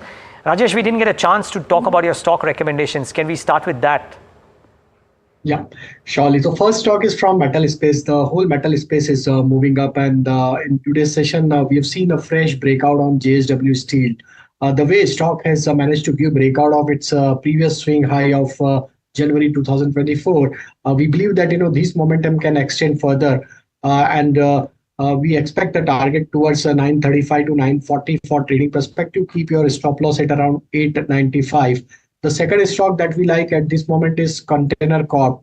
Again, if we analyze the overall structure for the stock, now stock is approaching towards its previous swing high of 1027. Looking at the overall structure, the way stock has recovered in last couple of weeks, we believe that this Container Corp can have a potential to scale up to the new all-time high trajectory very soon. Possible target we could see towards 1045 to 1050 for short-term perspective. Keep your stop loss now at 985. And the third stock that we like is Kaveri Seeds KSCL. That stocks managed to give breakout of long consolidation on the daily, weekly, as well as on the monthly chart. The way stock has shown a breakout and the volume action in last couple of trading session, that clearly shows that Kaveri Seed can continue furthermore upside, and possible upside target on a short-term perspective could be around 880 to 900. One can keep stop loss at around 805. All right, Rajesh, those are his top picks, Concor and Kaveri Seeds there as well. Let's talk about Supreme Petrochem now. Numbers are out in Q4. Rakesh Nair, the ED, is with us now on the show talking about the quarterly numbers. Now, revenue, as I see it, is an increase of about 12.5%, 13%. EBITDA, though, has shrunk about 16% to 175 crores. Margins also down about 381 pips, and net profits down about 17.5% to 131.5 crores. Mr. Nair, welcome and thank you for speaking with us at NDTV Profit. Can you give us a sense of what have been the headwinds this quarter? No, there have not been any headwinds, barring that there was this West Asia crisis issue. And generally, the global deltas have also shrunk over the year, and as compared to the previous year in the same quarter. So that has all come in our bottom line. The exports were doing very well, but in the last quarter, our exports are a little down because of the West Asia crisis there, the Red Sea crisis particularly. Otherwise, there have been no headwinds. The domestic market has been good, and the total sales volume of IC on a year-on-year basis in the quarter, we have done 17.6% more than the corresponding quarter in the previous year. So generally, the quarter has been good. The West Asia crisis, but I was just looking at your 3-year EBITDA, Mr. Nair, and just help me understand. So I'm seeing 904 crores in FY22, 658 crores in FY23, and then 467 crores in FY24. Is this a realignment, or can you explain to us what's happening here? See, in the year 22-23, the global deltas are very high because of the freight rates. The freight rates generally for all the container cargo was very, very high, which have now come down to a normal level. And also that during the current year, the deltas between the styrene and the end products have come down or have shrunk marginally globally. So that all has come down and resulted in these numbers here for us. And likewise with EBITDA margins, I'm assuming the same reason you've had great margins in FY22 because of the freight rates. Yeah, the FY21, 22, there were all this COVID, after effects of the COVID. There were global plants which were shut. So all that had increased the global margins, and that has also reflected in the Indian market. Okay. So what is the sort of steady state EBITDA margin that can be guided to or expected? Now we're sitting in FY24 looking at an 8.9% figure. What do you reckon it could be for FY25? See, the margins are a play of many things, the raw material prices, the global events, the global deltas. So it's very difficult to predict the margins. I can only say that yes, our volume growth would be there. We did almost 325,000 tons of volumes last year. And going forward in this year, we should be doing 8 to 10% more than that. Mr. Nair, but because the margins are a factor of many things, one love to understand what could a reasonable expectation be? Because you may do volumes, but if the margins contract, then it doesn't quite bring about the earnings growth. So is there some assessment that you can give to your shareholders and viewers? If everything is static, everything is the same, then we would be doing the same kind of margins as we have done this year. Okay. And for the increased quantity, the volume absolute numbers would go up. Okay. What about expansion plans, if any? Anything on the anvil which might aid volume growth, or newer plants that you might be setting up elsewhere? No, our expansion plans are on, our capex is on, but that all would be completed by the end of this financial year. So the impact of that would start coming in from the next financial year, and the main impact would come in the financial year of the end March 27. Okay, I'm just trying to understand. So if you have steady state growth, I heard you speak about some volume growth for FY25, which is fine. What's the kind of growth that comes in for FY26 or 27 because of the added capacities? See, we are setting up a 70,000 tons of mass ABS project, which would be ready by the fourth quarter of this year. So the part of that quantity would come in the next year, and it is the first time that product is being introduced in the Indian market. So we expect that in the year 26-27, we should be able to do almost the same 70,000 tons would get added, apart from the regular volume growth in our existing product lines.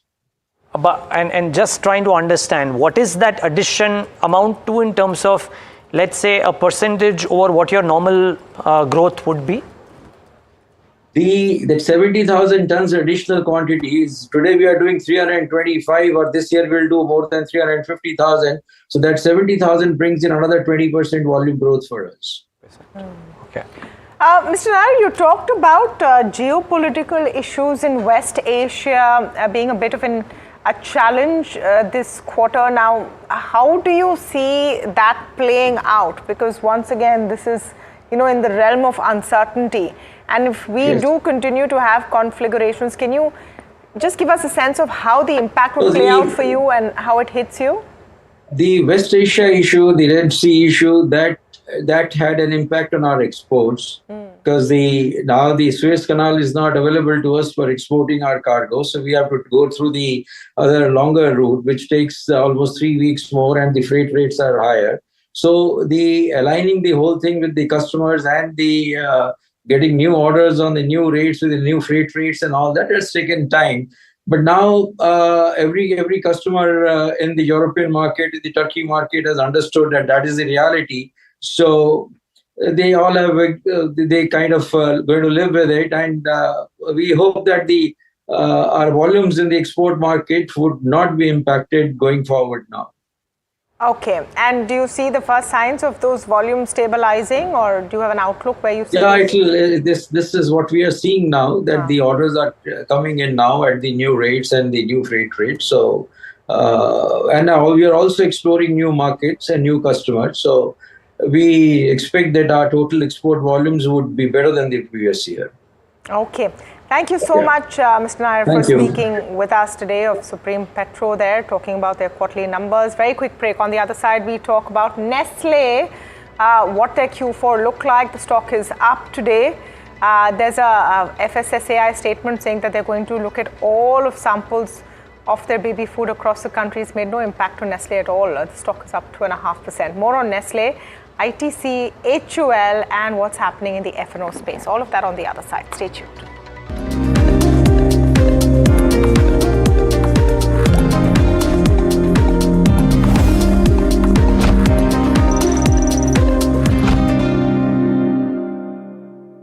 Have you been struggling with your personal finances?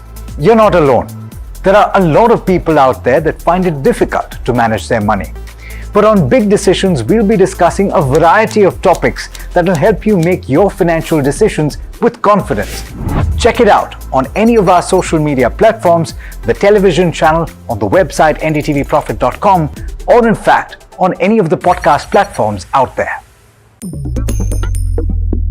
Different people believe in different things. In cricket, some hail the king, some believe in God. Some wait for Mr. Right, some believe in swiping right. Some run away from risk, others run after it. For some, kids mean babies. For others, kids mean puppies. Some want a home to settle in the future. Some want to roam the world today. Some make a career in a company. Some make a career out of building companies. But when it comes to money, everybody believes in only one thing: profit, profit, profit. And for profit, watch only NDTV Profit. We all love money.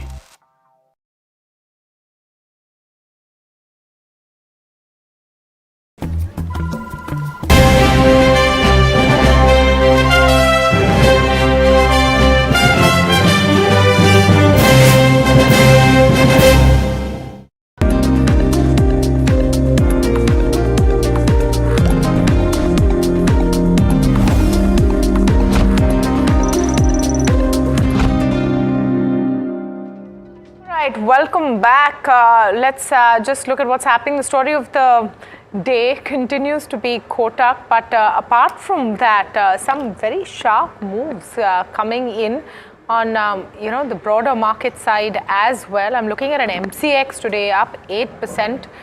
There's a Motilal Oswal note on them. Bharat Forge also doing very well, and we will get my colleague Puneet up in a second to talk about the UBS note on Bharat Forge and why Bharat Forge is looking good. But even apart from that, Mazgaon Docks doing great. Axis Bank, fantastic today. Dilip Bhatt is joining us now. He's the founder of Pedigree. Mr. Bhatt, good afternoon. I hope I said that correctly. How are you doing, and what would you do with an Axis Bank and a Kotak Mahindra Bank today? All right, I'll try and get Dilip back in just a bit from now, but Rajesh Palvia is also with us. Rajesh, can you hear me? Yeah. Okay. Chalo. MCX. Tell me your take on an MCX up 8% today. Very strong really in today's session, and the way stock managed to give breakout of last 5-6 days consolidation range, it clearly shows that this really can extend further, and possible target on the high side we could see towards 4400 to 4500. So a stock is bullish across all time frames. So I think buy on dip should be your strategy in the MCX. In the previous day we have seen a dip of around 4 to 5%, and again the kind of buying interest in today's session, that clearly shows that there is a confidence on a street for the stock, and the way stock is moving across all time frame, that clearly shows this really can extend. 4,400 to 4,500 could be the positional target on the stock. Your stop loss should be placed at around 39.50 to keep accumulating this stock for positional perspective.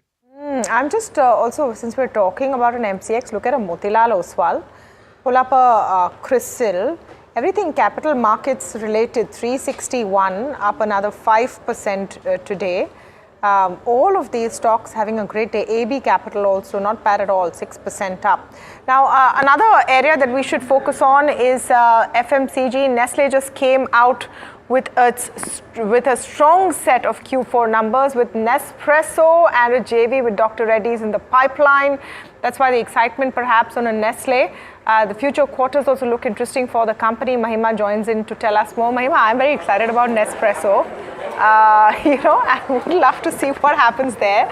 But apart from that, Nestle seems to have shrugged off this baby food concern quite strongly, isn't it? Was there any mention at all in their statements after? No, Tamanna, there is no mention about sugar in their baby food, and the stock is doing pretty well, considering the results that have come out, the strong results that have come out with. The domestic sales have grown around 9%. Now, this is on the back of strategic pricing and their favorable product mix. Their export sales have grown around 19% year on year, and this is because there was strong demand in places like Canada, US, Australia, New Zealand, etc. Now, in terms of gross margin expanded around 300 basis points, and their EBITDA margins also grew by around 220 basis points. This is because their cost of raw material consumed decreased from 46% to 43%. Now, in terms of their segments, beverages segment witnessed a double-digit growth. Confectionery delivered a strong performance with fueled by KitKat. Milk products and nutrition witnessed a strong growth despite the inflationary pressures. And now talking about the business updates that they've given in JV with Dr. Reddy's. Now, this will be a JV between the two companies, and where 51% will be held by Dr. Reddy's and 49% by Nestle. And this will be for manufacturing and production and marketing of nutraceuticals. And they've also they've also launched Nespresso, which you're excited about, where they'll be selling coffee machines and coffee across India, and they'll also be launching a boutique in Delhi soon. Now, in terms of commodity outlook, the company has given some kind of commodity outlook in their results. They've said that they're seeing unprecedented headwinds in coffee and cocoa. They're also expecting milk prices to rise on account of harsh summers, and they're also said that cereals and grains are going through structural cost increase backed by MSC. So in near future, we might see some kind of pressure on margins if they do not pass the increase of price to the customers. Otherwise, their margins will be maintained. So this is the overall view of Nestle's results. So no clarity, I suppose, on whether they will pass on their prices on coffee and cocoa, etc. But Nestle doing well at this point. All right, let's look at what's happening on the F&O side of things. Today is expiry day, monthly expiry. In fact, Agam, has it been largely smooth sailing? If you don't ask me about call writers, then it's been an excellent day for a lot of these traders on the futures and options space. But like I mentioned, we've seen a fair bit of volatility throughout the course of the session, and to be honest, in the first 1 hour of trade was extremely hard to trade, because we saw a very sharp up move, and then we saw a very sharp down move, and then eventually, while things started moving out and smoothing out, that actually led to a very sharp up move once again. The big positive, of course, is that the Nifty is now above the mark of 22,500. The rollover standing at around 55%. This number specifically is not a very high number. You usually tend to have about 65 to 70% in terms of rollovers. So I reckon that at this point in time, we still have a lot of hesitancy from the trader community. But I can understand that, because we are in election season at the moment, and I reckon that a lot of traders would wait and want to watch out for several more factors, several more feelers, as we move into the next few weeks. That said, this is your May increase in open interest, about 22%, but I reckon the rollover gives you a fair enough picture of how positions are panning out. The Bank Nifty, let's pull that up. Let's see how the May futures are coming through. So we are looking at a 20% increase there as well, on expected lines perhaps. And, all the weakness in Kotak Mahindra Bank has been absorbed by Axis Bank as well as SBI. So that's, of course, another big positive. Let's pull up the Nifty options market and see how things have panned out there as well. And naturally, considering we are going to see the expiry somewhere around 22,600, that's exactly where we are starting to see a little bit more writing in terms of calls and puts as well. Moving on, I want to talk about stocks. And in terms of stocks, I reckon Kotak Mahindra Bank will stand out in terms of the kind of change in open interest that we've seen. We must remember that today being the final day of the weekly expiry. Actually, I did want to talk about stocks since we've covered this bit. Let's talk about all the stocks which are in fact seeing an increase in OI. And of course, this April futures. Surprisingly, even in April futures, considering it's the last day, we're seeing some amount of traction here in terms of ITC, Shriram Finance, Bajaj Finserv, Dr. Reddy's Marico. And in terms of unwinding, not too much to speak for, but naturally, this is once again on expected lines. We will see some very large numbers coming through. It doesn't necessarily mean that all these stocks are seeing unwinding. All in all, it's turned out to be a good day of trade for the bulls, for those who are playing directionally on the upside, because we once again moved above the mark of 22,500. And for the Bank Nifty as well, the weakness in Kotak Bank has been bought into in other private sector names, and that is also perhaps a positive going forward.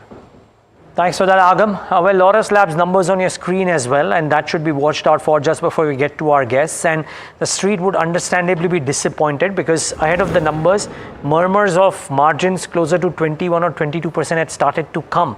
There was an antique note, if I'm not wrong, or one of the brokerage notes which said that there could well be a number which might be closer to 21 or 22%. Remember, in the quarter 3, the management had said that they will move towards 20%. I think the street thought that it will essentially be 20%. Brokerages estimated that, and the margin number is still below 17%, and that is the disappointment.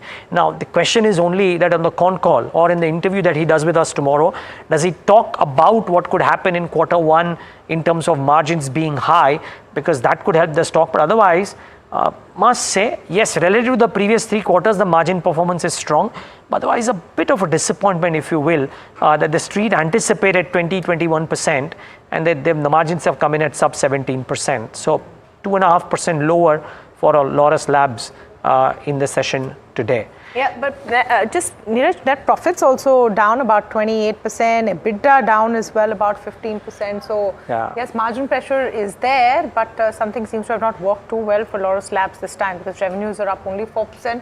That was in line with expectations? Yeah, actually, well, on the revenue front, because of the base quarter going away. So now what will happen is that starting quarter 1, FY24, it's 3 quarters of very low base, both on the margin and the revenue front. So suddenly you will start seeing pretty decent performance on the revenue and the margin front.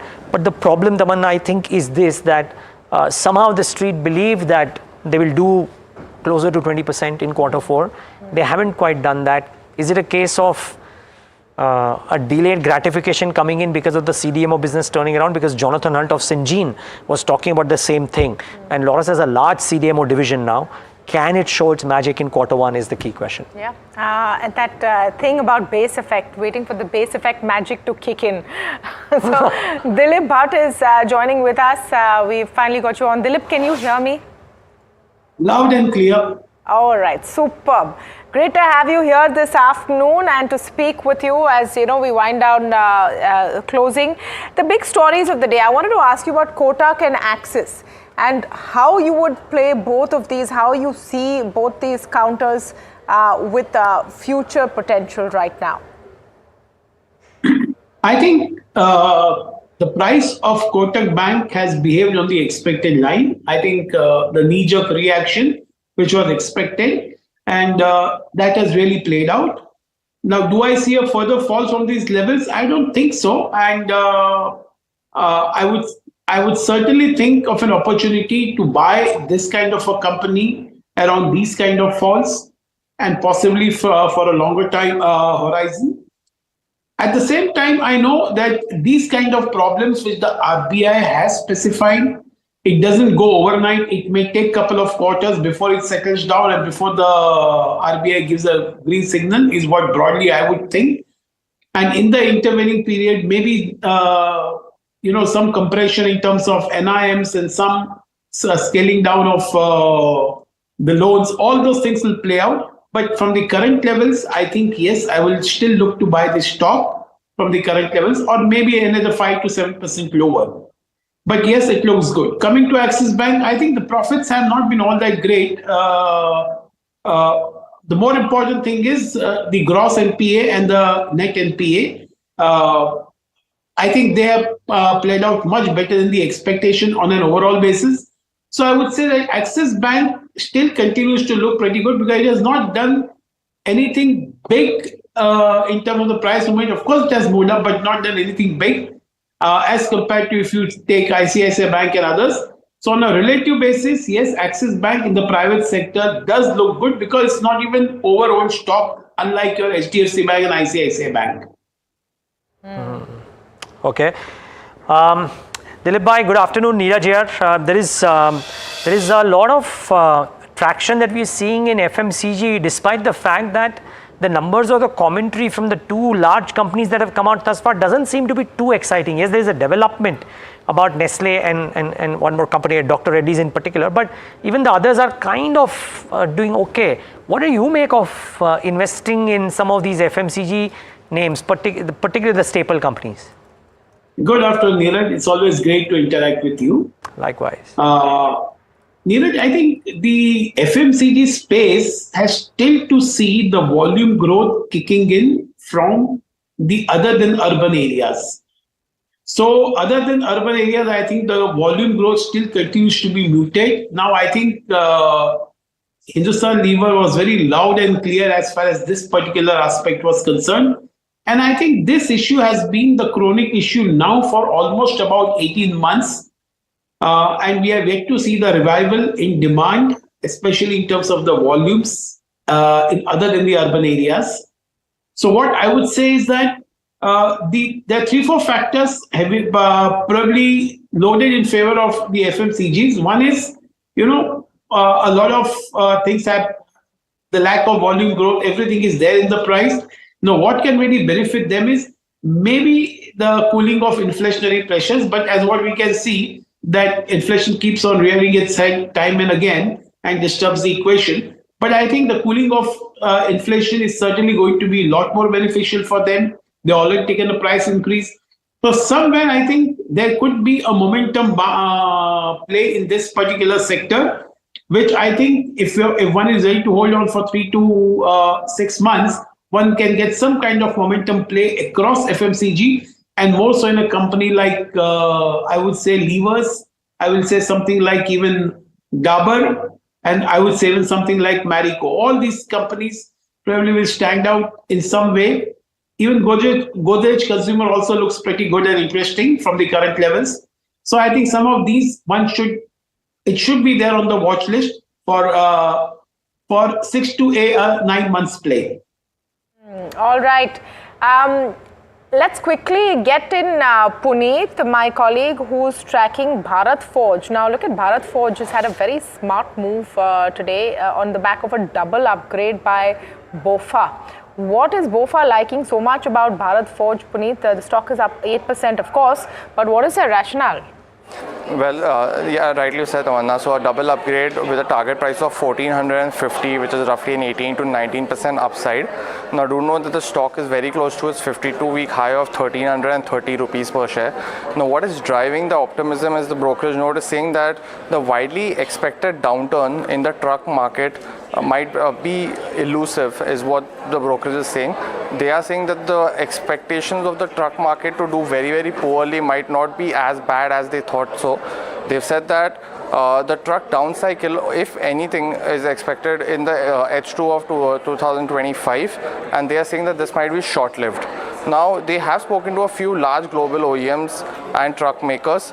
They are pointing to steady fundamental demand, while a couple of parameters that they track, basically like the spot truck rentals or the used truck vehicles, the prices of all those have been inching up, which is a positive for the company. Now, one of the key triggers here is the upcoming emission norms in 2027. Now, the management had guided that there will be pre-buying in 2024 to 26, and the brokerages have affirmed the same. They are very, very positive on this pre-buying. Finally, what they are saying is that the other verticals such as defense as well as industrials are scaling up very, very well, and they have estimately upped their estimates by 7 to 15% and raising the multiple to 18 times EV by EBITDA. Now, what the management had said on this pre-buying was that from 2024 to 2026, they're expecting 1 million vehicles to get sold, and someone like a Bharat Forge will be a key beneficiary of this. They've also said that the defense business is expected to have 1,000 crores of revenue, and they already have another 2,000 crore of order book currently. Finally, the next milestone is roughly 2,500 crores of revenue from this defense vertical in the next 2 to 3 years. And apart from apart from BOFA, there are roughly 19 buy calls on the stock. So really positive commentary on the truck market as well as on Bharat Forge specifically, leading to the biggest such an up move today, biggest move in the year to date after the Q3 results. Back to you. Biggest move in the year today after the Q3 results. Thank you so much for that, Puneet. Dilip Bhatt is with us, Rajesh Palvia is with us. Dilip Bhatt, do you like Bharat Forge?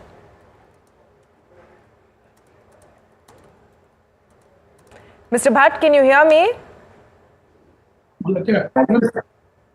Can you hear me? Okay, some issue with that audio with Dilip today. Rajesh, your view on a Bharat Forge already run up about 7.5–8% today?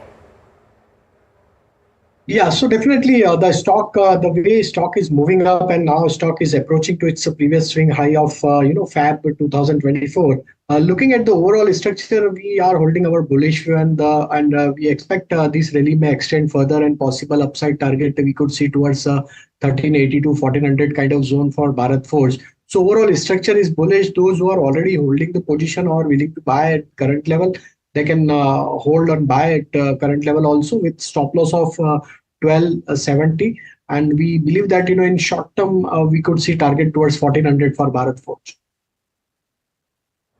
All right, so it's been a day of big results and a lot of good conversations on NDTV Profit with managements of these companies. Remember, if you want to see those full interviews, please go to our social media platforms. Of course, you'll get all the information on our website as well.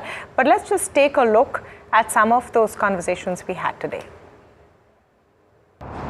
Ours is a bit of a seasonal business. So Q3 is always the best quarter and will remain in the foreseeable future. Q4 is the second best quarter.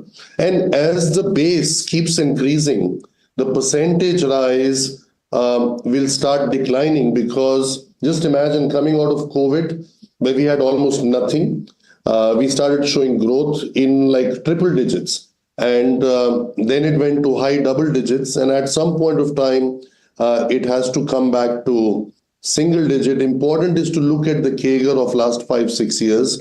And if we looked at that, then we are showing and demonstrating both as a sector as well as our company a very high and a very healthy growth. Good margin performance in the fourth quarter. Some of it's deep and underlying. It reflects the work that we've done around business efficiency, better procurement, better operating efficiency. But I would temper the enthusiasm. What's the expression? There's only two certainties in life: death and taxation. And of course, the fourth quarter did benefit from a tax rebate. Now, everybody likes to get one of those, whether it's a personal one at a corporate level, but that's some of what was driving that. I wouldn't predict that every quarter in the future we'll have a check coming back from the taxman. So we're happy about it. I don't think it sets a new high for us.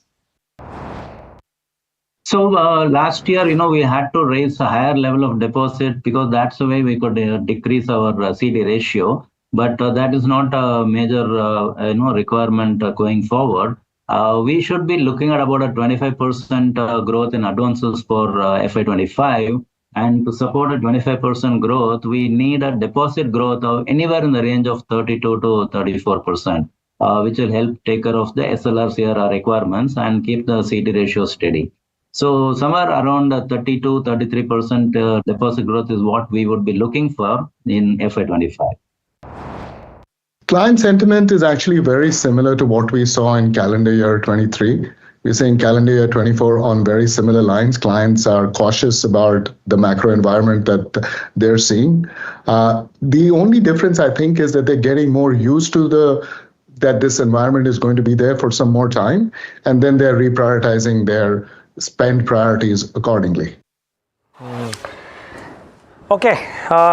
that's the word from some of the managements who spoke to us earlier. Before we wrap up or start wrapping up the markets, I don't know if we have Dilip Bhatt still and whether he can hear us or no. But Rajesh, maybe you gave us your closing strategies, but a set of stocks that have had a really good run in the last few days, the Inox Twins. Today, they have declared a bonus 3-1 for Inox Wind.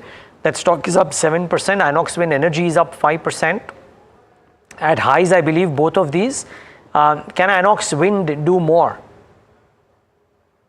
The way stock is moving in last couple of months, we believe that the way stock is moving up, stock is moving in up sloping channel on monthly as well as on the weekly chart. That clearly shows sustained buying is taking place. Yes, there is a high possibility that the stock may continue furthermore upside. A possible target we could see towards 700 to 720 on the higher side. So yes, one can buy this stock at current level also. Even if you get any chance in decline, you can add furthermore. Your stop loss should be placed at around 605. 05 is the stop loss. Okay. And Rajesh, before we thank you, we've spoken about a lot of individual names within the banking space, yes, including Kotak and Axis. But I was just wondering if we had to get a view on either the top stock losing out in the session today or amongst the top gainers. So Glenmark Life down 8%.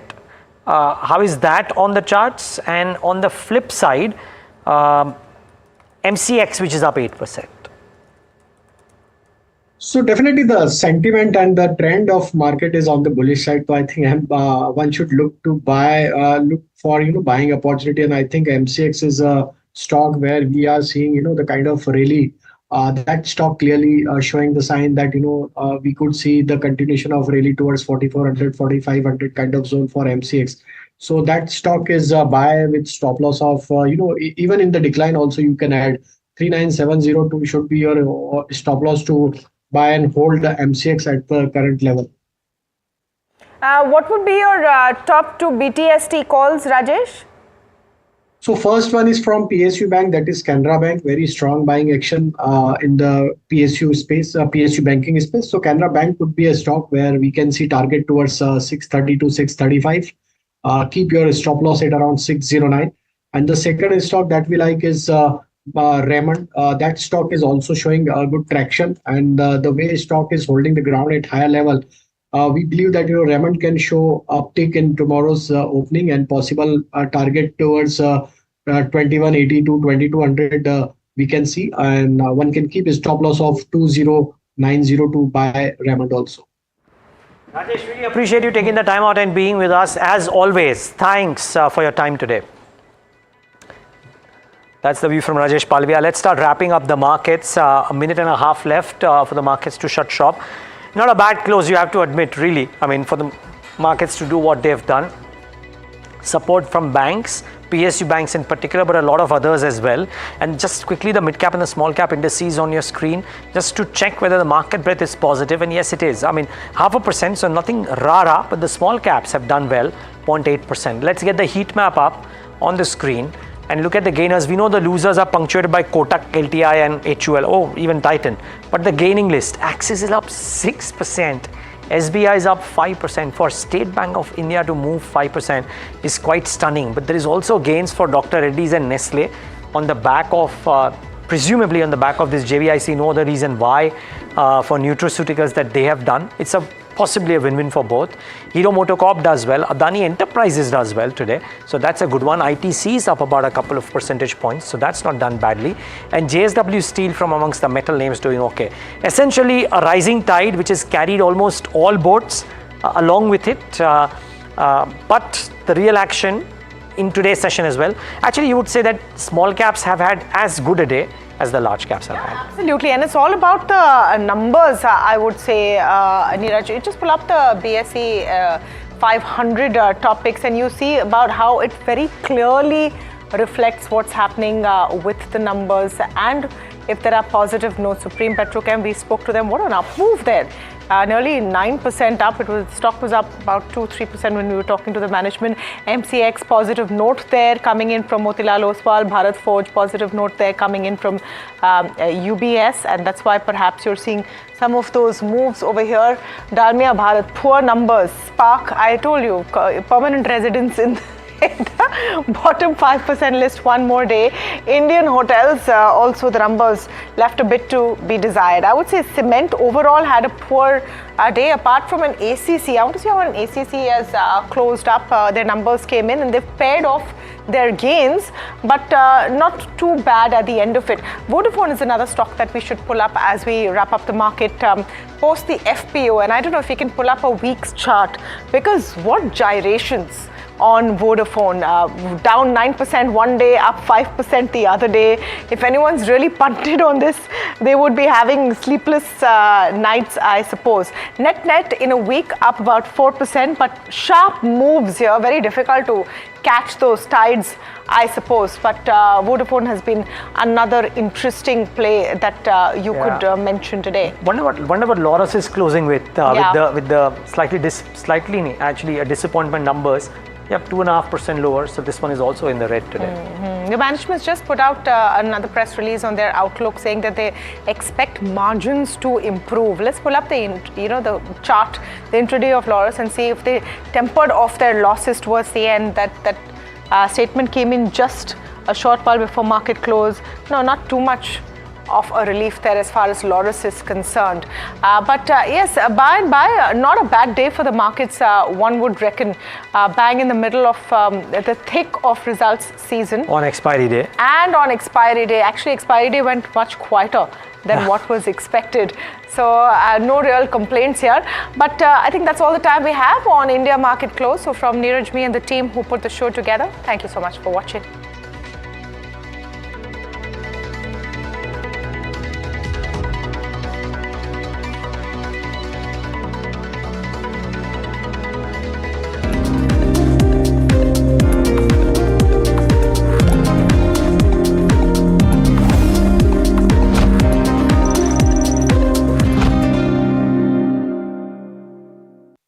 Have you been struggling with your personal finances? You're not alone. There are a lot of people out there that find it difficult to manage their money. But on Big Decisions, we'll be discussing a variety of topics that will help you make your financial decisions with confidence. Check it out on any of our social media platforms, the television channel, on the website ndtvprofit.com, or in fact, on any of the podcast platforms out there. Different people believe in different things. In cricket, some hail the king, some believe in God.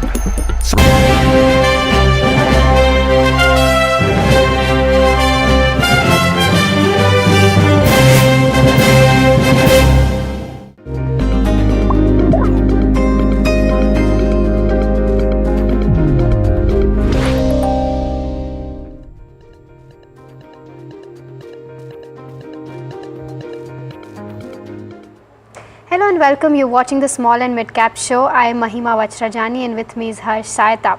Well, today the company that we're focusing on SMID show is Imagica World Entertainment, and to discuss more about the newly acquired parks and amusement parks, we have with us Mr. Jay Malpani, Managing Director of Imagica World Entertainment, joining us now. Welcome to the show, sir.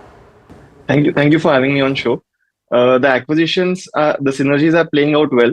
So we have recently finished and executed all the documents with regards to our transfer. So from 1st of April, all the revenues and EBITDAs and all the operations of the 4 parks which were operational are in the books of Imagica. And this will considerably make our P&L and balance sheet much stronger. We will double our footfalls. It will increase our revenue by 1.5x and EBITDA by 1.7x based on the FY23 numbers. And on the combined level, our profitability of the company will increase as well because of these additions of these high margin properties. And we expect that we will increase the market penetration, enhance the marketing effectiveness, and even from pricing point of view, we will have a better pricing in this region. And we'll have multiple synergies because of the consolidation with regards to purchasing power marketing, retail, F&B, and cross-selling opportunities like combos across all our parks. And we have always wanted Imagica to grow across India. So this deal facilitates that and accelerates our geographical expansion as well. I take your point, Jay. Well, Mahima, this side, can you quantify as to how much will this impact your margins and your bottom line? How much will your margins and bottom line increase by then? Sure. So currently we are at around 38% of EBITDA margins, and the new parks which we are adding are about 57% margins at EBITDA level. We expect our combined margins to go in the range of between 45 to 49% in this next 2-3 years at a consolidated basis. Sure. And just with regard to what the expectations or what the type of synergies are that you are likely to see from some of these acquisitions, as well as more importantly, let me actually switch it over to funding. I want to try and understand from a funding perspective, how have these parks been funded, and what's the plan like with regard to cash flows and where you will utilize them? Sure. So the way this deal is structured is that Malpani Group has given Imagica a timeline of 30 months to pay the whole consideration. So Imagica it's a deferred payment. So because of that, since the cash flows are in the books of Imagica from 1st of April, 60% of the cash flows will be funded through internal accruals itself. And then the balance 40% will be a mix of debt and equity, through which we will fund these acquisitions. And at the portfolio level at Imagica, we have a threshold of 2.5x of debt to EBITDA is the maximum the amount of debt we'll raise. So this is how the acquisition will be funded. Okay, understood, Jay. So also, you've been taking a lot of cost control measure when it comes to Imagica. Now, getting these acquisitions into place, where do you think your cost will go to, and will you be applying the same cost measures to these acquisitions as well? So we'll be putting the same cost measures to the acquisitions as well. When we are acquiring those 4 parks, they are already at 57-58% EBITDA margin, which is one of the highest in the country. And even with regards to Imagica, since our parks will merge, a lot of our common teams will be set up to manage the back of the house, even our operations. Even at the senior level, a lot of the teams will get merged because when we were operating these parks separately, the teams were double. But since we are all in the same entity now, we will see that these teams will be similar and we will see a good cost reduction on that part. Even with regards to purchasing power and marketing efforts, we'll see a good amount of synergies. And since we are in the same region, even with regards to pricing, we will see a good amount of pricing levers which will improve. And Imagica has a very strong non-ticketing business, which is F&B and merchandise. And we expect that both these things will be replicated across all our 4 parks. And we expect to see good margin improvement coming from there as well. Understood. And where should the borrowing number be at in terms of your cumulative borrowing for FY25? So cumulatively, we are still open to a mix of debt and equity. And with a threshold of 2.5x of that number is something which we will have. On a consolidated basis, on the FY23 number, our EBITDA is around 170 odd crores. So we have a good cushion to borrow, but we'll have a good mix of debt and equity to fund these acquisitions. Okay, understood. Jay, I also want to understand, with respect to your other income, from what I've seen is that, in March 23, it was negative 490 crores and then it went to positive 570 crores. Then in September, it was around negative 50 crores and now it's, in December, it was around 0.5 crores only. So what is happening exactly there with respect to your other income, because it's pretty volatile there? So actually the other income are mainly accounting entries which have been there because of the resolution plan which the group had concluded in 2022. So there are multiple legs to the resolution plan, and one leg was with regards to land and the other leg was with regards to the promoter OCRPS conversion which we just finished in April. So these are those entries which are more accounting entries which have been part of the resolution plan. So going ahead, you won't see any big fluctuation in that number, and the number will be pretty stable going ahead. What does this other income comprise of currently, Jay? So currently, I think one of the thing was with regards to OCRPS conversion, which was there. Part of it is converted and other is written off. So I think that was the number which was there in the other income this time. All right, and with regard to just return on capital, this large amount of capital which is expected to be deployed. What's the ROC that you're really expecting on some of these numbers, ROEs, ROCs? What's the kind of return ratio that one can expect? So the parks are of different size and scales. Even going ahead, we are planning on putting up different parks in various different tier 1 and tier 2 towns across India. So based on the demographic and location we choose, these ratios are expected to vary between 15 to 18%. And in some cases, if the park is a mid-size with a very good location like Sabarmati, which we were just awarded, so the ROCs are expected to be in the range of 18 to 20% as well. But the range is 15 to 18% is what we are considering for these parks. Okay, Jay. And going forward, let's say in the next 4 to 5 years, how many parks do you wish to, build, acquire, organic, inorganic expansion? What are the plans? So we have a good pipeline in place right now. We have 2 projects on the way. A water park in Indore, which should start this year, and a Sabarmati Riverfront Entertainment Hub, which is a downtown project, which will start next year.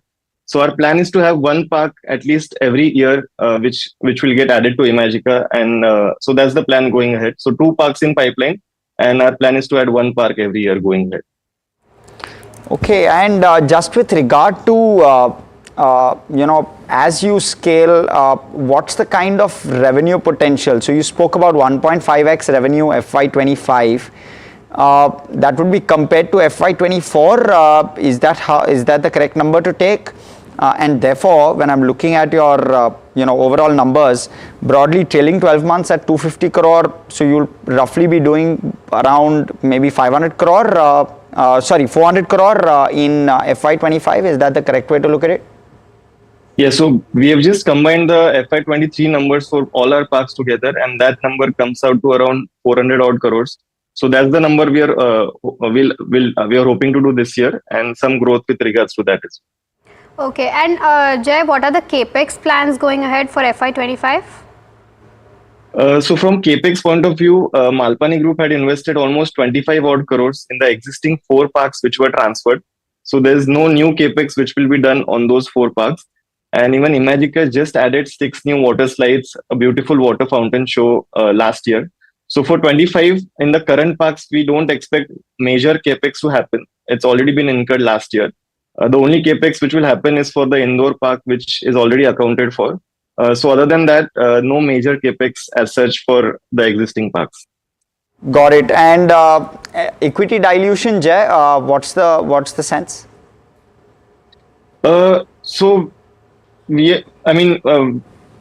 To raise the money, we are looking at a mix of debt and equity. So some bit of, we are still exploring multiple options with regards to how to raise the equity as well. So as and when the plans get consolidated, we'll get back and update to you on the same. The promoter will continue to hold 74%? Sorry, very, very quickly. We want to hold 74% and if we raise some bit of preferential allotment or we do some QIP, then there might be some dilution with regards to that, but our aim is to hold as much as possible. Sure, understood. Okay, thank you so much for that perspective, Jay. Of course, we'll wait Q4 numbers and FY24 numbers and we'll call you back and get some more perspective. Very, very interesting with regard to the growth plans of Imagica World. Thanks, Jay. Thank you so much. Right, so time to slip into a very short break. We'll continue post the break with a very special conversation we've had with Tata Consumers to try and break down some of their numbers. Mind you, top loser on the Nifty 50 yesterday.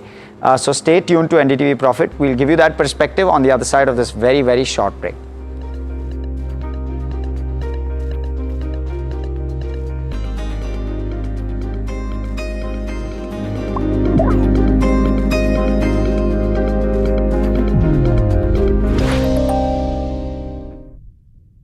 Presented by Patanjali Kesh Kanti Oil and Shampoo. Tootna mana hai.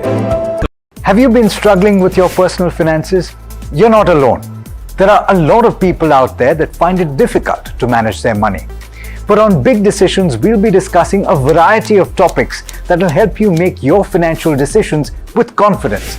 Check it out on any of our social media platforms, the television channel, on the website ndtvprofit.com, or in fact, on any of the podcast platforms out there. Different people believe in different things. In cricket, some hail the king, some believe in God. Some wait for Mr. Right, some believe in swiping right. Some run away from risk, others run after it. For some, kids mean babies. For others, kids mean puppies. Some want a home to settle in the future. Some want to roam the world today. Some make a career in a company. Some make a career out of building companies. But when it comes to money, everybody believes in only one thing: profit, profit, profit. And for profit, watch only NDTV Profit. We all love money.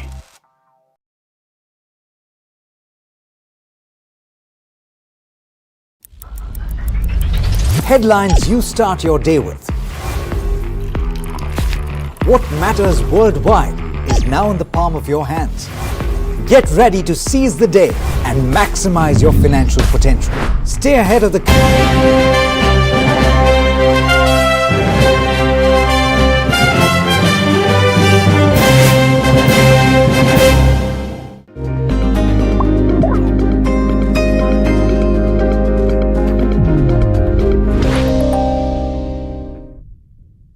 Hello and welcome to NDTV Profit. We have with us a very special guest, Sunil D'Souza, CEO of Tata Consumers, now joining in. Mr. D'Souza, thank you very much. Thanks a ton for joining us today on the show. Firstly, congratulations. FY25 is behind us. You've managed to pull out quite a good quarter. A couple of areas that we'd like you to start with. Firstly, of course, comment on the quarter behind us. Revenue was largely in line with street expectations. Margins have seen an uptick. International business is finally picking up. And you've got those substantial acquisitions as well now behind you. Yeah, so thanks for having me on the show. And yes, we had a pretty decent quarter and a good end to the year. 9% top line, 22% EBITDA, profit before tax, before exceptionals, plus 46. I think what the reported numbers would be net of we had a stamp duty on account of the merger with Tata Coffee and some prudent provisions that we took for underutilized assets as well as a financial instrument. Other than that, like you said, I mean, all businesses on growth. That's pleasing to see. We've had 2 months of Capital Foods. With that, the foods business is powering ahead with that 20% top line growth. International, we've always said it should be margin should be accretive to the India business, and they've come to the party now. Very strong numbers. Canada was always strong. UK, very strong numbers. US is also turning around the corner. Strong growth in our growth businesses in India. Most importantly, our EBITDA margins for the quarter came in at 16.1%, which was pleasing. We've always, last quarter we said our new benchmark is 15 plus, and this quarter we delivered more than that. The good part was we've reduced working capital. Cash has grown at 27% versus last year. Cash as a percentage of EBITDA is 101%. So we reduced working capital substantially. ROC 280 bips ahead of last year. Strategically, shares more or less on track. Outlets now 4 million. Innovation firing well, 5% plus. Costs well within control. Distribution expansion on track. So all in all, a pretty decent quarter. Do you think, do you expect an upside risk to margins in the next few quarters or the next financial year? Upside, I wouldn't call it a risk. I said upside is it's a pleasure. Happy surprise. Correct. Yeah, happy it's surprise. a happy surprise. So, while we've delivered 16.1% this quarter, but if you look at the full year gone by, we're at a 15.3. So that's why we said 15 is the base, and we will deliver above 15%. That's for sure. But we're setting the base at 15%, and we feel quite confident that as we go through the year, we drive top line and scale, keep costs within control, take out synergies. We're sure we can beat our numbers. And you've also improved enormously on operational efficiency. Let's talk about Capital Foods and organic. Going into the next couple of quarters, because I'm assuming by then you'll be completely integrated and available at all sort of through your distribution chain, what is the revenue target that you're expecting or working with in terms of contribution from organic and Capital Foods? So, like I said, I mean, Capital Foods was distributed in about 250,000 outlets. I am directly distributed in 1.6 million. So that's a huge headroom. We said we will complete the integration in 100 days. We are on track. We did the acquisition early February, and by end of this month, we should be done and dusted with the entire integration piece. Organic India, we've just started. It was middle of April by the time we finished. So that will take 3 months from there. And for both these businesses, like I said, I mean, now they're part of our growth portfolio.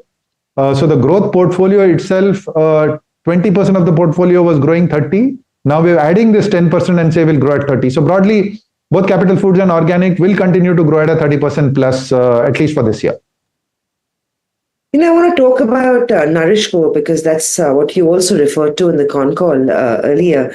The guidance set out for that was close to about 1,000. You've closed in at about 825 crores. Seasonal issues, I believe. When do you see that shortfall getting filled in? Do you think by next quarter we will see a sharper uptake on NourishCo?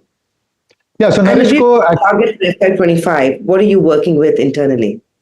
So NourishCo actually has been firing on strong cylinders with a combination of distribution expansion, powering up the portfolio, and innovation to sales in NourishCo is close to 20%. In NourishCo, from 650,000 outlets, we've gone to 950. We've already built the supply chain and the distribution to take advantage of this season. And I said last quarter, actually, right up to January, we were quite confident of hitting the 900 to 1,000 crore number. Middle of February onwards, we started seeing unseasonal weather patterns. And more importantly, I think Holi this year was shifted by 20 days. And I still remember from my old beverage days that Holi is the onset. It doesn't matter what the outside room temperature is. Holi is the onset of summer for most parts of India. So I think that's what has happened. Summer has come in very, very strongly. So we feel quite confident that we will come back to the same, I would say, 25 to 35% growth rate for NourishCo in this quarter itself. I want to talk to you about Tata Sampann. Great growth there as well. And interestingly, there's so much happening in that part of the industry with everything we're hearing about the regulator, with the Singaporean authorities, Hong Kong authorities cracking on your competition. Now, if I call it a risk, you might question me again, but have you seen that impacting your business? I mean, Tata as a brand is associated with quality. And imagine the Everest of the world, other masala companies are losing market share. This could be a big gain for you, and we might potentially see an impact of that in the next quarter. See, I wouldn't comment about the other companies, but I would say as an economy develops, as products proliferate, as consumers become more aware, I would start to expect that regulations, the standards will be continue to go up. And I think the FSSAI is doing a fantastic job in bringing up the standards overall in the country. That said, I think for us specifically as a Tata Group, we are very, very mindful of the value that the Indian consumer places, the trust that the Indian consumer places in the Tata brand name. And therefore, I mean, irrespective of what it is, we will be following regulations very closely. We will make sure our products are of the highest standard. So Sampann, for example, right? Very simply put, I'll give you a very, very simple example. Just by going to the border on moisture content, I could improve my profitability. But no, I want to make sure that I'm well within the range of the moisture content. We've got internal standards on brokens, type of grains, etc. I know that by moving a little bit, there's a little bit of money to be made, but as a Tata Group company, we value the consumer trust in our product and our quality more than anything else. And we are here for the long term, right? So therefore, I wouldn't be too worried about what's happening. The good part is we just need to double down and make sure we execute properly. Double down and execute properly. So while, of course, top line will be focused, quality, I think, is what the Tata brand is synopsis with. I want to ask you about Starbucks. Growth was slightly tepid for Starbucks. But of course, I mean, in the bigger picture, it's very clear that Tata is serious about this. Starbucks has become a name, a household name for most. How is that sort of doing? What is the sort of expectation you're setting out for yourself there? FY25 target on Starbucks. Do you think the pickup will be more front-loaded over the next few quarters? So Starbucks, yes, I mean, we are playing the long game. Number one, so we made a commitment saying that we'll have 1,000 stores by FY28. Now, just to put that in perspective, I think for the first 8 years of the business, from FY12 when we started to about FY20, we added about 200 stores. And last year we added 95. So in 1 year, we added almost half of what we did in the previous 8 years, and we'll continue at that rate for a long time to come. Now, last quarter itself, I think Q3 and Q4 overall were a bit stressed for the QSR industry itself, primarily driven by lack of traffic. I mean, in Q3, a lot of people talked about the World Cup and that happening, but that continued a bit into Q4. The good news is that March came in at better than February, and April right now is trending better than March. So we remain quite confident of the traffic coming up. But apart from that, right now we are at 421 stores, 60 cities, and as we expand, as we populate the bigger cities with more Starbucks, and as we go down, we are making sure that we are tweaking the business models to make sure that it is stronger and better even in face of slightly lower traffic itself. Average ticket per store has not been the issue, it's only traffic. Like I said, it's improving, and at the same time, we are making sure we're making the right tweaks to the business to drive traffic.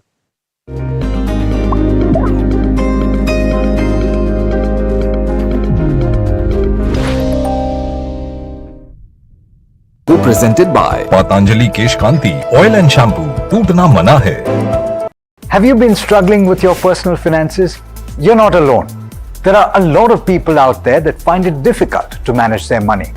But on Big Decisions, we'll be discussing a variety of topics that will help you make your financial decisions with confidence. Check it out on any of our social media platforms, the television channel, on the website ndtvprofit.com, or in fact, on any of the podcast platforms out there. Different people believe in different things. In cricket, some hail the king, some believe in God. Some wait for Mr. Right, some believe in swiping right. Some run away from risk, others run after it. For some, kids mean babies. For others, kids mean puppies. Some want a home to settle in the future. Some want to roam the world today. Some make a career in a company. Some make a career out of building companies. But when it comes to money, everybody believes in only one thing: profit, profit, profit. And for profit, watch only NDTV Profit. We all love money.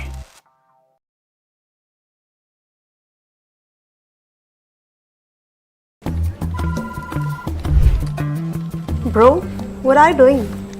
I'm trading FNOs. So, have you made any money? Oh, it's simple. If you think the market is moving upwards, just buy Nifty call option. But if you think the market could slide downwards, simplifying futures and options trading.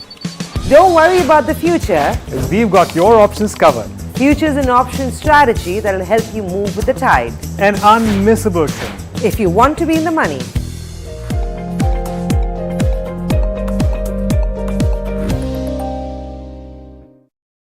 Stock selection isn't an easy task. And neither is choosing the right moment to sell. Whether it's a doubt about a short-term trade or a long-term investment, all you have to do is ask Profit.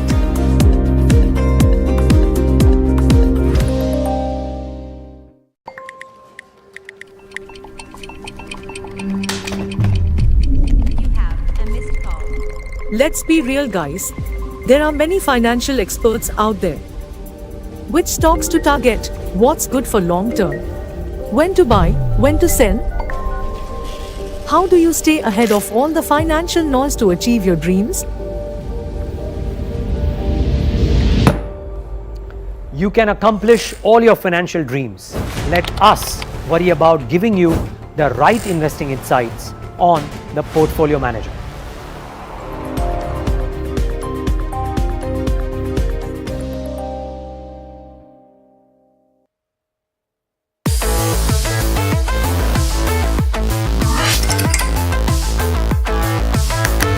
listen to the voices of reason as they talk about corporate health and investing principles with me, Neeraj.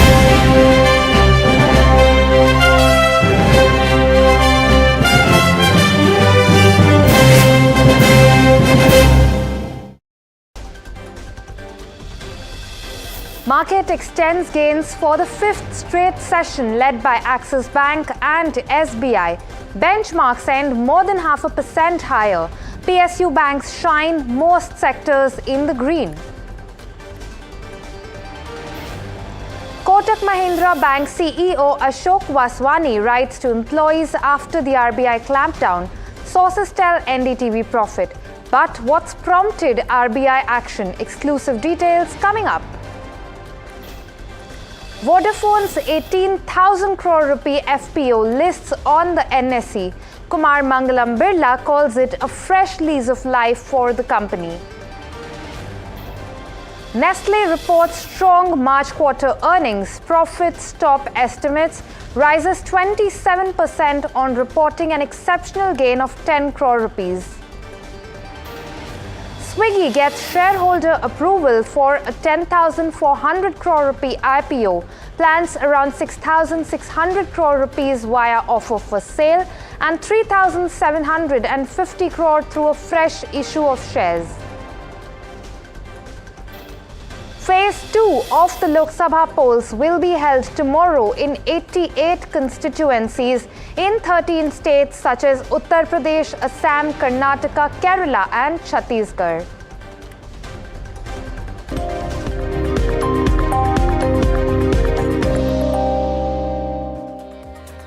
Hello and welcome. You're watching The Reporter on NDTV Profit. I'm your host Pallavi Nahata, and as always, the show aims to bring to you market headlines along with national and international news.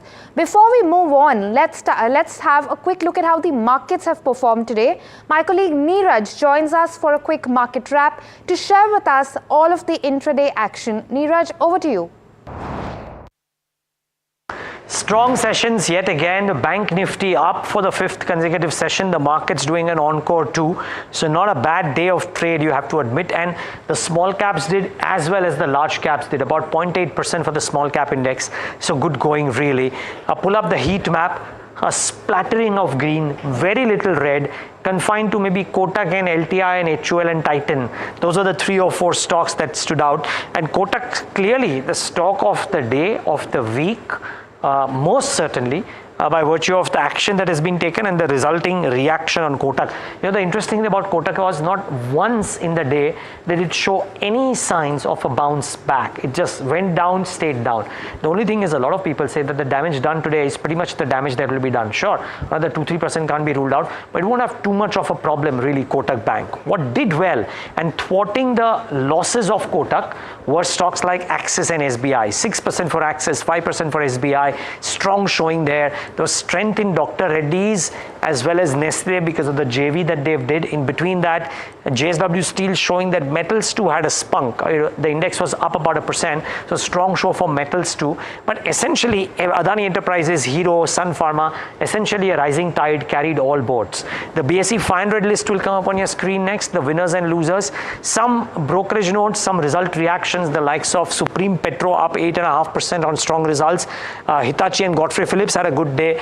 MCX and Bharat Forge because of brokerage notes from Motilal Oswal and BofA respectively. Mazagon Docks had a good move as well. What didn't do well? Kotak Bank, of course, we know, but Dalmia Bharat on the back of results and poor commentary down about 7%. Spark continues to languish 5% yet again. Indian Hotels, a result reaction coming in. Weakness for JK Cement and some of the other cement names in the session today. Just want to wrap up with the 1 month chart of Sun Pharma Advanced Research if we can. But even if we cannot, the point I'm trying to make is this stock has been on a lower circuit now for at least 10 days. You get caught in some illiquid names, it becomes very, very difficult to move out. Look at what's happened to Sun Pharma Advanced Research. From the price here all the way to where it's gone, it's been locked on a lower circuit. Sometimes betting on illiquid stocks in hope of gains could actually lead to very strong losses. So you got to be careful about that. And moving on to some RBI action, the regulatory body has barred Kotak Mahindra Bank from onboarding new customers through online and mobile channels and from issuing fresh credit cards. Now, after this, how are things looking for Kotak Mahindra Bank and what is consumer sentiment? My colleague Pragati joins us with a quick wrap-up on that. Pragati? Well, you're right. Kotak Mahindra Bank has definitely been the big story of the day, and NDTV Profit has been trying to bring the exclusive details to our viewers as and when they're happening. In the latest update that we have for our viewers is that the bank CEO, Mr. Ashok Vaswani, has written an email to the employees in which he has acknowledged the need for a robust IT infrastructure. In fact, he has said that the explosive growth in business through digital channels has warranted a need for a completely different level of tech infra. He has also assured the employees that the system or the IT infrastructure of the bank is right in shape, and the bank will try to deploy all the changes that are needed in order to resolve this issue in a short order with the RBI. Now, let us try to bring in some context for our viewers here of what exactly has happened and why Mr. Vaswani's email to the employees is extremely significant. We previously reported, which were also exclusive details shared by us, by me and my colleague Mimansa, that RBI's clampdown on Kotak Mahindra Bank, which happened on Wednesday, was primarily warranted due to problems in the scalability of the core banking issue. Now, the RBI, in its official order, asked the bank to stop the issuance of fresh credit cards and to also stop the onboarding of customers via its online and mobile banking channels. But the entire problem lay in the fact, and that's what sources told us, that multiple outages and the consequent downtime of the online banking system was one of the primary reasons that prompted an action by the regulator on the bank. In fact, sources also told us that about 30 to 40 hours of outages in a year were being reported by the bank, which was way above any tolerance level for a bank's online banking channel. And another factor that contributed to the stress on the bank's IT infrastructure was the high value of UPI transactions. So clearly, there were multiple problems on various fronts where the bank was asked to call for remedial action, but in the event of it failing to do so, RBI had to clamp down and impose these business curbs. For latest news and updates, we'll bring back to you all that is happening at Kotak Mahindra Bank. And moving on to a stock that did have better luck in today's day of trade, Vodafone Idea closed over 5.5% higher after its 18,000 crore rupee FPO listed on the NSE. Aditya Birla Group chairman called it a new lease of life for Vodafone Idea. My colleague Smriti Chaudhary joins us with more details on this. Smriti? Well, it's a good day for Vodafone Idea. It's after its 18,000 crore follow-on public offer, the shares were listed today and we saw gains in the share as well. Now, FPO saw strong institutional demand, and on top of that, Aditya Birla Group had also infused about 2,075 crore rupees. So essentially an equity raise of over 20,000 crore rupees. Now, Kumar Mangalam Birla, the chairman of Aditya Birla Group, spoke at this listing ceremony this morning, and he said that the conclusion of this FPO marks a turning point in the telecom industry.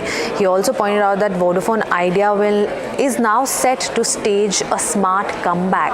Now, just to remind you, Vodafone Idea has been struggling with its huge debt. It has a debt of over 2 lakh crore rupees, and most of that debt is owed towards the government. Now, KM Birla also thanked the government for the relief package. Vodafone Idea is the only telecom company that has converted its dues, its AGR dues, into equity before, and they still have an option to do it again because they will have their payments, AGR payments, due from the second half of FY26, and we're looking at payments of about 28,000 crores from FY26 itself. So KM Birla also pointed out how important it is to have 3 private players in the telecom industry, and the cycle of investment, this investment that the company has gotten, will trigger a cycle of growth for the company. So essentially tariff hikes and subscribers coming back to the company is going to be a huge plus point for Vodafone Idea if they can manage to do that.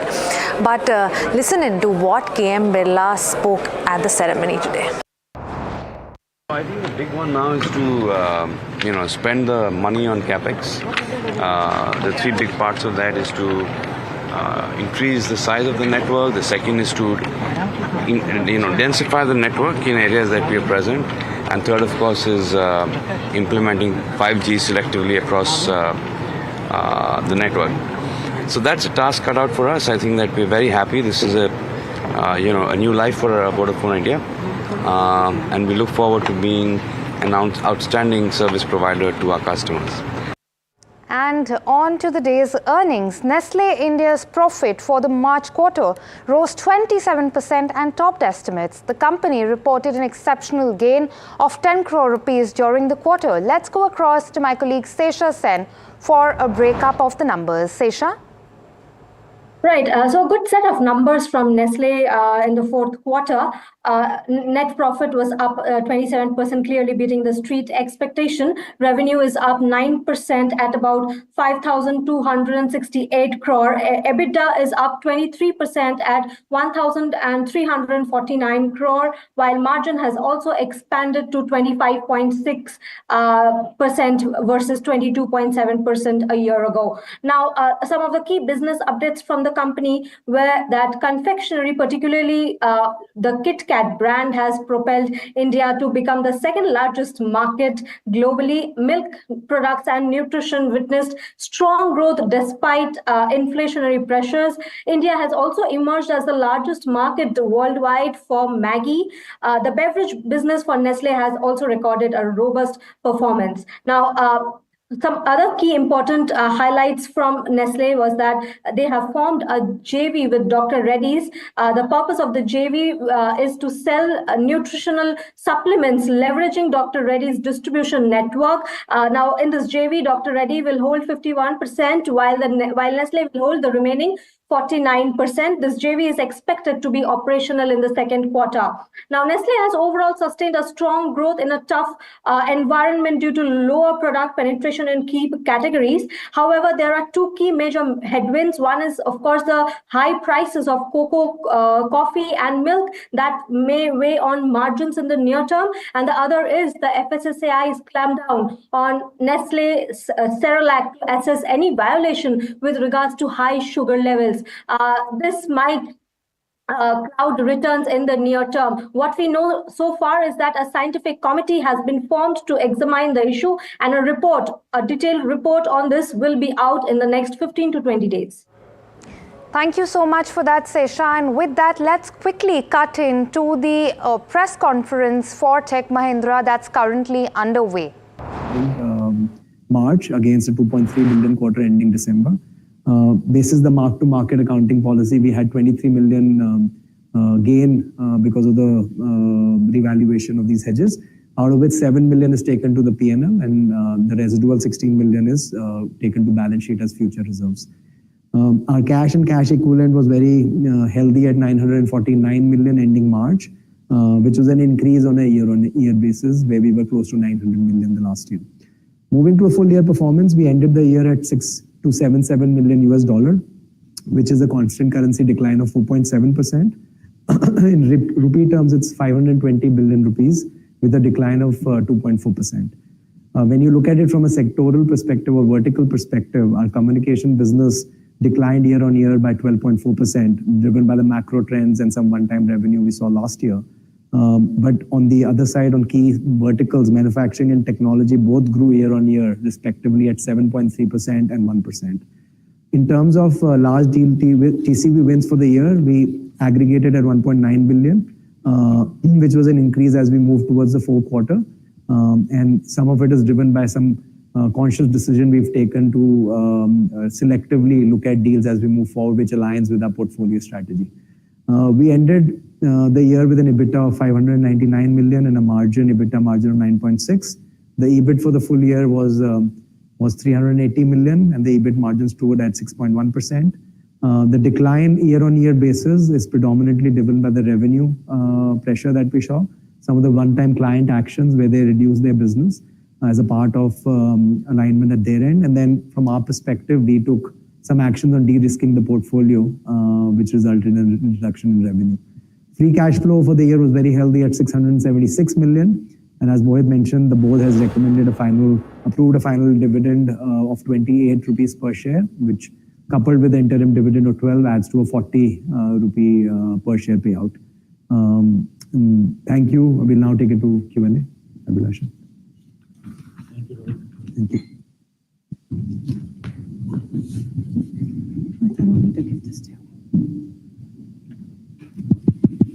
Thank you, Mohit and Rohit. We will now conclude this stream for those who have joined us on social media. Thank you, everyone, for joining us.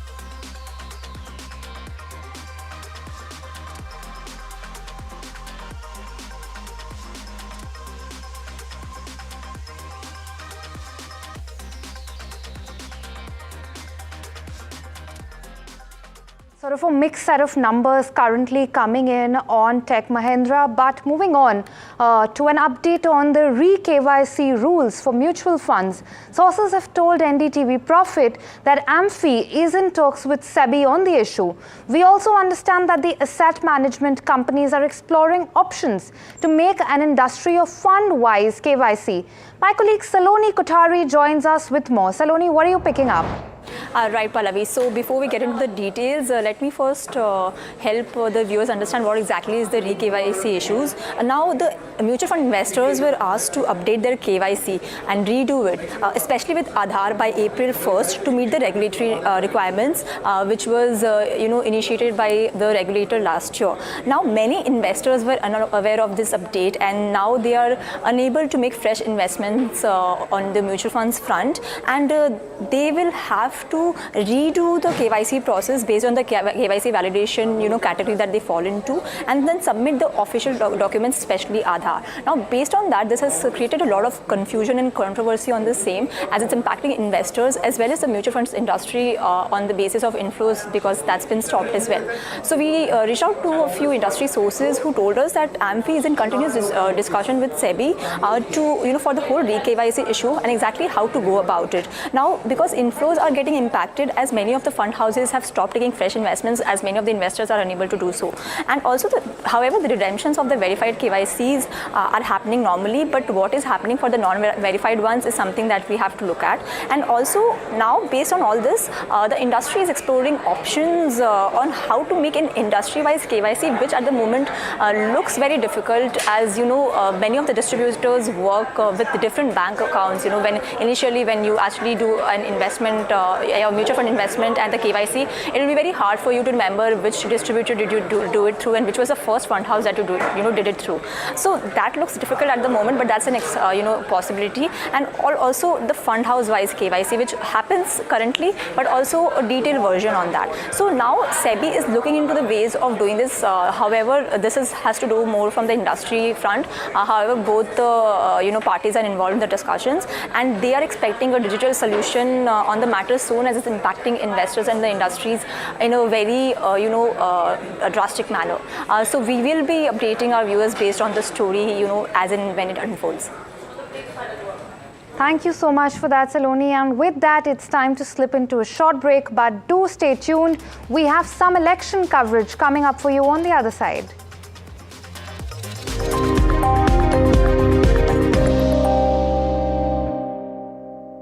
Have you been struggling with your personal finances? You're not alone. There are a lot of people out there that find it difficult to manage their money. But on Big Decisions, we'll be discussing a variety of topics that will help you make your financial decisions with confidence. Check it out on any of our social media platforms, the television channel, on the website ndtvprofit.com, or in fact, on any of the podcast platforms out there. Different people believe in different things. In cricket, some hail the king, some believe in God. Some wait for Mr. Right, some believe in swiping right. Some run away from risk, others run after it. For some, kids mean babies. For others, kids mean puppies. Some want a home to settle in the future. Some want to roam the world today. Some make a career in a company. Some make a career out of building companies. But when it comes to money, everybody believes in only one thing: profit, profit, profit. And for profit, watch only NDTV Profit. We all love money.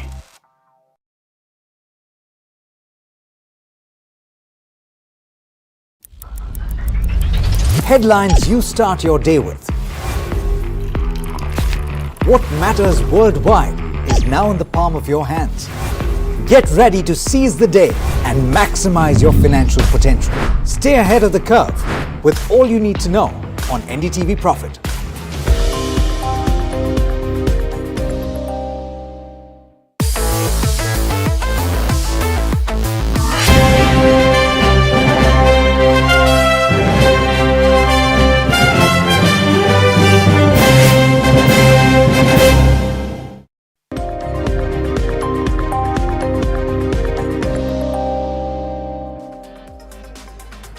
Welcome back. Swiggy shareholders have given approval to raise 10,400 crore rupees via an IPO.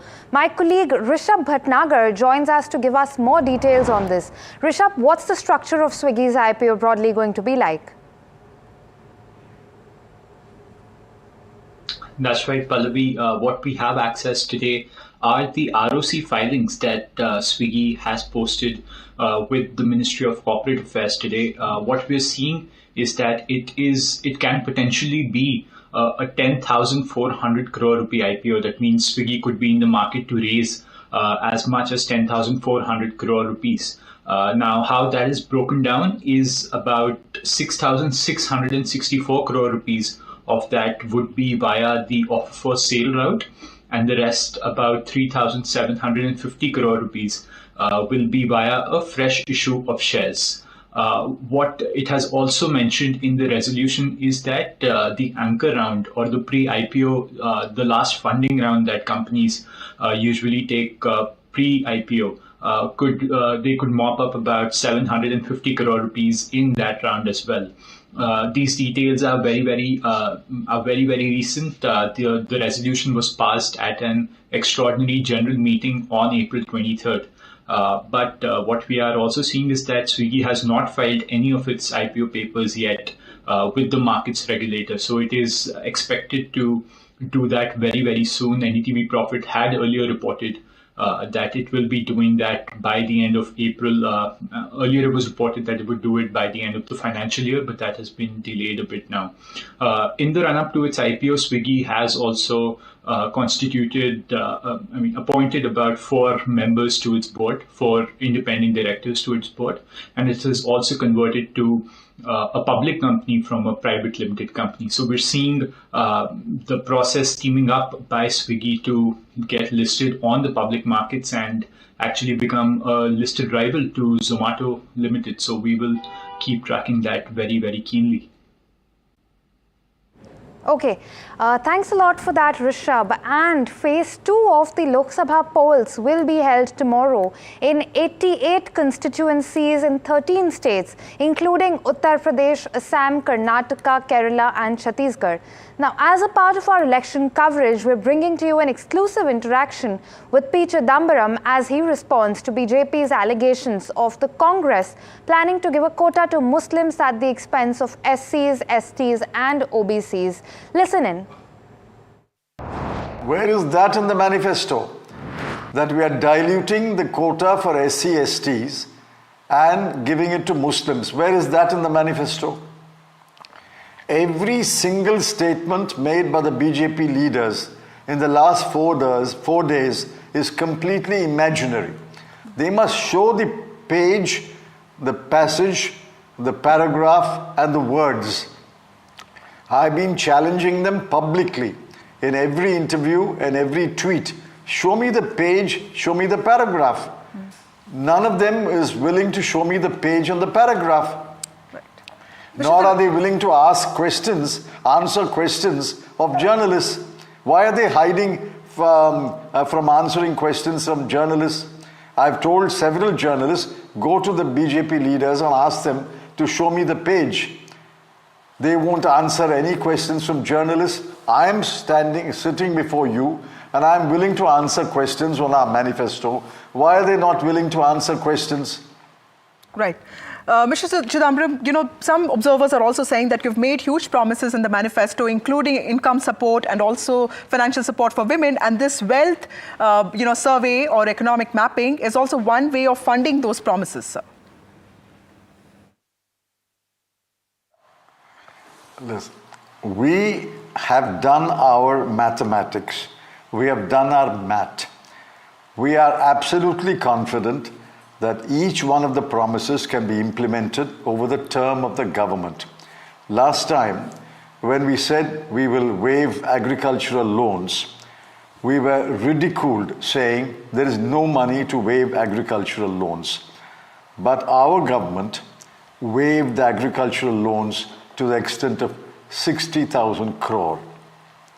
When we started Maganrega, they said of all the people of India volunteer for work under Maganrega, where is the money? We have implemented Maganrega, and the BJP over the last 10 years has also implemented Maganrega. We found the money for Maganrega. The BJP has also been able to find the money for Maganrega.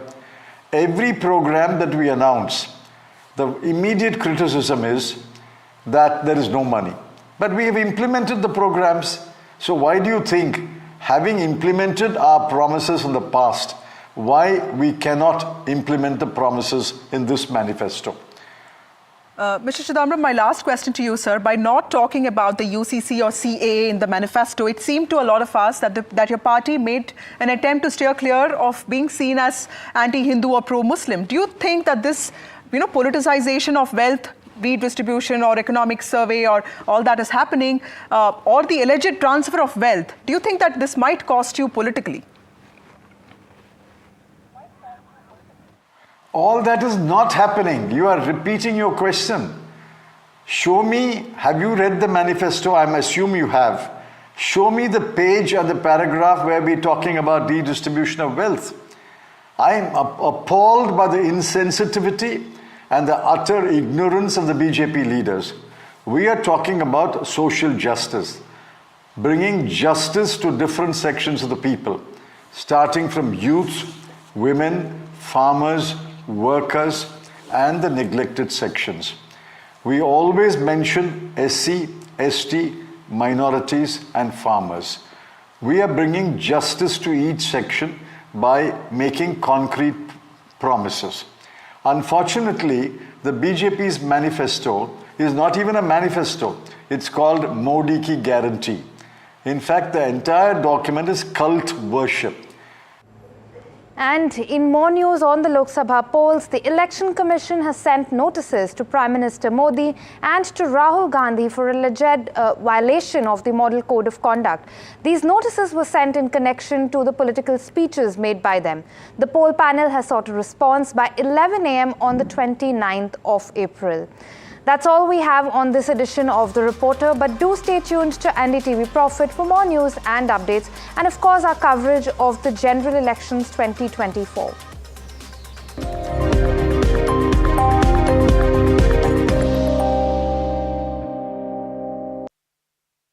Have you been struggling with your personal finances? You're not alone. There are a lot of people out there that find it difficult to manage their money.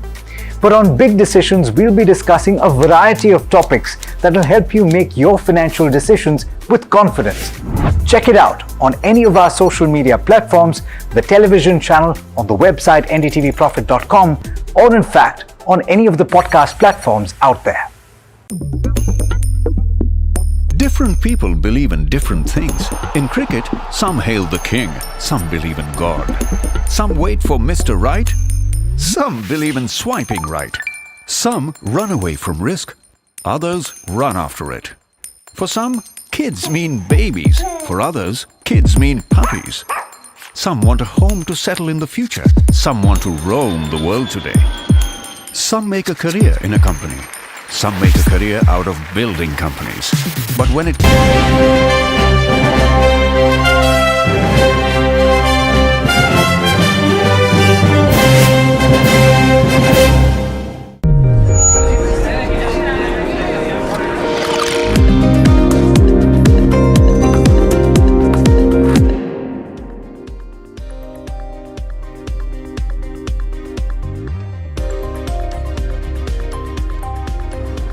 Hello and welcome. You're watching Ask Profit on NDTV Profit. I'm Smriti Chaudhary and with me is Alex Matthew.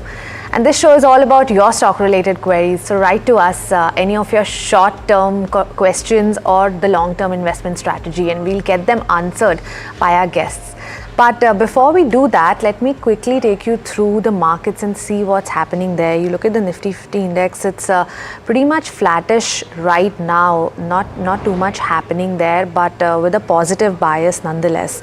You have among the sectors, you have the sectors that are doing well include pharma. However, PSU Bank is on a trot today, up about 1.7%. Again, that was the case yesterday as well.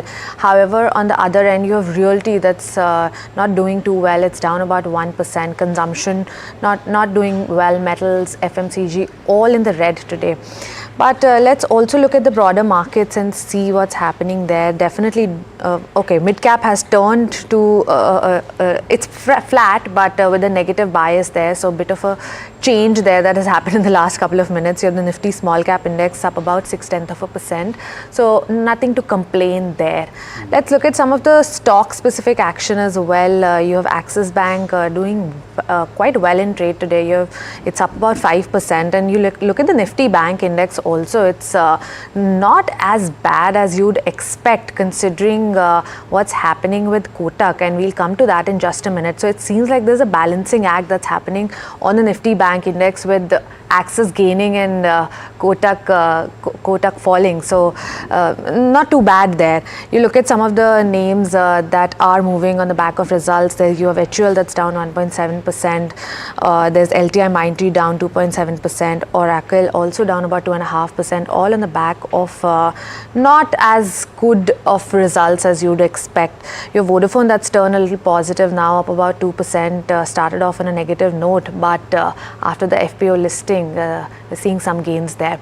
However, the focus for today, Alex, is Kotak Mahindra Bank can't be ignored. Too big of an action by the RBI. Yeah, certainly. And if anything, the move on the Nifty Bank, you can, not Nifty Bank actually, the move on the Nifty 50, you can look at it in terms of a tale of two banks, because if you look at the contribution for the Nifty 50, you will see that the biggest contributor on the upside is Axis Bank. But single-handedly, Kotak Mahindra Bank is causing the Nifty 50 to be flat at this juncture and is contributing about 60 points to the downside right now. In fact, let's talk about the reason for this, and Kotak Mahindra Bank down about 10% even as we speak. Harsh is joining in to talk about why this regulatory action by the Reserve Bank of India is significant and why there is such a big move in the stock price. Harsh, what can you tell us? Well, thank you for that, Alex. When I'm looking at just the ballpark numbers and the impact, around 3.7% of the portfolio is credit cards. That will definitely struggle to grow because you won't be, or rather Kotak won't be issuing any new credit cards, at least for the 9th to 15th month kind of period for sure. This portfolio has grown at 52% year over year, at least ended Q3 FY24. Q4 numbers yet to come out. So it's low base but very, very high growth. Outside of that, you have their BNPL products which they sell through Kotak 811 and through online channels predominantly. 90 to 95% of them are sold through online channels. and that too has grown significantly quickly, roughly 33% on a year-on-year basis. 8% sequential is how that portfolio is growing, and that will also likely see a bit of a tempering or a slowing down. But I think the largest impact will be on new customers. New customers added over the last 1 year till Q3 FY24 was roughly 1 crore, which is a 25% growth from 3.9 to 4.9. So that growth might just taper, and that number one would have to wait and watch out for as to where that number is, because if new customers continue to get added, then likely some of the other products they can continue to do should not be a problem. So some commentary around that will help, but currently we have most brokerages maintaining or just about reducing the target price, not the rating on the stock. So that's the first piece. Now, stock down 10%, 3.3 lakh crore in terms of market cap, 90,000 odd crore in terms of standalone book value, cumulative, and therefore the stock on a consol basis is trading at roughly 2.6 times price to book, well below its long term as well as short term as well as medium term averages, well below it. So definitely something to look out for, because the stock has taken a bit of a beating in comparative terms to itself, trading at quite a low in terms of book value. Absolutely. In fact, that is the story that we're focusing on. Thanks, Harsh, for summing that up. In fact, it's a great time to get on our experts. We've got Shaina Mukaddam as well as Ajit Mishra joining in. Shaina, the first question to you. Kotak Mahindra Bank, a disappointment, not just today, but if I look back from COVID lows, it's not done very much either. Even over the last 5 years, at this juncture, if you're talking about 18% gains, then a shareholder might just have received more if they'd put it in a 5-year fixed deposit. And that's saying something for one of the largest private sector banks in India. What is your understanding of what will happen from this point? Because some are talking about the potential for a buying opportunity with a stock like this down about 10%. Is it that?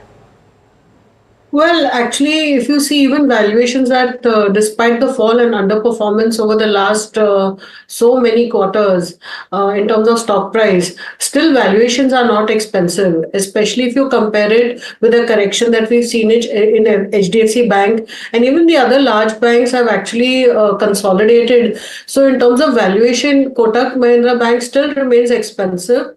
Having said that, you also have these additional restrictions by RBI, which over the next couple of quarters is likely to see the bank trying to put its act in place and, continue to see slow growth. So to that extent, I think it is better to avoid, don't catch a falling knife. Kotak Mahindra Bank, even as of now, it would be better not to, get into that stock. The other stocks in the banking space, you can even look at Axis Bank now, which is more or less the size of Kotak in terms of market cap. There, the numbers were great. Of course, you have HDFC, ICICI Bank and SBI that remain other top picks. All right. So I'm glad that you already spoke about Axis Bank, because that was going to be one of the follow-ups.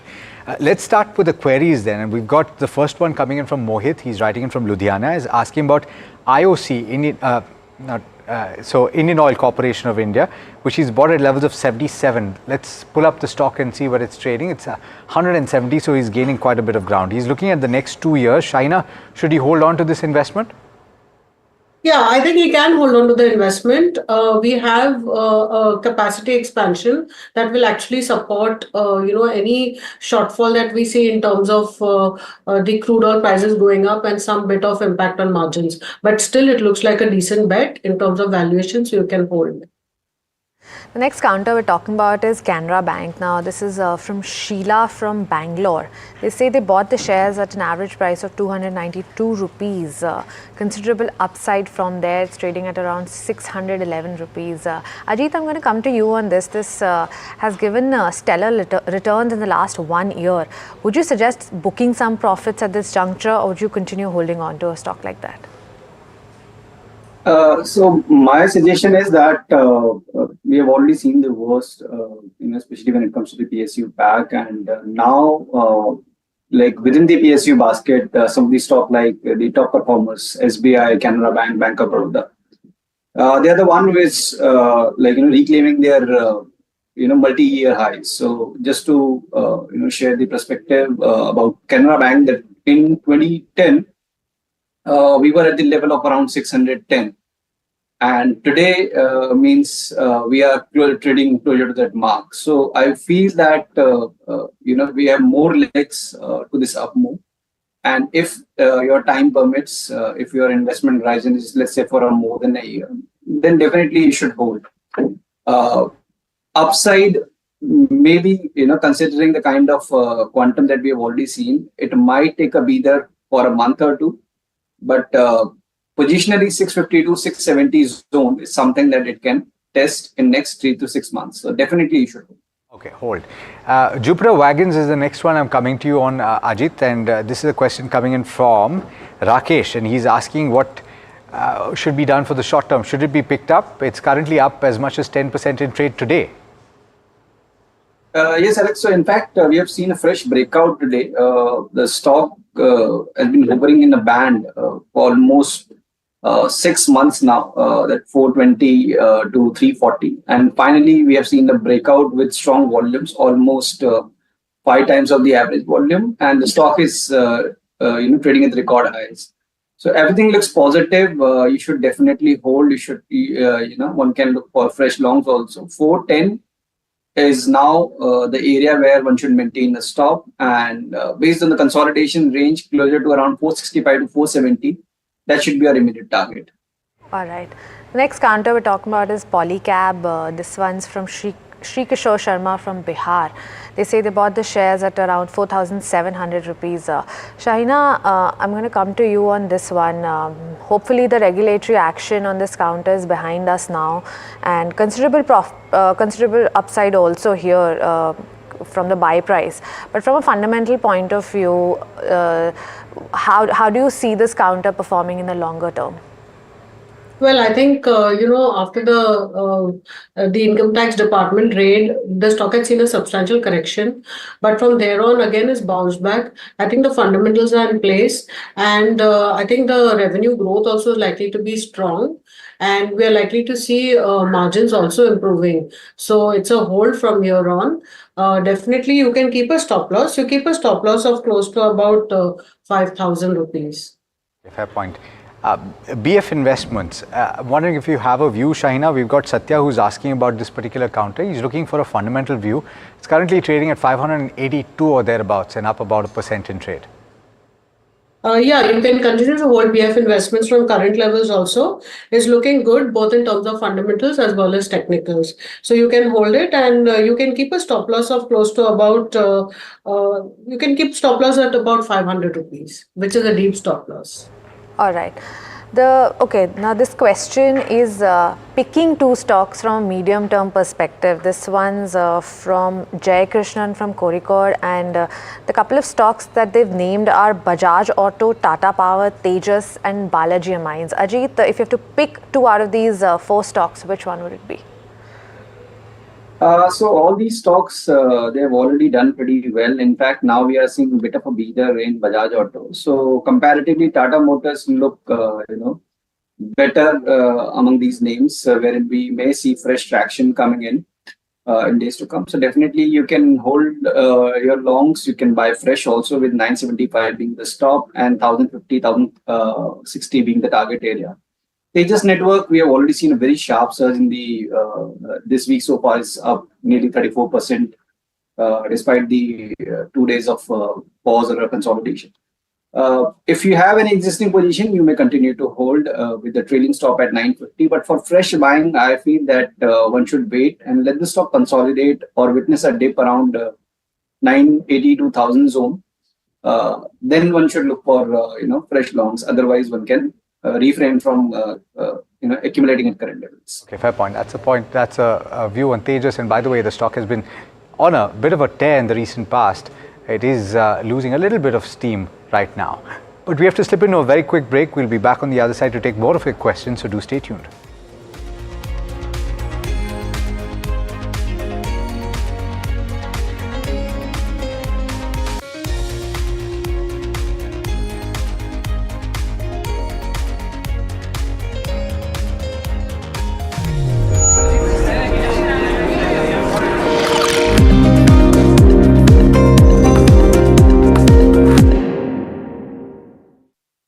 Presented by Patanjali Kesh Kanti Oil and Shampoo. Tootna Mana Hai. Brought to you by State Bank of India, the banker to every Indian.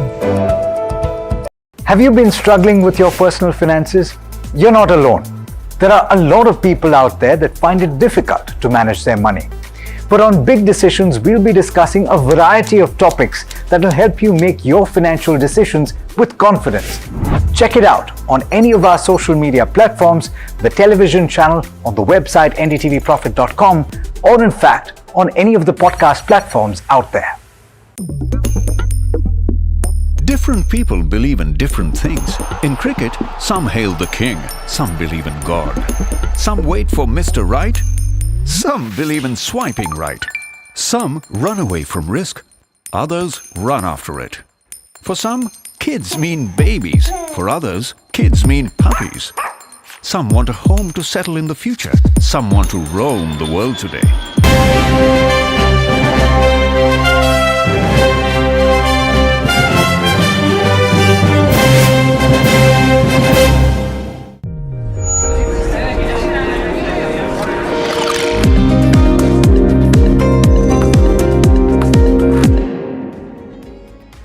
Welcome back. You're watching Us Profit, and this next question is an interesting one. It's coming in from Multan, and in fact, it is from Chandigarh. Shahina, it's interesting because he's talking about which stock he can buy from a 5-year perspective that is currently priced between 10 rupees and 50 rupees. And I think a lot of investors tend to look at the ticket price of a particular stock to make their decision about whether to buy or not. And we've stressed often that this is not necessarily the best way to look at it. Having said that, would you be able to explain why, one, this is not the best approach, and two, if incidentally there are a few stocks in that range that you like, what would they be? See, one can buy such stocks, but provided it forms a very small percentage of your portfolio, especially if you're looking at it from a, trading perspective, it's fine.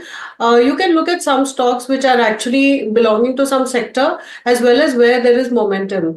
I personally have got investments in Jaiprakash Power, which falls into this category. And, one can look at such stocks, but only if it's a small percentage of your portfolio.